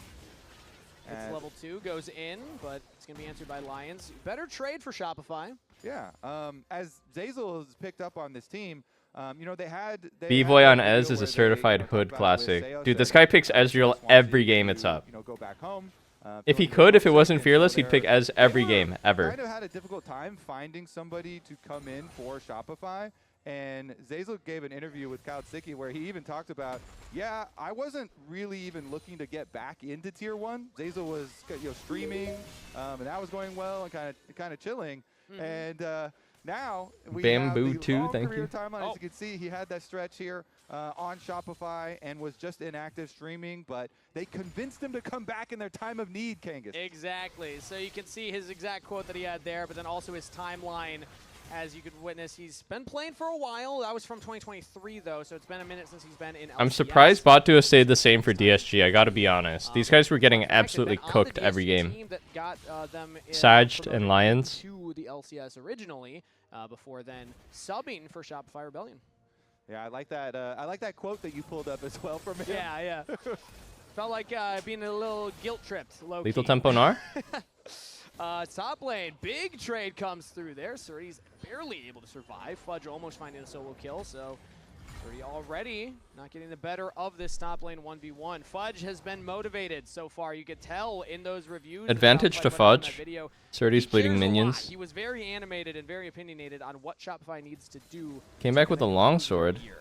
And I think that seeing passion and seeing how much they care is a good thing, as we have some aggressive moves now mid lane. on the roam, plus Lions supports are coming in, but that's a flash out from DSG support. Baited. Now trying to lock down Zeyzal and Death number 1 for Camille. Nice escape from Lions, and it allows Call Me with the counter miasma to make sure Zeyzal can't get back out for the first blood. The Winds of War barely aren't going to be able to touch the Shen, and Lions is going to get his recall off. But because he's able to live there, uses both summoner spells, is able to live under tower, and getting Call Me the first blood, I mean, that is huge for this team comp. Cassiopeia is the big damage here, and has the possibility, if you can protect the Cassio, to have very big counter engage into this Shopify team. So Kai'Sa being strong is good for Saj. This guy's good at Kai'Sa. Not going to slow Zeyzal down, as he's going to go for more damage onto Sajed. Okay. I love the counter. He just lost all his HP. Into something like Camille. Camille support's been all over the place. I haven't picked it up yet in my solo queue games because I don't trust my mechanics. But if you watch pro play, she can just take over games. Okay, minus 75 on the pink ward, or? You can't go anywhere. Once you hookshot onto that wall, it's a really good counter, and I think that we saw an example of it there. Call Me now with that gold. Let's see what he can do with his Lions. That pink ward sucked, I feel like. He gave over at value 0 gold. Can't be doing that. As fast, as you already highlighted earlier, Kobe. So that's kind of the catch-22 of playing Shen support these days. Yeah, Camille loves. Oh, I don't think Zini should have pushed this wave. She's ready to go, right? She's out. Yep. Is it chill, actually? Toddler. Can't stop walking. Yeah, she can create a lot of havoc, just like a toddler can, while she's toddling around the map. It's like they learned how to stand up and move their legs. It's like, yeah, you can't stop them now. As Lions. No tier on Cass. Interesting. No tier. But as we will see, too, I think it's pretty chill to skip we did tier. have a big magnifying glass on these solo lanes. And one of the things for DSG that I felt like has been a strength, that they can use, It is no especially CDR since though. This Call Me into Zinni matchup. You know, Zinni definitely has not lived up to all the hype that he had. That's what I'm saying. From LCK Challengers and hasn't had the big splash in LCS that they were looking for yet. Meanwhile, Call Me, even though he has not But bro, had why would these you pick this matchup? superstar, Bullied out again. Vibes coming from him. I thought he's had, especially like Akali games and stuff like that, where he's had some very significant potential to carry. Camel's here Topside, first. Contract is ready. It's looking like top. Mbessa has R and Flash. I don't think Shopify can dive this. Chen is coming too. How's he gonna try and outplay this? He has to R here. Cancels the IQ. He lives. Contracts. Good start for Surdy to survive this one as Azel will take up one turret, and with Lions there, Shopify back off. And that means since they only have Lions there as a defense, they can have Kryra just take the objective. Drake on the other side. Well played. And so Shopify, they make the call, hey, we're going to make a cross-map play, try and dive topside while they go for Dragon. Easy peasy. And they didn't even get a summoner spell out of Surdy. Just the ultimate is enough to keep him alive and buy the time for Lions to get up there. Yeah, without the ultimates from Zazel or Contracts, it's much harder, especially when Fudge used his to try and clear the wave. So they just didn't have enough lockdown to fully shut down that top side of the map. And that means now a 1,000 gold for DSG plus that Dragon, as you highlighted. Kryra can just get right back to his camps. And yeah, that ultimate from Mbessa will be up shortly. Good start for DSG early on in game one. Yeah, I'd say very, very good start. Lions here soaking up some experiences. Good look for the taunt. Oh, almost got the stun. Oh, almost got the taunt. Lions didn't have the flash available either, so no kill. Yeah, Zinni able to get the wave and get back out, so pretty good. Even though it was a close call, is going to be able to get his reset off. And now we're approaching the point that you're looking for, Kangas, where you have these ultimates available. Contracts with the Vi can start off the fight, and they can layer with Galio ultimate. Zazel, of course, similar to Lions, still has quite a bit to go since they're roaming so much on the supports, but we definitely could be looking for our side line plays. There still is no... Yeah, Calmy's just straight up skipping tier. I wonder what he'll build. Roa straight into Rylai? The Shen is straight back to top side. I think you need CDR from somewhere. Back out again. And the fact that Shopify haven't really been able to find any big plays without that Shen ultimate, he's going to get it within the next couple of minutes here, which means that now that Shen Stand United will prevent future dives from happening. You don't have to hover Surdy if you have the Shen available. All right, looks like we're going to have 8 people at Grub situation. 4v4. He's going to contest it. Kryra's over the wall. I think it's going to be a scrap here. They don't want to give it for free. Contracts has enough backup, but DSG are actually looking topside right now. Fudge will spot them on the ward, throws up the thumbs up. Mega has flash available, so I doubt he's going to go down anytime soon. They're just giving? Just kind of get pushed back, and that means more what the fuck? time for Shopify. They're dizzy. The grubs. That looks like it's all 3, or at least 2 there taken. And there we go. 3 grubs. Flash. Okay, he canceled it. Miasma onto Contract, so he can't get the wall breaker of the wall. We'll use the flash. No taunt onto Fudge. Shopify get out with the grubs. I mean, this is a huge, huge W for Shopify here in the game where DSG had some control there. Shopify they just straight up didn't fight it because of Meganar. I guess they have no Cassar as well still, actually. Up his Narbar, able to draw a lot of focus. All right. 3 grubs. Back in time for the mid wave as well anyway. DSG equals didn't see grubs. His stress to try and make a play out of something. Flash miasmas, but I mean, it's flash for Contract splash, but I would say you're happier as Contract. Way happier because you want to go in anyway, and you do still have your ultimate. So the cast Luden Ziggs blood is definitely a viable target. Bro, I think Torch is so much better than Luden's. So, I think the only situation about Luden's over Torch is you had to base, and you literally had 1150 gold with Lost Chapter instead of 1200 for Torch. I feel like Torch is like really a good bit better. With the Camille, with the Vi. Looks like they're doing it right now. Let's see if either of these supports hit level 6 off this wave. It looks like Lions might. Zazel's still pretty far away from level 6, so I'm not imagining a Hextech Ultimatum by this next Dragon fight. Lions does get Stand United now. And Camille without Hextech Ultimatum means that you don't have that lockdown for the Galio ult. You're kind of relying on the Vi at that point, which is only going to be like 1 guaranteed target as opposed to potentially multiple if both ults go at the same time. And I'll give you one guess who that guaranteed target's going to be. Ooh, one guess. Okay, well, I would say The game is just going too slowly for a Camille support game, I feel like. I would say stick with your gut. I would say stick I with don't think the pick is really worth anything if you don't make anything happen. True. I'd say your first instinct is good. The no flash Cassiopeia seems like a good target for a Vi Galio combo. So I think that's what Shopify can use, that threat, to get into. Galio's building MR. These brothers are cooked. There's no damage draft. Contracts, just go for a recall, make your purchase, and then should have Sundered Sky done. Yes, he does. No damage draft. And that should be enough for them to try and get mid-prio first. I think the SG will win. Look for the dragon. Meanwhile, Lions with his Shen ult, Seeing if Galio is going to go AP or not. He's not. And then still have possibilities of contesting dragon afterwards. I like it, especially Shen is here in the bush. Now. He's going to be running low on that bar here. If he walks too far forward, Lions could look for a potential he's kill. baiting it. But that way Wow, the fudge. Does he sniff him out? Safe right now. So patient. From him. And even if he doesn't 100% suspect that Shen is in the brush, he also just knows that Shen has ulti. So now he sees him, and now he's mini, and he's going to have to respect that. Wait, Shen is so good at this? Who's TPing? Why would you do that? There's a TP coming. Looks for the public execution, but just completely mispositions it. Why? You saw the TP coming. Get the STP and get out. It's a dot. Oh my god. As Vi will go in, and that Cassiopeia goes down. You mentioned no flash. Shopify Rebellion pounds. Kangas, the Rebellion is getting stronger. The Rebellion in summer here. Looks like they're taking over in the mid game. Kryber still wants this dragon though. Should be a little bit dangerous for him to go for.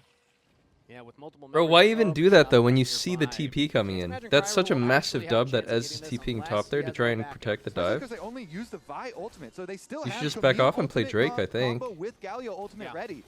Very, very dangerous. So if anybody. Well, they're not going to give this, are they? Oh, they have to give it, I think. Cass is too far. She died. It bought time for Zeyzal to get that Hextech ultimatum, so he has that for the dragon fight. It started by Shopify. They look like they still want to fight it. Yeah, Kryber still thinks he wants to get in there. Surdy's back. He stops. He did not teleport anyway. So Kryber looks like he's trying to get active. Maybe a steal. Kryber can't get in range. Shopify gets the dragon and get out. Yeah, I don't even see a world where they ever contest there. I feel like you should just go farm your camps. Yeah. Not waste time kind of looking around and walking into the dragon, because there's plenty of camps available on this top side of the map for them to go for. But they walk up and they see that the Shopify have already taken it. So Lions flashes, by the way. All right. This I thought was cool. So like the TP's coming in and then he E flashes. Away from the taunt, so he still lands it, but they don't have the damage afterwards. It's just not a good play. It's just not a good play. And Bessie used almost all her CDs already, just chunking. I'm not getting hit by that. Fudge was like, I'm getting a kill here. I'm not running. Yeah, Fudge styling on him. You know, I think this has been quite a good game from him so far. Not showing any fear in a lot of these situations, except also showing the appropriate amount of caution, right? So he's not fearful, but then when the Shen could be in the bush or the Shen could be making a play, you know, he was CSing very safely and played that one quite nicely. So calculated. Yeah, that's a mental fighter right there. It's like the boxer that dodges and punches. Yeah, hasn't been hit in the head too many times yet. Yeah, right? no concussions yet for Fudge. Meanwhile, the rest of the team here being able to go get Hex Dragon is very, very beneficial. So I want to see if they can build off of that. Later stages of the game is where this Satch doesn't have boots. The outer towers are gone, and it makes it harder for. He doesn't even have brown boots. What's going on? Around the map. If you don't have outer towers, sometimes people are going to get caught as they are a little bit. Wall breaker in, just chunks down Lions a little bit. Working towards that first item as Shen. His little furry Yordle feet must be getting so dirty. Ooh, not able to get the miasma down in time for Zinni's Justice Punch. And get some shoes. Oh, he got some shoes. That kill, having the steel caps and your Trinity Force is such a good power spike for Gnar. You know, you rush the steel caps early for defense purposes, but then Jarvan, go. Force is done. You've got your offensive purposes Jarvan back. ready to go. So the Gnar in the side lane is going to be very okay. dangerous Fight too. Herald. Shopify are going to keep him in the side lane while they we fight here, yeah. Get in there. Get active. Fucking get active, Kryra. Going to try and trap them in it now. Surdy has teleport. He could look for it. So does Fudge, but Fudge Ambessa should TP. No, Meganar is gonna time out. Okay. They forced. They forced. Vi Galio combo on Cassio. She's dead. But. Herald's still up. Kryra's looking to go over the wall onto B-Boy. Cataclysm What the fuck? Damage. He flashes out. Blast going to safety. Surdy taking over the fight in the river. Picks Surdy up go. one. Zazel now trying to bounce One back for in. one. Fudge holding the line. Damn, Ez is 1 As it's a HP. 1-for-1 trade. Not too shabby from Surdy to make it an equal one. Yeah, that was a lot closer. We're Surdy coming in and blending them up in the river fight. So close there, too. Kryra did not hesitate in following the I think that's better for DSG. And then the flash from Ezreal over the wall. We had the mind games. I think this Vi Galio Camille combo is really on a timer. Like, and this is their strongest point. So to go 1-for-1 here is pretty meh. Cassio is dead. That opens up for DSG. You see over here, Surdy arrives now, stunned against the wall, but then he's going to get in there and be able to... This camouflage, bro, what? To be able to get the other kill. This was the one auto left on B-Boy that we were talking about, with Kryra trying to follow and instantly being Why does he have Abyssal Mask? Chovy did it. They did get the 1-for-1 and took out Contract, so they didn't have a smite left on the side of Shopify, and the Herald still lives because of it. Herald not down, so could see a round 2 here. But also, it's crucial that Fudge just barely had his Mega form while he TP'd in. I was keeping track of that before. If that fight had been like 2 seconds later, probably wouldn't have had it, as now it's about fighting for Vision. And you know what I mentioned earlier? I think like it's good, for the record. Games that Camille support is around. We called her a toddler earlier, just running around the map. I mean, the way to think about it, the way that most people think about it logically is like, lol, he has Abyssal Mask, which amps all the magic damage his team does, and his team does no magic damage. But I think the item is just good. It amplifies his own damage, and that in itself is worth it still. Come down from the top side. They've got Vi ultimate ready again. Look, Galio ult not quite ready for the follow-up though. They could delay. Galio's also all the way. It's just it's a better item than Hollow Radiance. In DSG will get the Herald. And that means Galio will be able to shove in the full wave, so Zinni will at least get some turret plate gold for himself. Nice little kind of fake there from Shopify, yeah, because since they don't have teleport for Galio, you have to walk a fairly long way up the river, but they still got the teleport out of Call Me, the safety teleport from DSG, because they threatened it, and because you get that teleport away, you get gold on the bottom side for the Galio with the turret plate money. You got to just push in. Got a wave too. Cassio's going belt. Okay, that's anyway. His idea to get we some were a few CDR. seconds off some of our big cooldowns, and so they still get their cross-map play. Plus the reward, it's just the Herald. It's not. It's not that big. It's worth basically. Bro, Jarvan is always just sitting in this fuck-ass bush and staring at them. It depends on what you do with the Herald, so let's see what Kryra is able to do with this Herald. Currently on the top half of the map. You building Mandate? Yeah, this is the core build, I think, if you want to go MR Galio. Okay, Mask and Mandate. Max is getting some early vision Mask behind the Mandate. Dragon Pit, but looks like Contract's already anyway. sweep that out and find it. I think Cass needs Zonia third here, and then he's just being chilling the whole game. Cassio's recalling too, so this is guaranteed Dragon. So you can count this as kind of like a side benefit as well of the earlier play, and another little bit of cost for DSG getting that Herald, and Shopify should be able to easily get this, but the problem is, can they get on afterwards? Cassio's back, so they got the objective. Kryra drops the Herald mid, so they're going to make a play there while preventing Shopify from getting back to the mid lane. Herald will charge, and that turret shouldn't be long for this world. If Herald's able to get 2 more autos off, no. Ziggs One W. more away, but the satchel should be enough. There we go. So Jed rotates mid, and that is first structure for DSG. Okay. Very close game we have on our hands here. Going to come down to these team fights. And some more opportunities for side lane plays still available. Fudge's teleport also coming back up very quickly. So Shopify have a lot of mobility across the map. Of course, Shen ult as well as the Ziggs teleport are also ready. So DSG could try and set up their thing on top side, but already trailing lane gank from Ziggs. You know, one thing I don't understand in Pro is the crazy Jarvan prio. Call though, hey, this is not going to be a play from DSG. I don't really feel like he's that amazing of a champ. Like, he's fine. He's always solid, but this shit is like genuinely getting like first pick.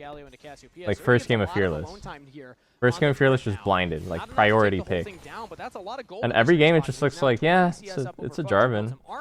And is currently laning against the cast. Yeah, and they don't want Zinni here with all this magic resist. He's definitely like one of the champions of all time, so sure. That's why they're sending Fudge down the lane now to try and get there. But yeah, you're rightly pointing out, a lot of priority there for Surdy, and he was able to get some extra damage on the tower. But now they've got both of them bottom. It felt like Zinni was ready for the rotation at that reset, but Fudge wasn't because he was trying to get the wave in. I'm not exactly sure, but either way, DSG will get 10 stackies on the Roa. They'll get a full turret top side. This is a fantastic rotation for DSG. As long as Surdy can live here, we see contracts nearby. Zinni and Fudge, they're going for the Mega Gnar. Surdy, can you survive another dive? That is here. Zigzult will come in. Stand United early from Lions. A shot player just diving past the turret. Zazel goes over the wall. And oh, nice flash, I think. No? Yes, Surdy's no? still alive for now. Everybody's focused Oh, on him. big fucking Casio. Fudge gets a kill onto Surdy, but Kryra Oh, he's chasing with the Swifties. He's chasing with the Swifties. Looking to escape with 3 as DSG hoping to route them off. Call me over the wall. Oh my god, he's actually out? Wait, what is going on over here?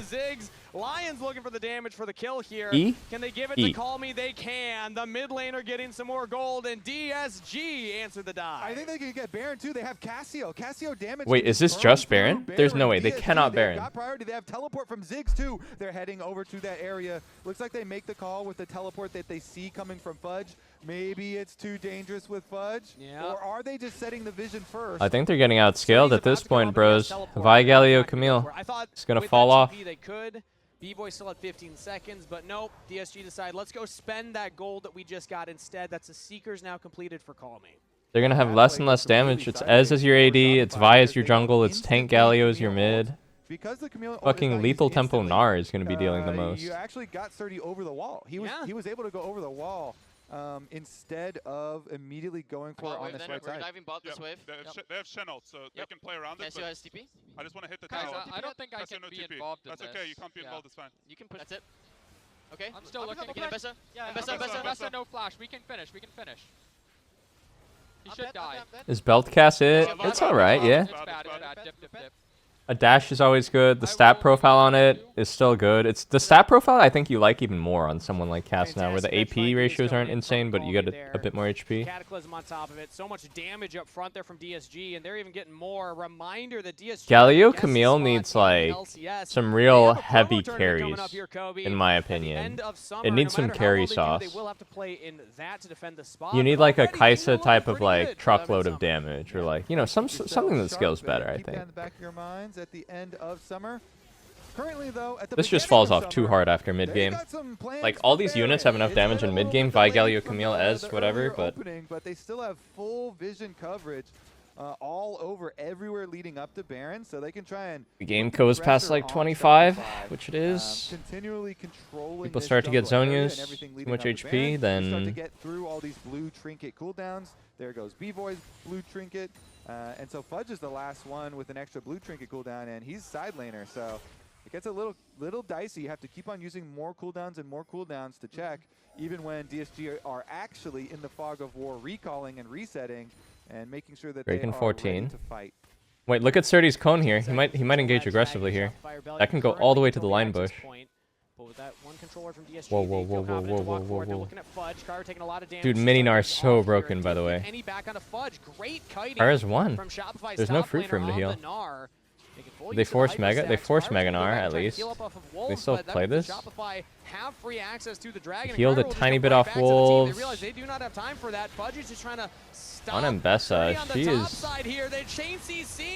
She lived. See, they ran out of damage. They ran out of damage and it's just over. And they'll get 2 kills. Kyra's back onto the Contract's got the smite at least. Able to steal it away. Contract secures that one and gets out. But 2 kills to DSG. Okay, and now it's got to be Baron for DSG. They didn't lose anyone, and they killed off 2 members. If I was focused on the fucking Drake. I mean, Surdy, they literally sent everything. Nash pull, they have triple TP. They're already giving Baron. They're already giving Baron. They're already giving Baron. Incredible how long he survived for. Doesn't even have a Sterix yet.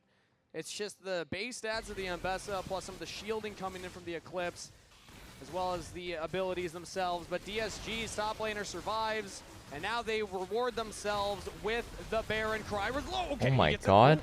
Oh, I close. wasn't nervous. He was fine. Yeah, it's all for a theatrical sake. Yes. I like it. Yeah, I knew the whole time. All right, Contract's trying to do at value 0. At value 0. At value 0. So, I mean, it gets crazy. Everybody goes to full send over here onto the M-Bessa.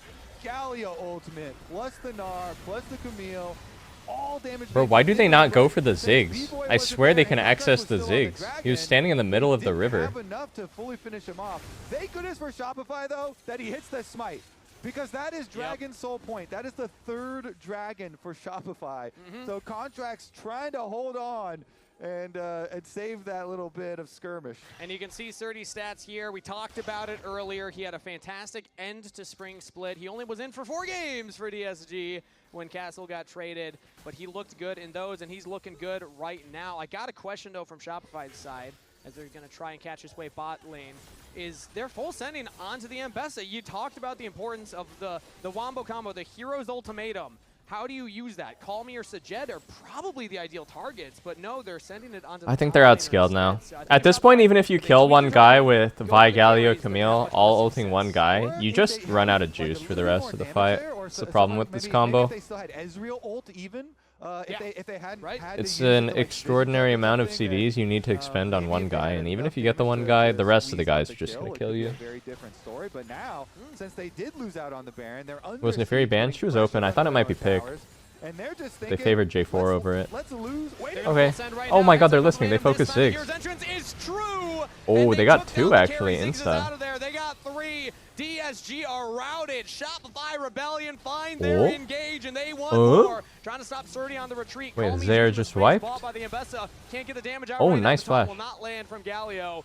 Shopify still whoa. 5 members. Holy fuck, he flashes in 2v5? To take down B-Boy, it is not, as Call Me will fall back into the stasis to survive Kind a of little close. longer, but it's just that a shutdown comes in for Zenny. I respect Shopify it. Rebellion get the ace. Oh my, I was about to say, oh, Shopify probably thinking Damn, let's lose it's... as little as possible till How Dragon did comes Chen out. also die in this, though? Ziggs is the one getting dove.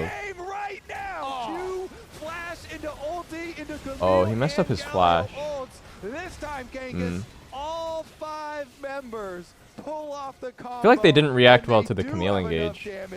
Then even with both solo lanes left up here, I think more died than had to die right at the start. Like Jarvan and Chen pretty much died for free.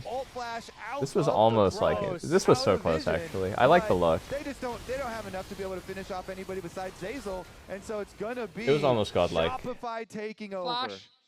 M-Bessa, no flash. Nice job. Yeah. Well played from Shopify Rebellion's jungler to find that initial engage. Ziggs has Zonia now. It's double Zonias on the carries now. Zenny follows up. Right when I was saying it, Kobe, they did it. The Hero's Ultimatum landed onto the right target that time, and with Sajed out of the fight before it even began, it meant that Nice job. Keep it up. Let's continue playing as a team, focus on our engage, play around objectives, and kill the enemy nexus. Another angle like that, but at least it signs of life for the Rebellion. Yeah. I mean, that is just huge. Last time at the Dragon fight, Contract secures the smite onto the Dragon, give them the win condition for later. This time at the defense, he uses Q flash to get the initiation, the critical initiation. DD. Then they don't hesitate. DD for M-Bessa, double Zonias for the carries. And teleports out of DSG as DSG I still don't believe in Shopify. They're pinging the TP ward flank. Bro, what are these pings on my map? How can they ping so much? Dragon Soul arrival though. Hello? They are Look. so far on the other side of the map. I guess they're just giving It's it up. bugged. It must be bugged. Seems like DSG currently. There's way too many pings happening. You still have to check into Fog of War. which Bro, makes this it is me dangerous, playing but I solo feel queue. like, you know what? It's fine. Me playing solo queue with the average jungler. Ping, ping, ping, ping, ping, ping, ping, ping, ping. There's an advantage being given up is interesting. Checking Fog of War into Cassiopeia is a terrifying prospect. And he's all alone Caught. now in the mid lane. DSG looked to R? pounce on the Galio. W? He's trying to Hero's L. entrance out. Wait, they're losing soul though. They're losing soul. And he's just delaying for the Dragon Soul for the team. Calmy's going to go in. Zinni's buying so much time. That's petrifying gaze down. As Calmy will eventually Galio's dead to the down chase Zinni. here, right? Should have enough for the There's kill. no way he Boys gets took out. down one Okay, last one. holy Fangs fuck, he does almost got get out. it. As Dragon Mark the was Vi, still mark off the by Vi. Shopify Rebellion. Contracts is going to go in for the steal. Surdy misses the ultimate, and there Vi it got is. it. Dragon Soul to Shopify Hey, it's Rebellion. Soul. Can they win the fight afterwards? Fudge Sag onto got the jumped backlines. on. Jet is out of there. It's all down to Calmy. But bro, can Sag not just flash away from this camel? How does he die here? On each side as B-Boy goes forward. Fuck me. The Calmy without the How are they petrifying losing gaze this? can't do as much right now. DSG back off. Contracts gets it done. It always feels like with the Shopify games, they never have 100% control of their plays. It's always like, oh, it's a little puppy. How is this losing? How is this losing? How is this losing? Right now. Yeah, our mid laner is dead. But they get in here, Archancient Ford, Contract's able to dodge away from Surdy's ulti and then steal the dragon again. Contracts is able to hit it, grab the dragon soul for the team, and DSG, they had just killed the Galio. They did not need to put literally any damage into this dragon. Guys, you can't flame Ambessa for missing R. It's not a possible ability to hit reliably or even more than 30% of the time, I think, unless it's chained off a CC. We'll come back and they steal it. Now they have the dragon. No cap. Got extra kills afterwards, Kangas. I think we were correct with the amount of action we were going to get in this game. It's been a fun one. Took a little bit to Well, maybe they can win with the soul, actually. 31 minutes, but now I that don't know. I thought they were doing fine in this game. What happened? A little crazy as well as the next one should happen. Sag knows Zhonya's. Wrapping around for a flank on the Vice. Jed does not have the Seeker's Arm Guard anymore. They're going to He has died twice without flashing now. Surdy walks out. Zinni's pushing in the top wave, and currently Shopify are controlling the access point for DSG to that top tier 2. Yeah, Surdy's had a hard time hitting a lot of these Ambessa ults too. Yeah. So maybe they need to have like Kryra and Lions try and set him up for it maybe. The Chemtech Soul actually does make the game way harder. I actually rate Chemtech Soul. Into that one, public execution onto Zinni. Has a lot of magic resist, not a lot of armor. Into Dead? the stasis, as Zinni's trying to stay alive. Now the Cataclysm comes in. Oh, baited in Camille. Is Camel dead too? Save his mid laner, TP for good measure. DSG just picked 2 at the Baron. Nice. Is it a Baron now? Because they use teleport to get over there. We're still going to look for another possible reverse here as DSG have retaken the gold lead. Contracts is ready. Contracts has an angle. He was not spotted. Blast cone over, still not spotted. No Come on, vision Contracts. in that top tri-brush. Now they drop down the flag. They see Contracts there. He could look to Vault Breaker over the wall. Has the flash Sag as well. Sag is is dying again? Hands, but now how? peel off instead. Shopify are engaging onto DSG. Bro, they take down Sajed, what? They take down Lions as well as the tier He died 2 again Giants. without flashing. Fight instead means that that's 2 less members wearing purple. I love it. Wow. Keeping them interested here. They get the kill while Contracts is just threatening, hey, you know that I steal a lot of objectives, right? He was ready for that record. My smite is very, very good. Especially after that dragon. What team I'm rooting for DSG, bro. And so him threatening around the backside, but it was a good petrifying gaze over the top there from Call Me to keep What the fuck? But he's Speaking back. of, Contracts is looking for the engage. Flash up from Call Me as the hero's entrance comes in. Now, teleport from Fudge. He's close to Mega. The Call Me's Fudge. in trouble. Not stunned into the wall, but stunned from the wall up. And Nice that force is by a big Contracts. Fudge Nar on was TP Rampage. flanking. Shopify, catch Call Me. Dude, Contracts makes another big play. That's big. I mean, Got their scoreline flashes, is too. Not the thing that's going to catch your eye. Yeah. But think of all these critical moments in this game from Contracts, and he's the one who starts out this pick onto Call Me and gets Call Me's flash, allowing Fudge to teleport and follow up on the play and get. Bro, I swear Nar is OP. Guys, I swear. I swear mini Nar with lethal tempo is OP. For their win conditions to win this game, even though it's been very exciting. We've had the back and forth, and we've had the objectives. I see the same thing happen every single game I see lethal tempo Nar. It's a mini Nar. He starts right-clicking someone, they die, and he's a full tank. A lot of these really deep wards back here too. So I swear it's really just that simple. Camille ult being ready, you have to be very cognizant here. Zinni could look He for a just TP starts running at you Only the and right-clicks you to death as mini Nar. Zinni coming in, but still is a possibility. We got a minute and a half till that Elder Dragon fight. It's now a gold lead for Shopify Rebellion. It is Dragon Soul for Shopify Rebellion, and you got to imagine Shopify. Are we going to favorite. try to dive in the end with Galio Vial, like some crazy play? If I it's not bad to fight right away. It's not Cassio bad. Noir here. Okay, let's just. I'm TPing above her. Yep, TPing above her. we're full committed here. Yeah, we're full yeah, committed. looks good, looks good. Has for sure. flash. Yeah, I can kill her after. I can kill her after. Play with me, play with me. I'm on Jarvan here. Zazel, the shot caller. Cassie will die, Cassie will die. Nice job. Can we siege? They have Zazel, the mood They're all maker. looking for a play. They're talking. Zazel's talking about. Fudge is talking about it.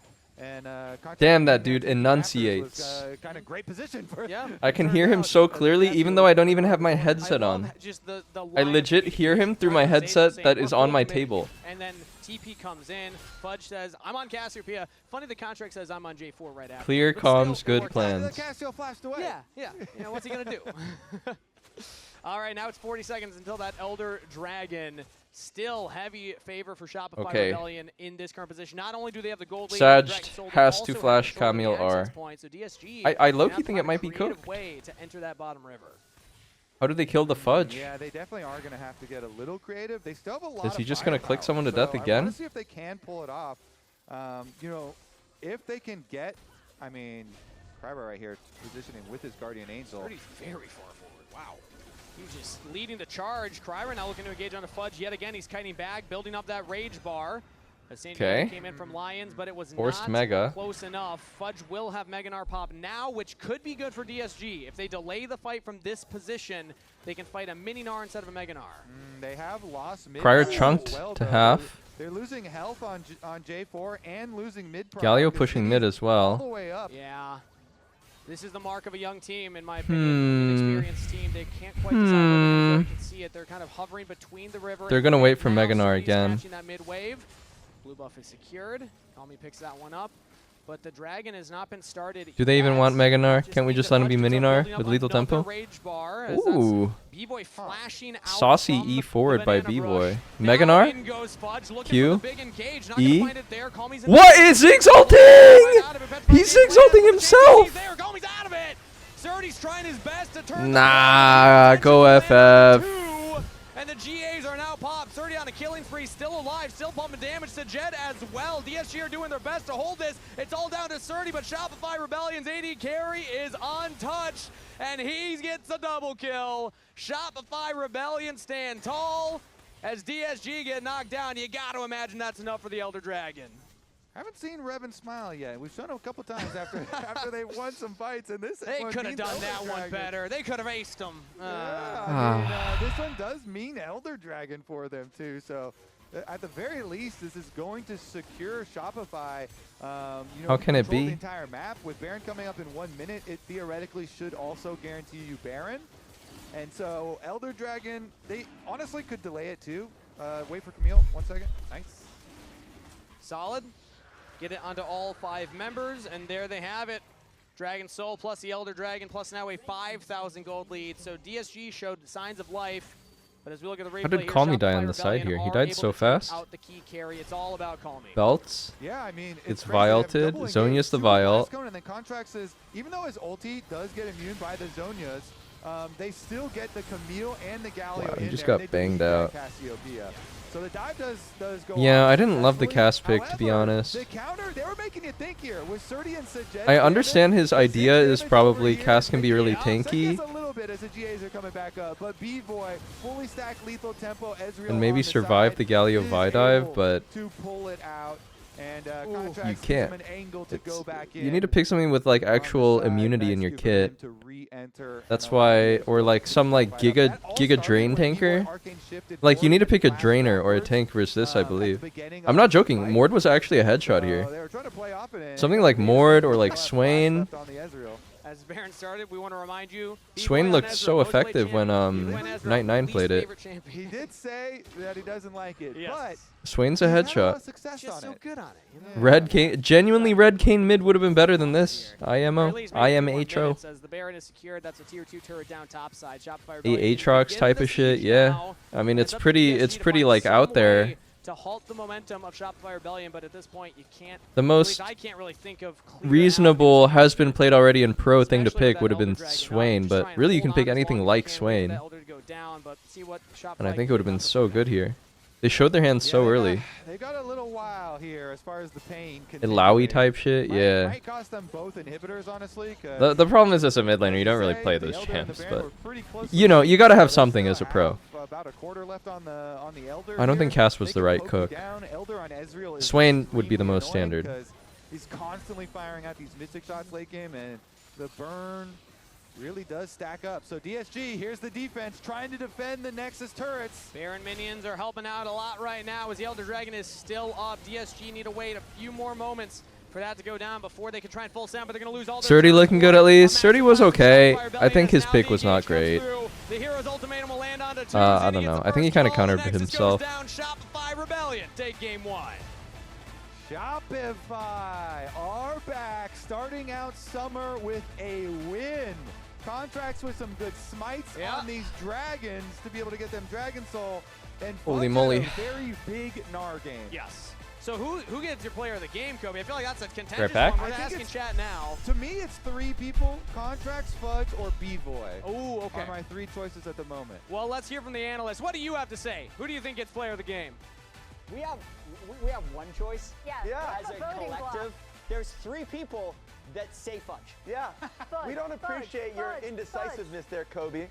Yeah, but I do think a lot of players did contribute to the comeback. To me, Fudge was solid in so much of the game, and then was incredibly clutch in the deciding team fights.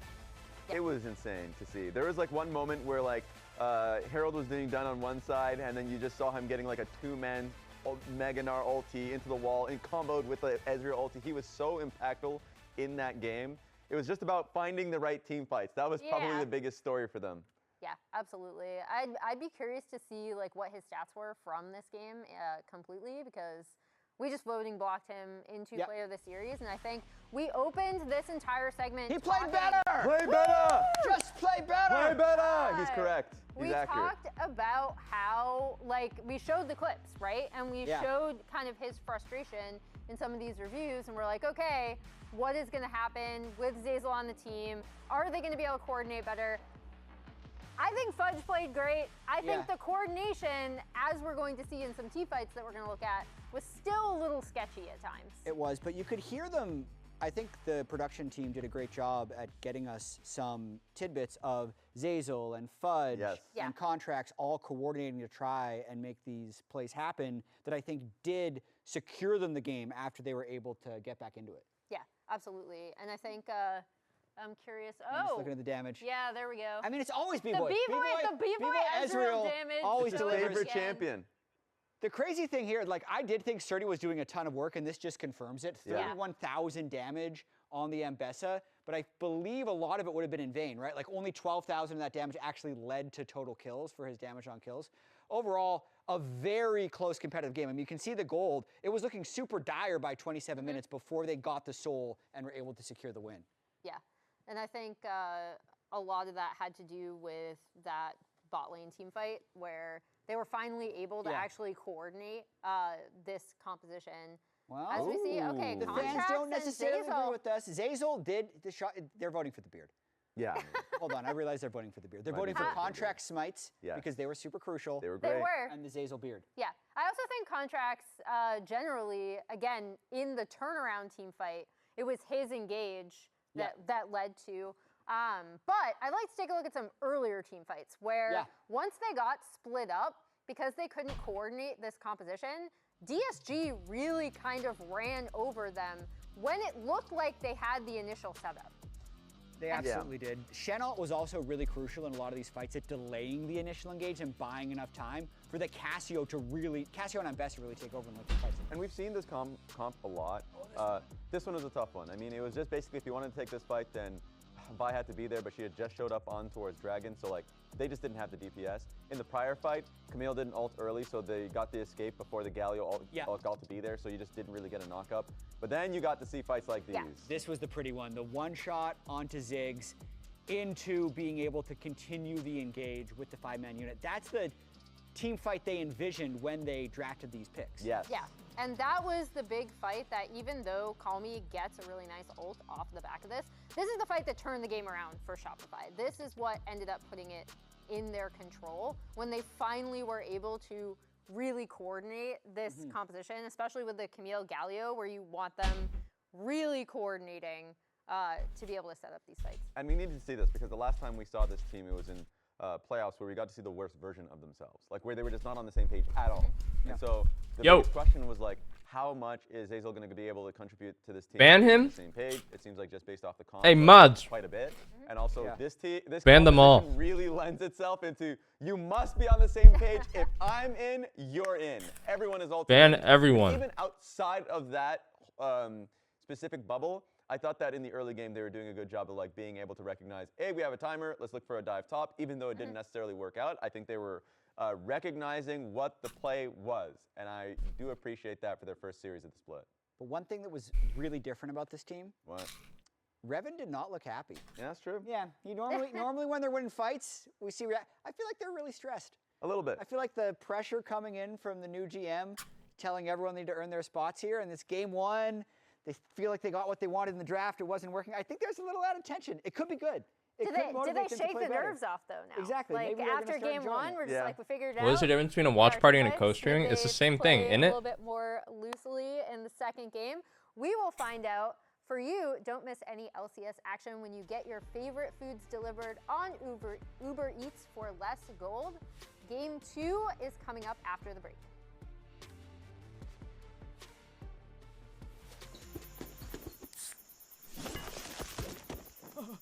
Red Bull gives you wings.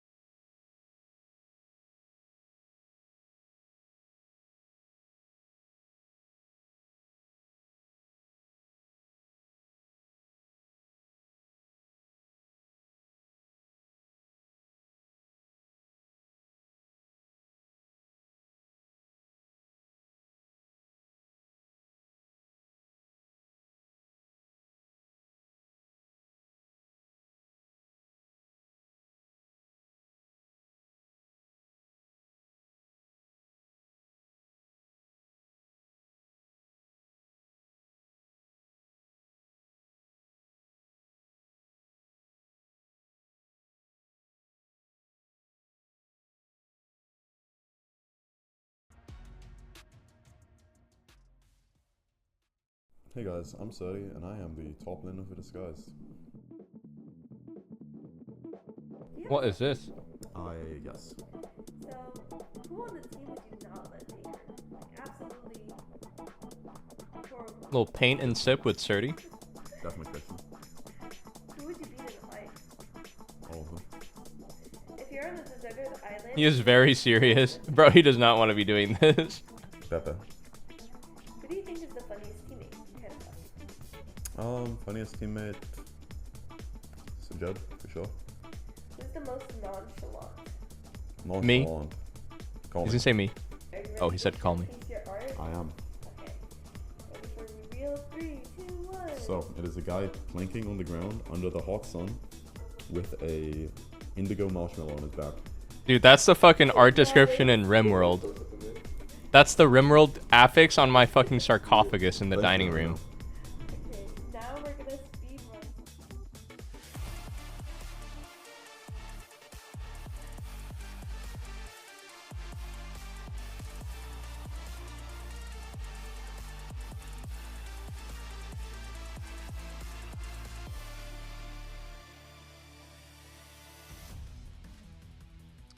right, thank you, DSG, for providing that fantastic content.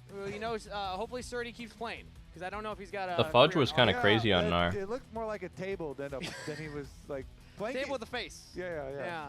Yeah, you're not supposed to have bent knees or like hinge at the hip, right? Yeah, You know, you're supposed to be straight out. Yeah, it's okay. We'll work on it. He's a fit guy. I'm sure he knows. Also a large marshmallow. It was a big marshmallow, not Ronda size, or if it was Ronda scale. You're heading to Sevelin? Sevelin? Dude, I'm like fried right now.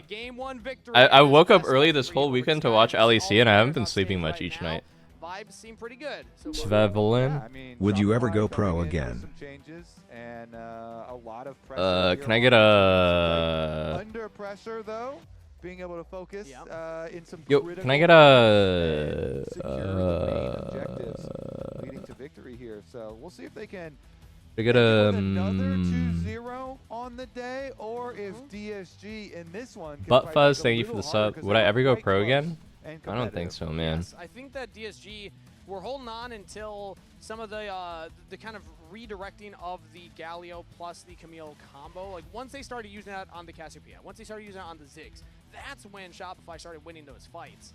DSG were not able to hold off from that point, but they don't have to deal with that juice isn't anymore, worth the as it is squeeze. Heroes Draft. Let's see the first pick here for Shopify Rebellion, as it is Jace. Fuck it, pick him Vayne top. Play through top. Sturdy's had enough. And we did see a Jace. The juice ain't worth the squeeze. So, true. You know, keep your mind open as far as the flexibility of this pick.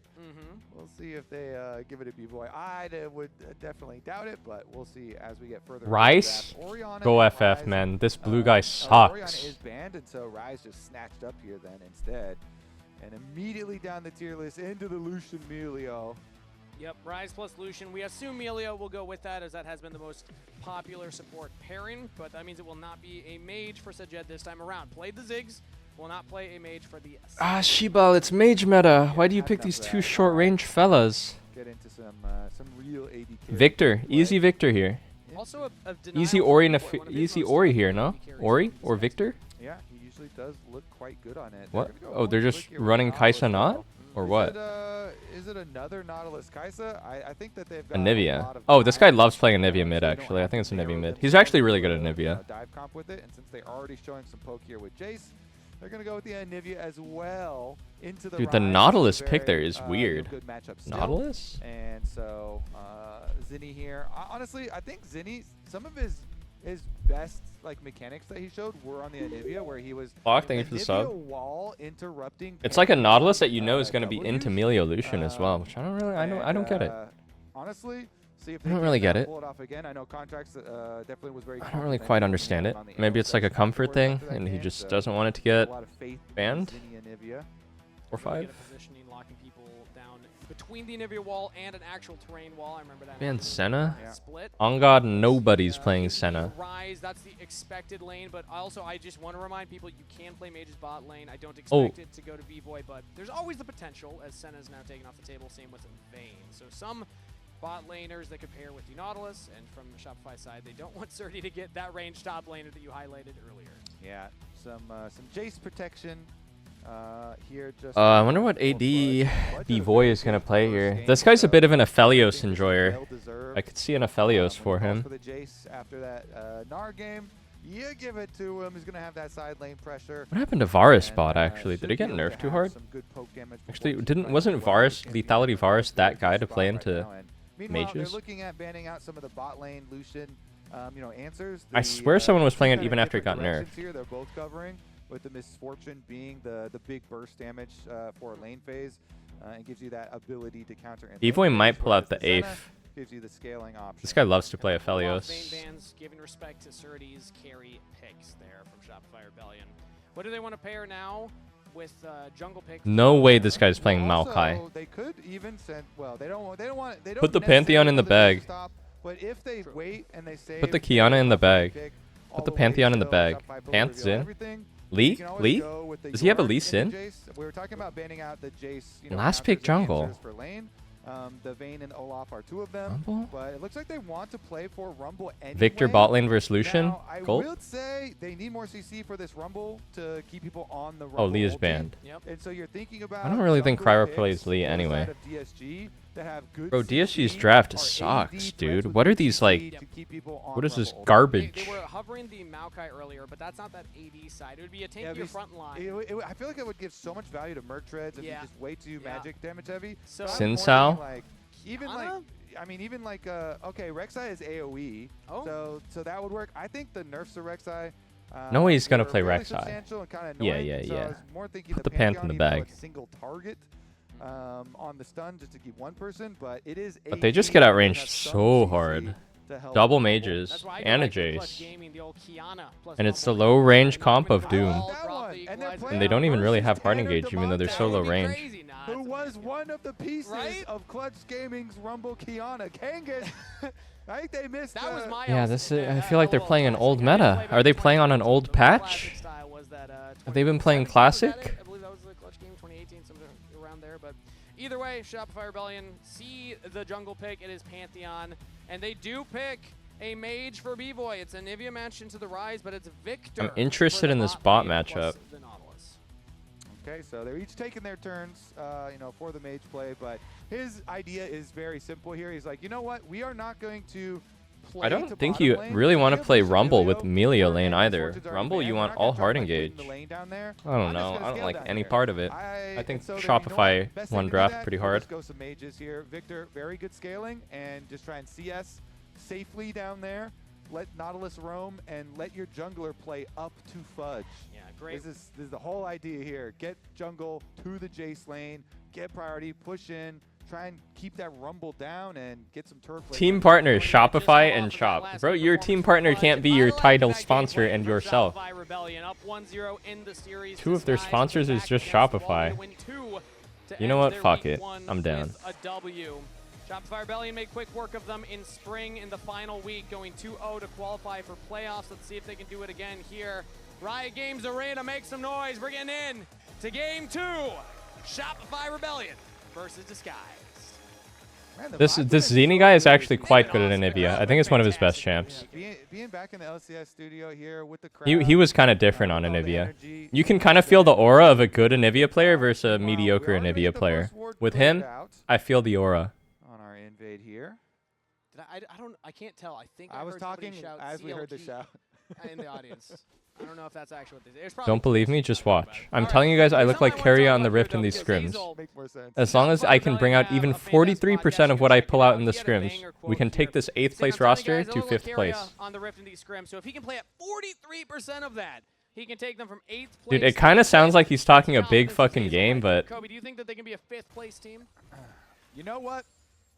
dude, was he trying to be funny about like if 67%, but he did the math wrong and that's only actually 57%? I believe they could do it. Can Zeyzal be a 43% carrier though? 43% carrier. That's all you need. You got to carry the Also, 0. The best part is the end of that quote as the dredge line comes in onto Sajed. Barrier, nothing really. The best part is that Contracts in the podcast corrected him and said, wait, we were 6th place last split. And he goes, okay, you're right. I can take us from 6th to 5th. Yeah, Didn't change the end result. Whoa. Come on, buddy. It's a joke? Yeah. We beat Oh, PSG so to we're make it joking into now. playoffs. We got in there. We might have been, you know, 6th So we're place not the taking last things team in seriously now. playoffs. Yeah. You know, Hey, all you got to do is beat the teams below you to make it in, and that's exactly what Shopify Rebellion was able to do in spring, taking down Dignitas and DSG. And already up in this series here, Zinni's taking some rough trades versus Call Me early on in the laning phase, as early lane prio seems to be going the way of DSG on the bot side. Top lane, though, Fudge is getting the push. Yeah, with the Jason, your jungler is pathing away from you. Both junglers are kind of matching, you know, down towards the bottom side, but we'll see if they actually end up fighting or you just cross for the top crab anyway. I would assume Contracts is just going to cross for top crab anyway. Q-E-A. Another A. gets his whole electrocute combo. Yeah, when you get hit by that electrocute from Anivia, it does not feel good. Let me tell you, I've been playing a lot of mid lane lately. And I swear so many mid laners could be punished if you level 3 ganked mid. No way that hit. Lands one. A. More autos. A. He's got the E cooldown flash early from Call Me, respecting the potential. Big for Zinni. Dude, imagine you finish someone off with a flash auto and you buffer TP back right as you egg. I think I might actually freak out if I saw that. I saw that play right there. Fucking flash auto to kill him and then TP egg out. And we had him on the analyst desk. And Zinni, I feel like the first Anivia Q that they showed. He plays the Anivia well. He just walks up, gets close, starts autoing. Eventually, Ryze has to trade back, and then, oh my god, that lollipop. Magnetic dredge line as the stun comes through from the Victor. Anytime that happens, though, I need to remind myself it's a Victor early game, so probably not gonna be a lot of damage following up. Yeah, it definitely is a scaling, champion for sure. It's always nice though if there are. There is a brief moment in time when you dash using, say, Lucian's dash or Vayne's tumble, that your hitbox is in both places at once. That's always nice if like junglers come down and there happens to be a little scrap. You're like, okay, I'll take it. It'll help me for my upgrades. But it's like advanced particle physics. Going for just a little bit of a trade, no extra damage after. It's in both places at once. Well is going to. Zeyzal, being the genius that he is, he sees both possibilities, he sees both locations, and he precisely hooks. Like, are you dodging forward right now? Are you dodging backwards? And since that moment, he has had a pretty good lock on Call Me here. Now, it always puts a lot of threat Superposition? on mid lane. Oh, is that what it's called? Really keep Superposition? that vision because you are prone to ganks. Well, a reminder. Me when I have really good positioning. Go for low was actually my origins as well. It was, and Zeyzal and Contracts, fun fact, first took to the Rift together in Go for LOL in 2014. Also, Go for LOLs are back for League Classic. Scan the QR code or go to the link on your screen to sign up now. Make sure to get involved with the LOL Classic. It's a fun thing. I never got to play on the old map, so I'm excited to try it out myself. I don't know if I'm going to be doing much damage in the Go for LOLs, though. Oh, there's Victor, by the way. Did you guys know? He's getting some good poke In Korean, there's no Z syllable. You go J instead of Z. So Zinni's actually Genie, and Zeyzal would be Zeyzal. But Fudge is also Pudzu, so it's like they all have Z's in their name. And Contracts would be Contract, so they're all J. Back here, but actually no, Lions throws out the Ultra Mega Fire Kick, had Kryra in the back pocket, so I think it's wise for Contracts to not actually look for anything there, so Jed will just get the reset. Yeah, I mean, they know also Pantheon is like mirrored jungle pathing, is pathing down towards bottom too, so they're like, yeah. He's going the proper Anivia build, no tier. Like overextend in the wave or anything. We're kind of chilling, B-Boy is doing a good job CSing and just scaling up here on the Victor. And little punish here for Zeyzal as Lion was trying to keep the wave. Dude, I always forget what the 900 gold burn item is called. It's kind of crazy because I build it all the time for Torch. Even throughout the lane, 30 only Oh, something Ashes. Oh, Faded Ashes. His Contracts and Kryra both hovering nearby. Contracts will spot with the sweeper. Don't you feel the aura watching this Anivia play? He knows what he's doing. Okay. He doesn't whiff his spells really. Kryra decided to engage. All about the Scuttle Crab now. Kryra will drop down the control ward and pushing Contracts. This is the Crab Deluxe. This is the Crab Deluxe, level 6. Ryze no flash? I don't think they have enough damage for this, do they? From Zeyzal with the dredge line. Call Me in trouble. Trying to lock him down. Does not have the flash available, but he will just walk out. Oh, you have no mana. What? Why did you flash Genie? Oh, Fudge whiffs? The hook? You have no mana. They wanted to focus the no flash Ryze, but they just didn't have enough damage. I think they had to play it slower. Blocking a lot of damage with this Pantheon and getting the single target here as well to focus down for the first blood. Like, I see why you do this, because he has no flash. It looked good with Zeyzal coming up. As you see, he is ready to follow on this play on Call Me. Contracts goes for the flash charge play. The Milio heals are coming through expeditiously. The appeal there for him is enough to keep Call Me alive, and then they can't get Contracts out afterwards because Contracts used his flash to go for the initiation play in the first place, to go for the knock-up and go for the full setup, but... Okay, I have no flash now, so I'm going to be pretty safe and probably have to give push on grab timing. Really. Yeah, for real. After that one where they just invested a lot. It was Contracts flash, Zinni I don't know what's so funny about their comms to me. It's just so articulate. Used a lot in that engage, and then they give up the first blood, so... Bro's not playing safe. Bro's fucking going in. Now trying to chase him down as this guy's not playing safe. He's shitting on him. Not the game plan from what Fudge had just told us in the And Nautilus with the solo kill. Fudge gets the kill. Shopify Rebellion to find a play in the top lane. That is how you support. Look at this line, vision line, and then all the way over the wall. Nicely done. Safe? From Don't know what Zazel. that word means. Shopify, they brought him back. He was Why is just there a pink ward in the middle of the lane right there? He didn't even have plans of returning to Tier 1, but they convinced him. They said, hey, we really need someone to step in, and they were able to get him in. Zazel is kind of Smurf. Over the wall, and that is huge, Kangas. So many minions lost, plus the money into Fudge's Minus pocket. 20. And he was just saying, hey, I'm going to have to give a lot of pressure. I don't have flash. Like How tilting is that as a top laner? Nautilus is here hex flashing? What? Fudge gets paid. And then we get the Minus 3 1. grubs for contracts. So Cryer will try and go for the dragon, but Shopify are here to push them back. I don't imagine Cryer can actually force this. Jed has to no one's getting bot wave from Shopify. Whoa, this dragon is fucking them up. Here, so if they want to go in, they can. Cryer gets Aegis Assault down, but his health is so low, and he's out of there. Contracts for the kill credit. Lions has to retreat. Fudge chasing down Jed. Big damage to push him back, and that should What be about top Dragon. wave? Shopify What about bot Rebellion wave? get the kill and the objective. Yace has Here. TP. I mean, you cannot mess around with either the Ocean Nice move from Dragon or the Fudge. Hex Dragon. The slows on Nah, the DSG looks done, and not just on Twitch. position. I swear it's 100% of the time. Like they delay around that dragon, and Fudge made a really smart call. You see Ox there the Facade, thank teleport you. that we were just highlighting that he used to get back. You walk out bottom lane when you have your extra teleport. After the successful play on the top side, you transfer that pressure down to the team play. So really nicely done from Shopify. They take advantage and they use the teleport to get back Panthar. after the play. Now he's under attack. Nice equalizer comes down. Storm Raiders. With the Grand Starfall, Dead. gets the movement speed. Storm Raiders surge! Dodge the Q! Oh my god, did it get interrupted by the dredge line? Holy fucking rise ult! The play is completely turned sideways. Oh my god, that's so tilting. That play didn't work? That's so Very tilting. quick with their reactions there. He barely lived Fudge with Surge. Dances to the side, away from where Pantheon is going to land.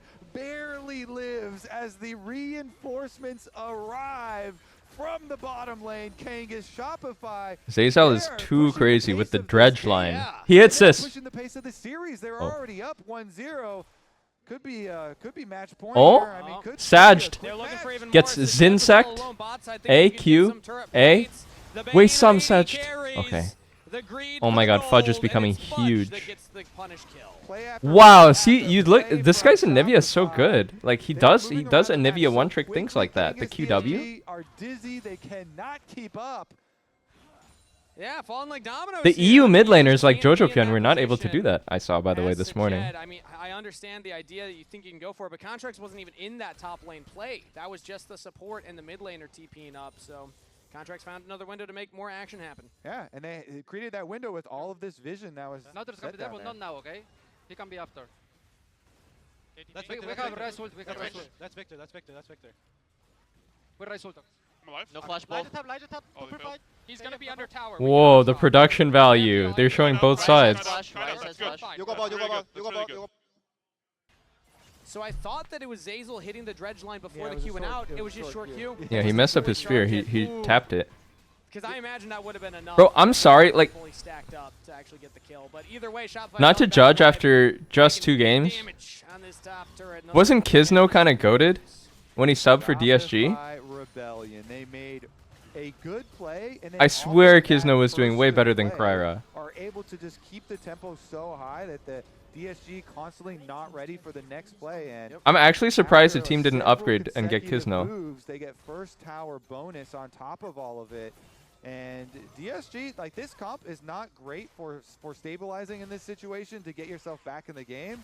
You basically have to make your next APA hit tweeted on DM me ultimate link. result in a Brother, kill, can't you just go to fucking or else the game is gonna spiral x.com/APA or completely something? out of your hands. You mean DM me the do link? not have much Caught? CC at all Had to flash out. to No be able chickens for you. to make comebacks for yourself. You really needed the early wins, the early pressure.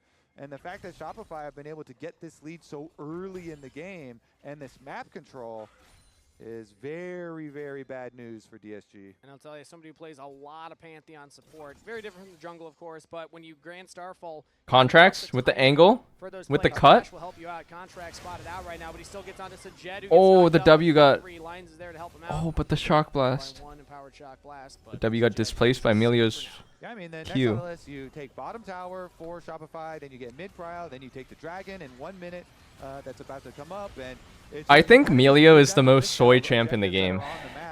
I actually think Melio might be the safest, most soy champ in the game. And as long as you can cover There's literally 0 point to ever being aggressive on Melio. You literally just stand behind everyone, you Q anyone that gets close, and you just press your buffs on the AD.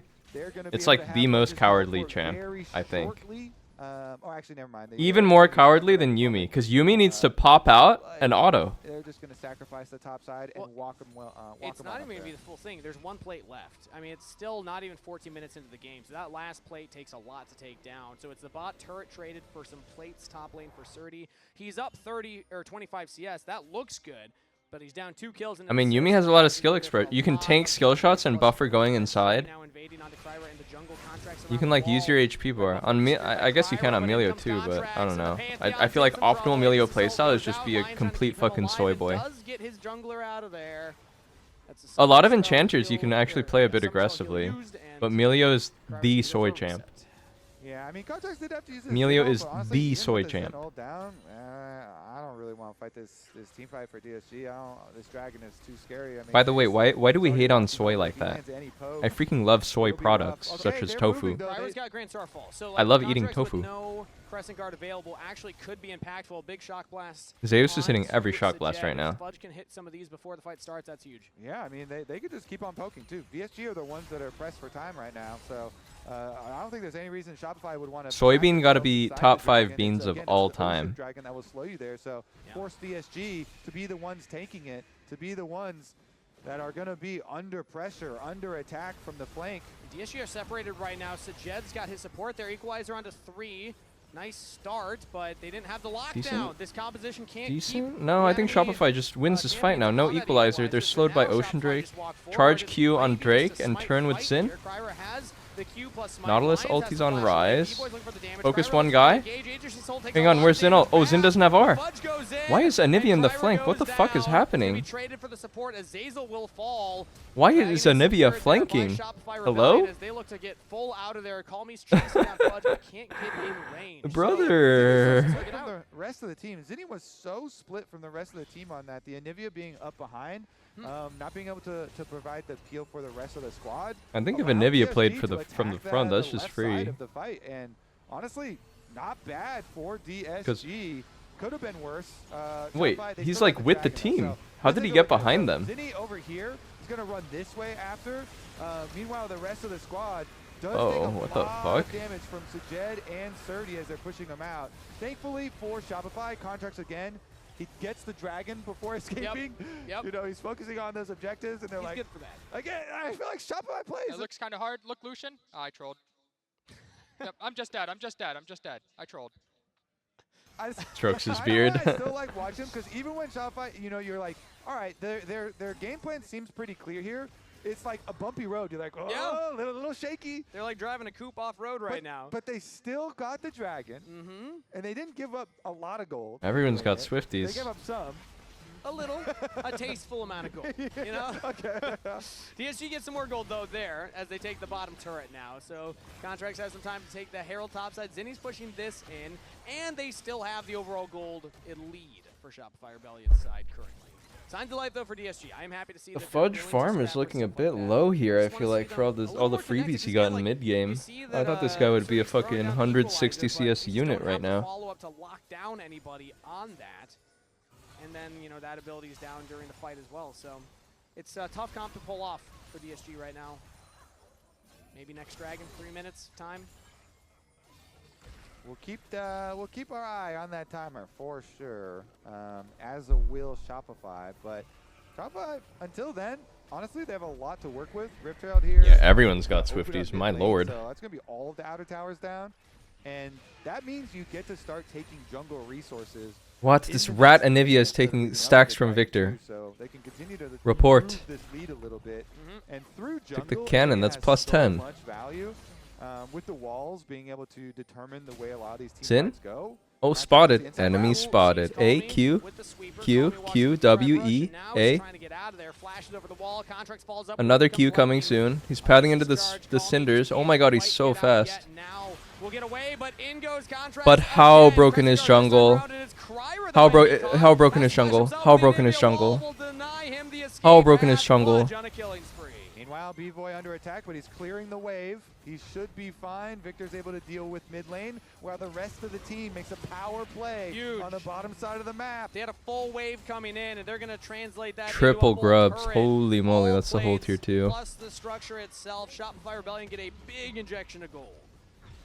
Nice play from them, and honestly, the route they took, you saw, was a route. Dude, what happened to the Dusk and Dawn build every Xin was going? Some vision for Did they just collectively decide actually it's not great?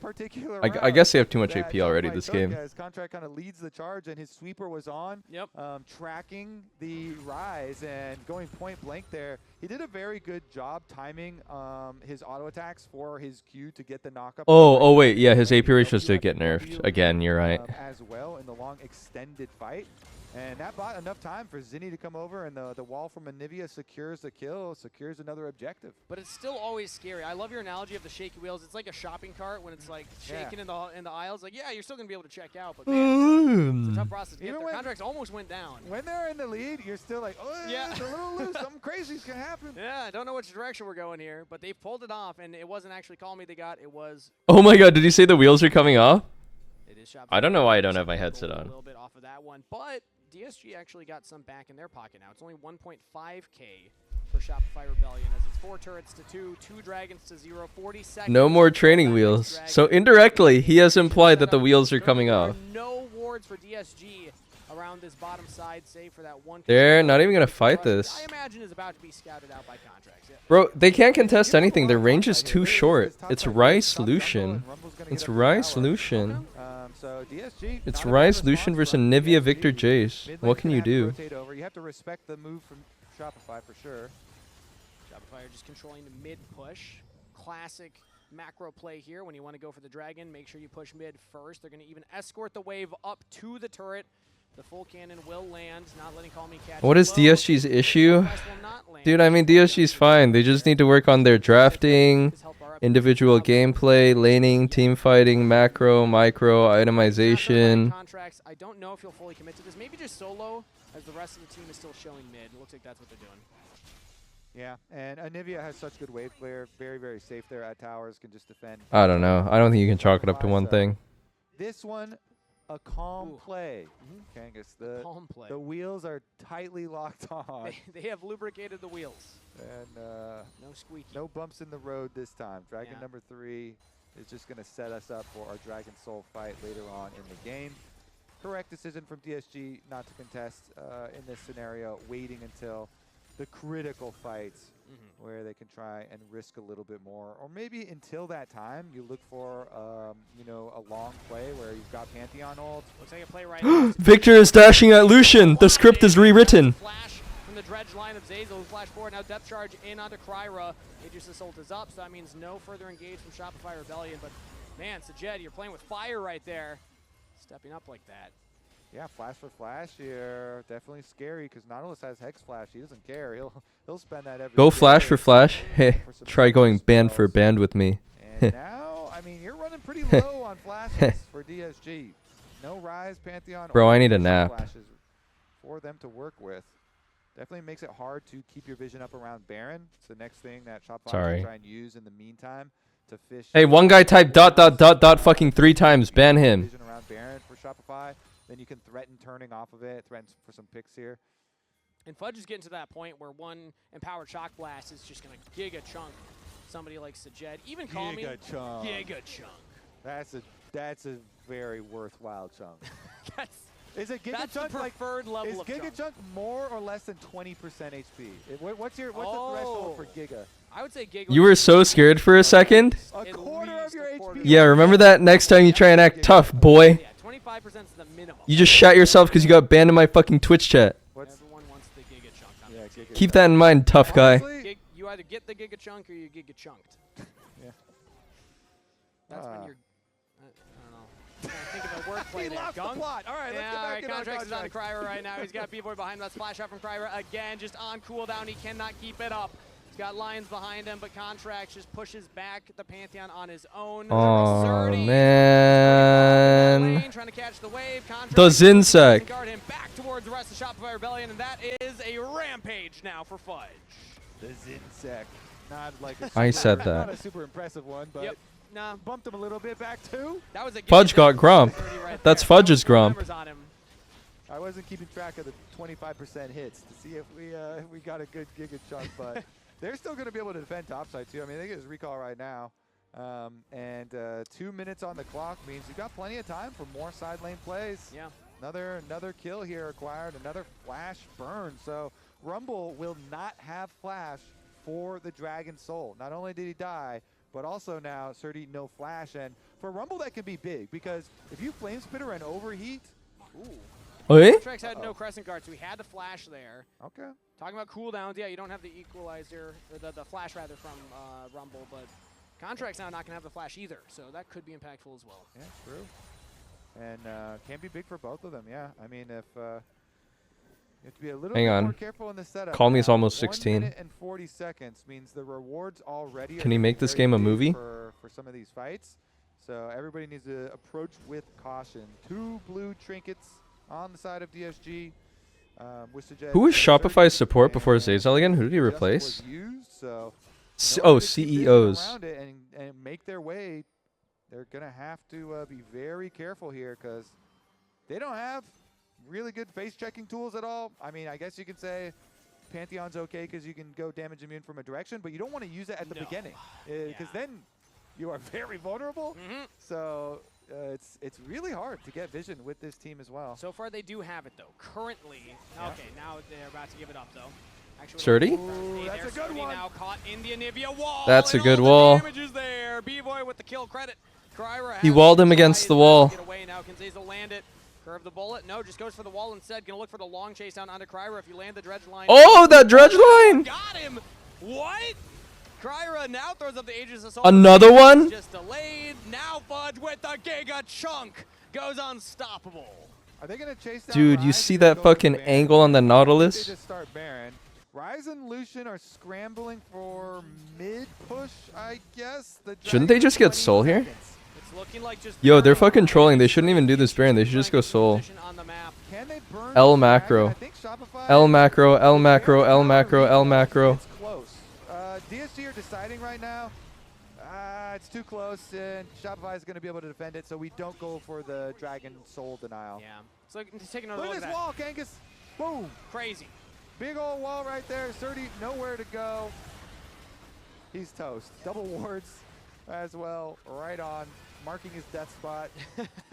The grave.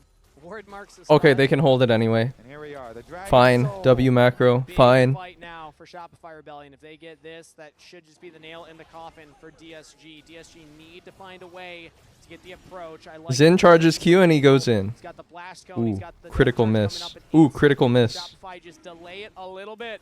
Can Ryze cook? He's level 16 in the flank. I don't think Ryze can cook. Shock blast. Fudge looking for it onto Sajed. Does Good chunk. one there. Good chunk. On the flank right now. Gonna actually fake Panth is in. now the Grand Starfall in. Contracts with the Crescent Guard buying space. As now they turn Wait, Zini's dead? Pantheon goes down to Oh no, he's fine. Shopify Rebellion almost lose their mid laner into the egg form. The Drake. Flash away as he's completely on the flank. Thanks for leash. Down, and that is a Dragon Soul for GG. No thanks Surdy as well. Depth charge follows the Jet all the way down. A double kill, make it a triple kill for Zinni. Shopify Rebellion win the team fight.